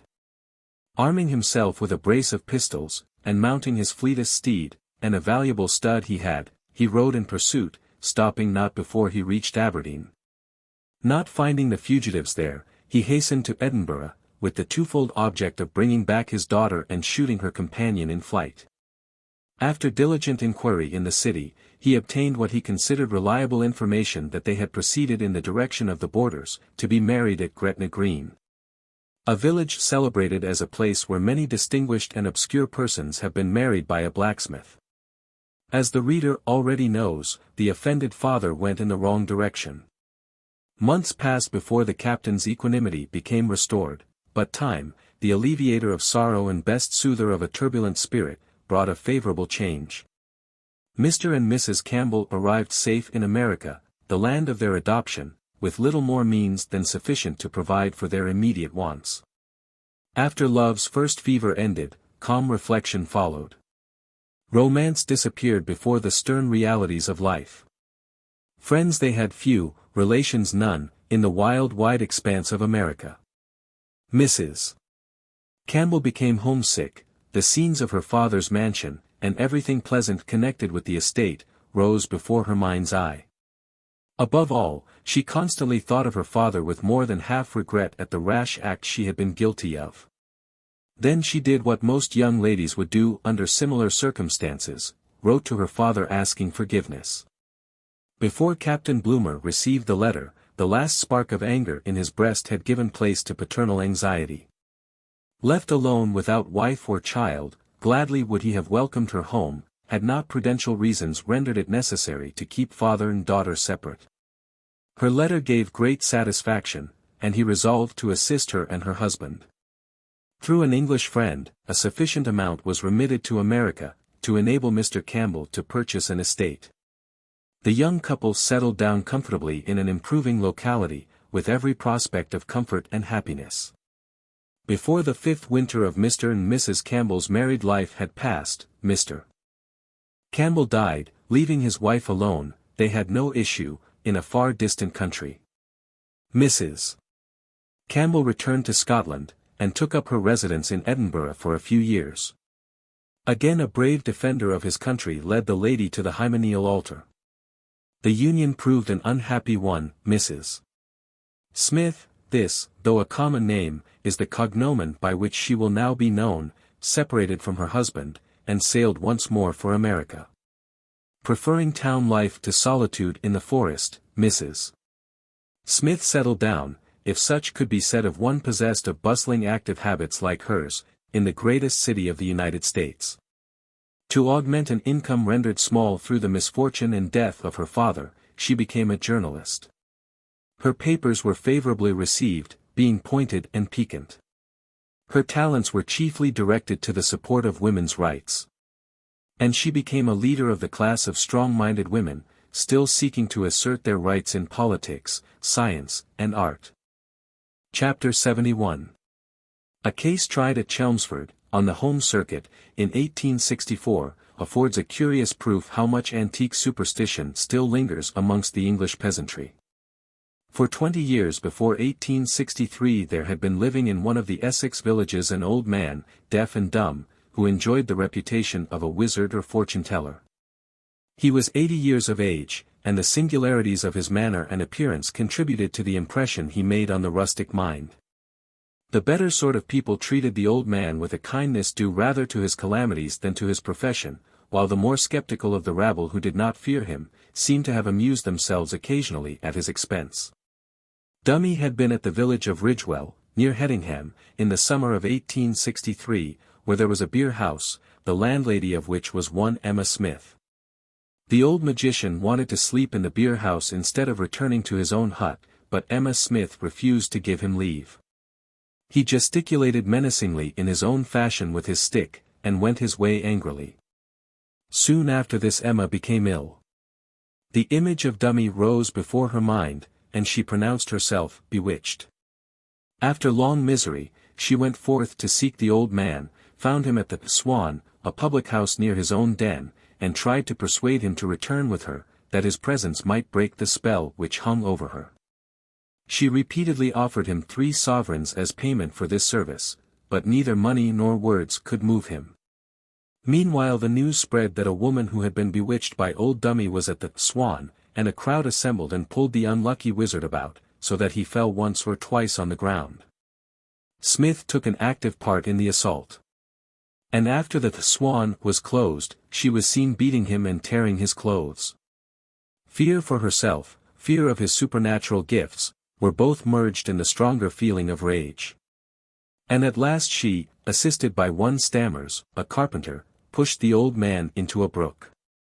He died at Halstead poorhouse from the effects of the ill usage. Emma Smith and Stammers were sentenced to 6 months' hard labor for their share in this outrage, the judge excusing the leniency of the punishment on the ground of the woman's state of mental excitement, and of the man's having pulled Dummy out of the water when the ducking seemed likely to produce death. Only a few years ago an example of superstition in England came prominently before a public court of justice. It appears that in the neighbourhood of South Molton, North Devon, an old man aged 86, living at West Down, near Barnstaple, was charged with using certain subtle craft, means, or device by palmistry and otherwise, to deceive and impose on certain of Her Majesty's subjects. For some time a woman named Elizabeth Saunders, then residing in an adjacent hamlet, had been ill. Doctors' remedies failed, and her husband sent for the old man named Harper, generally called the White Witch, but who called himself an herbalist. He went to the house of the woman, and gave her 4 or 5 iron rods in succession, with which she tapped a piece of iron held by her in the other hand while in bed. At the ends of the rods were the names of planets, such as Jupiter and Mercury. He asked the age of the woman and the hour she was born, saying he wanted to find out under what planet she came into the world. He gave her some bitters to take, but she died a few days afterwards. The defense was that the rods and piece of metal were a rude method of using electricity, by which means the defendant had effected many cures, but no explanation was given as to the meaning of the names of the planets. It was stated that the White Witch charged the woman 25s for his services. Several witnesses, called for the defense, said they had been cured of complaints in the legs and arms by the defendant's magic rods when nobody else could cure them. The bench sentenced him to a month's imprisonment. A case of witchcraft came recently to our knowledge from Stonehouse. And Bond, a professed herbalist, stood charged before a bench of justice with having obtained £1 by means of a subtle device. Mary Ann Pike said her sister, Mrs. Summers, having a bad leg, had been advised to let the prisoner see it. Bond, after looking at the limb, declared that it was not an affliction by God. She went away, and afterwards returned with some cards. These she arranged, and, after looking at them, said her sister was so ill-wished that her face would be drawn to her toes, and that she would die at the age of 37. Mrs. Summers asked the prisoner if she could do her any good. Bond replied, "Yes, if you come at once under my demand. My usual price is 25s, but I'll do it for £1. Deponent lent her sister a sovereign to give to the woman. Bond turned up a bottle, and said to witness, "There is one dark woman, and a tall woman, doing your sister injury. The circle was not laid intentionally for her, but for her husband." The prisoner was convicted and punished. She had formerly been imprisoned for a similar offense.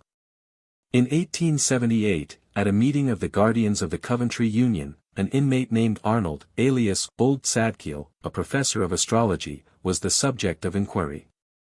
A letter had been addressed to him by a lady at Dorchester, anxious to learn what planet she was born under, and the position of her future husband. She forwarded a number of postage stamps. There was another letter from a lady at Leamington, asking Arnold to keep an appointment with her, to read her destiny. The astrologer formerly lived in Coventry, and carried on an extensive trade until he was sent to Warwick Jail, which he left for the workhouse. He was cautioned by the board. Old Sadkiel, taking offense, left the workhouse, saying he should resume his astrology and the ruling of the planets. Not long ago a well-to-do farmer near Ilchester, in Somerset, had the misfortune to have several of his cattle taken away by disease. A veterinary surgeon who was consulted, thought the remainder of the herd were in a fair way of recovery. The farmer, however, insisted that he and his cows had been overlooked, and immediately sought out a wise woman residing in an adjacent town. Acting upon the advice of the old hag, the farmer returned home, and encircled with a faggot the last bullock that died, ignited the pile, and burnt the carcass, an incantation being pronounced over the burning beast. The remainder of the herd became well, and their recovery was attributed by the farmer and his simple-minded neighbors, not to the skill of the veterinary surgeon, but to the success of the weird ceremonial prescribed by the fortune-teller. A remarkable case of credulity came before Ludlow Police Court, in January of this year, 1879. Mary A. Collier was summoned under the local bylaws for using abusive language to Elizabeth Oliver. Both parties, it transpired, lived in Lower Gouldford, and a sheet having been lost off a garden line, with a view to discover the thief, the superstitious practice of turning the key and the Bible was resorted to. Complainant said Collier met her in the street, and said the Bible had been turned down for Jones' yard, Martha Cadd's yard, and Burnsnell's yard, and when Mrs. Oliver's name was mentioned, the Bible fled out of their hands. The Bible was then turned to see if the sheet was stolen during the day or night, and Mrs. Collier then called her a daring daylight thief. Mrs. Collier informed the court that the key turned for Mrs. Oliver and no one else, and the words in the Bible were for her. Mrs. Oliver said the sheet had been found under the snow.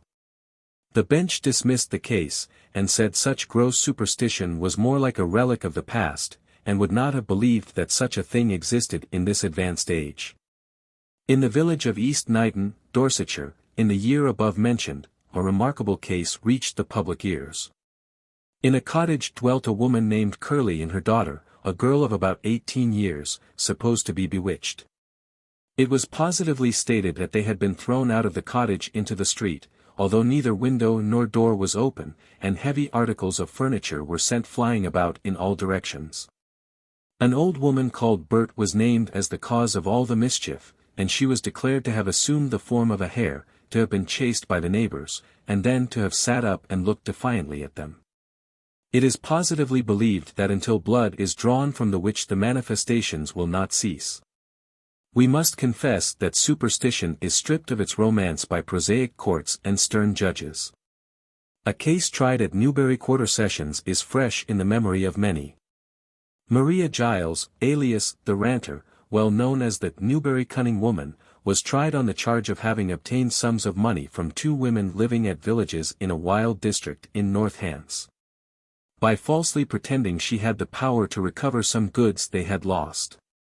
The women traveled 12 miles to consult the prisoner. She went through some absurd proceedings, and pretended she saw in a glass the parties who had taken the goods. Prisoner had practiced witchcraft for many years. She professed to rule the stars, and said that if the nights were clear and fine she would be able to recover the goods sooner. The jury returned a verdict of guilty, and sentenced her to 5 years penal servitude. The proceedings of a professional fortune-teller formed the subject of investigation by the mayor and other magistrates of Newbury in 1871.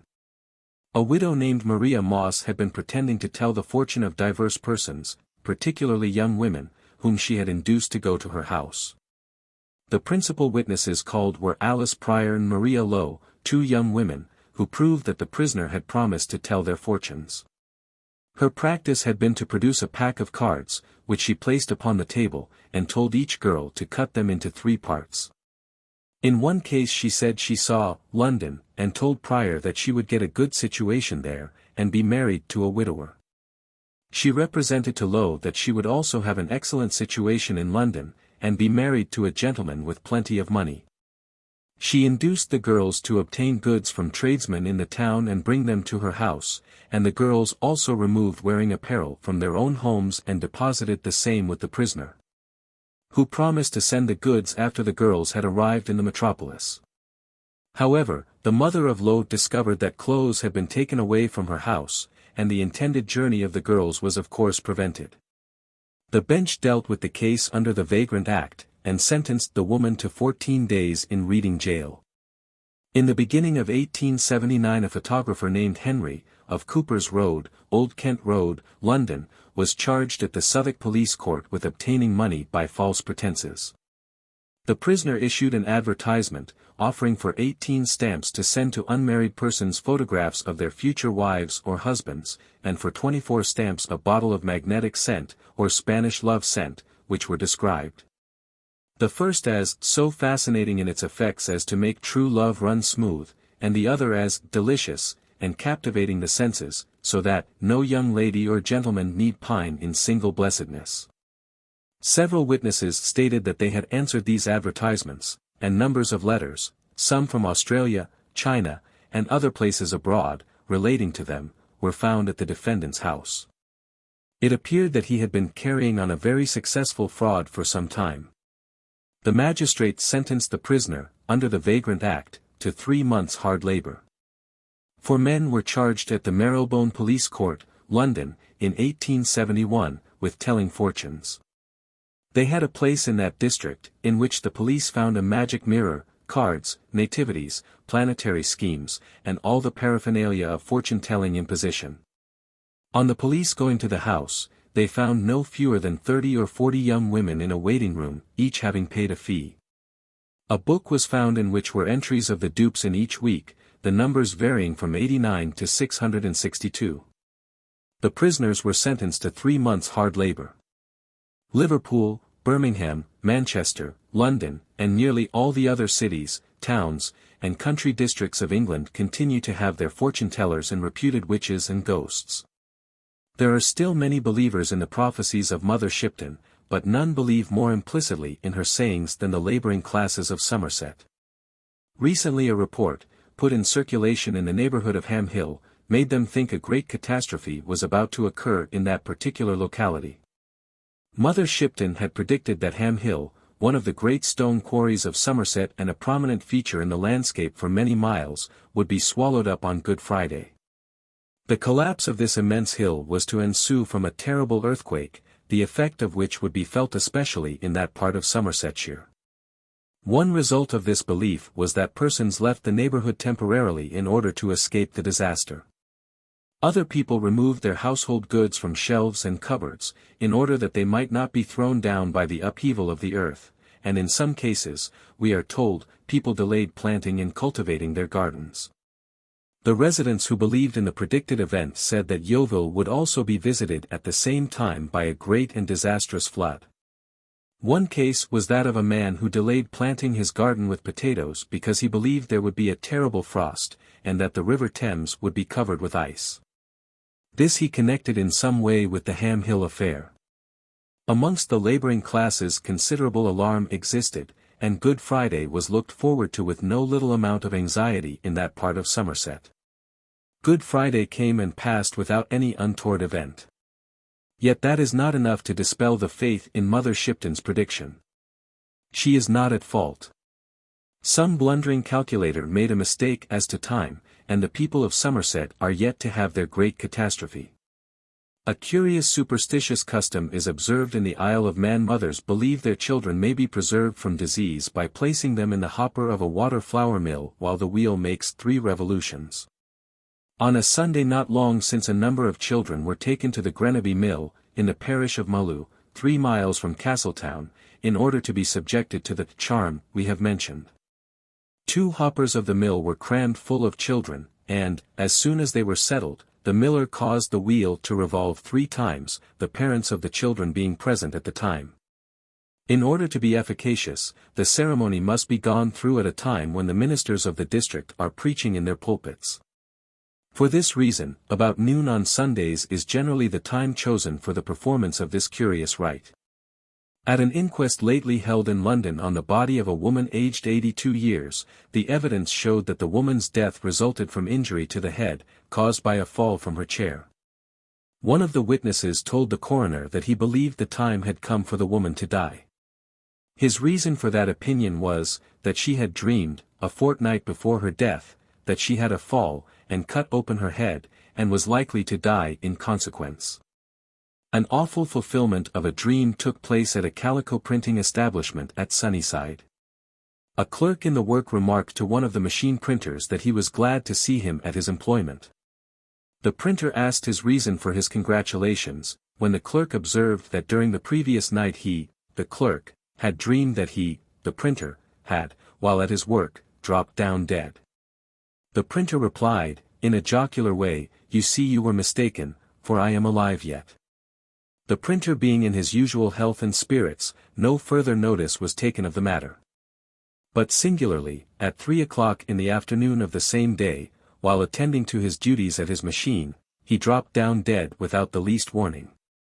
This year, 1879, the Deal magistrates sentenced a man named George Wilds to 2 months' imprisonment for refusing to proceed to sea in the bark Umzinto, on a voyage from London to Port Natal.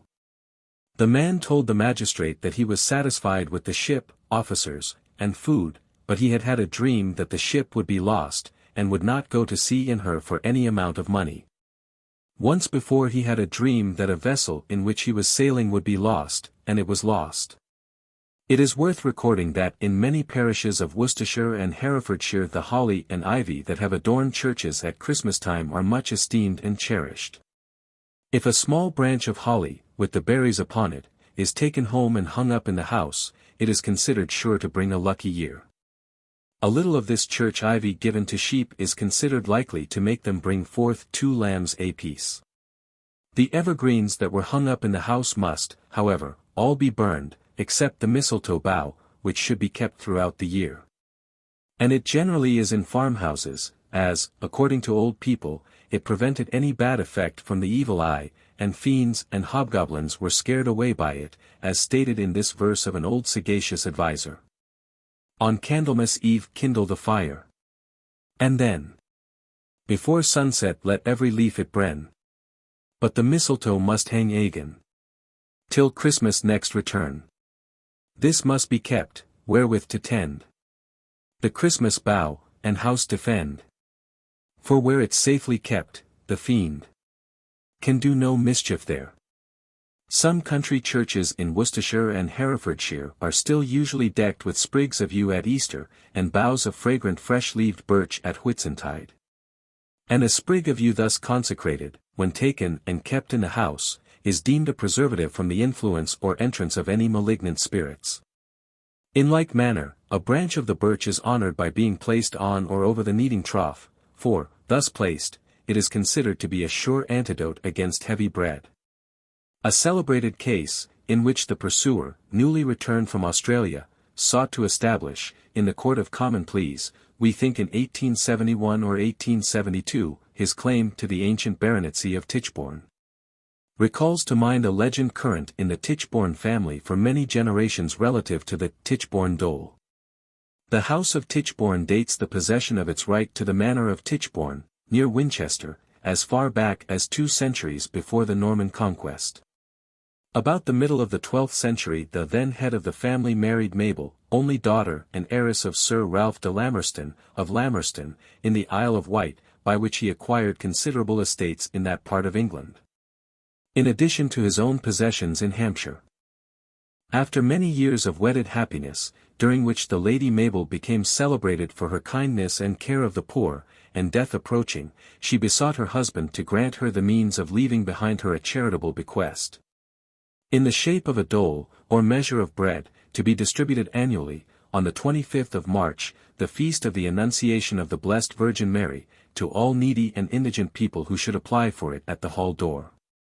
The said bread was to be the produce of a certain piece of ground containing an area of 15 acres, and of known value, but should the applicants be greater in number than the measures produced, 2d in money was to be given as the dole. Lady Mabel's husband was induced to consent to his wife's request, only on condition of her being able to crawl or walk round the piece of ground demanded, a condition of apparent impracticability, from the fact of her having been bedridden for many years previous. And this task was to be performed while a certain brand, or billet of wood, was burning on the fire in the hall at Tichborne. The dame, nothing daunted, ordered her attendants to carry her to the place she had selected, where, being set down, she seemed to receive a renovation of strength, and, to the surprise of admiring onlookers, she succeeded in crawling round several rich and goodly acres within the required time. The field which was the scene of Lady Mabel's extraordinary feat retains the name of Crawls to the present day. On the task being completed, the lady was reconveyed to her chamber, and, summoning the family to her bedside, she proceeded in a most solemn manner to deliver a prophecy respecting the future inheritors of Tichborne, predicting its prosperity as long as the annual dole existed, and leaving her malediction on any of her descendants who should discontinue or divert it, and declaring that, when such event should happen, the old house would fall, the family would become extinct from the failure of heirs male, and that, as a final warning of the approach of their decay, a generation would appear of 7 sons, followed immediately by one with 7 daughters and no sons. The dole continued to be regularly given from the time of Henry II. to 1799, when Sir Henry Tichborne discontinued it. Then began the fulfillment of Lady Mabel's prediction. In 1803, 4 years after the cessation of the gift, a portion of the house fell, and the remainder was pulled down. Sir Henry, the 7th baronet of the name of Tichborne, who had abolished the dole, had 7 sons. Sir Henry, the 8th baronet, and eldest of the 7 sons, married Anne, daughter of Sir Thomas Burke, Bart., of Marble Hill, and by her had 7 daughters. Sir Henry died leaving no sons.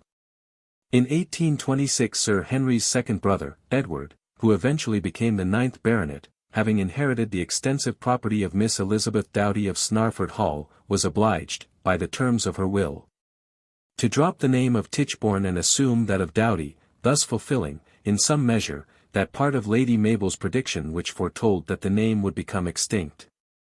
Sir Edward Doughty married in 1827, and had an only son, who died before he attained the age of 6 years. Sir Edward's brother James, who eventually became the 10th baronet, married, and had 2 sons, Roger Charles, who was supposed to have been lost at sea off the coast of South America in the spring of 1854, the claimant of the baronetcy from Australia called himself the said Roger. And Alfred Joseph, the 11th baronet, whose son Henry, a posthumous child, born in 1866, is now in possession of the title and estates. When the only son of Mr. Edward Doughty, subsequently the 9th baronet, died, the hitherto singular fulfillment of Lady Mabel's prediction struck him so forcibly that he besought his elder brother, Sir Henry Joseph, to restore the ancient dole, which he agreed to do. And it was again distributed, with certain restrictions, in flour, confining it to the poor of the parish of Tichborne, and in this manner it continues to be distributed to the present day. Whether the resumption of Lady Mabel's gift may prove sufficient to ward off the fatal prediction, time alone will show. The male race is supposed to depend upon the life of a single heir in his minority. This cause célèbre, one of the most important disposed of this century, not only ended, in the claimant's defeat, but in his conviction for perjury and attempted fraud, a fraud which, if successful, would have secured him estates worth between £20,000 and £30,000 a year. A romantic divorce case came before the High Court of Justice in England in 1876, in which the superstitious element was strongly blended. The proprietor of an extensive estate asked for a divorce from his wife, belonging to the gypsy tribe. The petitioner became interested in a family of gypsies, who were in the habit of pitching their tents on his ground. He visited their encampment, and became familiar with them. The member of the company who most excited the petitioner's attention was a daughter, by name Esmeralda, whose charms ultimately captivated the petitioner, and they were married in Norway in June 1874. The correspondent, stated to be an Oxford man, and who also interested himself in the welfare of the gypsy race, seemed to have made the acquaintance of the parties some time after the marriage. The lady became enamored of the Oxford gentleman. She went with him to Bristol, and after that the petitioner did not see his wife for some time. The husband received a letter from his wife stating that she was ready to be reconciled to him. They accordingly came together, and his wife suggested to him that they were both bewitched, and she stated that in order to have such bewitchment removed she would go to the Gussery Gorge, a fabled deity in the Roman camp, who had the power to dispel the bewitchment and restore the parties to their status quo. They did go to this famed astrologer, Gussery Gorge, who turned out to be none other than the correspondent, with whom Esmeralda was afterwards found living as his wife in Edinburgh. The petitioner, on being examined, said the respondent complained of being bewitched, and went to Cardiff to consult the wise men of the tribe. On another occasion she went again to consult the Gussery Gorge, or wise man, and brought back 2 letters from the astrologer. It occurred to witness that they were in the correspondent's handwriting. He, on receipt of another letter after his wife left him again, went to Edinburgh, where he found her. She threw herself on her knees and craved forgiveness. He promised to forgive her. She asked to go home at once, but there was a difficulty about the train. That night they slept at Melrose, and in the morning she said she had had a dream that her lover whom she had left in Edinburgh had committed suicide. Witness agreed to allow her to go to Edinburgh, it being understood she should immediately return. She never did so, and witness did not see her again until the 31st of January. Here the romance and superstition end. The petitioner became a wiser and sadder man. Esmeralda lived to repent of her folly, and so did the Oxford man of learning. Chapter 72. Much might be written concerning spiritualism, already alluded to in these pages. But really the subject deserves little attention, further than that it might be worth serious consideration whether the class of persons who lay claim to the power of raising the dead, and of being able to command responses from spirits, should not be prosecuted as rogues and cheats. Spiritualists cannot even pretend they have discovered anything new. We have repeatedly, particularly under the head Laws Against and Trials of Witches, shown that deceitful girls and old crones could perform all the sleight of hand and delusions practiced by modern spiritualists. Spiritualists have grossly imposed upon credulous persons, and others, without much consideration, attend séance after séance, for no other reason than that the manifestations displayed by the tricksters have become the grand arcana of fashion. The phantoms raised at a séance are in proportion to the gloom surrounding the audience. It cannot be doubted by men of penetration, that spiritualism, in its birth and maturity, is associated with sordidness and wickedness. At best, the spiritual operations are childish, or at least they fall short of the tricks of a Chinese juggler. One gentleman, writing of the spiritualistic movement in 1871, says, "A new movement on behalf of spiritualism has sprung up in the metropolis, and Miss Kate Fox, Rochester, United States, in whose family the phenomena were first discovered, is now in England on a propagandist mission. I was invited last night to meet Miss Fox, but owing to a cold the lady was unable to come. A celebrated medium was, however, present, as were some half-dozen ladies and gentlemen well known in society, one of the latter being a sergeant-at-law, and a judge accustomed to sift evidence and determine the difference between truth and falsehood. The séance was not, however, productive of anything very strange. The only curious manifestation occurred with a lath about 2 feet long and 1/4 of an inch thick, which most certainly rose off the table apparently of its own accord, and at one time seemed disposed to walk about the room, but didn't. 2 glass ornaments, filled with flowers, were also attracted towards each other, and subsequently parted company though no hands were near them. The great anticipated incident of the evening was, however, a failure. A Morse-writing telegraphic machine had been prepared, and it was hoped that the lever would be worked with spirit hands, but, after waiting 2 hours, no indication was given of any movement, and the experiment was abandoned in despair. The well-known Walter Thornbury relates as follows his experience at a spiritual séance. I went up into a stuffy parlor and found about 14 people, hot, nervous, and evidently uncomfortable. They were staring at some weird-looking pictures. On a long table were several speaking trumpets, formed of stiff brown and gilt paper. Some of the visitors took up these, talked hollowly through them, and laughed with uneasy skepticism. There were 2 ladies, several young men who looked like clerks, a bluff man from Liverpool, and a dwarf. Presently Messrs. A and C, 2 coarse-looking young men, entered, seated us round the table, and requested us to join hands. The gas was then turned down, and the séance began. A was at the end of the table, facing C at the other. There was at first a good deal of half-hysterical laughing and nervous talking, and shy or bold voices from here and there in the dark. The bluff Liverpool man objected to joining hands. He had been to successful séances, where hands were not joined. Mr. A said that joining hands often improved the conditions. One did not know what was passing behind one, or what was coming. So even the boldest of us held his breath for a time. All at once Mr. C, at the further end from me, began to gurgle and groan like a person in an epileptic fit. Someone cried, "Turn up the gas." It was done, and we beheld the medium with his head twisted like a young Laocoon in the folds of a red tablecloth. He disentangled himself with a disturbed, suffering air. The spirits were upon us, though why they should stifle their interpreter I could not quite see. The skeptics smiled sardonically. I suspected the lady in nankeen color next me, and the dwarf and people immediately round both mediums. A female voice tremulously suggested that singing might improve the conditions, on which Mr. C struck up "Power of Love Enchanting" in maudlin spiritualistic words. Things looked dull. All at once we were hailed by one of the most tremendous gruff bass voices that ever hailed a man-of-war. John King, the favorite spirit of Mr. A, had appeared with a grumbling announcement of his presence. "Who is this John King?" inquired the Liverpool man, who, if he was a Confederate, acted peculiarly well. "He lived about 300 years ago," said someone in the dark.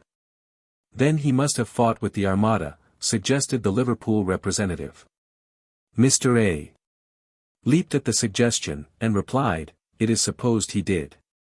On John King again growling that there he was and what did they want, a skeptic opposite me exclaimed in the true dramatic manner, "Rest, rest, perturbed spirit." Which so enraged John King, whom the lady in buff next me whispered, had been a notorious pirate, that he bellowed in his ear, "You seem very fond of Shakespeare."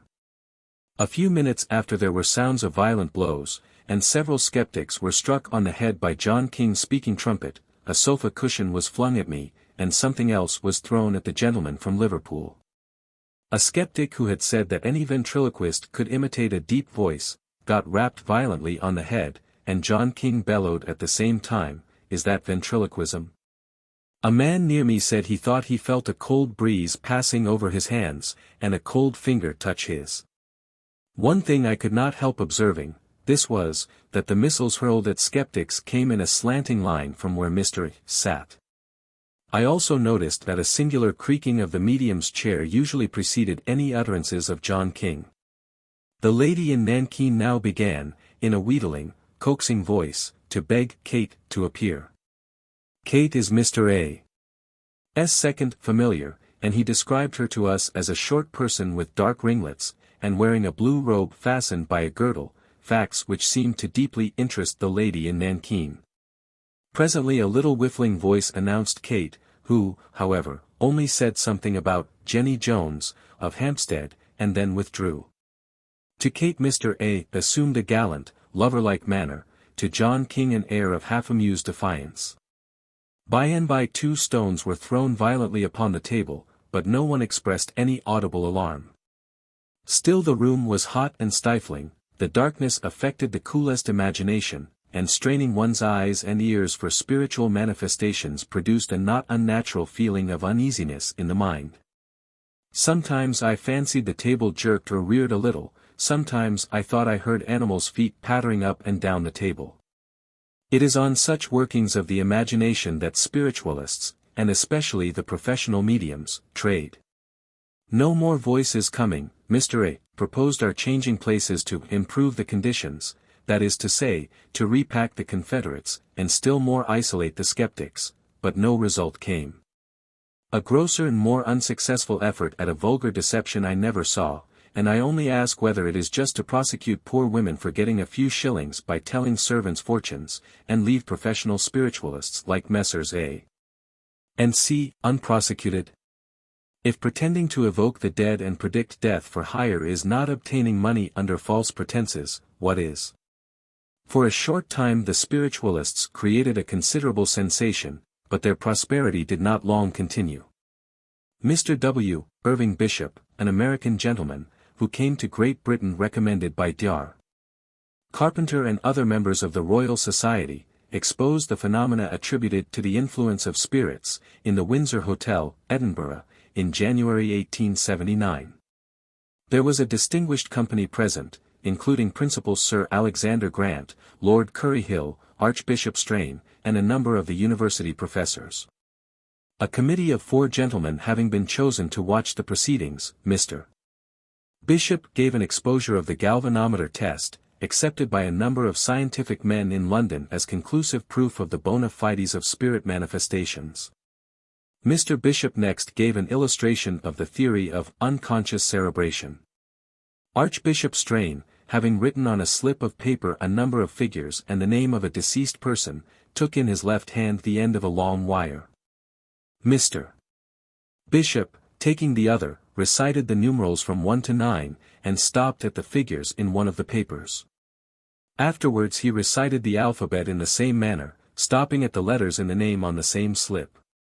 The figures 69-52 were found to be those which had been written. The Archbishop stated before the paper was opened that he did not himself remember the figures he had put down, and that he had never mentioned what they were to any one. Mr. Bishop explained that he detected the figures when naming them, from the unconscious action of the Archbishop's mind on his nervous system as it affected the wire. In the same way he informed the Archbishop correctly that the name of a deceased person written in the enclosed piece of paper was Sir Walter Scott. Mr. Bishop also furnished illustrations of the manner in which sounds were produced from instruments of music, and bells rung by persons tied with their hands and legs to seats, and how, even in that situation, he could put a ring upon a handkerchief placed round his neck, a feat which had been considered impossible by one fastened as he was, without the loosing of the knots of the cords with which he was bound. His last exposure was the Katy King mystery, the calling of material spirits from the other world, and exhibiting them in the room. This performance puzzled the audience as much as any of the others while it proceeded, and the explanation given of it was as amusing as it turned out to be ingenious. Another spiritualist exposure recently created a sensation in spiritualistic circles, by the detection of a medium fraud in Portland, Maine, United States. Doctors Garish and Green, of Portland, were instrumental in bringing about the issue. The medium in question was a female, who, after hiding herself behind a screen in the corner of her parlor, was enabled to send out spirits for the inspection of her select audiences. Attired in the ordinary way, she would allow her skirts to be pinned to the floor. And while she was seated upon a stool, the lower portion of the screen being some distance from the floor, the audience were invited to satisfy themselves that the medium did not move from her position. Dr. Green, on one occasion, while the so-called spirit was moving around, asked it to shake hands. This request being granted, he firmly grasped the hand, and found the spirit to be the medium herself, who struggled in a very unbecoming way to free herself. While Dr. Green thus secured the medium, Dr. Garish quickly drew the screen aside, and discovered the apparel of the lady in a heap at the foot of her stool, and still pinned to the floor.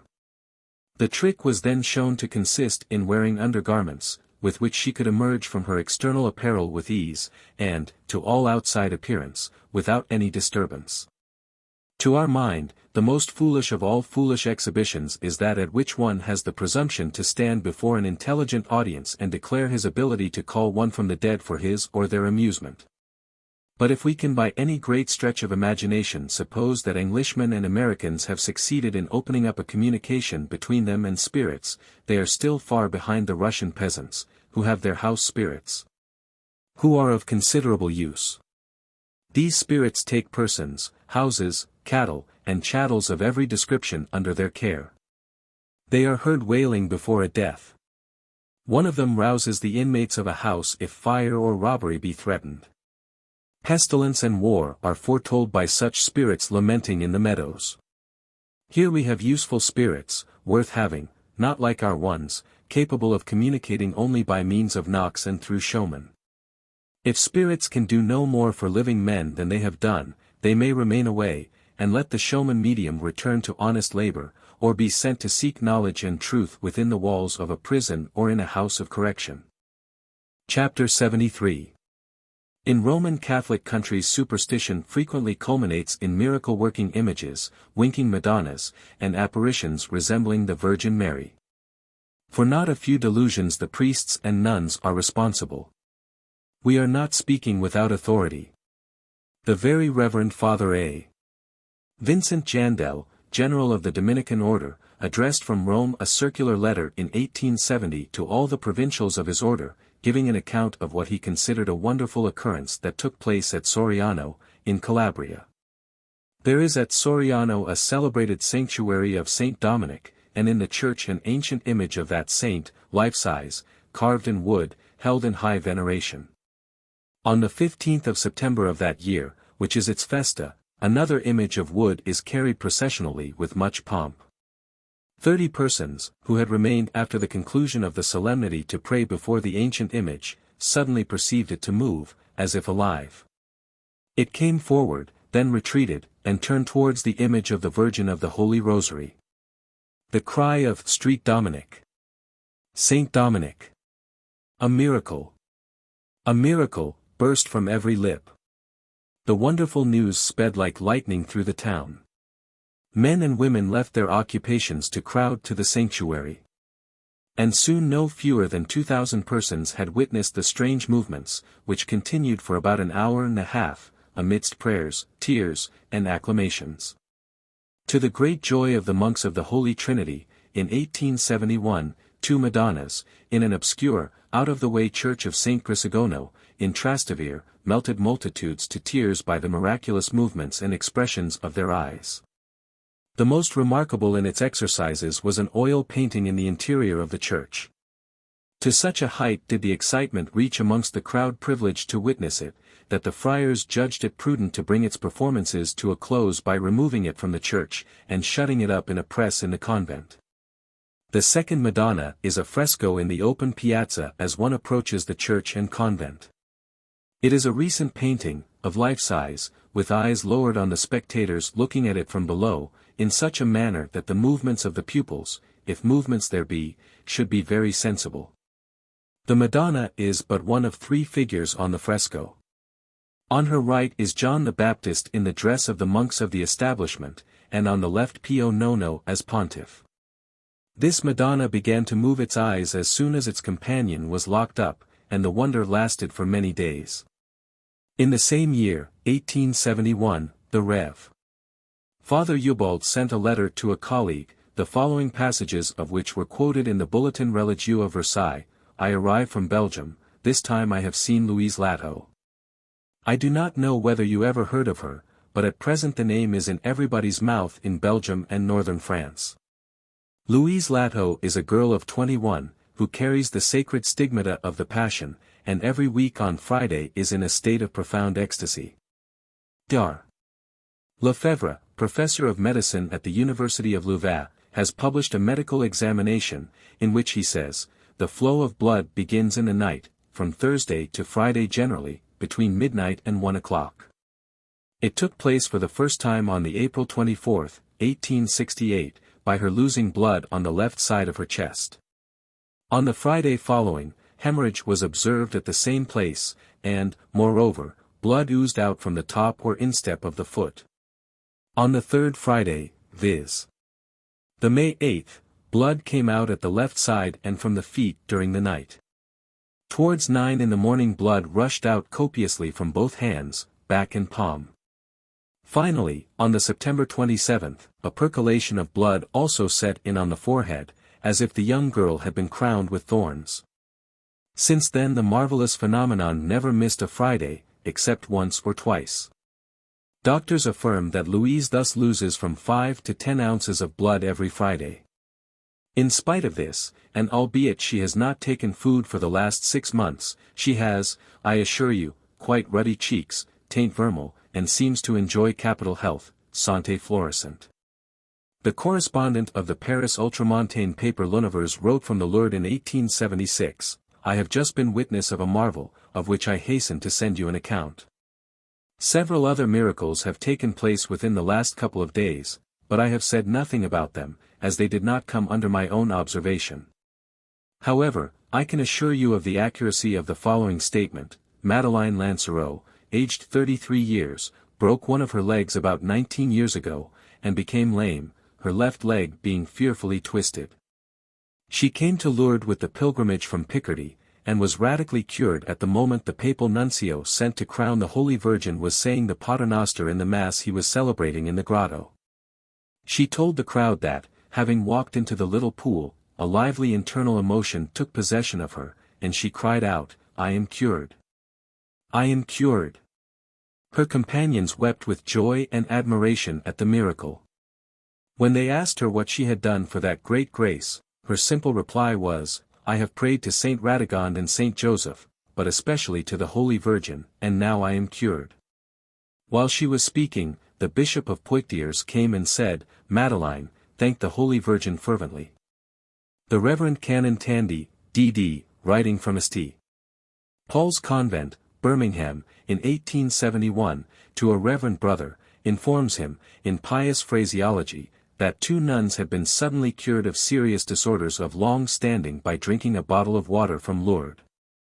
In acknowledgment of the favors shown by Our Lady of Lourdes, the Te Deum was recited. A deaf and dumb girl from Blois was made whole at Lourdes a few years ago by the Virgin Mary. Not long since the Bishop of Laval wrote a pastoral letter on the subject of the miraculous appearance of the Virgin to 4 children in a village in Mayence, and was so convinced of the reality of the fact that he decided to erect a chapel in honor of Mary on the ground upon which she had condescended to appear. Recently there might be seen emerging from a church at Dieppe, on a Saturday morning, a religious procession, headed by a person carrying a silver processional cross, and accompanied by choristers singing penitential psalms. Proceeding to the eastern pier of the harbor to perform a curious Roman Catholic ceremony. Taking up a position beside the rolling water, the priests prayed for the success of the fishing, then said a paternoster, while the people knelt. Then a priest, dipping a brush in holy water, which was carried in a swinging silver vase, sprinkled 3 times the salt water of the ocean with the holy fluid, making the sign of the cross with the brush at the words, Sio Sibra nos Amalo. Then came a collective repose for the souls of the dead whose bodies had not been recovered from the depths of the sea. And, all being over, the priests, with the choristers, people, and cross-bearers, returned, chanting their psalms to the church, where the high mass of the festival of St. Luke was celebrated. This ceremony at Dieppe reminds one of the well-known annual ceremony in Russia, of blessing the Neva in presence of the Tsar and other members of the imperial family. But, as the performance has been described by numerous writers, we shall not further refer to it. The Marquis of Segur, a zealous Catholic, relates that, in 1866, when the Pope was seriously ill, LIII. Lauderd, a lady of Marseilles, resolved to offer up her life in place of His Holiness, and sought his permission to do so.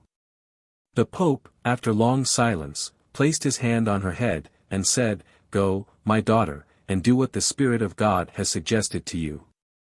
Next day, on receiving the consecrated wafer, the lady fervently expressed her desire to die, and was immediately seized with a sharp pain, which carried her off 3 days afterwards. The Pope, on hearing of her death, exclaimed, "So soon accepted." The Marquis believes this sacrifice accounted for the Pope's prolonged life. A Hohenzollern legend was brought to mind in Germany through a serious illness of the emperor, who, however, fortunately recovered, and continues to adorn his exalted position. The legend runs thus. Many years ago there was a Hohenzollern princess, a widow with 2 children, who fell in love with a foreign prince, rich, handsome, and brave. She sent him a proposition of marriage. But the prince declined her suit, explaining that 4 eyes stood between him and acceptance. He referred to his parents, whose consent he could not obtain. But the princess understood him to refer to the 4 eyes of her 2 children, to his unwillingness, in fact, to become a stepfather. So she suffocated the infant obstacles, and wrote to her lover that the way was clear. He was stricken with horror at the cruel deed, and died cursing her bloodthirsty rashness. The princess, in her turn, became overwhelmed with remorse. After lingering a day or 2 in indescribable anguish, she too died, and was buried under the old castle at Berlin, but not to rest quietly in her unhappy grave. At rare intervals she appears at midnight, clad in white, gliding, ghost-like, about the castle, and the apparition always forebodes the death of some member of the Hohenzollern family. The White Lady has been seen, we are assured, 3 times within about a year, once just before the death of Prince Albrecht, again, to announce the end of Prince Adalbert, and the last time while Queen Elizabeth lay on her deathbed. We have shown that the great Napoleon Bonaparte was superstitious in the highest degree, and so was his mother before him. Both believed in fate or destiny. She was surrounded by luxury and pomp. But her solicitude about her son, and the belief that his glory could not last, rendered her miserable. The divorce of Josephine, the retreat from Russia, the exile to Elba, the final overthrow at Waterloo, and the banishment to St. Helena, were heavy blows, but she was prepared for them. While the sun of the emperor's fortunes blazed in the zenith, she shivered under the shadow of her fear, and her fear proved prophetic.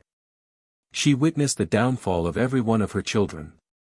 But she bore her adversity with dignity and resignation, and died in her 87th year. Indeed, not only were Napoleon and his mother superstitious, but the whole Bonaparte family were believers in fate.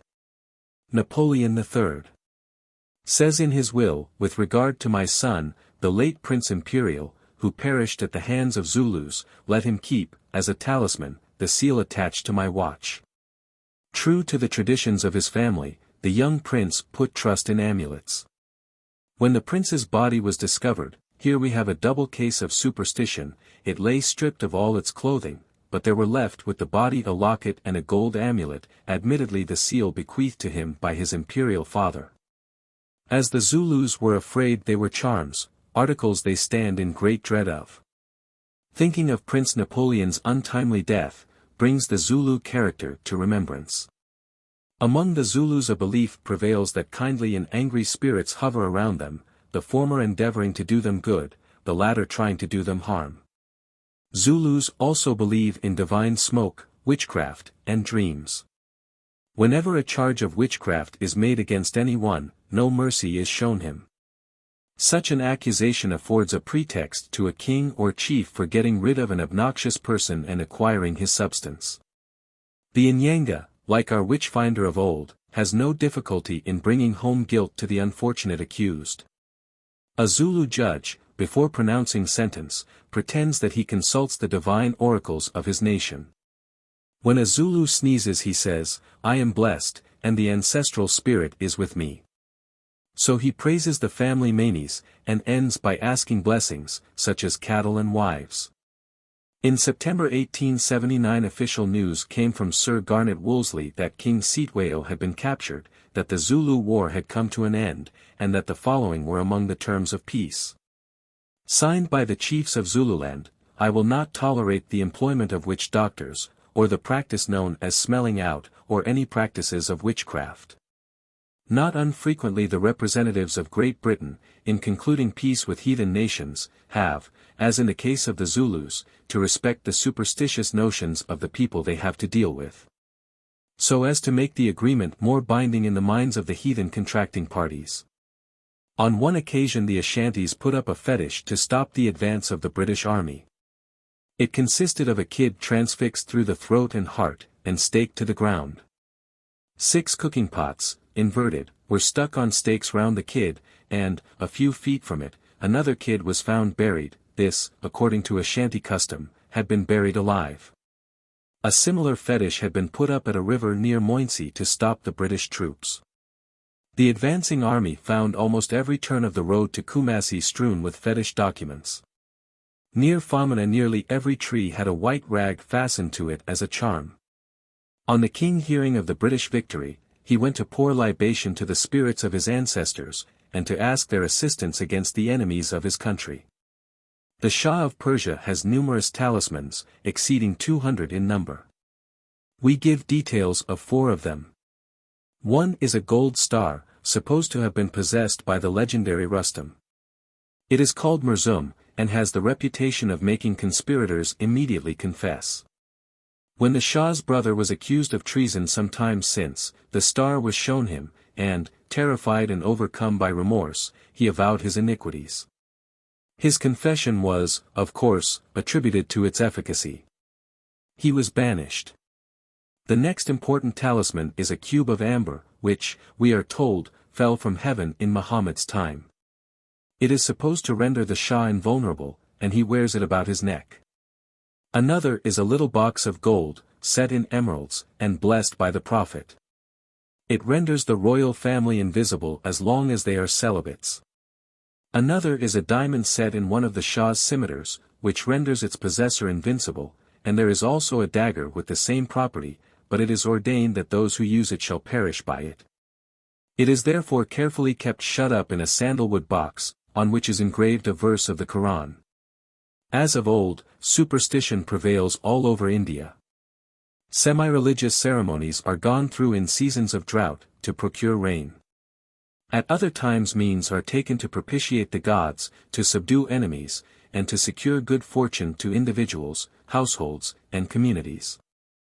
There are Indian princes who regularly consult their fortune-tellers regarding public and private affairs. A curious bathing fair was held at Ajudhya, in Oudh, in February 1878. When a peculiar conjunction of the planets takes place, which occurs only once in 80 years, the natives rush in crowds to the river, as they believe that if they manage to bathe and go through certain ceremonies in 4 minutes and a half, they will obtain the remission of their own sins and those of millions of their ancestors. On this occasion the rush to the river turned out so great that numbers were trodden underfoot, and 65 persons lost their lives. The mysterious lights in the Gulf of St. Lawrence, which are believed by mariners to be warnings of great tempests and shipwreck, were unusually brilliant in 1878. It is said to be a fact, established by the experience of a century, that when these lights blaze brightly in the summer nights, the phenomena are invariably followed by great storms. They give the appearance to spectators on the shore of a ship on fire. The fire itself seems to consist of blue and yellow flames, now dancing high above the water, and then flickering, paling, and dying out, only to spring up again with fresh brilliancy. If a boat approaches, it flits away, moving further out, and is pursued in vain. The lights are plainly visible from the shore from midnight until 2 in the morning. They appear to come from the sea shoreward, and at dawn retire gradually, and are lost in the morning mist. Paradis, the French pilot, who took charge of the British fleet under Admiral Sir Hovenden Walker when it sailed up the St. Lawrence to seize Quebec in 1711, declared he saw one of these lights before that armada was shattered by a dreadful gale on the 22d of August. The light, he said, danced before his vessel all the way up the Gulf. Every great wreck that has taken place there since Sir Hovenden Walker's calamity has been preceded, if tradition is to be believed, by these mysterious lights, and they have thus warned the mariner of fatal storms. In July last, 1879, a woman, known as the Queen of Hearts, who had attained the age of 100 years, and who had been known for 3/4 of a century as a fortune-teller, died in Vienna. Apparently gifted with the faculty of prescience, intimately acquainted with the shuffling of cards, deeply learned in the lore of the prophetic lines traced by the graver of fate upon human hands and feet. This lady devoted her days to the unraveling of the tangled secrets of the future, charging those whose curiosity prompted them to pry into the regions of the unknown, 5 ducats per revelation. As many of the leading ladies of the Austrian aristocracy were among her clients, and the accuracy of her forecasts having earned for her a mighty reputation throughout the realms of the Habsburgs, she contrived to amass a handsome fortune. Hers dame was a person of extraordinary acumen, and a physiognomist of the highest order. Her sources of private information were numerous, and her ramifications are believed to have permeated every class of Austrian society. A comparatively recent instance of superstition in America is that of an old Indian woman being suspected of witchcraft, and stoned to death in Pine Nut Valley, Nevada. And in another part of the world, far separated from America, a similar act of superstition was committed, in which a human creature fell a victim to the gross delusions of her neighbors. We refer to a case of witch burning in Russia. In October 1879 17 peasants were tried for burning to death a supposed witch, who resided near Nizhny Novgorod. Of the accused persons, 14 were acquitted, and 3 sentenced to church penances, sentences which, if rigorously carried out, will not be easily borne. A Leipzig writer gives an account of a number of superstitious artists, some of which are very curious. Tietjens, for instance, believed that the person would speedily die who shook hands with her over the threshold at parting. Rachel thought she gained her greatest successes immediately after she had met a funeral. Bellini would not permit a new work to be brought out if on the day announced he was first greeted by a man, and La Somnambula was several times thus postponed. Meyerbeer regularly washed his hands before beginning an overture. And a noted tragedienne never plays unless she has a white mouse in her bosom. But these eccentricities can hardly compare with the strange belief and doings of Hogarth, the celebrated painter and engraver, particularly towards the close of his long life. A few months before he was seized with the malady which cut him off, he commenced his End of All Things. A few of his intimate friends looked upon his picture as prophetic. And so he seemed to regard it himself. The artist worked with diligence, seemingly with an apprehension that he would not live to complete the piece. Finish it, however, he did in a masterly style, grouping everything that could denote the end of all things. Prominent were a broken bottle, an old broom, a bow unstrung, the butt end of an old musket, a crown tumbled in pieces, towers in ruins, the moon in her wane, the map of the globe burning, Phoebus and his horses dead in the clouds, a vessel wrecked. Time with his hourglass and scythe broken, a tobacco pipe in his mouth, the last puff of smoke going out. A play book, with Exeunt Omnes on one of the open pages, an empty purse, and a statute of bankruptcy taken out against nature. So far so good, said Hogarth. Nothing remains but this, taking his pencil and dashing off the similitude of a painter's palette broken. Finus, exclaimed the artist, the deed is done, all is over. Hogarth never handled pencil again, and within a month of the completion of this picture he was no more. The end.